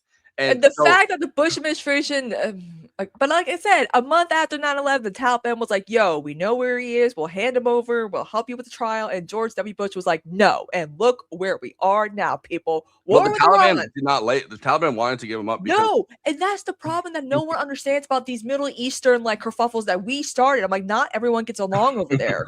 what all they had to do was get Sean Penn to interview him. Oh God. I've said that story before, right? Where it's El Chapo. The reason that they found where El Chapo was. He went in a submarine to interview El Chapo, and then they were going to kill El Chapo, and they were going to take him out, like the Mexican military, and they were like, but Sean Penn's here, and then someone goes, fuck Sean Penn. Then there was a rainstorm and they didn't do it, but it's just like they were so ready to take out El Chapo that they were like I just still get mad when I watch that one Netflix documentary about like finding Osama or whatever, and it's like, oh, we could have gotten all this straightened out in a month after we were attacked. Yeah, well, I'm mad all over again. I'll never forget Blowback used the phrase that they called Osama the weird guy in the WeWork for the Taliban. It's like they just happen to be sharing the same space. But I was like, don't be insulting us like that. But it was just kind of it kind of is a perfect description of like I think what the relationship between the Taliban and Osama was. They were just kind of like, I don't know what to do with this guy, because he's obviously it's like the Taliban kind of worked with the US during the Clinton years, but it's like Osama was like our guy. Like he was a paid CIA. Yeah. Of course, and then it's just we don't have time. Maybe next time we'll talk about it, but it's just so funny the history we have of some of these prolific, they learned, in and out, and the fact that we ignored the signs. I mean, after the 93 bombing, some of the security people at the World Trade Center were like, next time it's probably gonna be a plane. It's probably gonna be a plane. And everyone's like, why the Twin Towers? I'm like, because it's like the financial capital of the world. They represent something big, and they're ugly looking buildings, but like every New York City skyline shot in a movie up until 2001 had the Twin Towers. They represented something big to the world, and when they got hit and they came down, oh my God, it was like tragedy. When I really realized people have no idea of any history, and like they've kind of just erased any kind of history from their mind. At one point, built poorly. At one point on Twitter, people were like, people were playing the Biggie Smalls thing where he was time to get paid, blow up like the World Trade, but because it was the 93 bombing, they're like, oh, and they're like, and then they were like, what did Biggie know? And it's like, no, you fucking dumbass. They're talking about the 93 time, and they're like, wait, what? There was a bombing in 93? Like, yeah. They really wanted those. They wanted those World Trade Centers to come down. It would be funny if they foiled the second plan, then there was a third one, and it's like, they hit it with a nuke or once something. again, I cannot reiterate, guys, the Twin Towers were built rather poorly. They were destined to, if they were going to get hit by those planes, they were going to come down. They were not, these indestructible buildings. They were symbolically, we thought, but stop with the conspiracy theories. Everything happening bad today can be traced to the Soviet Union falling. Hassan Piker, what are you doing hacking Stevie's account? But I do think I think that's true. Well, because the whole story of the 80s, 90s, and then 2000s is like, as the title of like the CIA. I can't remember which CIA director, but that had this book title, but it was In Search of Enemies, and it's like. That's like, the entire thing is like we had to create an enemy because there's no way they were going to do the peace dividend. And it's like, they're like, oh, well, now that the Soviet Union has fallen, we can kind of give money back to the people. And they're like, we want to keep spending it on weapons. So the next 2 decades are used to kind of search for an enemy, and they kind of build these things up. Like, it's kind of mind-blowing to find out how much of the whole story around Osama bin Laden was just kind of fabricated. Like the whole thing about Al-Qaeda is it means the base, but like they never called themselves the base. Like that's the thing that the media actually came up with. So there's just so many like details. I keep telling people, I'm like, after 9/11, remember when all the biggest artists of all time did a cover of Marvin Gaye, What's Going On? They're like, you remember that? I'm like, hell yeah, I remember that, because they all had like the tape around them, like all the labels of like, I'm a Jew, I'm a this, I'm a that, or whatever. And I'm like, yeah, I remember that. The Andrew Cuomo tapes. No, it was the first bombing happened to me. My friend kept making jokes whenever they saw those Yellow Rider trucks. Yeah, that's crazy that they use one of those trucks. But I mean, I guess what else are you gonna use? Yeah. Yeah, I always think about it when someone like rents a car and then takes the rental car and crashes it to a building, and it's like, yeah, like you couldn't get your own car for this. Or I think remember the guy that had the Cybertruck bombing. Yeah. He had, Yeah, yeah. or like it failed to do anything really, but that guy had like rented the Cybertruck. Yeah. And it's like I always feel like I feel like, all right, if you're gonna do it, like don't be an asshole about it. Like Yeah, I don't get it. I don't get when people do stuff like that. But it's just so funny how they really were like, yeah, there's gonna be another attack, and we're just gonna ignore all the signs. And it's like, okay, I mean, 9/11 didn't have to happen. There was every warning sign that they were aware that these guys were being trained. They were in America. But I mean, that's where the conspiracy. I mean, I don't know. I go back and forth about how much. It's just not that it's not that they were purposely, but it's just the government not thinking that we were gonna be that we're indestructible. We're infallible. We're not. There's certain people that were going to profit immensely from 9/11 happening, like happened to move the right money around at the right time. I'm not saying that they knew that was exactly what was going to happen or like they planned it, but like it does feel like the whole world is full of information. The whole world is full of intelligence. And it's like Michael Jackson, September 10th was his other 30th anniversary concert. He was supposed to go up into the North Tower to return a watch. He overslept and avoided getting killed on 9/11. That is crazy. I had my mom had a cousin worked in the World Trade Center and just didn't go to work that day. I just happened to stay home. That's good. It's always good when you avoid something like that. I mean, it's like what? But one of the things that like my friend, like when that happened, like when when the towers came down, it was like on the news. I guess they were trying to like reach my mom's cousin to like make sure she was okay, and she was like, "Oh yeah, I didn't go to work today." What did she know? Being hungover, partying too much. Like, do you mean how many people's lives were saved on that day who didn't go to work? Or like or getting a cold. You think getting the cold is the end of the world, but sometimes it saves your life. But last night we reviewed I Love Boosters. If you if you want to go watch that review that we did, I think we did a good job on it. It was just it was just me, Christina, and Conan. We went back and forth for like 2 hours on it. I think it was a great conversation. I wish Boost Riley were there, but he didn't respond to our messages. But besides that, we're covering Close Encounters of the Third Kind on Tuesday. And then we're kind of the next week, we're not going to have a show on Tuesday. We're going to have it on Thursday, I think. We're having Kira Rossler on from Black Flag and Oscar-winning sound designer. We're going to talk about Project Hail Mary. She actually did the sound design for that. So Movie Night Extravaganza, Absurdity Space. Follow us on Absurdity Space if, But yeah, that's it for me. Bye, y'all. Time to get...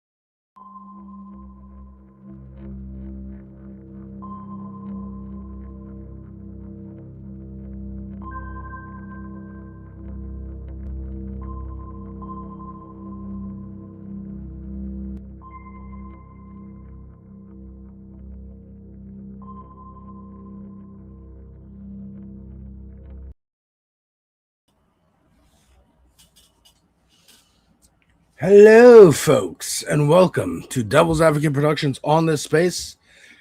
Subbing in for Deter McBizness, American Wasp. today on this fine Wednesday, May 27th. How are y'all? What's going on? How are you?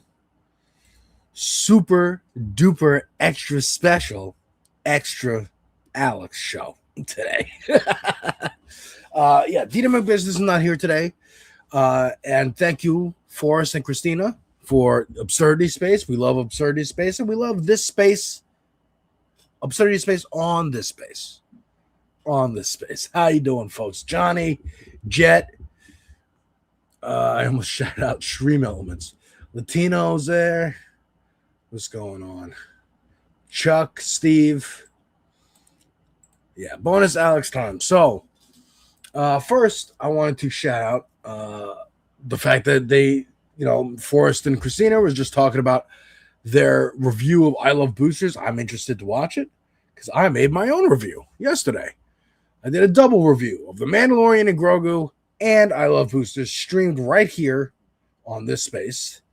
So it's in my live portion. I don't know if these can be found or whatever through search engines. Who knows? But I also wanted to point out I have 700 subscribers.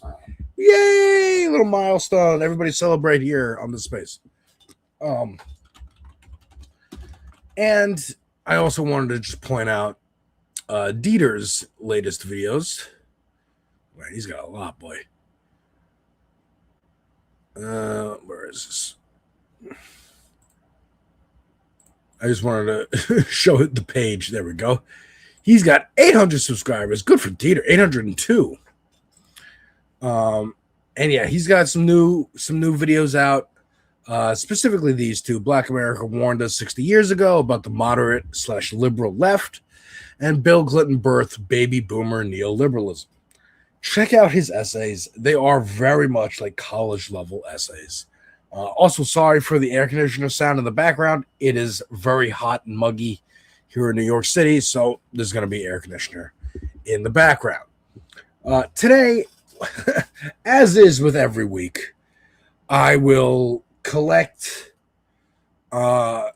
clips and stories that I see over the weekend, and boy, there were a lot to talk about. There was clips of Ashley St. Clair, who is one of Elon Musk's baby mamas, going on Hassan Piker's show. She went on the I've Had It show today, I think, or this, I don't know, past couple days. She's been doing interviews. She's been really trying to expose what she knows about the MAGA right and making a lot of TikToks, like makeup tutorial things where she talks about how crazy the right-wing people are and what she experienced as a 19-year-old who was groomed into the movement and all the things that she saw and heard about.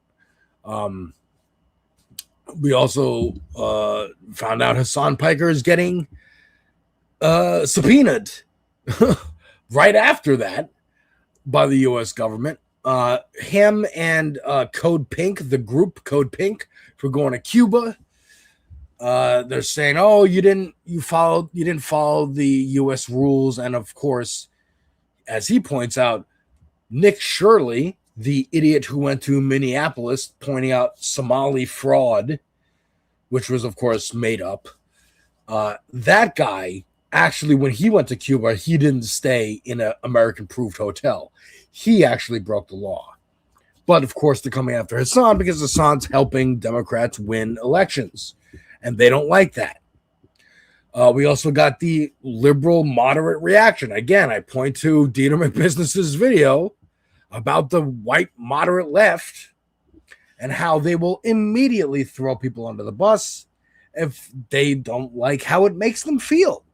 Hassan makes them feel insecure. It makes them feel like all the people they've been rah-rah cheering for doesn't actually make them a good person. That's what Jon Stewart did. That's what Colbert did. That's what Jimmy Kimmel does. He makes people feel good for watching his show. You're doing the right thing. You're watching this show. You're voting for Kamala Harris. You're voting for Jasmine Crockett. But when Jasmine Crockett goes and endorses somebody who is running against a different black woman that they don't agree with, they forget about vote blue no matter who. All that bullshit, right? Hassan getting subpoenaed, Ashley St. Clair out there, who and again, I give her credit. I will give her more credit than I give Tucker Carlson or Marjorie Taylor Greene, because she's out there. Literally, she can get got. She can get got. Elon Musk is the richest man on earth. He can get her if he wants. He is suing her for custody. He could also, she could have an accident. She could unalive herself. That's scary. So she's putting it on the line. Now, of course, people are questioning her motives, saying maybe, she's not so much putting it on the line as there's not much else, nowhere really else to go after doing something like that, after being Elon's baby mama. Where else are you gonna go? If you realize, I actually don't like him anymore, you can't just divorce him, because you see, she saw what happened with Grimes. She is in constant legal battles. So she's like, well, I'm gonna go and I'm gonna seek the warm embrace of collectivism and the warm embrace of the other side, who may protect me, may have the ability. I don't know. I think she's scared, and I think she's trying this. One, because truly, she was 19 years old, suckered into the right wing. Sure. But also, it makes you feel guilty. It makes you feel icky and gross. And I think she feels icky and gross, and she's like, hey, I want to fucking do what I can to kind of undo some of the damage I've done. And I think that's nice. But I'm still watching her. I'm still like, hey, this could be a grift. I also saw I saw FD break this down, but FD Signifier popped on a stream with someone named Noah Sampson. I don't know who Noah Sampson is. All I know is he's getting sued by Ethan Klein. Yet another person getting sued by Ethan Klein for criticizing him in a video. So he did a whole stream on Saturday, I think, of here, stream-a-thon, raising money for legal fees to fight this lawsuit. FD came on, show his support. Some dude called Bad Empanada, which, again, the fact that people are going by screen names, the fact that we're all talking into a camera on the internet, the fact that I know these people's names at all is fucking embarrassing for the state of fucking media in 2026. State of America, state of the world. That fucking screen name people matter. PewDiePie, Ninja, who gives a fuck? You know what I'm saying? But FD Signifier was someone I respect, despite screen names. I mean, my name is Devil's Advocate Productions. Not as gross as having Elon's baby. That's assuming A, she had sex with Elon, and B, your child is biological. Word. That's true. That's true, Latino. So FD Signifier was on the stream with Noah Sampson. Bad Empanada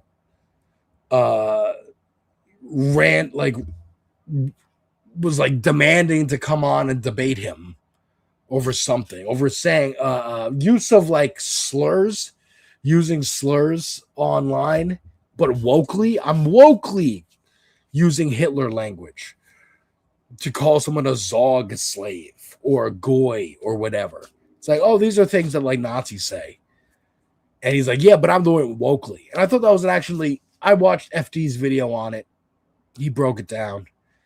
Because I don't give a fuck about Bad Empanada. I don't give a fuck about people like Vosh, Destiny, these fucks. They're all kind of in the same group to me. Of you want to just be an edgelord boy, an edgy boy, but you want to be celebrated and have an audience, and you realize your audience is woke or whatever. So you're like, okay, well, I want to be an edgy boy, but I don't want to lose this audience, or I don't want my audience to become full of MAGA people because they're actually idiots. I think of this, Ethan Klein, same kind of thing. Edgy boys. who was like, okay, well, the audience is moving in this direction now. Let me follow that audience. And then they kind of didn't get the fucking memo of like, well, actually, this audience wants you to be authentic and take accountability. And I will say right now, if I ever upset y'all, if I ever get big enough to where I have people making videos, here's why Devil's Advocate Productions is bad. Here's why, here's a tweet he sent. Here's a fucking Facebook thing he had years ago, whatever. I will apologize. I will own up to it. Thank you, Wanda. I did not get to $7.99. I got to 700 flat. But thank you. And I'm excited. I'm excited. It's very cool. Being edgy and annoying isn't a substitute for having a personality. No, it's not. But I would also argue it's not a crime. But don't. The only issue I think I have a problem with is when somebody is like, yeah, but I should be allowed to do that. I even, look at Kyle Kalinske a little bit like, I see where you're coming from, Kyle. You're elder, millennial, Gen Y, Gen X, cusp, whatever. He's calling people gay. He's using the R slur and whatever. And hell, it's difficult for me to even remember to say R slur or F slur because those are new for me. I grew up saying that shit, like off the fucking fly. And everyone calls Kyle Kalinske the dark woke commander because he will say that stuff. He will use the R slur, the F slur, or call people gay or whatever. He's dyed his hair blonde like fucking Eminem because that's what he grew up on. And that's where I think it's important that people like FD, Ole, Foreign Man, folks on Culture United, they get centered a little more. Black leftists get centered a little more and should be the ones like, hey, if they raise their hand and go, hey, don't fucking do that, because that's the slippery slope that led us right back here of like, hey, yeah, but I want to be able to call people gay. I want to be able to call people whatever slur. Hell, Bill Maher did the same kind of thing that Ben Empanada was doing when he's called someone at house N-word. And then the next week had Ice Cube on to be like, hey, you shouldn't say that. Blah, blah, blah, blah, blah. You know what I mean? Like, all of this to say, there was a lot of interesting stuff to talk about that I could have chosen to talk about yesterday and today. Yesterday, I chose to make my I Love Boosters / Mandalorian review because I wanted to make it. I didn't want to sit there and edit a whole video, 2 whole videos for movies that I didn't really have that much opinions about or care about that much. So I made it on here, and I thought that was fun. I got to do it live with all y'all. Have Drake fans gone after me yet? Not yet. Not yet. I'm surprised this video I made hasn't gotten more views. Maybe that's because it's just not doing it for folks. But this Iceman review, I sat down for an hour and 50 minutes, listened to a whole ass Drake album. The highly anticipated one, 44 views. Kenny Mason came out the same week. Much smaller artist. I've only heard of him on features of other albums. 806 views. So much happening, Jet. There is so much happening. Kat Abou-Gazella, proud to call her a friend, acquaintance, whatever. She ran for Congress in Illinois. She also was indicted along with 5 other people, 6 other people. The Broadview 6, they called them. And the judge just threw out their case, dismissed the case with prejudice, which I think means they can't be tried for the same thing again. And the judge did it because there was the DOJ did a lot of improper shit. I didn't get into all of it, but she also had a stream on Saturday raising money for legal fees because they're still on the hook for these legal fees. A lot of lawfare is happening. That term that Donald Trump uses, it's real. Matter of fact, the reason, I think, my speculation, the reason she was let go from Media Matters, because Media Matters was sued by Elon Musk in an attempt to destroy it, like Peter Thiel did Gawker, through just you can't afford to keep going to court. So they had to let people go, and she was one of the people. So I had a lot of stuff I could talk about. There was a lot of clips of police brutality. There was some clips from in New Jersey, Delaney Hall, an ICE facility where people are protesting outside. That's like one of the latest ones. ICE is still kidnapping people and putting them in concentration camps. That's something I need everyone to remember. There's only 7 people watching, but that's fine. You 7 people, you remember. ICE is still kidnapping people. Israel's still committing a genocide. Iran, right? There's supposed to be a deal. Now there's not a deal, and who knows, right? Justice is just a disgusting, sick joke designed from the top down. I feel you. I feel you on that. There was a lot of stuff I could talk about today. And I'm going to talk about it as we play a game. Because I want to play a fucking game with y'all. And it's been a while. It's been a while since we played this game. Now, really, I could play this game, which we did start playing last Thursday. But I want to play this game for a little bit, at least a little bit. This is the game called This War Is Mine.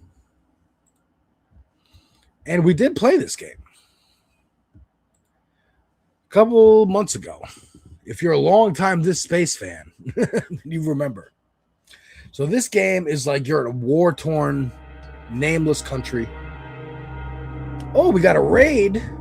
Who's raiding us? We got a war-torn, nameless country, and we're trying to survive. So let's go. Continue. Yeah. I also still have never gotten back to the FBI game, which we could also do at some point. My Left Eye rated us. Nice. My Left Eye viewers, welcome, welcome, welcome. Thank you so much, and welcome on in. But yeah, we're gonna continue this game and try and survive. See how far we can get. I don't remember where we left off, so we're gonna learn together. We got some gaming, Johnny. We got a little bit of gaming.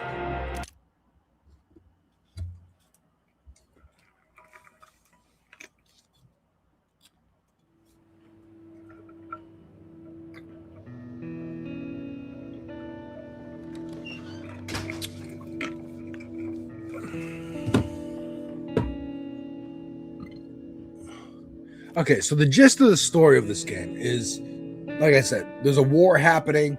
You're in a nondescript country. It's vaguely like Eastern European. There's 3 characters we have here, and we're trying to basically just survive and keep going. I don't even know if there is like a main story, like an overall objective other than survive and build out your camp, I guess. But we got some resources. Pavla, yeah, because all these names are very kind of like Eastern European-y. Pavla has been searching for supplies and brought some interesting things. All right, we got like weapon parts. We got some valuables. Oh, okay. Oh, man. So he's the cook, and he can cook some stuff. Right? Yeah.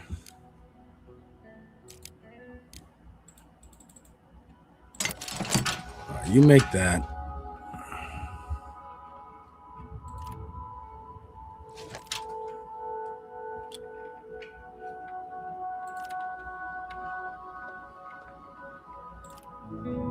You should eat. because he's sick. Yeah, see the status effects? Slightly sick, very tired. Okay, so now you take some meds too.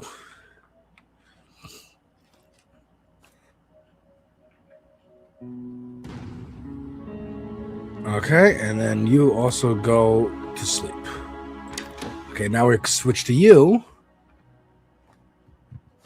And where are you gonna go? You're gonna go up. And you're slightly wounded and you're tired. Okay, you could sit down for a while. How about that? Yeah, shout out My Left Eye UK. Shout out from across the pond there.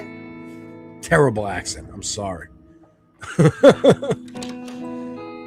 So right now, I think I'm still building out my house here. This dude, can you search? No. Is there anything up here? Well, we're gonna find out. Mostly what you do. Ooh. Mostly what. All right, so we got to knock on the door now. Let's go answer the door and see what's up.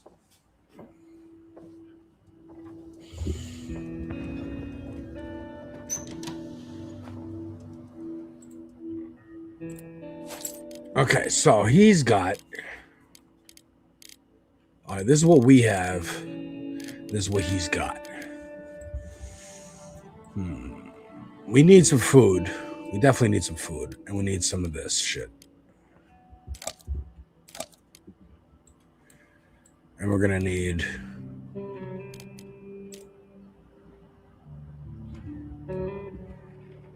more nutrients than raw food. With time, you'll get used to its taste. All right. What's that? Simple medications.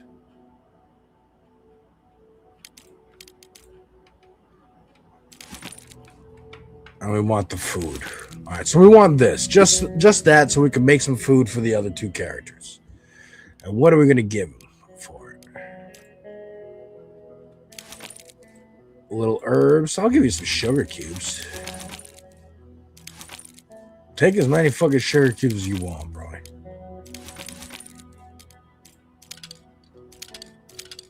Okay, there we go. Deal. Goodbye. All right, now, you come back here and cook.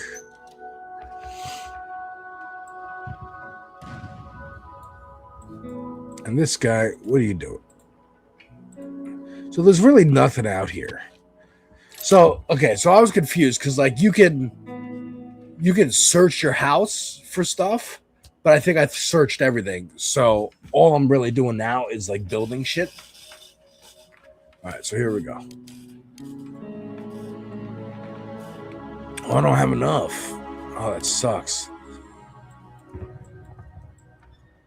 All right, whatever. Eat the food then.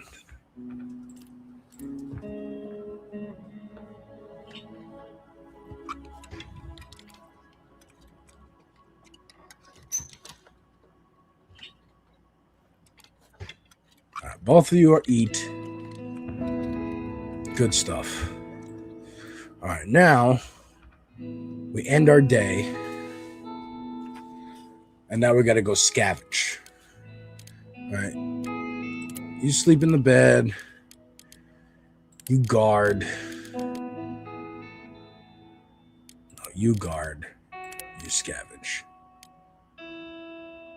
Okay, so where are we going to go scavenge? Caution advised. So there's like different things you can click on, right? Some food, huge amounts of materials, lots of meds, lots of parts. Caution advised.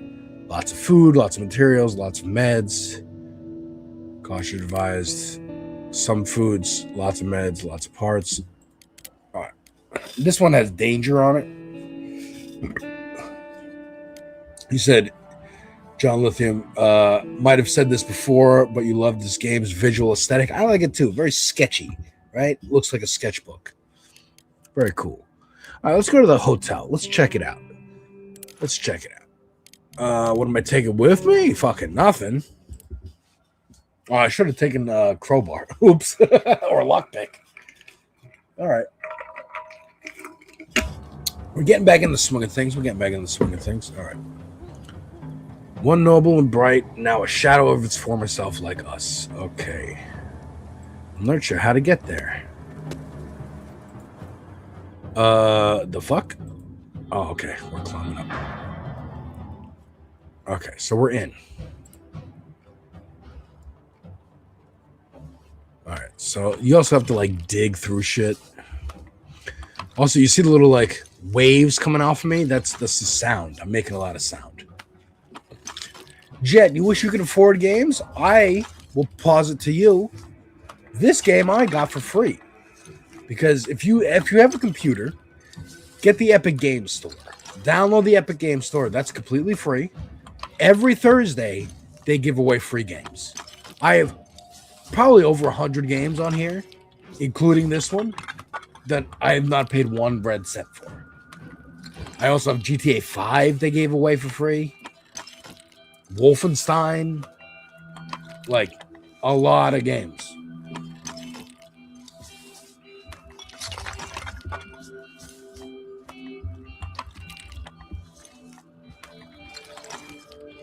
Yeah, Where Winds Meet is also free. You can run China as a country. I tried that game. It took too much gigabytes on my PlayStation. And I couldn't get past the tutorial. But people who stuck with it said it was great. And plus, Crimson Desert came out, so I played the hell out of it. Okay, so we just dug through the rubble. Let's keep going. Oh, shit. There's another person here. And they are, I think, running over to come get me. So, oopsies. Can I steal shit? Let me steal shit. Steal shit. Before they come get you. Before they come get you. Go hide. Oh, that was dumb. Oh, there's another guy in there.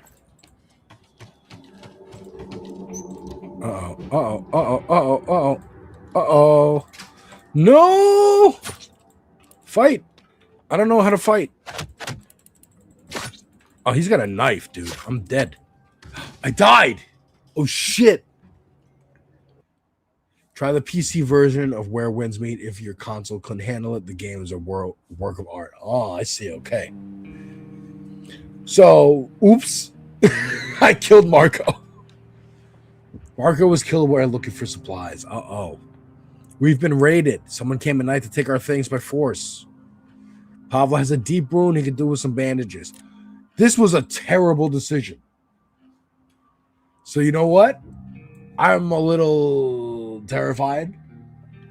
I don't know if this game auto-saves. I think it probably does. But you know what? We out. Leave. Yes. I'm done. I hope it didn't autosave. It might have. You might have screwed up this whole thing.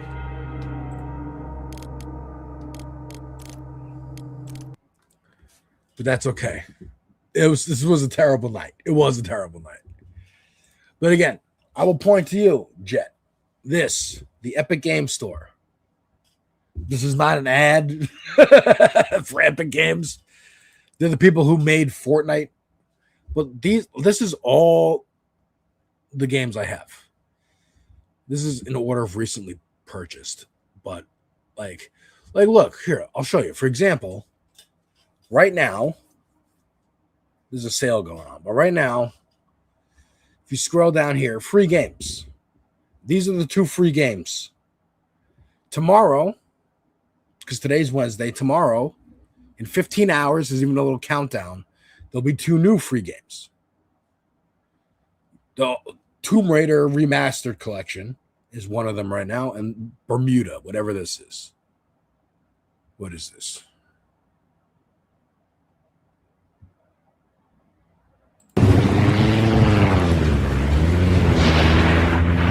An unnatural storm leaves an adventurous aviator stranded for decades within the infamous Bermuda. Overcome creatures of the deep and unravel the island's secrets in search for your way back home.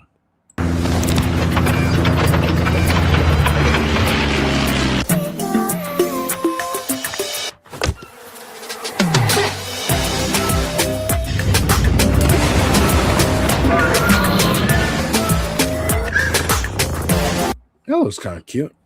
So, like, I have this now. Batman, the Telltale games, Mortal Shell, John Lithium. Whatever this is like, this looks like the Seaman game from Dreamcast. Older folks will remember the talking fish man thing. This kind of looks like that. What else do we got? Definitely not fried chicken. Oh, this is a cannabis dispensary simulator game, which we could play. I have Fallout, Rustler, Grand Theft Horse, Trine, all the Trine games. Again, there's a lot of free games. Jackbox, we've played Jackbox over here before. I swore I would not play Jackbox again until we have way more subscribers and way more people watching concurrently so that I could actually play Jackbox with y'all. Because we had like 2 other people playing last time. The Dreamcast, I'm glad you remember it, Johnny. It was crazy. Where winds meet, speaking of which, now this was just free. This was just automatically free all the time, like John Lithian's pointing out. But all these other games are free. Like all of this. I haven't played these. I have 23 pages of games. What's the 23rd page? Oh, wow. Okay. Fortnite. Yeah, that makes sense. Kingdom Come Deliverance. Now I'm just all the Batman Arkham games, all the Batman Lego games, except for the most brand new one. Inside. Oh, we should play Inside. We should play Celeste. I haven't played Celeste in a while. Ooh. Another one I wanted to play with y'all was Disco Elysium, but there's only 30 minutes left in the stream, and I don't know how long this takes to get into. Maybe we'll do that next week. Maybe we'll just do Disco Elysium next week and try that out. But yeah, man, I highly recommend if you are low on funds but you have a computer, definitely grab yourself the Epic Game Store and check every Thursday. Every Thursday, 11 a.m. Eastern, they renew the new games, and they last for a week, and then you can get more. Now, I think it's during Christmas, but sometimes they do it during like Christmas time and Game Awards time and Summer Game Fest, which I'm going to be streaming with Warhite next or June 5th. The Summer Games Fest. Disco Elysium takes a while to start. All right, so we'll do that next week.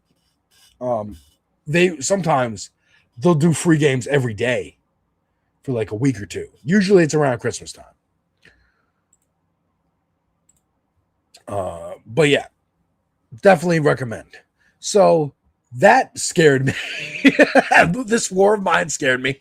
Look, any game that's like, oh, if your character dies, it's like permanent. And you can do another run, but, you know, that's the whole, like, all the Total War games, they freak me out.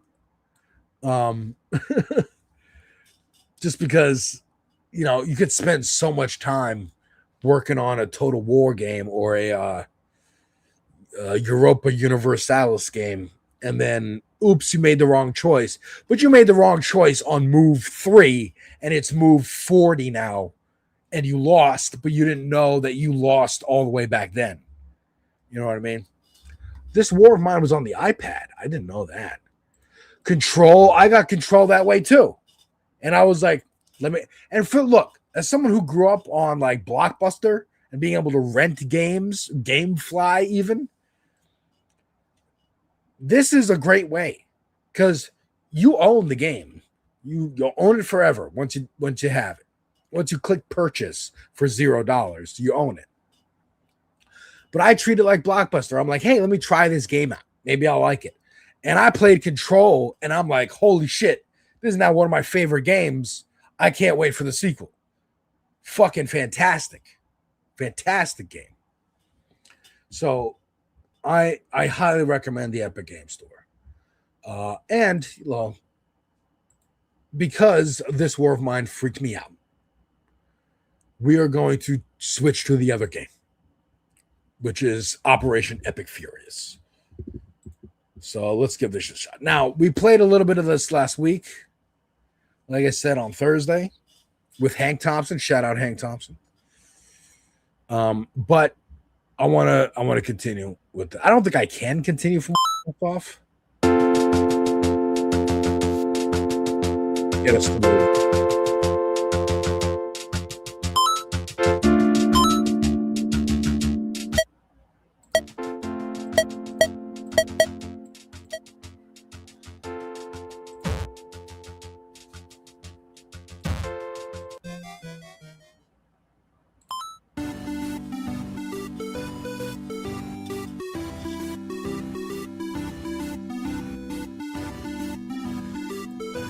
Now, y'all can tell me what happened with the deal, quote unquote.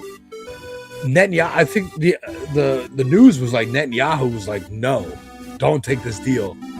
We're gonna screw that up. That fellow looks a little familiar. Yeah. What's on my wish list? I don't think I have. I don't know if I have anything on my wish list. And if it was something I saw and I was like, that looks cool. Wish list that, and I forgot about it. So many games that I'm just like, I don't even have. I gave away Death Stranding one year. Awesome story, but I'm not into the game. Dude, Hideo Kojima games are games that fit into one category for me. Games that are like pretty cool. When you start playing it and you get into it, you're like, all right, cool, I'm in it. This is cool. I'm trying to really like this. And then you put it down for a little bit and you play something else and you come back to it and you're like, there's a million buttons. I don't remember how to play this. I don't even remember what I'm supposed to be doing. I could restart from the beginning or I could just never play this again. And I usually fall into the second category. So we gotta...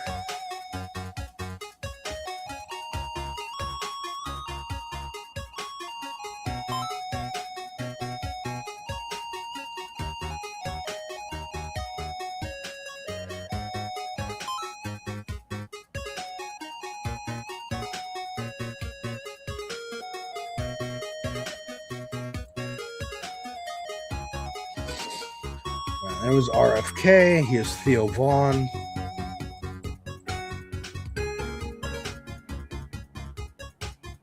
Lil Marco. All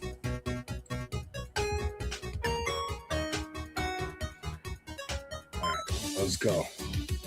We're getting on Kid Rock's helicopter. Heard Kojima was getting into AI now, which is both sad and ironic. Yeah, I know. Yeah, that sucks. Dude, they're all doing it. I talked about it yesterday in my I Love Boosters review.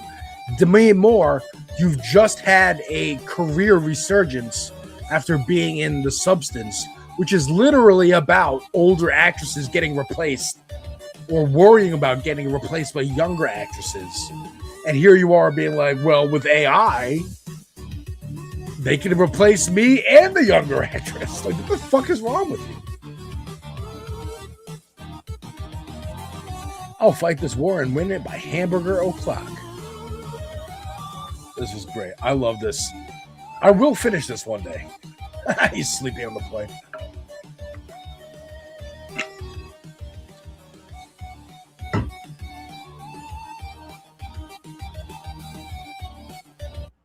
Crackhead Cash.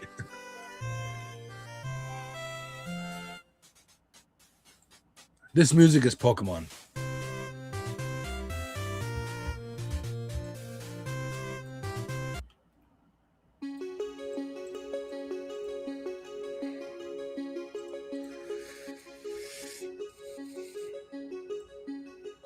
A school. My son was defeated by one of those. All right, so we want to got the Big Mac. Oh, got a trophy. Taco Bell Peace Prize. Hell yeah. Yeah, I'm pretty sure that music is the exact Pokemon music. All right, we got to fight some schoolgirls.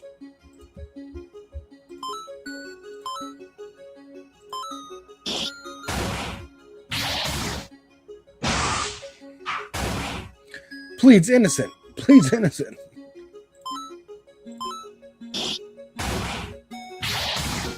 Responds. Counterattack.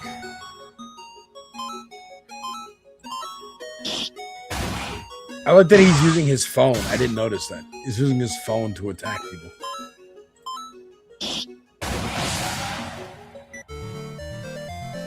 Right, we got some XP and we got some G.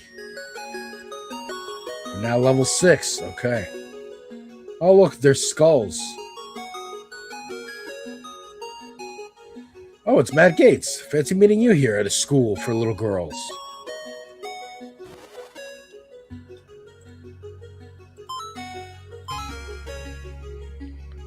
I can heal my own bone spur.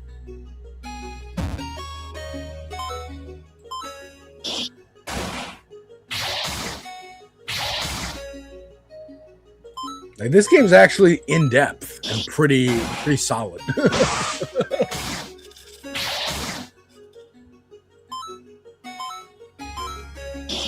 And like I said, there was a lot of stories I could have talked about today, and I did. I mentioned it. But like, I don't know what's up with Ashley St. Clair. I hope she's doing it right. I think a lot of it is like, this is kind of my only retaliation against Elon Musk. What else am I gonna do? Gates look like Beavis all grown up, yeah. But I'm also like, I hope she's not playing everybody. And it's just like, I'll say whatever just to get a big following, and then I'm just gonna do makeup stuff. I don't even care. You know what I mean? All right, so we got the oil, which we are calling lube, so that no one catches on that we're taking oil. It's time to go. Call in the drone strike. All right, what is this? Couch Depot. Oh, well, you know who's going to be at the Couch Depot. Is this a rocket? It is.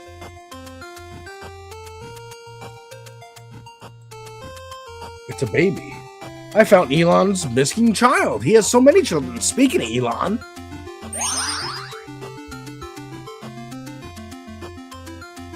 Another trophy. The IHOP Peace Prize. Hell, we're just collecting peace prizes, boy. We're too good.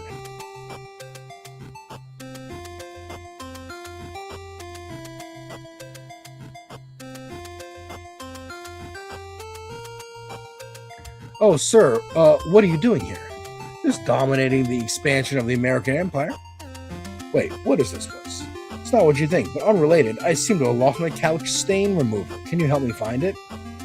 Yes. I'll just continue dominating the Ottoman Empire. Get it? Come talk to me when you found my cleaner. I will. I'll take another cheeseburger.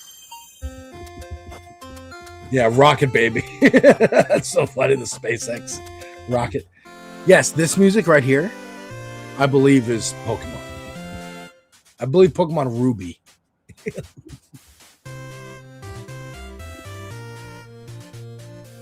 At least I know I've heard it before. It might be Final Fantasy. I don't know. But it's something that I have heard for hours because it's stuck in my head. Who's this? Oh, it's Putin. Hello, Donald.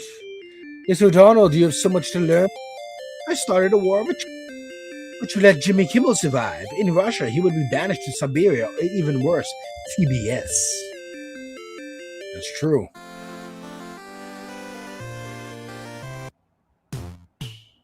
Oh, Planet Falafel. Here's RFK. Bad news, sir. We can't defeat these guys in battle. There's only one way to defeat these swole barbarians. Take off your shirt and just do some push-ups. Putin through Donald's eyes, this piece. Yeah. All right, let's do it. Let's fight this guy.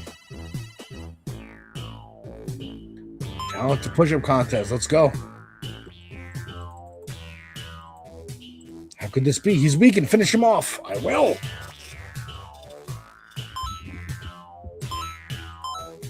He's a looks maxer.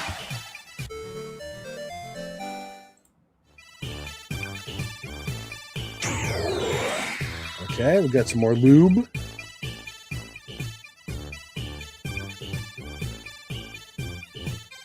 Drone strike.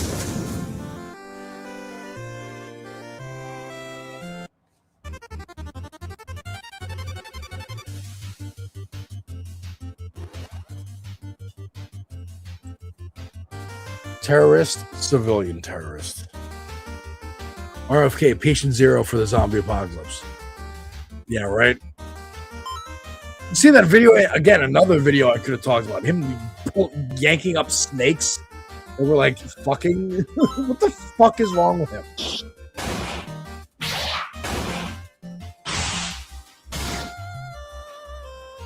You know, speaking of that, I think that was on Dr. Oz's patio that he did that. Why he was there, why, I don't know. But it made me think, like, Dr. Oz is now in the administration. I don't know what he is. I don't think he's the Surgeon General. I forget what he is. But I think it would have been better for him to be in Congress. Like, it would have been better than Fetterman. At least it's just red. You don't have to, like, it's blue, but it's not really blue because he's voting with the Republicans on everything. Fuck, dude. I remember that Fetterman race. And he was like, he was stunting on him. He was memeing on him. He sounded progressive. He sounded good. Oh, look, it's Elon. Hi, Donald. I'm just here watching over the bones of my sworn enemies. International aid workers. That is true. Elon Musk does hate aid workers.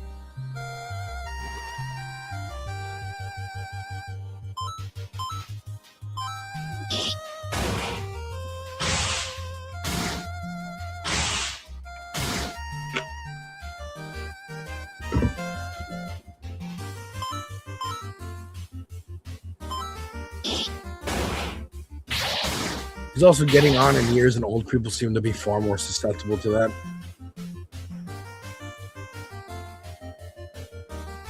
Yeah.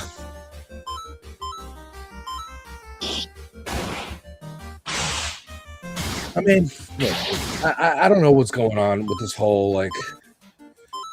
I've had, like, an existential crisis this weekend of, like, what is even the point of any of this? You know what I mean? Like, who cares about someone called empty signifier versus someone called bad empanada? Who gives a fuck? But then I look at Hassan and I'm like, well, this motherfucker's out there. Look, the fact that he's out there, like, campaigning with people and that these candidates clearly want him and are asking him, hey, come put your spotlight on me. Can I come on your show? Can I please? It's got to be helpful. It's got to be helpful in a way that it isn't if you got, you know, Cory Booker to show up or even AOC or even like, a popular politician to come campaign with you. So it does matter. And it's depressing that a Twitch streamer matters. You know, hell, FD Signifier was kind of making this point. Or actually, no. Well, he was, but I was also watching a clip of Hassan today with Stavros Halkias, stand-up comedian. And he's like, dude, you should not be this important. You should not be getting subpoenas from the government. You're a random fucking person on Twitch. Who cares about you? It's actually kind of ridiculous.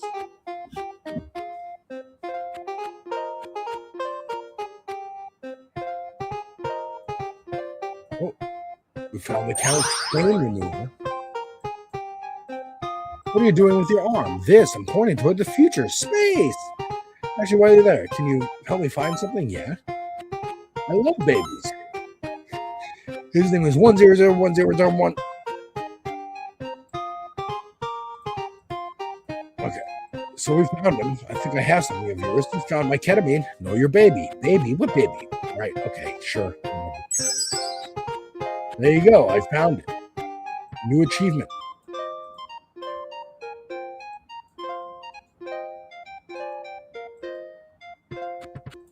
Executive bathroom under construction. We got another burger. Love it. We gotta go give JD his couch stain remover. All right, yeah, here we go.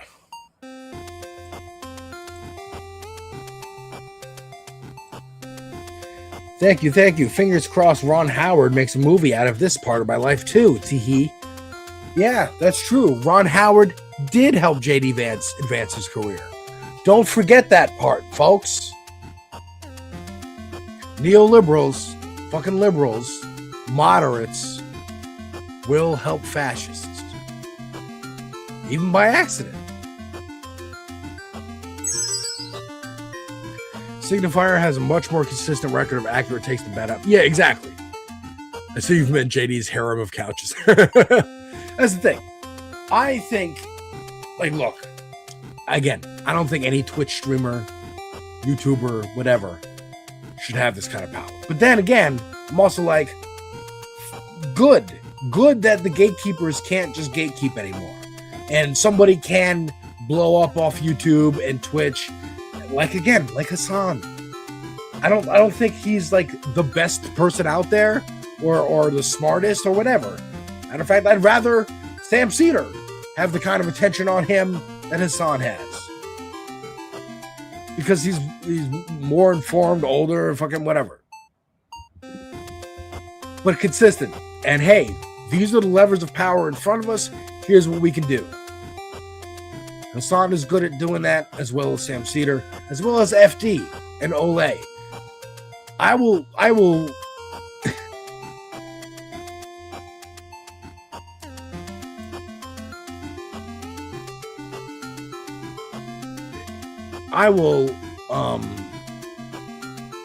like, that's how I know if someone's like, oh, you're fucking around. Because I would check out Vosh from time to time. And then he made a video criticizing FD, and then him and FD had a conversation, and I was like, oh, you're purposefully misinterpreting what he's saying because you're pandering to your audience. Fuck you. I'm never listening to you again. Same thing with this. What just happened with Bad Empanada? Same thing happened with Brianna Joy Gray, which she had on Sam Cedar to talk about force the vote, and brought up a question that someone had written in saying, what do you think Michael would have said? And Michael had just died a few months ago. And Sam, very professional, was like, I'm not going to comment on what my dead friend would have thought. Anyways, back to the argument. I agree with you. I think Sam is too dry and technical, but you need that. And I would say Hassan is a good gateway drug to that. Hey, you like me? I'm popular with the youth and whatever. I'm going to point to Uncle Sam. I like the fact that when Cedar went on Jillian Michaels, she was like, I didn't know Hassan called you Uncle Sam. It's like, yes, make that well known. Make that a bigger point. Make that so that people fucking know who's Uncle Sam. Who's this guy, Sam Cedar? And more people are watching that. I love that they get spots on CNN and MSNBC. That's great. They need to be talking to the liberals. They need to be the ones who kind of usher. I think Tallarico is a good candidate for that. I think maybe if Buttigieg played his cards right, he could be a good candidate for that. I think Crockett threw away her fucking chance. But you have to have people out there, like Deter talks about all the time. You have to have people out there who can say, hey, liberals, I know what you thought you were doing was good. I know you thought Obama was great. But let me explain, he's actually not that great. He's actually been holding you back. He's been holding you back in favor of the same people who elected Donald Trump. It's the same capitalists. It's the same swamp. We're trying to get rid of swamp ass. That's our goal as the left. We got the couch stain remover for JD Vance. The left, we're trying to get rid of that. We want that swamp ass remover. That's what we're trying to do. All right, can we get out of here now?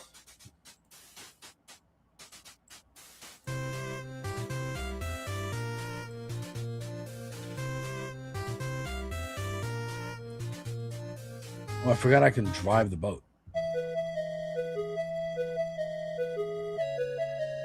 Yeah, no. Of course, John.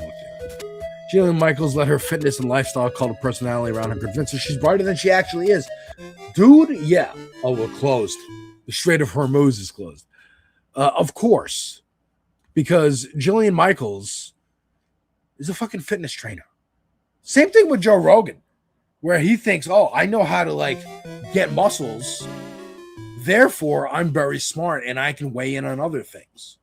Weigh in. And Jillian Michaels also has no argument. Last Thursday, me and Hank, we went through most of that debate, and it was just Jillian Michaels bringing up clips. It was embarrassing. Operation Taint. Tremendous name. Let's score the hell out of them. Scare the hell out of them. Prepare all caps assault. Open the fucking straight, you crazy bastards, or you'll be watching. Error, insufficient truth, social balance. What's this? Dude, you're out of truth posts? That's impossible. I have the most posts. Everyone says so. Yeah, not here, bro. You need to track down more truth posts that hit me up at the bar. I'll be consulting my generals, Jim and Jack, and Captain Morgan. All right, so we got to get some more truth posts. What's this? This is Bowser's Castle. Stairs. Oh, handsome Mamdani. I came here to redistribute your wealth and chew bubblegum. And I already redistributed all my bubblegum. Oh, shit. Jillian was literally letting her AI do her thinking. That was so funny. Dude, it's us versus Mamdani. What are we going to do? Didn't I fight the Pope last time?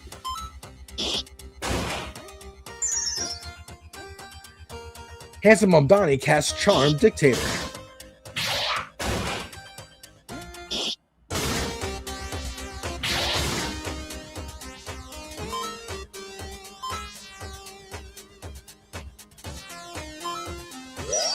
I'm using alternative facts.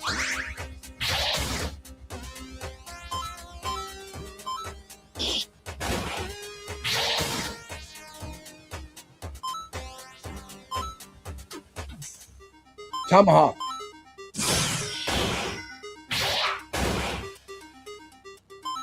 Let's finish him off.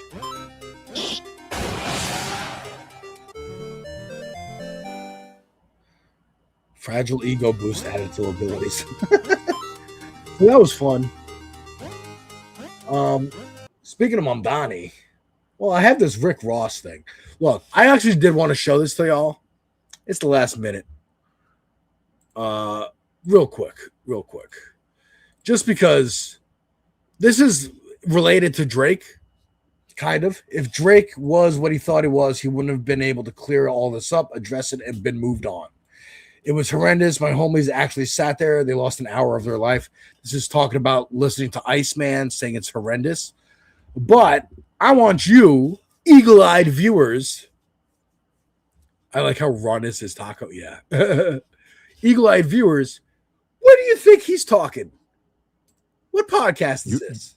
You're not putting Drake at your level. Oh, shit. No, see, you might be, I could see it in your eyes, you might be confused with the numbers and all of the fake numbers flood the marketplace 50 something. That shit ain't nothing. Remember what I told you, the streets are the streets.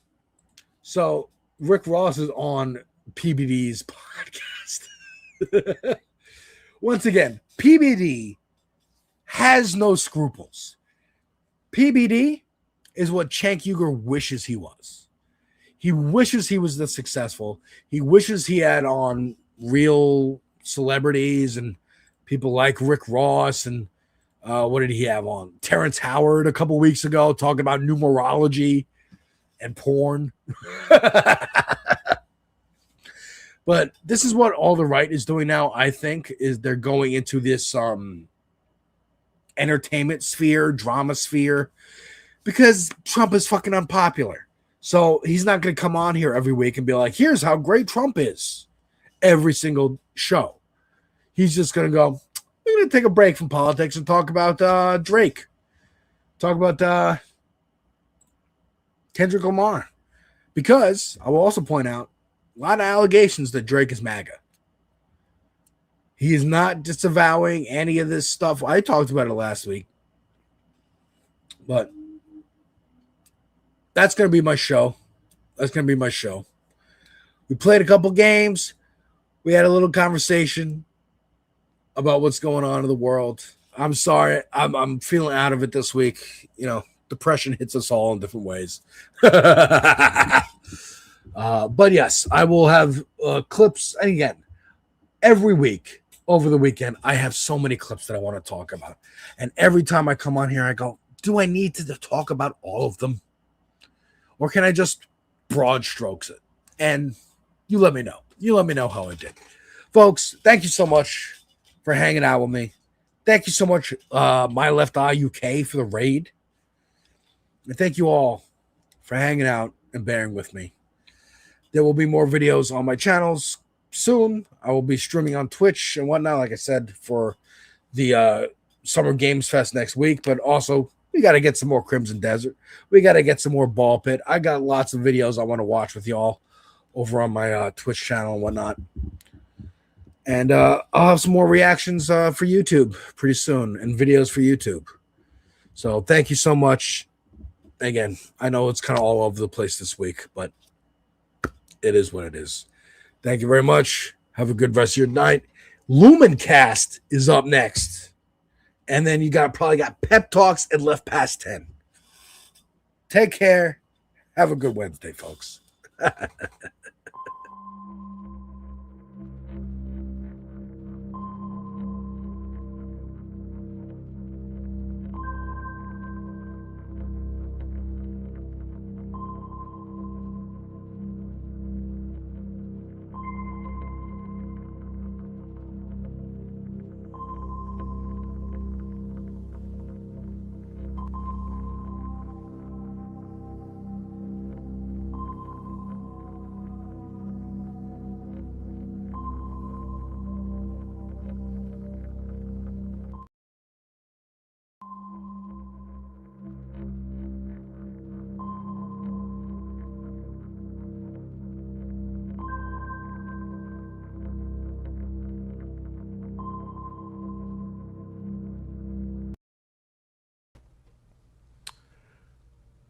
Hi guys. So I'm coming pre-recorded because I have, I don't know, stuff to do later, and I just can't really be on here on time to be live. So I apologize for that.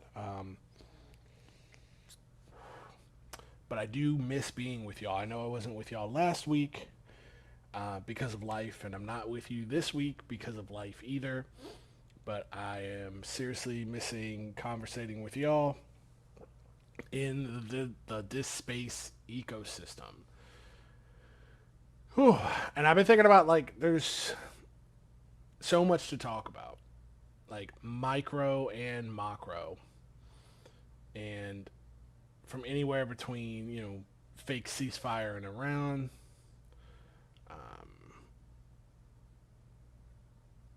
I don't know. We've got more ICE violence. Looks like the woman who the Dow is up lady has cancer, and that's why Caroline Levitt. That's why she's leaving her high-paying position. Let me fix this real quick. I'm out of frame. So we got to fix that. Oh my goodness. This is what happens when you go live but don't go live. I guess it doesn't matter. It's fine. It's fine anyway. But just a lot going on in the world as usual. It feels like everything's coming to an end. It feels like the end of the world. It feels like end times. Slow moving, boring apocalypse. Slow moving, boring dystopia where we don't even get like sexy robots, or my city's not drenched in neon, but we live in the same kind of world where it's just like tech oligarchs trying to one up each other, and we get caught in the middle. It's the most boring Blade Runner of all time, and here we are. Like, it sucks. It's trash. I don't know how else to put it. If you still do, we're gonna talk about electoral politics.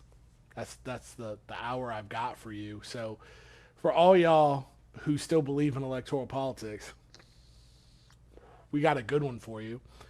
I try not to cover the same stuff, as I'm sure like everybody here is terminally online, just like I am. We all listen to the same media. We all cover. So it's hard to bring new takes on stuff. But I was once said, nothing under the sun is new. Everything that is old is new again. And if you haven't been keeping up with the newest online, people say I don't care about politics, but politics definitely cares about you. If you haven't been caring, it's like this. What we're going to cover is the Hassan Piker Cuba subpoena, non-subpoena fiasco.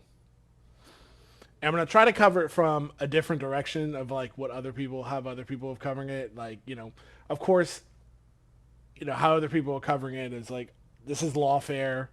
This is an overreach of the federal government. Obviously, it's not even a meme. Hassan did nothing wrong. Code Pink did nothing wrong. If anything, I'm a Hassan stan in full bias. Like I'm old enough to remember talk radio. And I used to listen to a lot of talk radio. That's why I got into, even putting my voice out there and doing podcasting, because I'm emulating the guys that I woke up with, the guys that pause. No, we're not doing pause. It's stupid. Emulating the guys that I grew up with in talk radio, right? And I always wanted to be in that space, and now I can be in that space because of technology and low barrier of entry. Don't have to go to the Connecticut School of Broadcasting. Anybody, if you can get your ass to Best Buy, or you can get an Amazon Prime account, you can get recording equipment and a semi decent computer that's not a complete potato. And you can do this too, and you probably should, because I'm sure you'd be a lot better than me at. But the Hassan Piker discourse of the non-subpoena that he has not been served with for going to Cuba to distribute aid with Code Pink, it's disgusting. It's absolutely disgusting, and it's not disgusting. I'm not even here to talk about like what the Trump administration is. They're the fucking Trump administration. Like, I'm gonna sit up here and waste my life force and waste my energy to sit up here and talk about like what the devil's doing. Like, the devil's gonna be the devil. It is what it is. Like, we're all on a list. We're all on a flock camera somewhere. Like, it is what it is at this point. Like, I used to be a cop. I'm a Marine Corps veteran. I say this all the time. Like, it's too late for me. My DNA is in the system. I'm all over social media. And it is what it is. So they come kicking in my door. They come kicking in my door. But obviously they've got nothing on this guy, because the feds don't work like this. When they've got you, they've got you. They don't, make sure I'm not peeking. When the feds don't work like this. When they got you, they got you. They don't hit you with a summons or a subpoena. They hit you with a warrant, and they hit you with charges. If anything, Hassan Piker, if you know anything about Hassan Piker, I can't really speak for Code Pink. I don't follow them that much. I know they're a great organization doing great things. Most I've ever seen of Code Pink, I've seen them live once when I was a delegate for Bernie Sanders in Philadelphia. And I'm sure people are sick and tired of me telling stories about that. and I get them on my TikTok feed harassing government officials, which I can't get enough of. I love it. More of that. I think it's great. All glory to Code Pink. But if you listen to Hassan Piker, like I do, he's like my drive time guy. Like I listen to him in the olden days when dinosaurs ruled the earth and we all listened to terrestrial radio. You had a thing called drive time. He's my drive time guy. He's the guy I turn on at work after lunch, and then I listen to him on the way home, and then when I get in the door, I turn it off. Because usually he's done with all the news by then. And that's all I'm there for. I'm not there to listen to the fear, who he's gonna have on the Fear and podcast. I did listen to a little bit at the gym yesterday because he had Stavros Halkis on, who's one of the greatest comedic minds. That trio of Cumtown, Adam, Nick, and Stavros are greatest comedy team since like Laurel and Hardy for sure. I'm definitely a cum boy. Like I miss Cumtown so hard, and I fought listening to it too because I just heard it was this like ridiculous hyper bro-y podcast that like annoyed a lot of people. So I didn't listen, and then finally it started getting into my like YouTube feed, and I'd give it a little listen. And those guys who are all leftists, they do politics the right way. They're not trying to sell you anything. If they just take this as note. If you're gonna if you're trying to convince somebody of a position, don't try to convince them of like as a question. The way the Cumtown guys, and they probably they do this organically because it's just their politics. They don't think about it any type of way. They're not trying to be Hassan Piker. They're not trying to convince you of anything. But they're stating like, oh, collectivism is good. Bernie Sanders would have been a great president. Socialism is good. And they don't leave that space. They're just stating it as fact. So you've got even a lot of right wingers who used to listen to that show who I'm not going to say they were getting radicalized, but they were getting these talking points. Well, of course I'm going to vote for Bernie. Well, of course Medicare for all is good. Well, of course everybody should have free college. Like it's not even up for debate. It's not even like we're thinking about it. These are just the sun will rise. The sun will set. Medicare for all is good. You see what I'm saying? It's instead of trying to convince people, you just state this worldview as a fact because that's what right wingers do. They're not trying to make like forget arguments. I mean, save arguments for people who are genuinely curious, who are genuinely like. There's a guy at my work, older guy. He watches Fox News all day, but he's genuinely curious about things, and he talks to me about politics a lot. And so we have disagreements, but he's genuinely curious in what I have to say. So then I will make an argument. But if it's just some knucklehead, like don't make an argument. You just state what you have to state as fact. Trans women are women. Again, universal health care is a good thing. You just state it, and you don't leave space for people to wiggle in there and be like, well, but we're like, no. We're actually past that. We're not even close to like discussing that. And that's what I think Cumtown did really, really good. And they do something I don't do. And a lot of people don't do. They just cool. Like they make their positions cool. You can still be a bro. You can still, if you're a straight cishet guy, you can still like want to have relationships, like physical relationships with women, as long as you're not like being disgusting, violating anybody's bodily autonomy, not being a piece of shit. Like you can still do these things. Like these are natural things. Like these guys are like, I like women. Like let's talk about hot girls. It's fine. It's not a thing. Don't fall into this, and I hate to say you Zoomers and Gen Zers out there. Don't fall into this like, oh, dating is cringe, sex is cringe. Like, no, it's cool, it's great. Just don't be gross. Just don't be weird about it. Like, don't be weird. I heard, and this is what I'm talking about. This is one of these things where I feel like people in this chat are gonna feel real or some type of way, but listen to the context. I heard a young person say, and it was online, and it was about somebody being gross, being gross to women, saying derogatory shit, like whatever, right? And he said, "Stop scaring the hoes."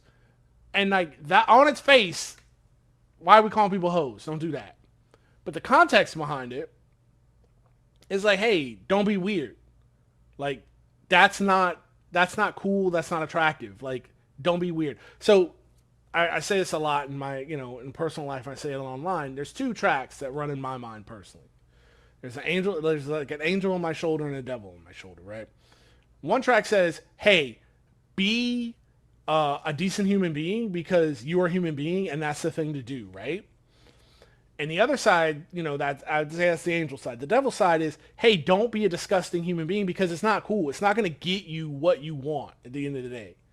Like, it's not going to turn out well for you. It's counterproductive. So why do it? Some people listen to the angels enough. Some people have to listen to the devil and be like, hey, just don't be gross. I have a thing too where I say like, I don't care what people think. This is kind of a side thing, but I'm like, I don't care what people think. I don't care what they believe. I care what people do. So if we can create a world where people, maybe they are sexist, racist, homophobic, whatever, but they keep that shit somewhere else because the society that we've built does not allow for it in civil, polite society. So those people will be locked out of all the cool shit. And to me, that's enough. Now, if you wanna change hearts and minds, like go for it. I think this is like a thing where honestly, it's kind of a racial thing. I see a lot more white people like disagreeing with this take than I do people of color or even women, because they'll be like, I can deal with a bro because a bro will tell me exactly where he's coming from. I've heard this a million times, to where a nice guy won't. He's always hiding. So I'd rather deal with the bro. And it's like, yeah, I'd rather move and as a person of color, like as a black man, I'd rather move in a world to where like, I don't care what you think. I just care that you're not going to like violate my civil rights or bodily autonomy. That's what I care about. You think whatever you want about me. It's fine. But that's like the angel devil thing. I know I'm on a whole different rant than politics, but I think this is the way, even like the Come Down podcast, like like Nick would say like racist stuff all the time, but the stuff was in context to where it was funny. Like anything's funny. But it's just like, are you punching up? Or are you punching down? And that's the equivalent. Like, just saying the N-word just to say it is not funny.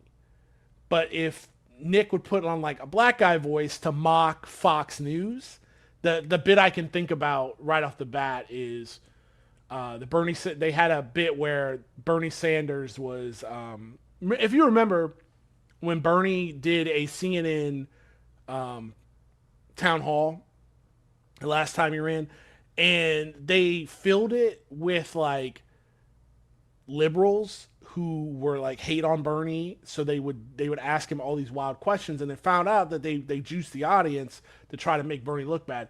So Nick went into this whole bit of just like, he'd put on a black guy voice, he'd be like, oh, I have a question. He'd be like, he's like, why ain't the Nikes free? That's hilarious. That's hilarious because the context is that you would juice. You're not be like, oh, all black people care about is Nikes. The context is we're juicing this. We're making fun of CNN for juicing the audience, for putting that guy in there to try to make Bernie look bad. Like that's who is the target of the joke? Anything is funny. You just have to have the correct context. That's my take on comedy and rants on comedy. I'm sure people here aren't necessarily going to agree with, but to quote Back to the Future, some of y'all, you might not be ready for it, but your kids are going to love it. But back to Hassan Piker. Okay. We're going to get serious now. So let me read this guy right here. I'm going to read this Fox News article. Let's read it together. Let's switch on over. Fed subpoena Hassan Piker, Medea Benjamin. Medea Benjamin, if you don't know, is the cute little lady from Code Pink. Let's look at Medea Benjamin. Let's see. Code pink. Look at my terrible YouTube algorithm while you're at it. I'm sure I'm getting canceled for that. No, she rules though.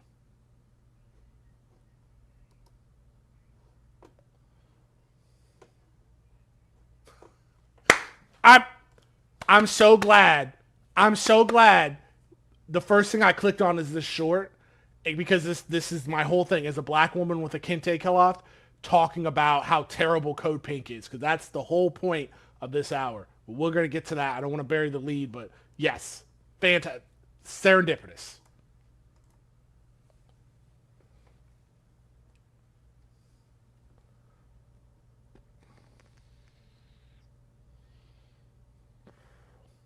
This Medea Benjamin, she rules. I love Auntie. Auntie's great. I want to be just like her when I grow up.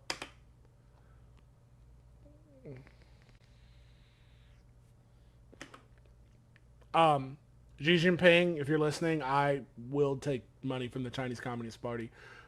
Just let me know. I mean, if APAC can throw millions of dollars in our elections, I don't know why I can't get a precious taste of that sweet, sweet Chinese yuan. Also, I would love to have that, that $200 a month lease for life. If you want to give me a job, I've said this multiple times, not kidding. Give me a job in China. I will move there with my family immediately. Please, I'm waiting on the boss call. I'm on Red Note. You can communicate with me through Zheng Haozhu.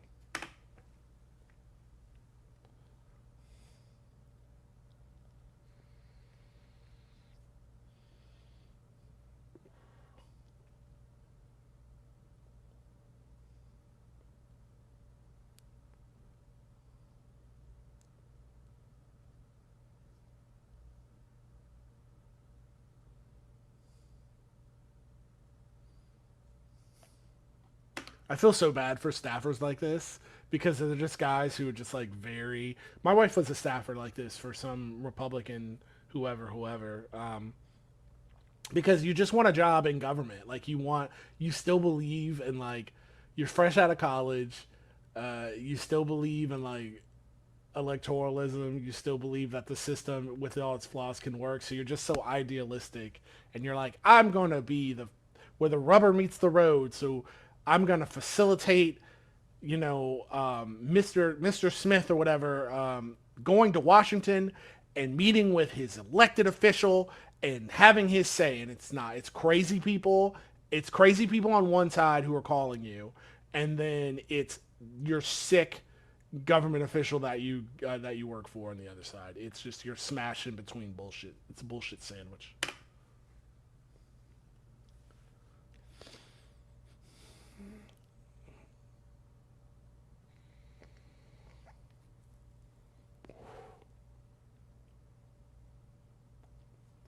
It's crazy too. Like, this is fuck the UK. I hate the UK. I hate England. But this is the one thing they do have over us, is like, because they don't have the same free speech laws we have. Like, their libel laws and their slander laws are very enforceable, to where ours aren't at all. You have to prove, like, damages, and you have to prove that this person did this out of malice. But, like, you can't just say shit like this in the United Kingdom.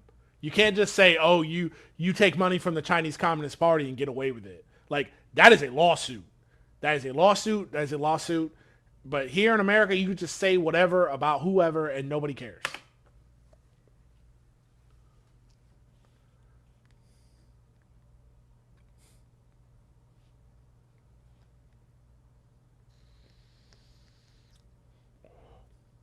See how she just states things as fact?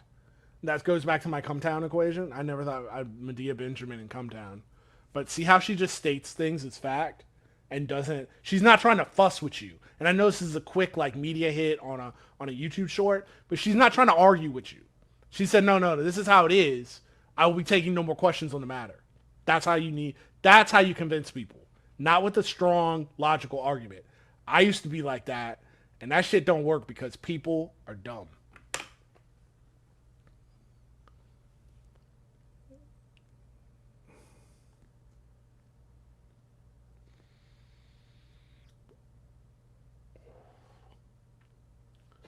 Every accusation is a confession.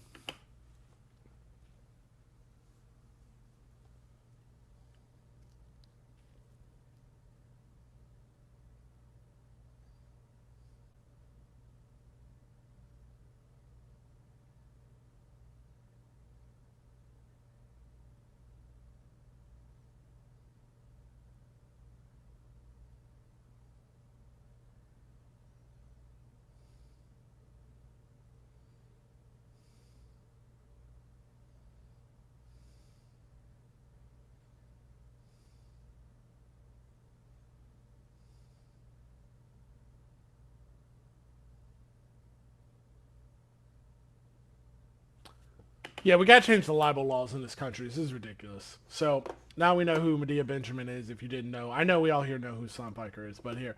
Fed subpoenas Hassan Piker, Medea Benjamin over Cuba trip. Investigation, part of a broader dragnet, as many as 40 American citizens who joined Marxist convoy to demand every hallucination that Fox News and the right-wingers have is my fantasy. I would love to join a Marxist convoy. Holy shit, how cool does that sound? Federal officials have served subpoenas to, this is not true. This is not true. Again, libel, slander. This is suable. You should be able to take, like, you can try to take them to court. I wish Hassan would do it, but, like, you're up against News Corp, so it's like they got lawyers for days that can just tie this up. But yeah, this is in a just society, this is a payday, is what this is. To Marxist political influencer. God, I want to be called a Marxist political influencer so bad. Hassan Piker and co-founder Susan Medea Benjamin, as part of a wider investigation into whether U.S. organizations and leaders violated U.S. laws and sanctions in supporting Cuba's communist regime. Spoiler alert, I'll spoil it, they did not. Piker and Benjamin, because to even go on this trip and do what they did, they had to be so buttoned up with our federal government. And again, that's why they're not being charged with anything. That's why this is just harassment from the Trump administration.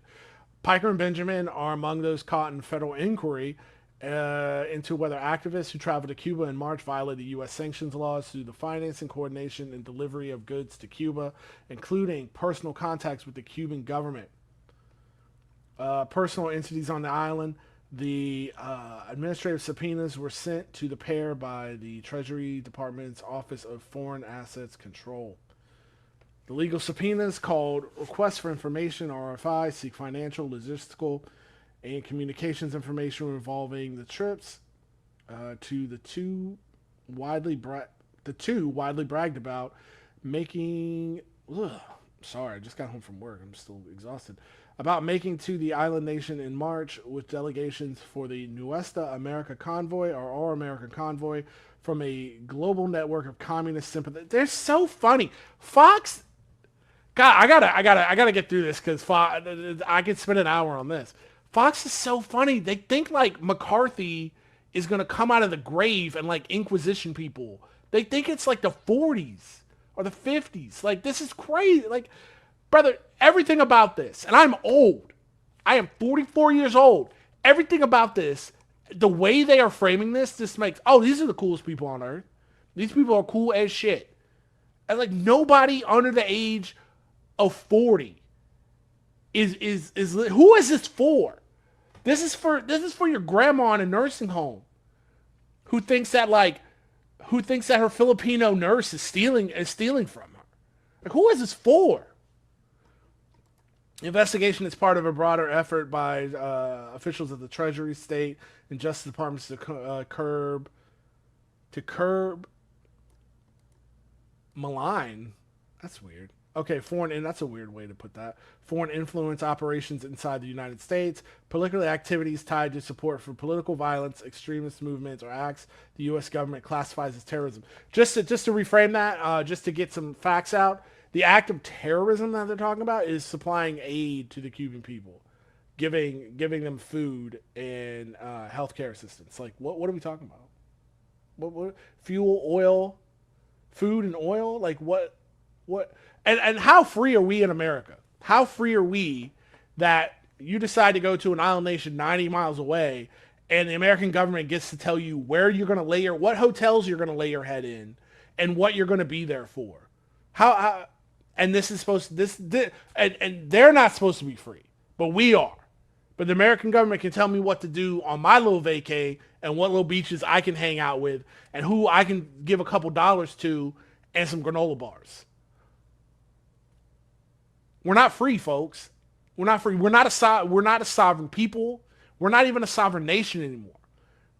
A whole other thing. We're taking, to what Medea was talking about, we're taking our orders from Israel. Now, we don't have to get into something I talked to that old guy at work about today. He agreed.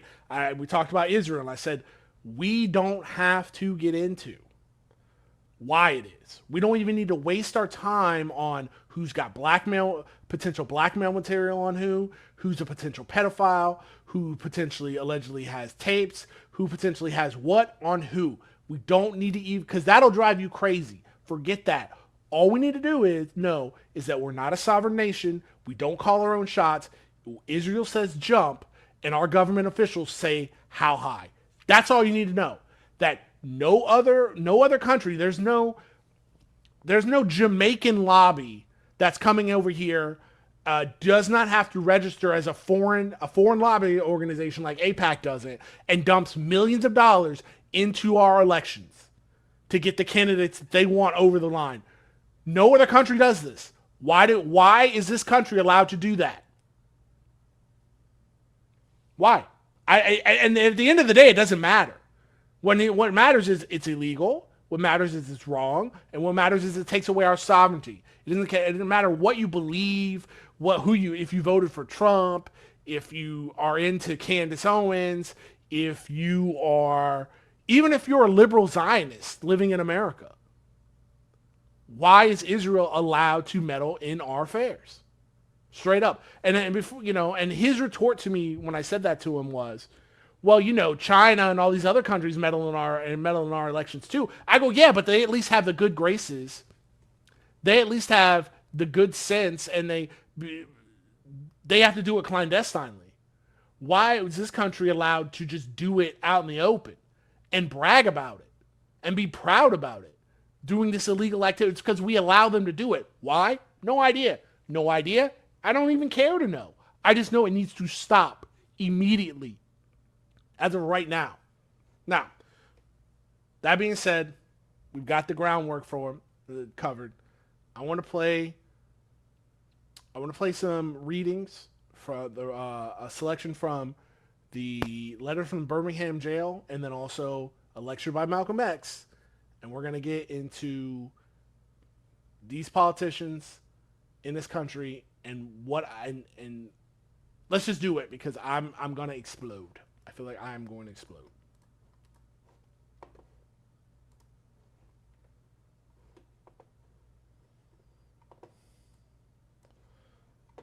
Uh-oh. Did we miss that whole thing with Medea? I think we did. Hold on. Oh, no. Let me see. Disappointed. So we missed that whole thing with Medea Benjamin. But it was subtitled, right? Very irritating group.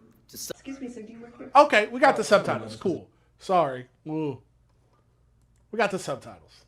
But at least I caught it for this. All right, let's get to Dr. King. First, I must confess that over the past few years, I have been gravely disappointed with the white moderate.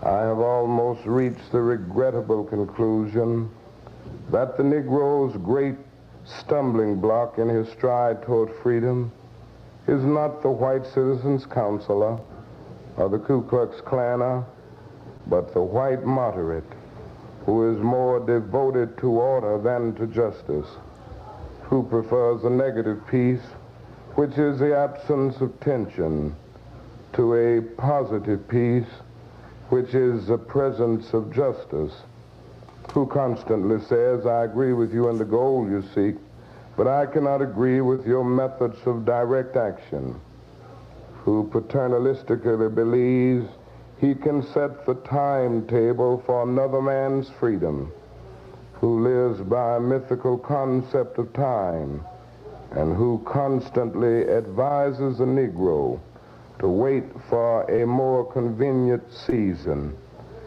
Shallow understanding from people of goodwill is more frustrating than absolute misunderstanding from people of ill will. Lukewarm acceptance is much more bewildering than outright rejection. I had hoped that the white moderate would understand that law and order exist for the purpose of establishing justice, and that when they fail in this purpose, they become the dangerously structured dams that block the flow to social progress. I had hoped that white moderates would understand that the present tension in the South is a necessary phase of the transition from an obnoxious negative peace in which the Negro passively accepted his unjust plight to a substantive and positive peace in which all men will respect the dignity and worth of human personality. Actually, we who engage in nonviolent direct action are not the creators of tension. We merely bring to the surface the hidden tension that is already alive. We bring it out in the open where it can be seen and dealt with, like a boil that can never be cured so long as it is covered up, but must be open with all its ugliness to the natural medicines of air and light. Injustice must be exposed with all the tension its exposure creates to the light of human conscience and the air of national opinion before it can be cured. To the message. Now, do you understand what he was saying there? What do you understand what he was trying to get across? Is that the real enemy of your movement and of peace is the real enemy of your movement and the real enemy of peace is the people who say they're on your side, but when it's time to move, when it's time to do action, all they want is the status quo. They do not want to overturn the table. They just want a seat at that same table, that same trough, so they can feed there, so they can feed their gullet. Let's see what Brother Malcolm said on this.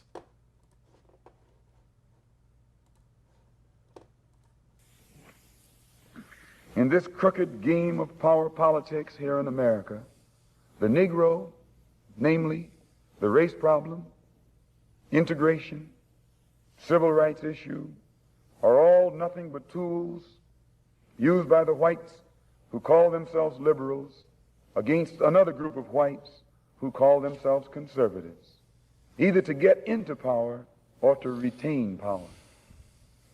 Among whites here in America, the political teams are no longer divided into Democrats and Republicans. The whites who are now struggling for control of the American political throne are divided into liberal and conservative camps. The white liberals from both parties cross party lines to work together toward the same goal, and white conservatives from both parties do likewise. The white liberal differs from the white conservative only in one way. The liberal is more deceitful, more hypocritical than the conservative. Both want power, but the white liberal is the one who has perfected the art of posing as the Negro's friend and benefactor. And by winning the friendship and support of the Negro, the white liberal is able to use the Negro as a pawn or a weapon in this political football game that is constantly raging between the white liberals and the white conservatives. The American Negro is nothing but a political football, and the white liberals control this ball through tricks or tokenism, false promises of integration and civil rights. In this game of deceiving and using the American Negro, the white liberals have complete cooperation of the Negro civil rights leader, who sell our people out for a few crumbs of token recognition, token gains, token progress. In the New York Tribune, in an editorial dated February the 5th, 1960, they pointed out that out of 11 million qualified Negro voters, only 2,700,000 actually take time to vote. This means that, roughly speaking, only 3 million out of the 11 million Negroes who are qualified to vote take an active part. And the remaining 8 million remain voluntarily inactive. And yet it is this small minority, the 3 million Negro voters, who help determine who will be the next president. If who will be the next president can be influenced by 3 million Negro voters, it is easy to see why the presidential candidates of both political parties put on such a false show with the Civil Rights Bill and promises of integration. They must impress the Does that sound familiar? Does that sound familiar? Take the white part out and just talk about, when we talked about white liberals, just liberals in general. Does that sound familiar to where, oh, we'll do something about the genocide after you get Mamala elected? Right? But we're telling you we don't need you, but when we fail because we didn't capture enough of you, then it's your fault. Sound familiar? Same as it ever was. Shit don't change. 3 million voting Negroes who are the actual integration seekers. And if so much fuss is made over these 3 million integration seekers, what would the presidential candidates have to do to appease the 8 million non-voting Negroes if they ever decided to become politically active? They hold the balance of power. Who are the 8 million non-voting Negroes? What do they want? And why don't they vote? The 3 million Negro voters are the so-called middle-class Negroes, or high-class Negroes, or uppity Negroes, who are referred to by the late Howard University sociology professor E. Franklin Frazier as the black bourgeoisie, who have been educated to think as patriotic individualists with no racial pride whatsoever, who believe in and look forward to the future integrated, intermarried society that is constantly being promised to them by the Negro politician. And therefore, this integration-minded 3 million minority remain an active part of the white-controlled political parties. But it must never be overlooked that these 3 million Negro integration seekers are only a small minority of the 11 million qualified Negro voters. The 8 million non-voting Negroes are the majority, the downtrodden black masses.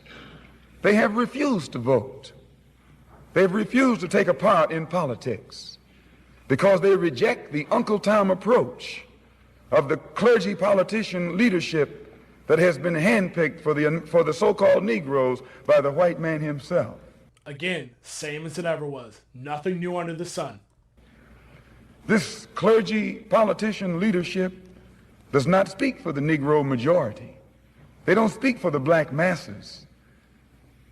They speak for the black bourgeoisie, the brainwashed, white-minded, middle-class minority, who, because they are ashamed of their race, because they are ashamed of being black and don't want to be identified with black, they are seeking to lose this black identity by mixing and mingling and intermarrying and integrating with the white society.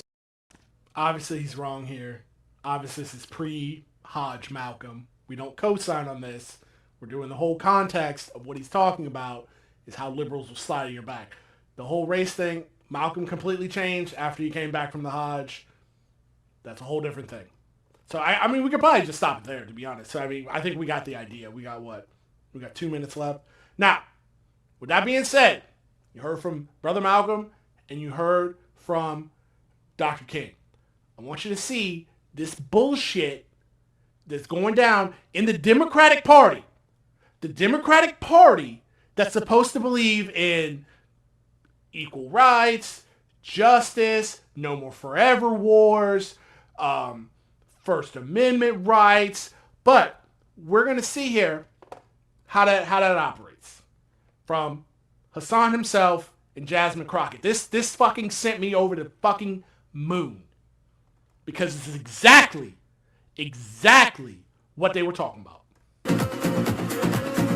And damn incompetence. And yeah, Neera Tanden's defense of me was so fucking stupid. It's not a real defense at all. She says, I'm an adult, so I can say the Trump admin weaponizing the justice system against Let's get right to his wing of the party, backed by the likes of Neera Tanden and many others, don't actually have a real base at all. What the fuck is wrong with her? Jasmine Crockett boost video mocking Hassan Piker after subpoena from Trump admin for bringing food and medicine to starving Cubans. Kamala would have never. That's what you get for telling people to vote third party. Not the kind of shit a member of Congress should be doing. Also, seeing all the weird K-Hive accounts doing some goofy-ass victory lap because the fascist federal government is targeting a streamer they don't like is really telling about what some of their core beliefs actually are.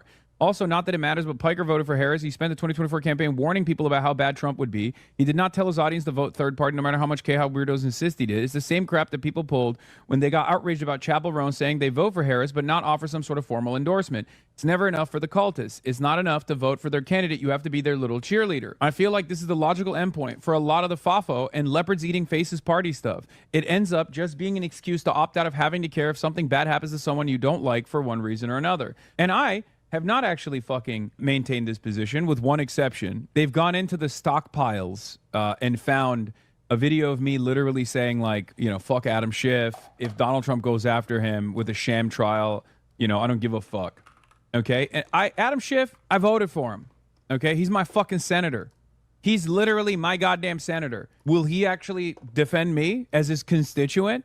Probably not. I know for a fact he didn't defend his other constituents that were getting fucking tortured in an Israeli prison when they participated in the Samud flotilla. Fuck Adam Schiff. Reminder that Hassan hoped that Adam Schiff was sent to prison when... And also, I'm not even being fucking super serious here. I'm fibbing. But it doesn't matter. It doesn't matter. And it's funny because other liberals are like, be better than him. It's not that difficult. Yeah, be better than me, bitch. Part of that. Oh my God. Part of that is... Oh my God. Senator Adam Schiff under federal criminal investigation for alleged mortgage fraud violations. Oh my God, I hope they arrest him. Oh my God, I hope he goes to... Like, I'm fucking memeing. But also, I voted for him. Suck my dick, you know? Oh my God, I hope he goes to prison. Oh, I hate him so much. Oh, fuck yeah. Oh, hell yeah. Yeah, this is political. Sure, I don't care. Lock him up. Like, I'm doing a Trump voice. I'm doing a motherfucking Trump voice. This is your thing? The same clip, the context you were shitting on Trump? Yeah, I know. So I'm sure I turn it around on Trump again and be like, he's unfavorable, he sucks, and that's why he's doing it. You know? I'm not an elected official, by the way. I don't know if you guys know this. I'm a fucking political commentator. But yeah, I'm not a fan of Adam Schiff. But, you know, if Adam Schiff comes out and defends me and apologizes for not defending other constituents of his that were trapped in Israeli prisons being tortured when we were asking him to release a statement or to pressure the Israeli government as an American senator, if he apologizes to those people or if he tries to apply pressure to the government, I'll change my calculation. I'll apologize to Adam Schiff. I don't care. Jasmine Crockett boosts video mocking Hassan Piker after subpoena from Trump admin bringing food and medicine to starving Cubans. Kamala would have never. That's what you get for telling people to vote third party. This was the video that she actually said Lamau to. So federal By the way, what's funny is I have that exact same t-shirt that this lady is wearing. officials now want to speak to Hassan Piker. He has to actually go and address them in person. Like, you're so dumb. You're so dumb. I'm sorry. You're so fucking stupid if you think this administration is not going to come after you as well. And before people say, oh, this admin has been coming after black and brown people. Yeah, I know. Because I've been in the fucking streets fighting against that. What have you guys been doing? Just fucking chirping from home. And not even chirping at the admin necessarily, but sometimes chirping at the people who are doing this. I mean, Kamala would have never. That's what you get for telling people to vote third party or not vote at all. Yeah, I didn't do that. I just didn't endorse Kamala Harris. Yeah, Jasmine Crockett is a civil rights lawyer, by the way, who also endorsed Israeli agent Wesley Bell over Cori Bush this week. So this is unsurprising, is what I said. She endorsed Javier Becerra and then fucking turned around and endorsed Wesley Bell, dude. What the fuck? I mean, it's expected if you've been paying attention to what Jasmine Crockett is doing. Obviously, that was one of the big points of resentment that I had. Kylie Chung says, I know that neoliberals have no real core values beyond hating leftists, but do you grasp how insane one has to be to mock and celebrate a fascist regime going after dissenters over their speech? Trump hates Crockett as much as Piker, and she still treats this as a joke. Now, with that being said, what I'm about to say here, all my white friends who are, y'all are in the comments, all my white friends on this space, you're in the room, you don't have to turn this off. This is family business, but you can sit here and you can learn something. Do not go out and repeating what I'm about to say, because it's not for you. This is family business. What I'm about to say is I Lumen Cast, Robert Johnson, take full responsibility for this. This is not, it has nothing to do with this space. Now, this space, disown me for this. Please. These are not the views of the This Space Collective. What I'm about to say. Jasmine Crockett. This is a coon, bro. Do not repeat that. But this is a coon. I can say this. If you think you hate liberals, you don't hate them enough. Liberals are so much worse than the worst MAGA guy you've ever met. The worst Trumper you've ever met. Because there's a chance the worst MAGA person that you've met, the worst Trumper, the worst conservative, the worst bloodthirsty, racist, homophobic, transphobic piece of shit that you've ever come across, there's a chance that they're salvageable because their material conditions are fucked up, and if we could just fix that, they could at least, all their dumb views, they might let them go, or at worst, they might just stuff them down and be like, well, at least I got 2 cars in my garage and a chicken in every pot, and I don't want to deal with this shit anymore. I want to go to the cool parties. I don't want people thinking I'm like this, so they'll just leave it alone, right? This coon knows better. She knows better. She can't be fixed. You got to vote her out. You got to get her gone. Again, this is actually, I hate coons, bro. This is the type of person, talking about same as it ever was.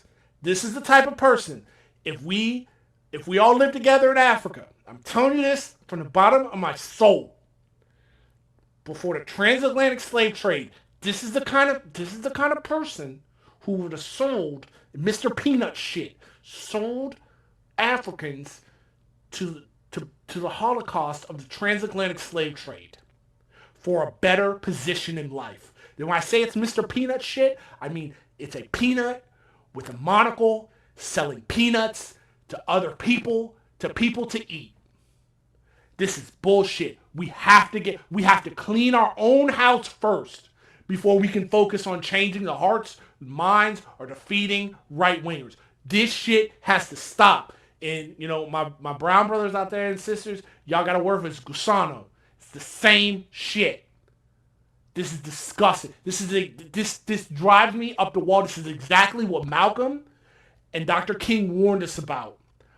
This is exactly what, oh my God, I can't think of his name, and I shook his hand. I stood right in front of him. Black faces in high places is not going to get it done. Y'all know who I'm talking about. This shit has to go.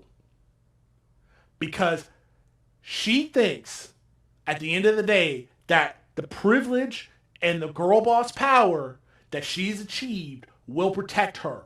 And it will not. We either all rise together or we all sink together. She wants the federal government to take away or do violence to this man for the crime of not supporting a genocide and a genocidal presidential candidate, Kamala Harris.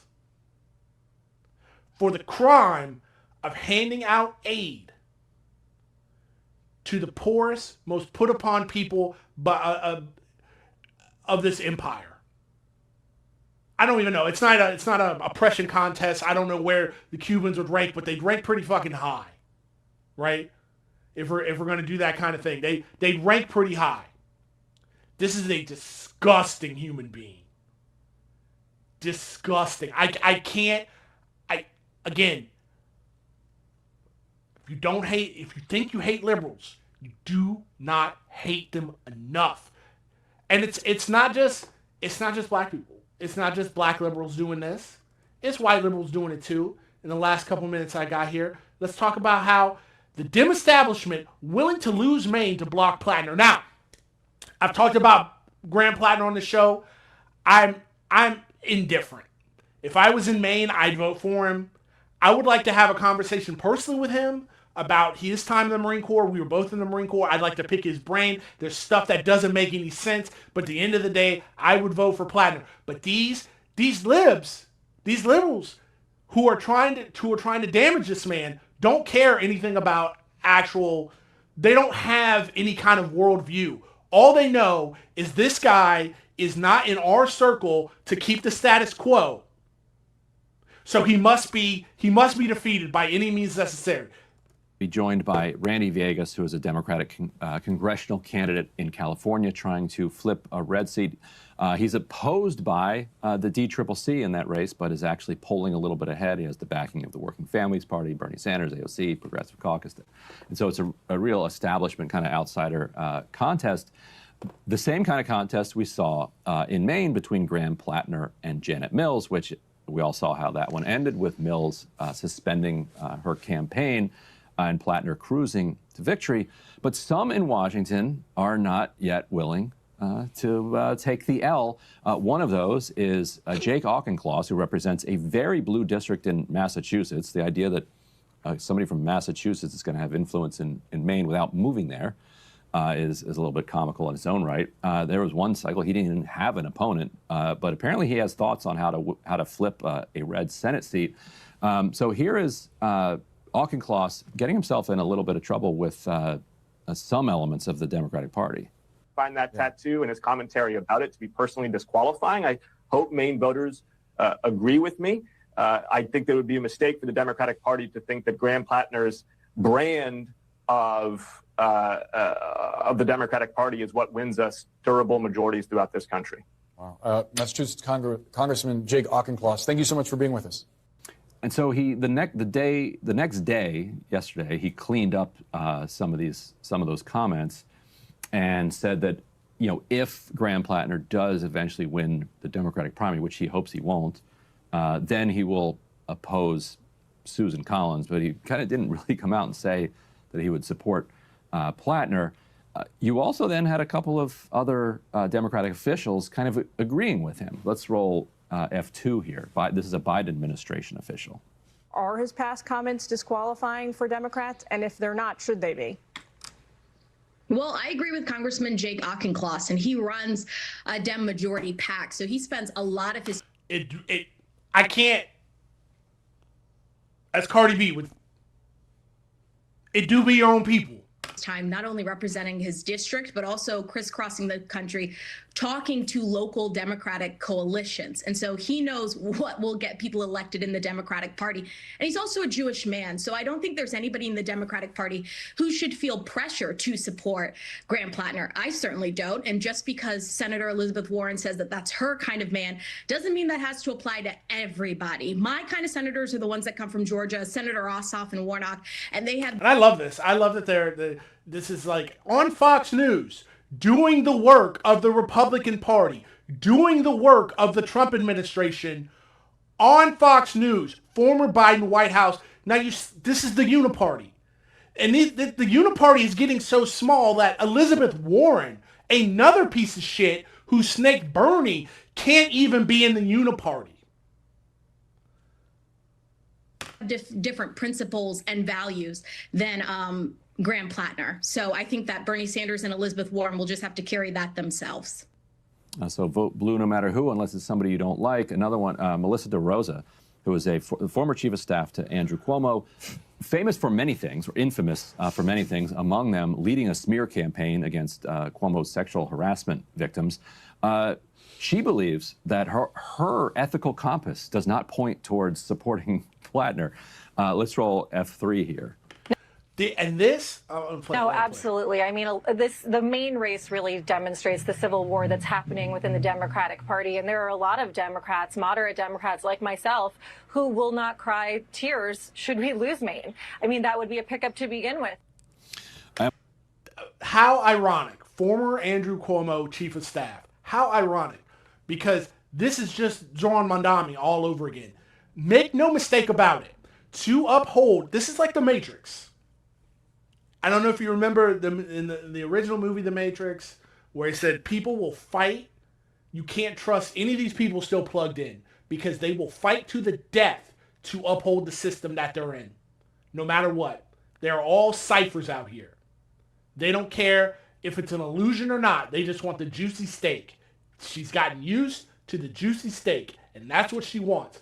And now, again, it's no coincidence that this woman worked for the Cuomo campaign and is trying to run the same bullshit against Graham Plattner that didn't work against Zoran Mondami, and turn somebody like me, and I don't live in Maine, so I can't imagine what this is doing to like independents or even right-wingers in Maine who is just like, I don't like this guy. I feel like he could be John Fetterman 2.0. That tattoo is freaky. I don't like his time in Blackwater, but I'm judging him by his enemies now, and I'm like, oh, everybody that I hate, everybody that wants to take, everybody that is willing to sacrifice the United States of America, literal human sacrifice of Cubans, Iranians, Palestinians, Africans in the Congo and other places that we exploit, the people who are willing to do human sacrifice are against this man, then I guess I'm with him. I mean, I'm judging him by his enemies at this point. Emily, first of all, as Ben Dreyfus pointed out on Twitter, I got 2 minutes left. I want to get this thing tears real quick about what Malcolm X also had to say about this kind of bullshit when it came relating to China. The Chinese Revolution. They wanted land. They threw the British out, along with the Uncle Tom Chinese. Yeah, they did. They set a good example. When I was in prison, I read an article, and don't be shocked when I say I was in prison. You still in prison.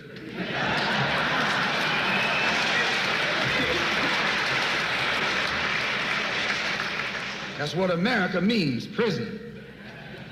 When I was in prison, I read an article in Life magazine showing a little Chinese girl, 9 years old. Just wiped them out. When they had the revolution over there, they took a whole generation of Uncle Toms. Just wiped them out. Now, we can't do terms of service violations on people. That's not what I'm calling for, nor could I on this platform. We're not doing that. But the idea of this is a good thing is what I'm trying to get across. This is the last dying gasp of third wave neoliberalism. And you need to be aware of it, and we need to get these people out of any kind of power. Get them gone. Vote them out, shun their ideas, make them pariahs. Make them the people that cannot sit with us. They can think whatever they want. They can think this system works for them, but at the end of the day, we know it won't. We know it'll come for them last. It'll get us first, but it'll come for them last. And we need to strip them electorally of their power. That's my time. I'm still so fucking mad about this. It really... I hate liberals so much. You can't even imagine. Lumencast on Twitch, Lumencast on YouTube. You guys have a great night. Take care.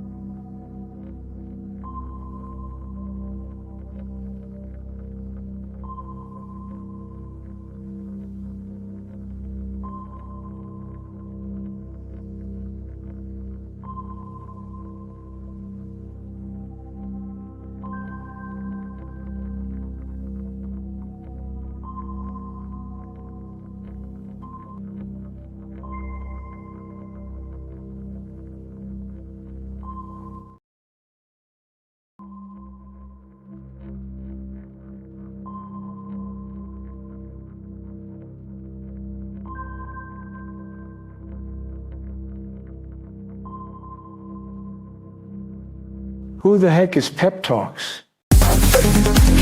I'm not gay, but I fantasize about Marco Rubio. Pep Talks. Pep Talks. Pep Talks. Let's eradicate the Kung Flu. I'm literally coming. Pep Talks. Pep Talks. Who the heck is Pep Talk? They want our women. They want our children. Pep Talk. Sometimes no means yes. Grab them by the pep talk. Grab them by the Marco Rubio. Obama is a racist. Pep Talk. I'm literally coming. I'm literally coming. Pep Talks. We found weapons of mass destruction. My fellow Americans, it has been confirmed today from Pep Talks that we are indeed all high on politics. You know my opinions on the ones that just like they do react content, or it's like the TikTok thing where it's just behind them they're using the green screen mode and they're just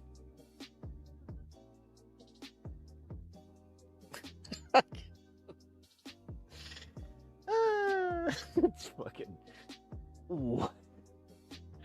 There's a special cringe factor to that. Like, I really, dude, every time I see that shit, or I'm just like, why? And why is this the stuff that hits? Like, god damn it. Like, every time. You know, Jolly Good Ginger is guilty of that shit. I like him. Like, he's a good dude.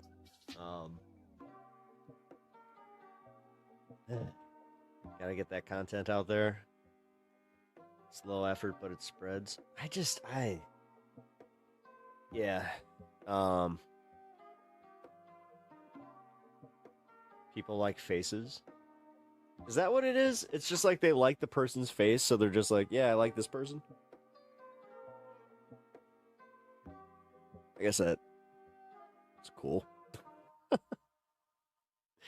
Yay.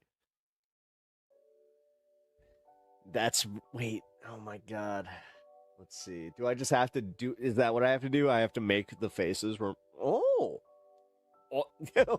Dude, I should just do... Oh my god. I might as well just do the fucking pandery bitch. Just like... just fuck... No, because then I'll end up pissing people off. They'll just be like, oh, look at him. He's making fun of it. I'm not going to make any friends in this industry. God damn it. That fucking shithead at the Comedy Store was right. Ugh.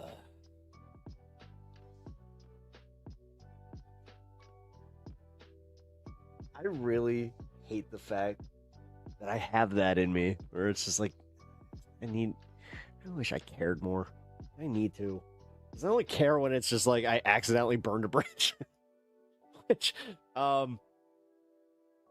surprise, I have done that. Found out that I lost an opportunity just because they were like, oh yeah, we heard what you said. It's like, oh. Sorry. I hate when I be watching a video at the and notice that there was a dude staring at me in the corner. Scares the shit out of me. You're just like, ah, what's this little box? Ah, no. Yeah. Also, that's very much I don't know. Whatever. I got my opinions. I do it as a bit. It's working already.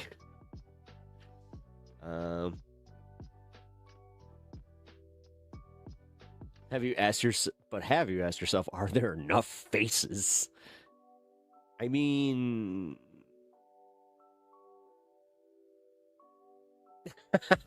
On-screen mood chart. Pep feels like burning down the world. Sad, satirical.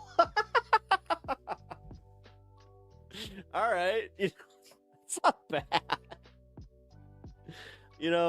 Although, come on, pepper scale, mild, hot, spicy. Like, it's almost like, but no, you know what? No. It's overplayed, obviously. No, I like that. That's a good one. I do like that. I don't burn bridges. I let them decay over time, and then it gets awkward. Oh, shit.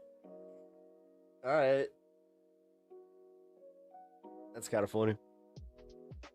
I'm not passive-aggressive enough. Passive-aggressive is still aggressive, so... If I'm getting blamed, we're we're all getting going. Oh yeah, you need my email. It's at Pep Talks TV, at gmail.com. Any of you guys can email me there.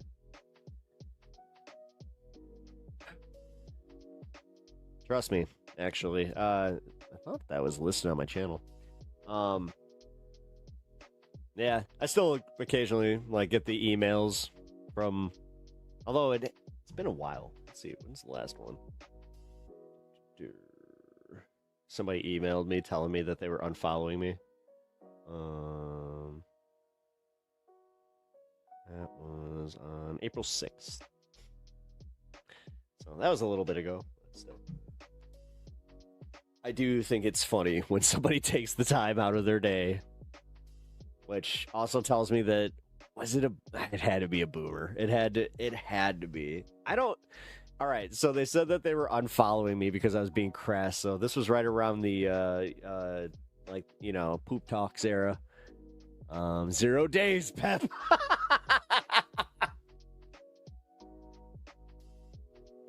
God damn it, Mouses. You figured it out. You're just like 0 days. He's about to. Yes, it was because of the poop talks.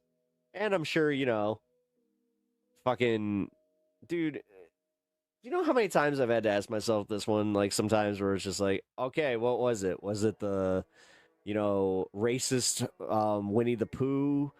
Was it the poop knife? Two different types of poo, poop joke. Hey, was it that? I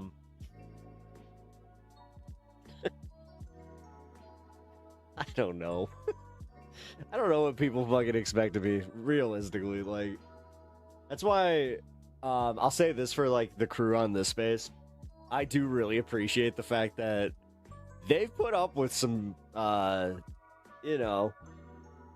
some pushback from some people that were just dude, some guy, I think you guys know who he is, but I'm not gonna give him the benefit of having his name out there. But yeah, he was calling me a racist on this channel. So yeah, he went to the principal, bitch. What the fuck? But then yeah, principal told me, yeah, this guy's a known problem, by the way. So don't take it personally. I'm like, all right. Terre Haute. No, it wasn't Terre Haute, Bob. And he wouldn't clearly explain it. Yep. Yeah. No. He sucks. I've seen him in other chats pop up, and then he blocked me, funny enough. Whatever, man. You know who you're talking about. They're usually chill. I know. That's what was so weird to me. Every interaction I had with them was in a, God, I think that I interacted with them mostly in the Serfs chat, but yeah, dude. No, he sucks. He called me racist, then fucking didn't clearly explain himself. I asked him if he was drunk. That was another one where I'm like, are you just drunk? Is this a thing? Yeah. That was shit. But whatever, man. People gotta feel how they feel. This is the bitch about being a people pleaser and doing this. I will say that much. Because I do have a little bit of that in me. You were supporting... Yeah, dude, it was that stream. Yeah, where I was talking about supporting Simmons. And he called me a racist for not supporting Cat Abu and Abu Ghazaleh. And yeah, that was fucked. That was so fucked. I'm still a little bit upset about that because, again, how wrong can you be? And then to go behind my back and just try. Seriously, dude. It's like you tried to get me fired from fucking this space. What? Okay. Whatever, man. But like I said about the other creators kind of having my back on that one, man, that was cool. You know, I've come to really enjoy like what we're doing there. I hope they come back along with Gold, who got grossed out. The mood ring vibes are not all in sync with the world. It's like a chill stream. Come on. Excuse me. Some people don't care, man. Well, I mean, somebody said that Alex was opinionated. Well, did you know that I'm a bit opinionated myself? Wait, what was that? Like, I slipped into a English accent. Like at the end there, it was almost like going little bit of Scottish. Did you know that I was actually part of the Ventura the Ventura McCloud clan? God damn it. This is what happens when you try to like work on bits, but then it's just like, no. Don't even try. Although I did just learn you gotta put your teeth out when you're talking about Jesse Ventura. You gotta put your teeth out. You gotta kind of talk like you're extending your bottom jaw. Like, did you know that when I was the governor of Minnesota, that I passed a fitness test because I was also part of the Navy SEALs? And did you know that when I was part of the Navy SEALs, I was doing underwater demolitions? I was an underwater demolitions expert. And because I was from Minnesota, I could handle the cold much better than my brothers, and I could stay down there and plant whatever we needed planted. So did you know that I was also in some covert ops? Yeah. And then I decided to go to this wrestling academy. And the first time that I went there, they told me, no, we don't have a place for you here. And then I got a call. They said somebody dropped out of the class. And they asked me if I wanted to come in. I said, yeah. And then I met superstar Billy Graham. Did you know that without superstar Billy Graham, there would be no Jesse Ventura?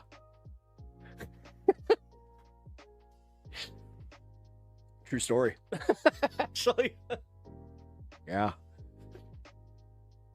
And did you know that when Hulk Hogan during WrestleMania 2 decided to go against me and the boys, when he ratted me out to Vince, I was about to bring it up on WrestleMania 2 that I wanted to have a union for the boys.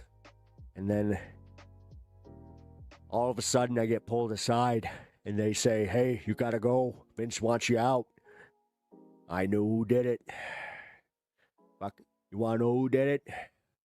Hulk Hogan. Yeah, Hulkamania was only in it for himself. Ruined the wrestling business for the boys. And then I was part of the Predator movie. I was already scheduled to film, and then I left the WWE.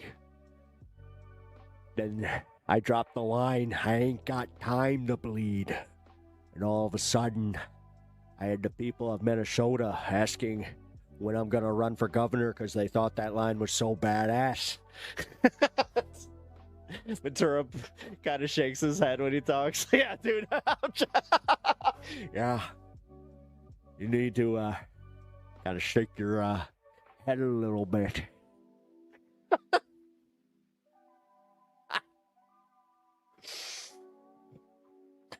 And did you know that I was one of the ones talking about the space lasers before Marjorie Taylor Greene? She had to make it weird and made it. She added the Jewish in there. There were no Jews involved.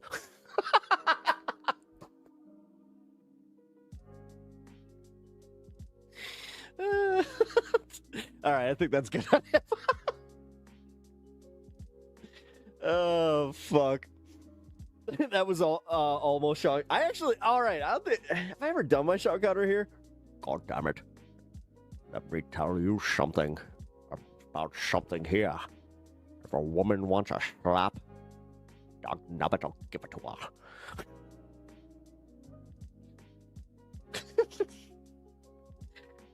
And then you can find me during your hunt for Red October. Just start listing the movies. Highlander.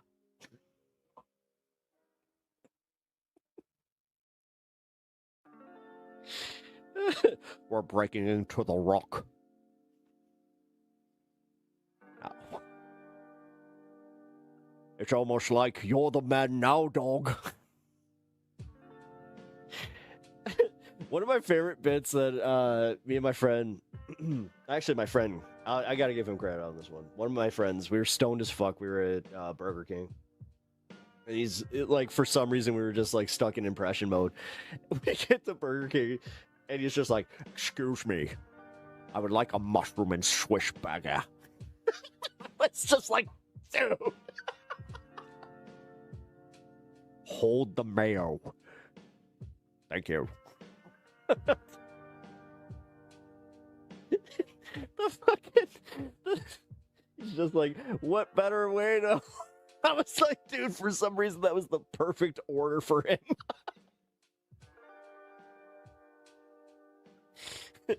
One of the funniest prank phone calls I ever had was with my I called my sister. And me and my buddy, we were doing like this back and forth with Arnold Schwarzenegger.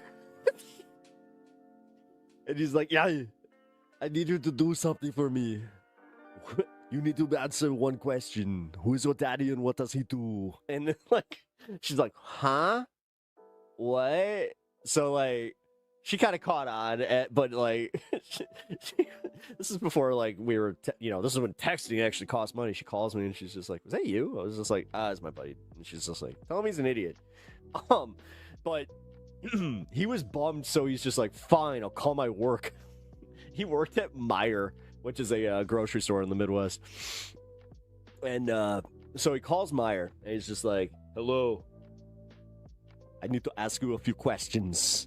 And like, I don't do the best Arnold, trust me. Like, he does a much better one, but I need to convey how funny this fucking, this back and forth was. Because like, the guy's like, yeah. And he's just like, do you have cot pushers? Yes. Well, I have some bad news for you. I work over at the Lowe's next door, and we have some of your carts in our cart parks. And I have to tell you right now that this is a big problem because you are union and we are non-union. And when he said that shit, all of a sudden the guy's like, I gotta get my manager. And me and my buddy would just start fucking laughing our asses off, just like, oh god. So we kept the bit going, and he's just like, let me tell you something. We can't have you bringing your carts over to us because your carts, when we push your carts, we are doing overtime, and then you are causing us to have major issues with our union. It was fucking hilarious.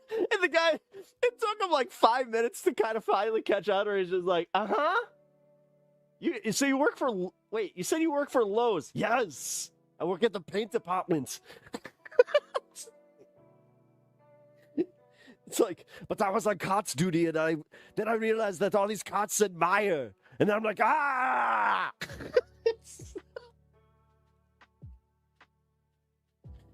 Oh, fuck. Yeah, dude. That's how we spent our time. The sad part was, god damn, I was probably like 24 when we were doing that. well past the age that you should be making prank phone calls. But hey, you know, we had fun. And then it literally turned into, like, now my Arnold Schwarzenegger impression anytime that I have to do it to my, like, my wife was, like, there for this. It's just like, yeah, you're union. We are not union. Dylan, what are you doing? You son of a bitch. Looks like the CIA's got you pushing too many pencils. All right, my Arnold's not bad. It's not great by any means, but it's not bad.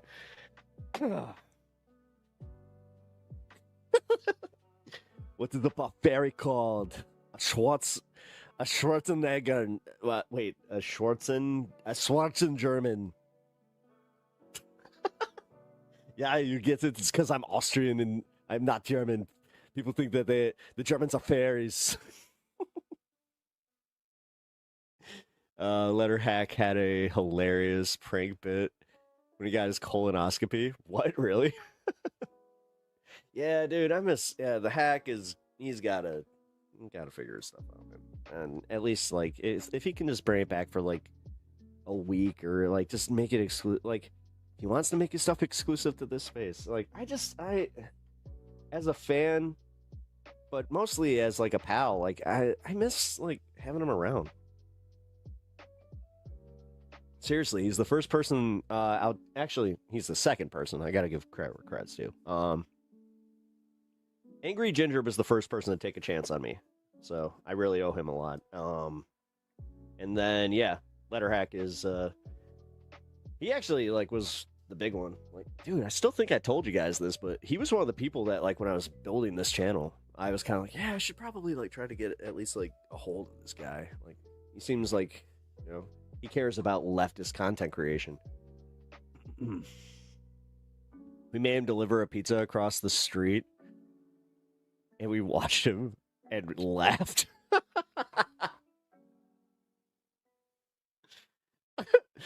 Oh, God. Oh, no. See, no, those you can't do. You can't do prank phone call. I mean, maybe if we do it to, like, another creator, that's a different story. Oh, man, that is funny, though. Yeah, no, he does a lot. No, he does. Like, dude. No, that's why I remember Ryan Dunn getting X-rayed and having a hot.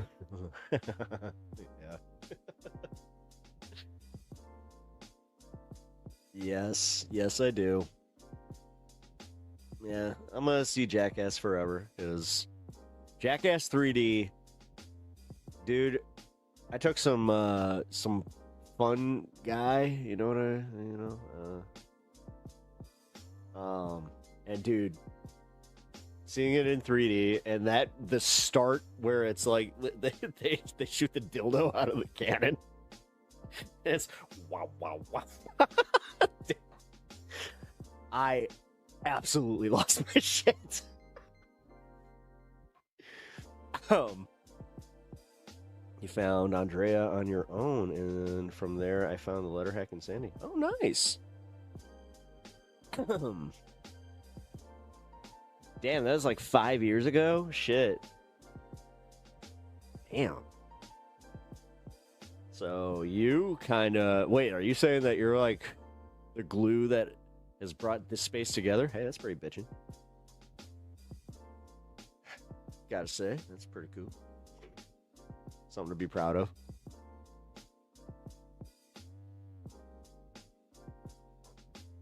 Now I'm just like, fuck it. I guess I'll just push it to an 8-hour stream. Why not?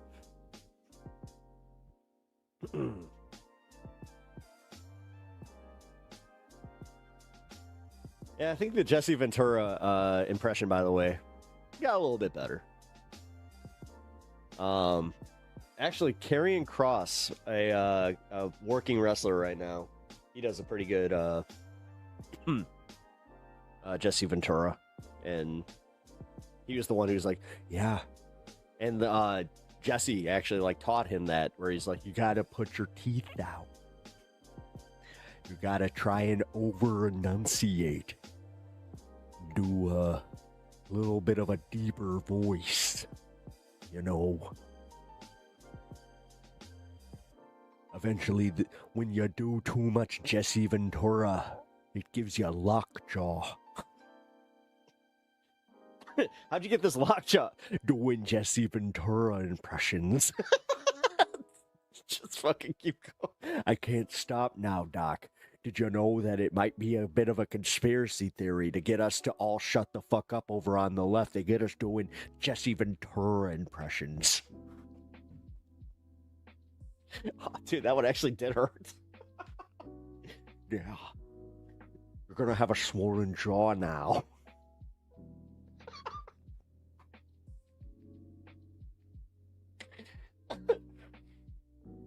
Oh, fuck. Oh,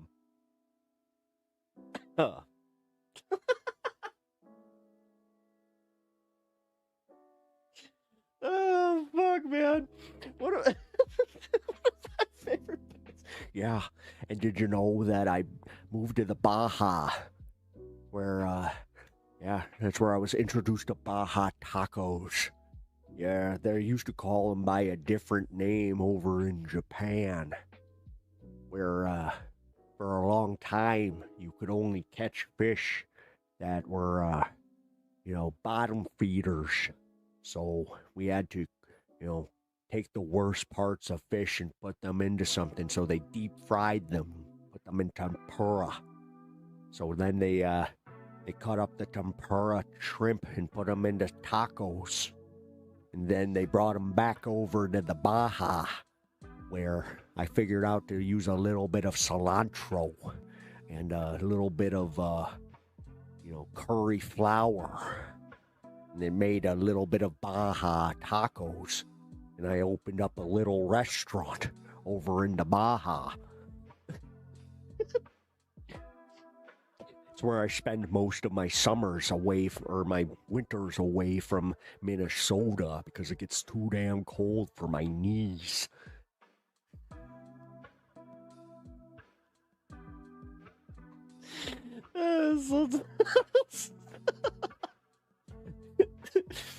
Oh, fuck.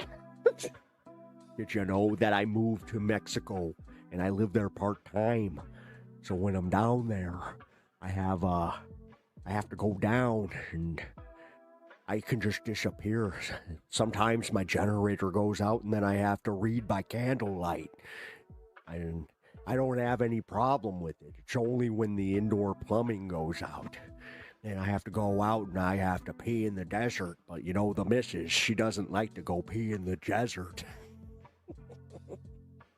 How does Jesse feel about the island? Let me tell you something there, guy. I'm not even trying to do a promo. I'm just saying that those people on that island, they all need to be locked up. Possibly something even a little more serious, if you know what I'm saying. I have to be vague because the government, you never know, they're gonna come for me when I start running for the Green Party. Oh shit, I wasn't supposed to say that. Hold on. I mean, the Green Party with Jill Stein, even though I think that lady looks like a buzzard. They say that I look like Riff Raff from Rocky Horror. I heard Jim Norton say it one time. And then, no, I don't. Jill Stein actually looks like Rocky Horror here from the Rocky Horror Picture Show. Looking bird-looking bitch.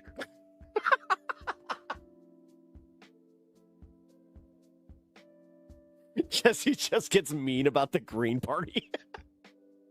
Yeah, did you know that third-party politics, it turns out that when you go and run only every other year in a primary or in a season that you have absolutely no chance in, where you're just trying to get your name out there, you're not really furthering the party. Gotta say that she's kind of a almost like a psyop. I know a thing or two about psyops. That's what they were doing in the 80s.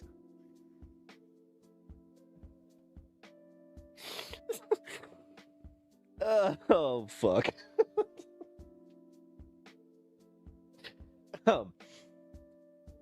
Wait, what's green name mean? That means that they are members of the channel. Sun Tzu. You can become a member for, I think it's $3? Was it $2? This is Pep's voice now. Welcome to Pep Talks. I may have really fucked up when I said lockjaw. Well, accidentally also inherited the spirit of Jesse Ventura. Well, Sasso's just like, motherfucker.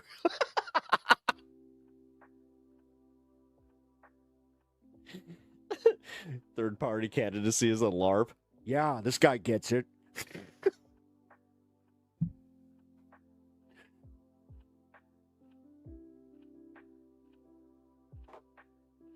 Did you know that when I'm in the Baja, I like to take a little rip of the desert, the devil's lettuce?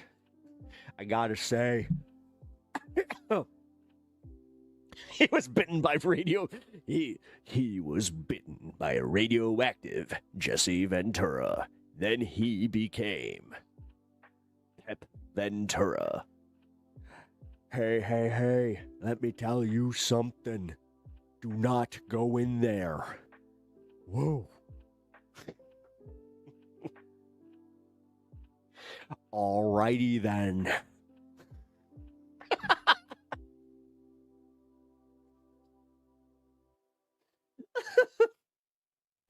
I heard you lost a dolphin. How the hell did you leave? How do you lose a fucking dolphin? He just gets pissed about it. The movie ends. It's just like, I'm not looking for your fucking stupid fish. Just so you can make a trans joke.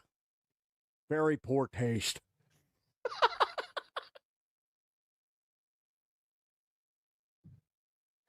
Oh, fuck.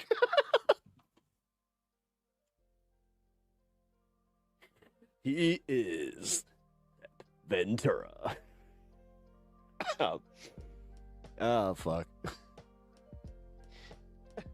Yeah. My guy's over here. He's thinking he's doing a really good impression.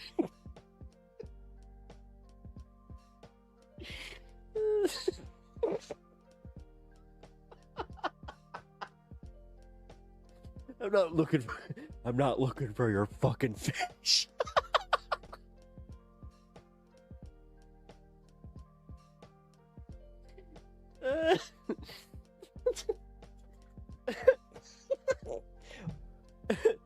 Quetzalcoatl. Wait a minute. Let me guess. White devil. Yeah. Did you know that I came down?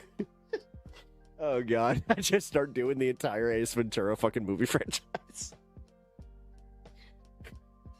Did you get the cliffhanger joke at the beginning? I thought it was pretty fucking funny.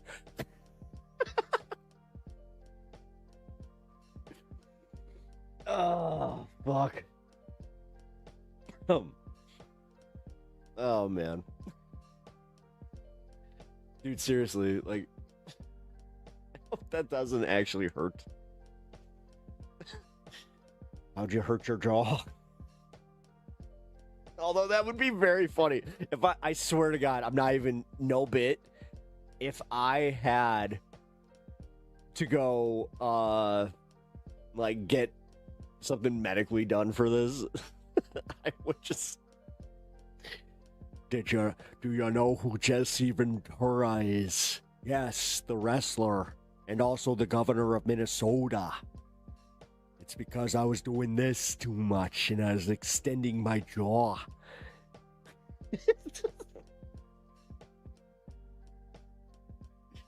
Oh, fuck. Wait, how many is that? 1,000,000 seconds is... What? Hi, Pumpkin. I'll just call you Pumpkin. How you doing? We're just kind of like, yeah, this is Chill Max and...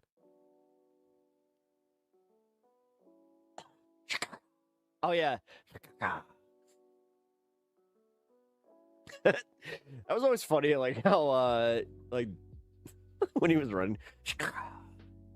Chicago.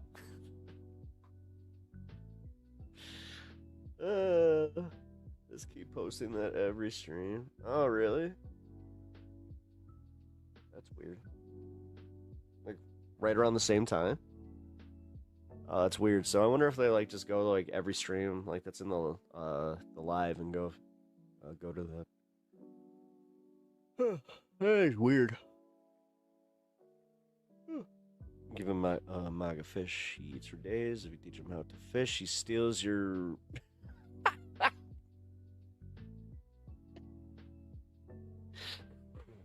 Shit.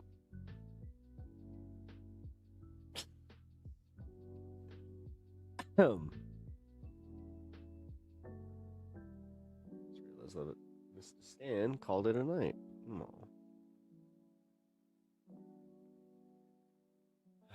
Fuck. That was dude. That was a funny ass bit. See, this is my favorite part about doing this is when something like that happens. I can go back and clip that out. Well, not clip it out. Like I clip that. The voice is still playing in your head. Oh, dude. I can't wait to go back and listen because that was my whole thing with some of these bits, especially like if I'm figuring out a seriously clip that. All right, I'll clip it. Nah, I need to. Yeah, I need to clip those because get the vibe of the channel. Also, they are hilarious. It's weird to hear you normal right now. Well, I guess I could just talk like this until the very end of stream. We only got 5 minutes. That's what they told me when I was down at the bottom of Cape Canaveral doing some training with the Navy SEALs. Yeah, did you know that when you do that, you have to make sure that you have a point man? I didn't have a point man. It's like doing some weight training without a spotter. You're not supposed to do that.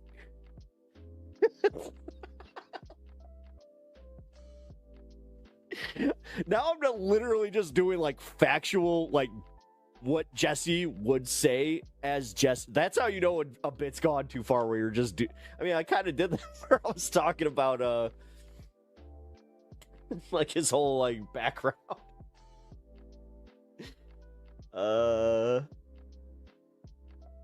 Pat, this impression is almost future. Oh, wait. I am not a crook. Get out of here, you damn hippie. Did ya? Wait a minute. Well, no, because, hold on, like, Nixon had a little bit of this, where it was the shaky cheeks that did it. It was almost like a little bit of Walter Cronkite, but not as great.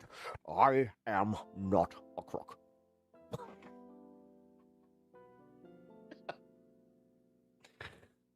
My dad, that's actually like the one impression that my dad can do, but he does it like this. I am not a crook.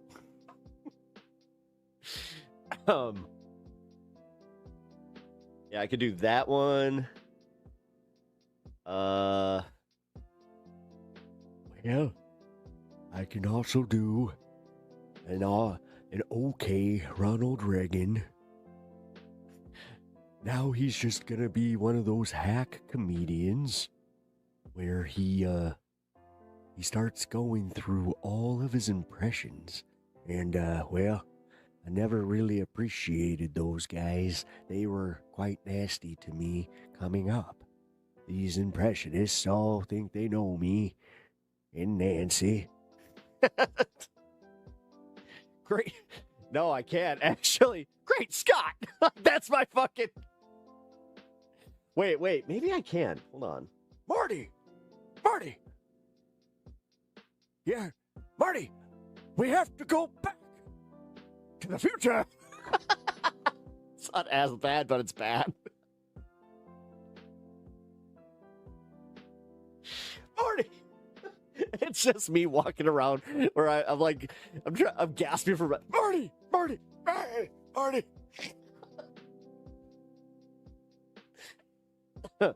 Ooh, shit. Might try a little hard on that one.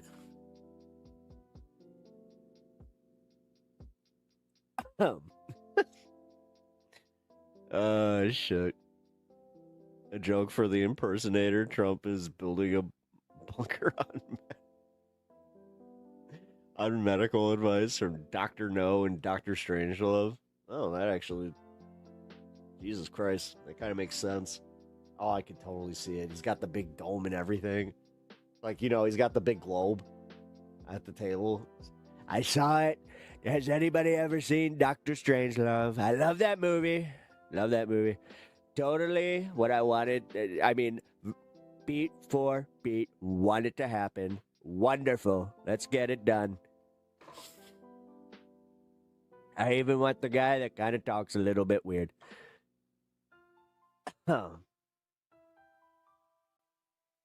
Marty, your kids.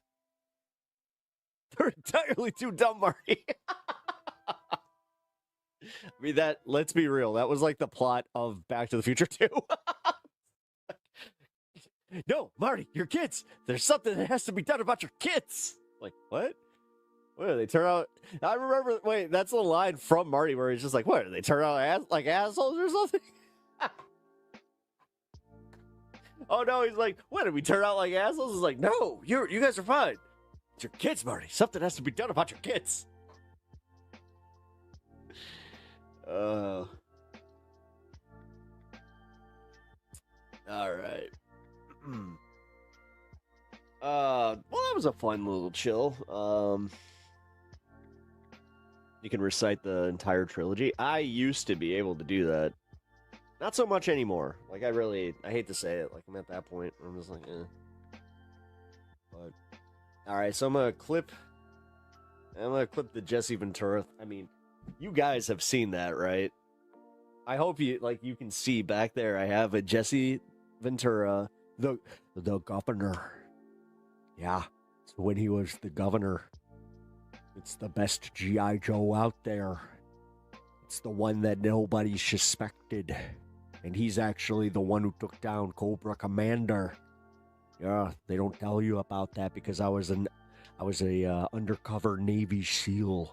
I was still acting as the governor, and they brought me out of retirement and sent me out to get Cobra Commander.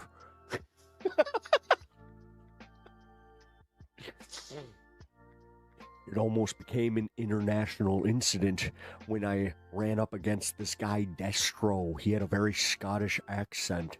And then I decided, you know what?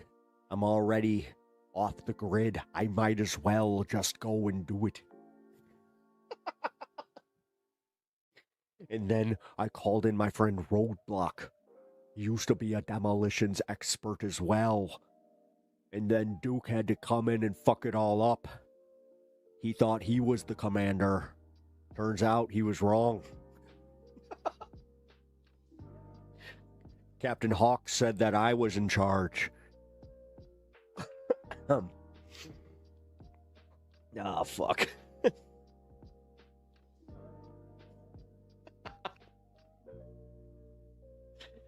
Do you do Captain Kirk? Oh, God. I would have to spend time with that. Because I don't want to do, like, the Scotty fucking, bullshit.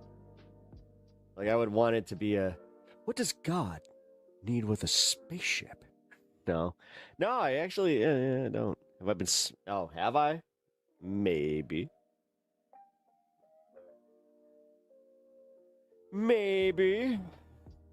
Ooh, Jesse even from Predator? Well, hold on there, Donald. I can tell you that I ain't got time to bleed. But I also got no time to take some flack from a bunch of slack-jawed F-words over here. Yeah, I see what you're trying to do. You're trying to get me in trouble for saying that very non-PC line from the Predator movies. Yeah, I get it. I get it. Yeah, I'm not proud of myself either. It turns out that the LGBTQ community is not too happy with me about that. But you know what? I just decided to do exactly what I would have done anyway, and I apologized because I'm a very nice Minnesotan. How cool was that? I had a minigun.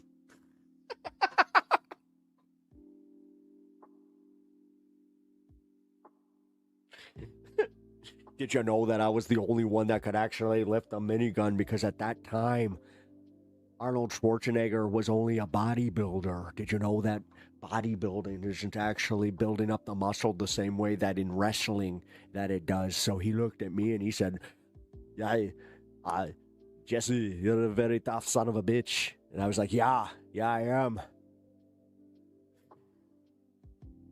Then I asked him one question and one question only, because I was very curious. Why do they keep casting him as an American character, and why aren't we addressing the elephant in the room that he doesn't speak very good English? Yeah, Jesse, I have to say, it's very not nice of you. I was also a governor, and you are sitting here insulting me when we are in the same movie. Come on, buddy.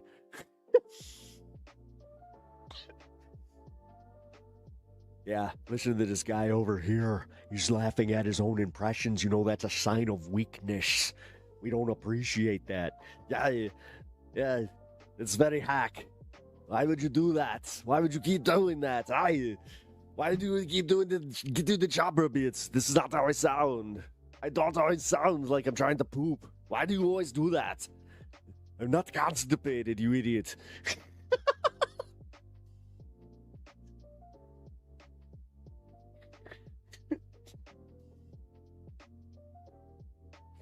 Yeah, wait a minute. I have to go take a massive shit. Give me my poop knife.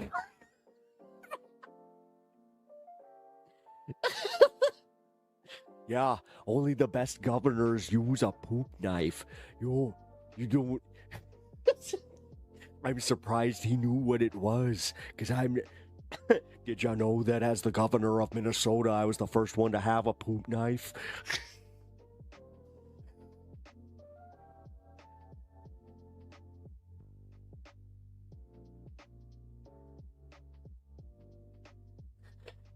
You know what I like about a poop knife is if you have an intruder come out, you pull out the poop knife and then they're confused why you have a knife, and then they see the shit on it and they're just like, oh no, then it's a fucking biological weapon. Again, welcome to Pep Talks. Oh man. Is there any wonder that why is this Pep guy stagnating in his ratings? I thought that he might grow a little bit more. Turns out that when you do a certain set of specialized impressions and bits, that it doesn't exactly take you far. All right, get this hack piece of shit to do his Winnie the Pooh. See how funny he thinks he is.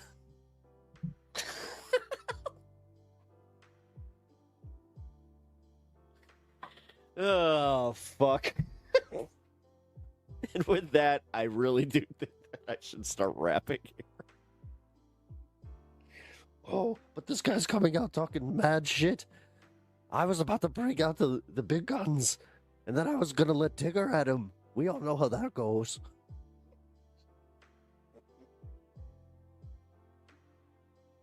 Tigger, you can take your do-rag off already. Jesus.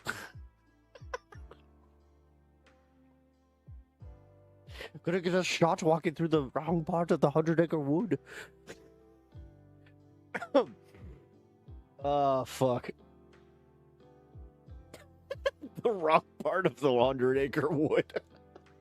Now, that in itself is a bit... Hey, we all... Tigger, you gotta be careful. We all know that that's Rabbit's Corner. Chris Walken Robin. Oh, wait a minute. Oh, god damn it. Can I do Christopher Walken? No, I hate to say it because that's probably one of my hackiest bits. Yeah, it really is. Because yeah, I don't have like the background with that. Do I even try? Because everybody does the cowbell bit. Nobody also gets his growl. Like, that's the one thing. That was more. I could almost do more of like a Ray Romano. What do you mean? Hey, I'm Ray Romano. Come on. Come on, everybody loves me. That's a shit Ray Romano. I mean, I can do Kermit like if I'm like in the right place. Because why are there so many? I can't even. It's like all I got. It's like, wait, you could just sing as Kermit the Frog? It's like, yeah, it's kind of weird. Yeah. I could do a little. I can do Mickey Mouse. Whoa, it's more like the South Park Mickey Mouse. Whoa. I'm just putting it. Literally, do you guys know that I'm actually just creating a rolling tape here so I can get a job as a voice actor? Because yeah, YouTube ain't exactly paying the bills. Oh God, I wish there was a joke in that. Kermit's finger always smells like bacon. Hey, animal, come smell my finger. Oh God. Oh fuck. Wow. Oh God. Good one. Dear God. I could end it with Scooby-Doo. There we go. Whoa. Raggy. There's a mystery. You can have a ruby track? God, I feel like this is hack at this point, but whatever.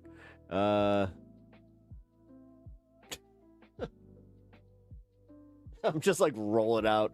Like, what impressions can Pep do? What impressions can Pep do? I'm Casey Kasem, and I bet this was not on your bingo card. Well, get fucked. This is on your top 10. Coming in at number 9, your mom. Coming in at number 8, your sister. Coming in at number 7, your girlfriend on my knob.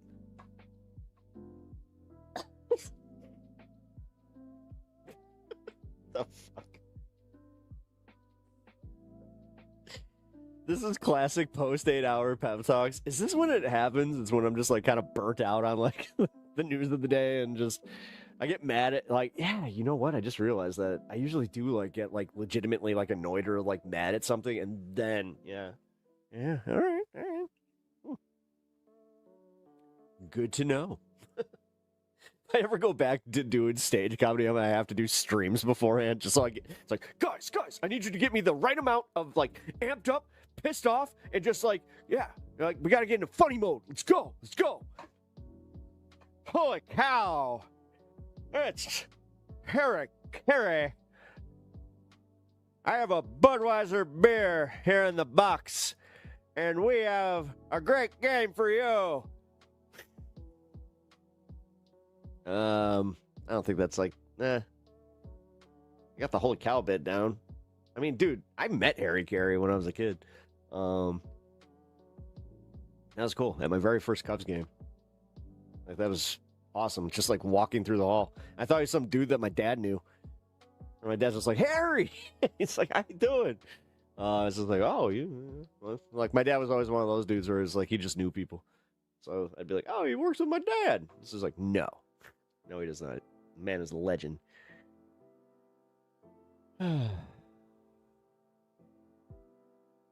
Good to have balance. Hey, I mean, like I was saying, that's what I feel like I kind of bring to this game is like, at least, you know, we can get pissed off. Like, this is where, like, the only time that I kind of feel bad about this is when, like, I'm in the mix with, like, you know, Valley Labor Report. Like, I feel like going from my show to Valley Labor Report is, you know, like, if you like that, like, hard into just more serious content, cool. But yeah, I do kind of feel like it's just like jarring. Yeah, there's like a whiplash. Yeah. That's why, like, for the primetime PEPAGANDA, I try to do like more of that stuff, and I try to keep, you know, normal PEPAGANDA, and you know, you guys know the story. I go through my lore way too much, but also Pumpkin, no? Have you already subbed to the channel? Because, I mean, you're having fun, right? So. Former DIA agent. Sup? What up, man? How you doing? How you been? Seems like you've, you're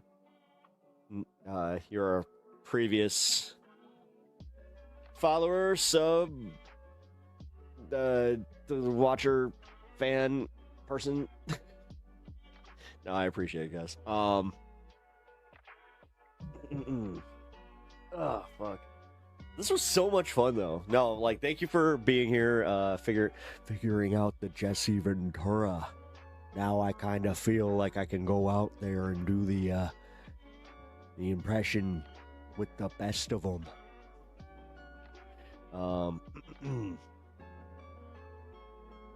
Watcher. Oh, nice. Nice. I always appreciate when, like, somebody, like, you know, pops in occasionally and just be like, hey, how's it going? Nice to see you. I was a lurker for a long time on streams where, like, I would never chat because I always felt like it was just like, I'm just here to, like, get the content. Thank you, Pep. Pumpkin chunkin'. Ooh, pumpkin chunkin'. We actually have pumpkin chunk that's, like, not too far away from us. Now imagine you doing macho. Oh, yeah. All right. One last one. We'll go out on a bang. Oh. Aha. Doing a little bit of macho madness. Ah, yeah.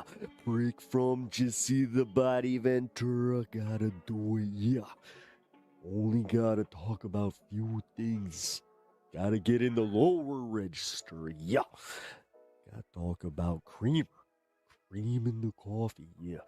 Don't like a little bit too much, but you gotta have it in the cup of coffee, yeah. Then you gotta bring it down, bring it over here, yeah. Use the hands a little bit more, yeah. Animated. Then you gotta bring it down, yeah. Always talk about bringing it down. Really get them built up. Yeah. And you gotta always kind of talk like you're about to get annoyed about something. Yeah. Otherwise, you're not doing macho madness as well as you could be. Yeah.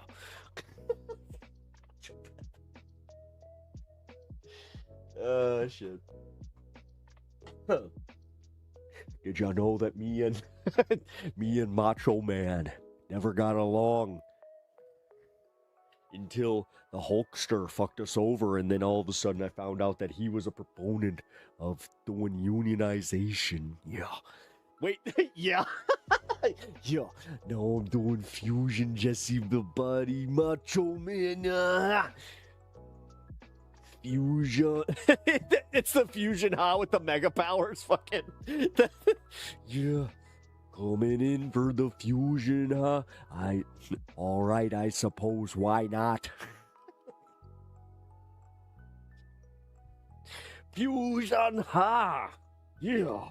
Doing the Jesse the Body Macho, Macho the Body Ventura. Yeah. Okay. There's the bit. Hybrid. Gotta bounce. Copulator. Yep. Copulator. Damn, dude. I haven't. Copulator. Damn. That's a throwback. Fuck, my buddy used to say that shit. I'd say peace. I'd be like, yo, peace. And you'd be like, copulator. Damn. I was expecting to get like a little dose of nostalgia here. All right, it's almost 1 a.m. here, so we have done 8 hours and 20 minutes. I think that's solid. Must be Australia talk. Oh, right. Yeah, because they also got the kegger. Wait, I don't want to assume. I swear it could have been 3 or 4 feet.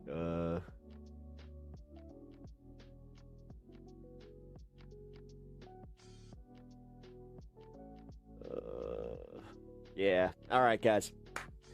I appreciate y'all hanging out tonight. If you guys haven't already hit the like button on your way out, please do so. Double tap that screen and sub to the channel if you haven't already done that. Follow over on Twitch because it is becoming more and more of a, yeah, you might want to do that just in case. I know I keep saying that, but realistically, you never know. You really do never know with this content game. So, but with that being said, folks, I will be on this space tomorrow. You guys should also follow this space if you do not already do that. I do a live 2-hour show called PEPAGANDA, where that is not simulcast on this channel. It is a This Space exclusive, although we will likely be changing that in the near future. I think that's it. Thanks for the laughs. Hey, thank you guys. Thank you for being a good audience. You guys are solid. Just remember, whenever I'm doing really good material, that means that the audience is just as awesome. For real. Hashtag Pep Impressions. All right, folks. I will catch you guys later. Twitch costs money. I don't think it costs money. I think it's free. You don't have to pay for Twitch. I believe that is not a thing, but look into it. Whatever. Sorry, guys. I do have to go. Appreciate y'all. I will catch you tomorrow. Good night. Who the heck is Pep Talks? I'm not gay, but I fantasize about Marco Rubio. Pep Talks. Pep Talks. Pep Talks. Let's eradicate the Kung Flu. I'm literally coming. Pep Talks. Pep Talks. Who the heck is Pep Talk? They want our women.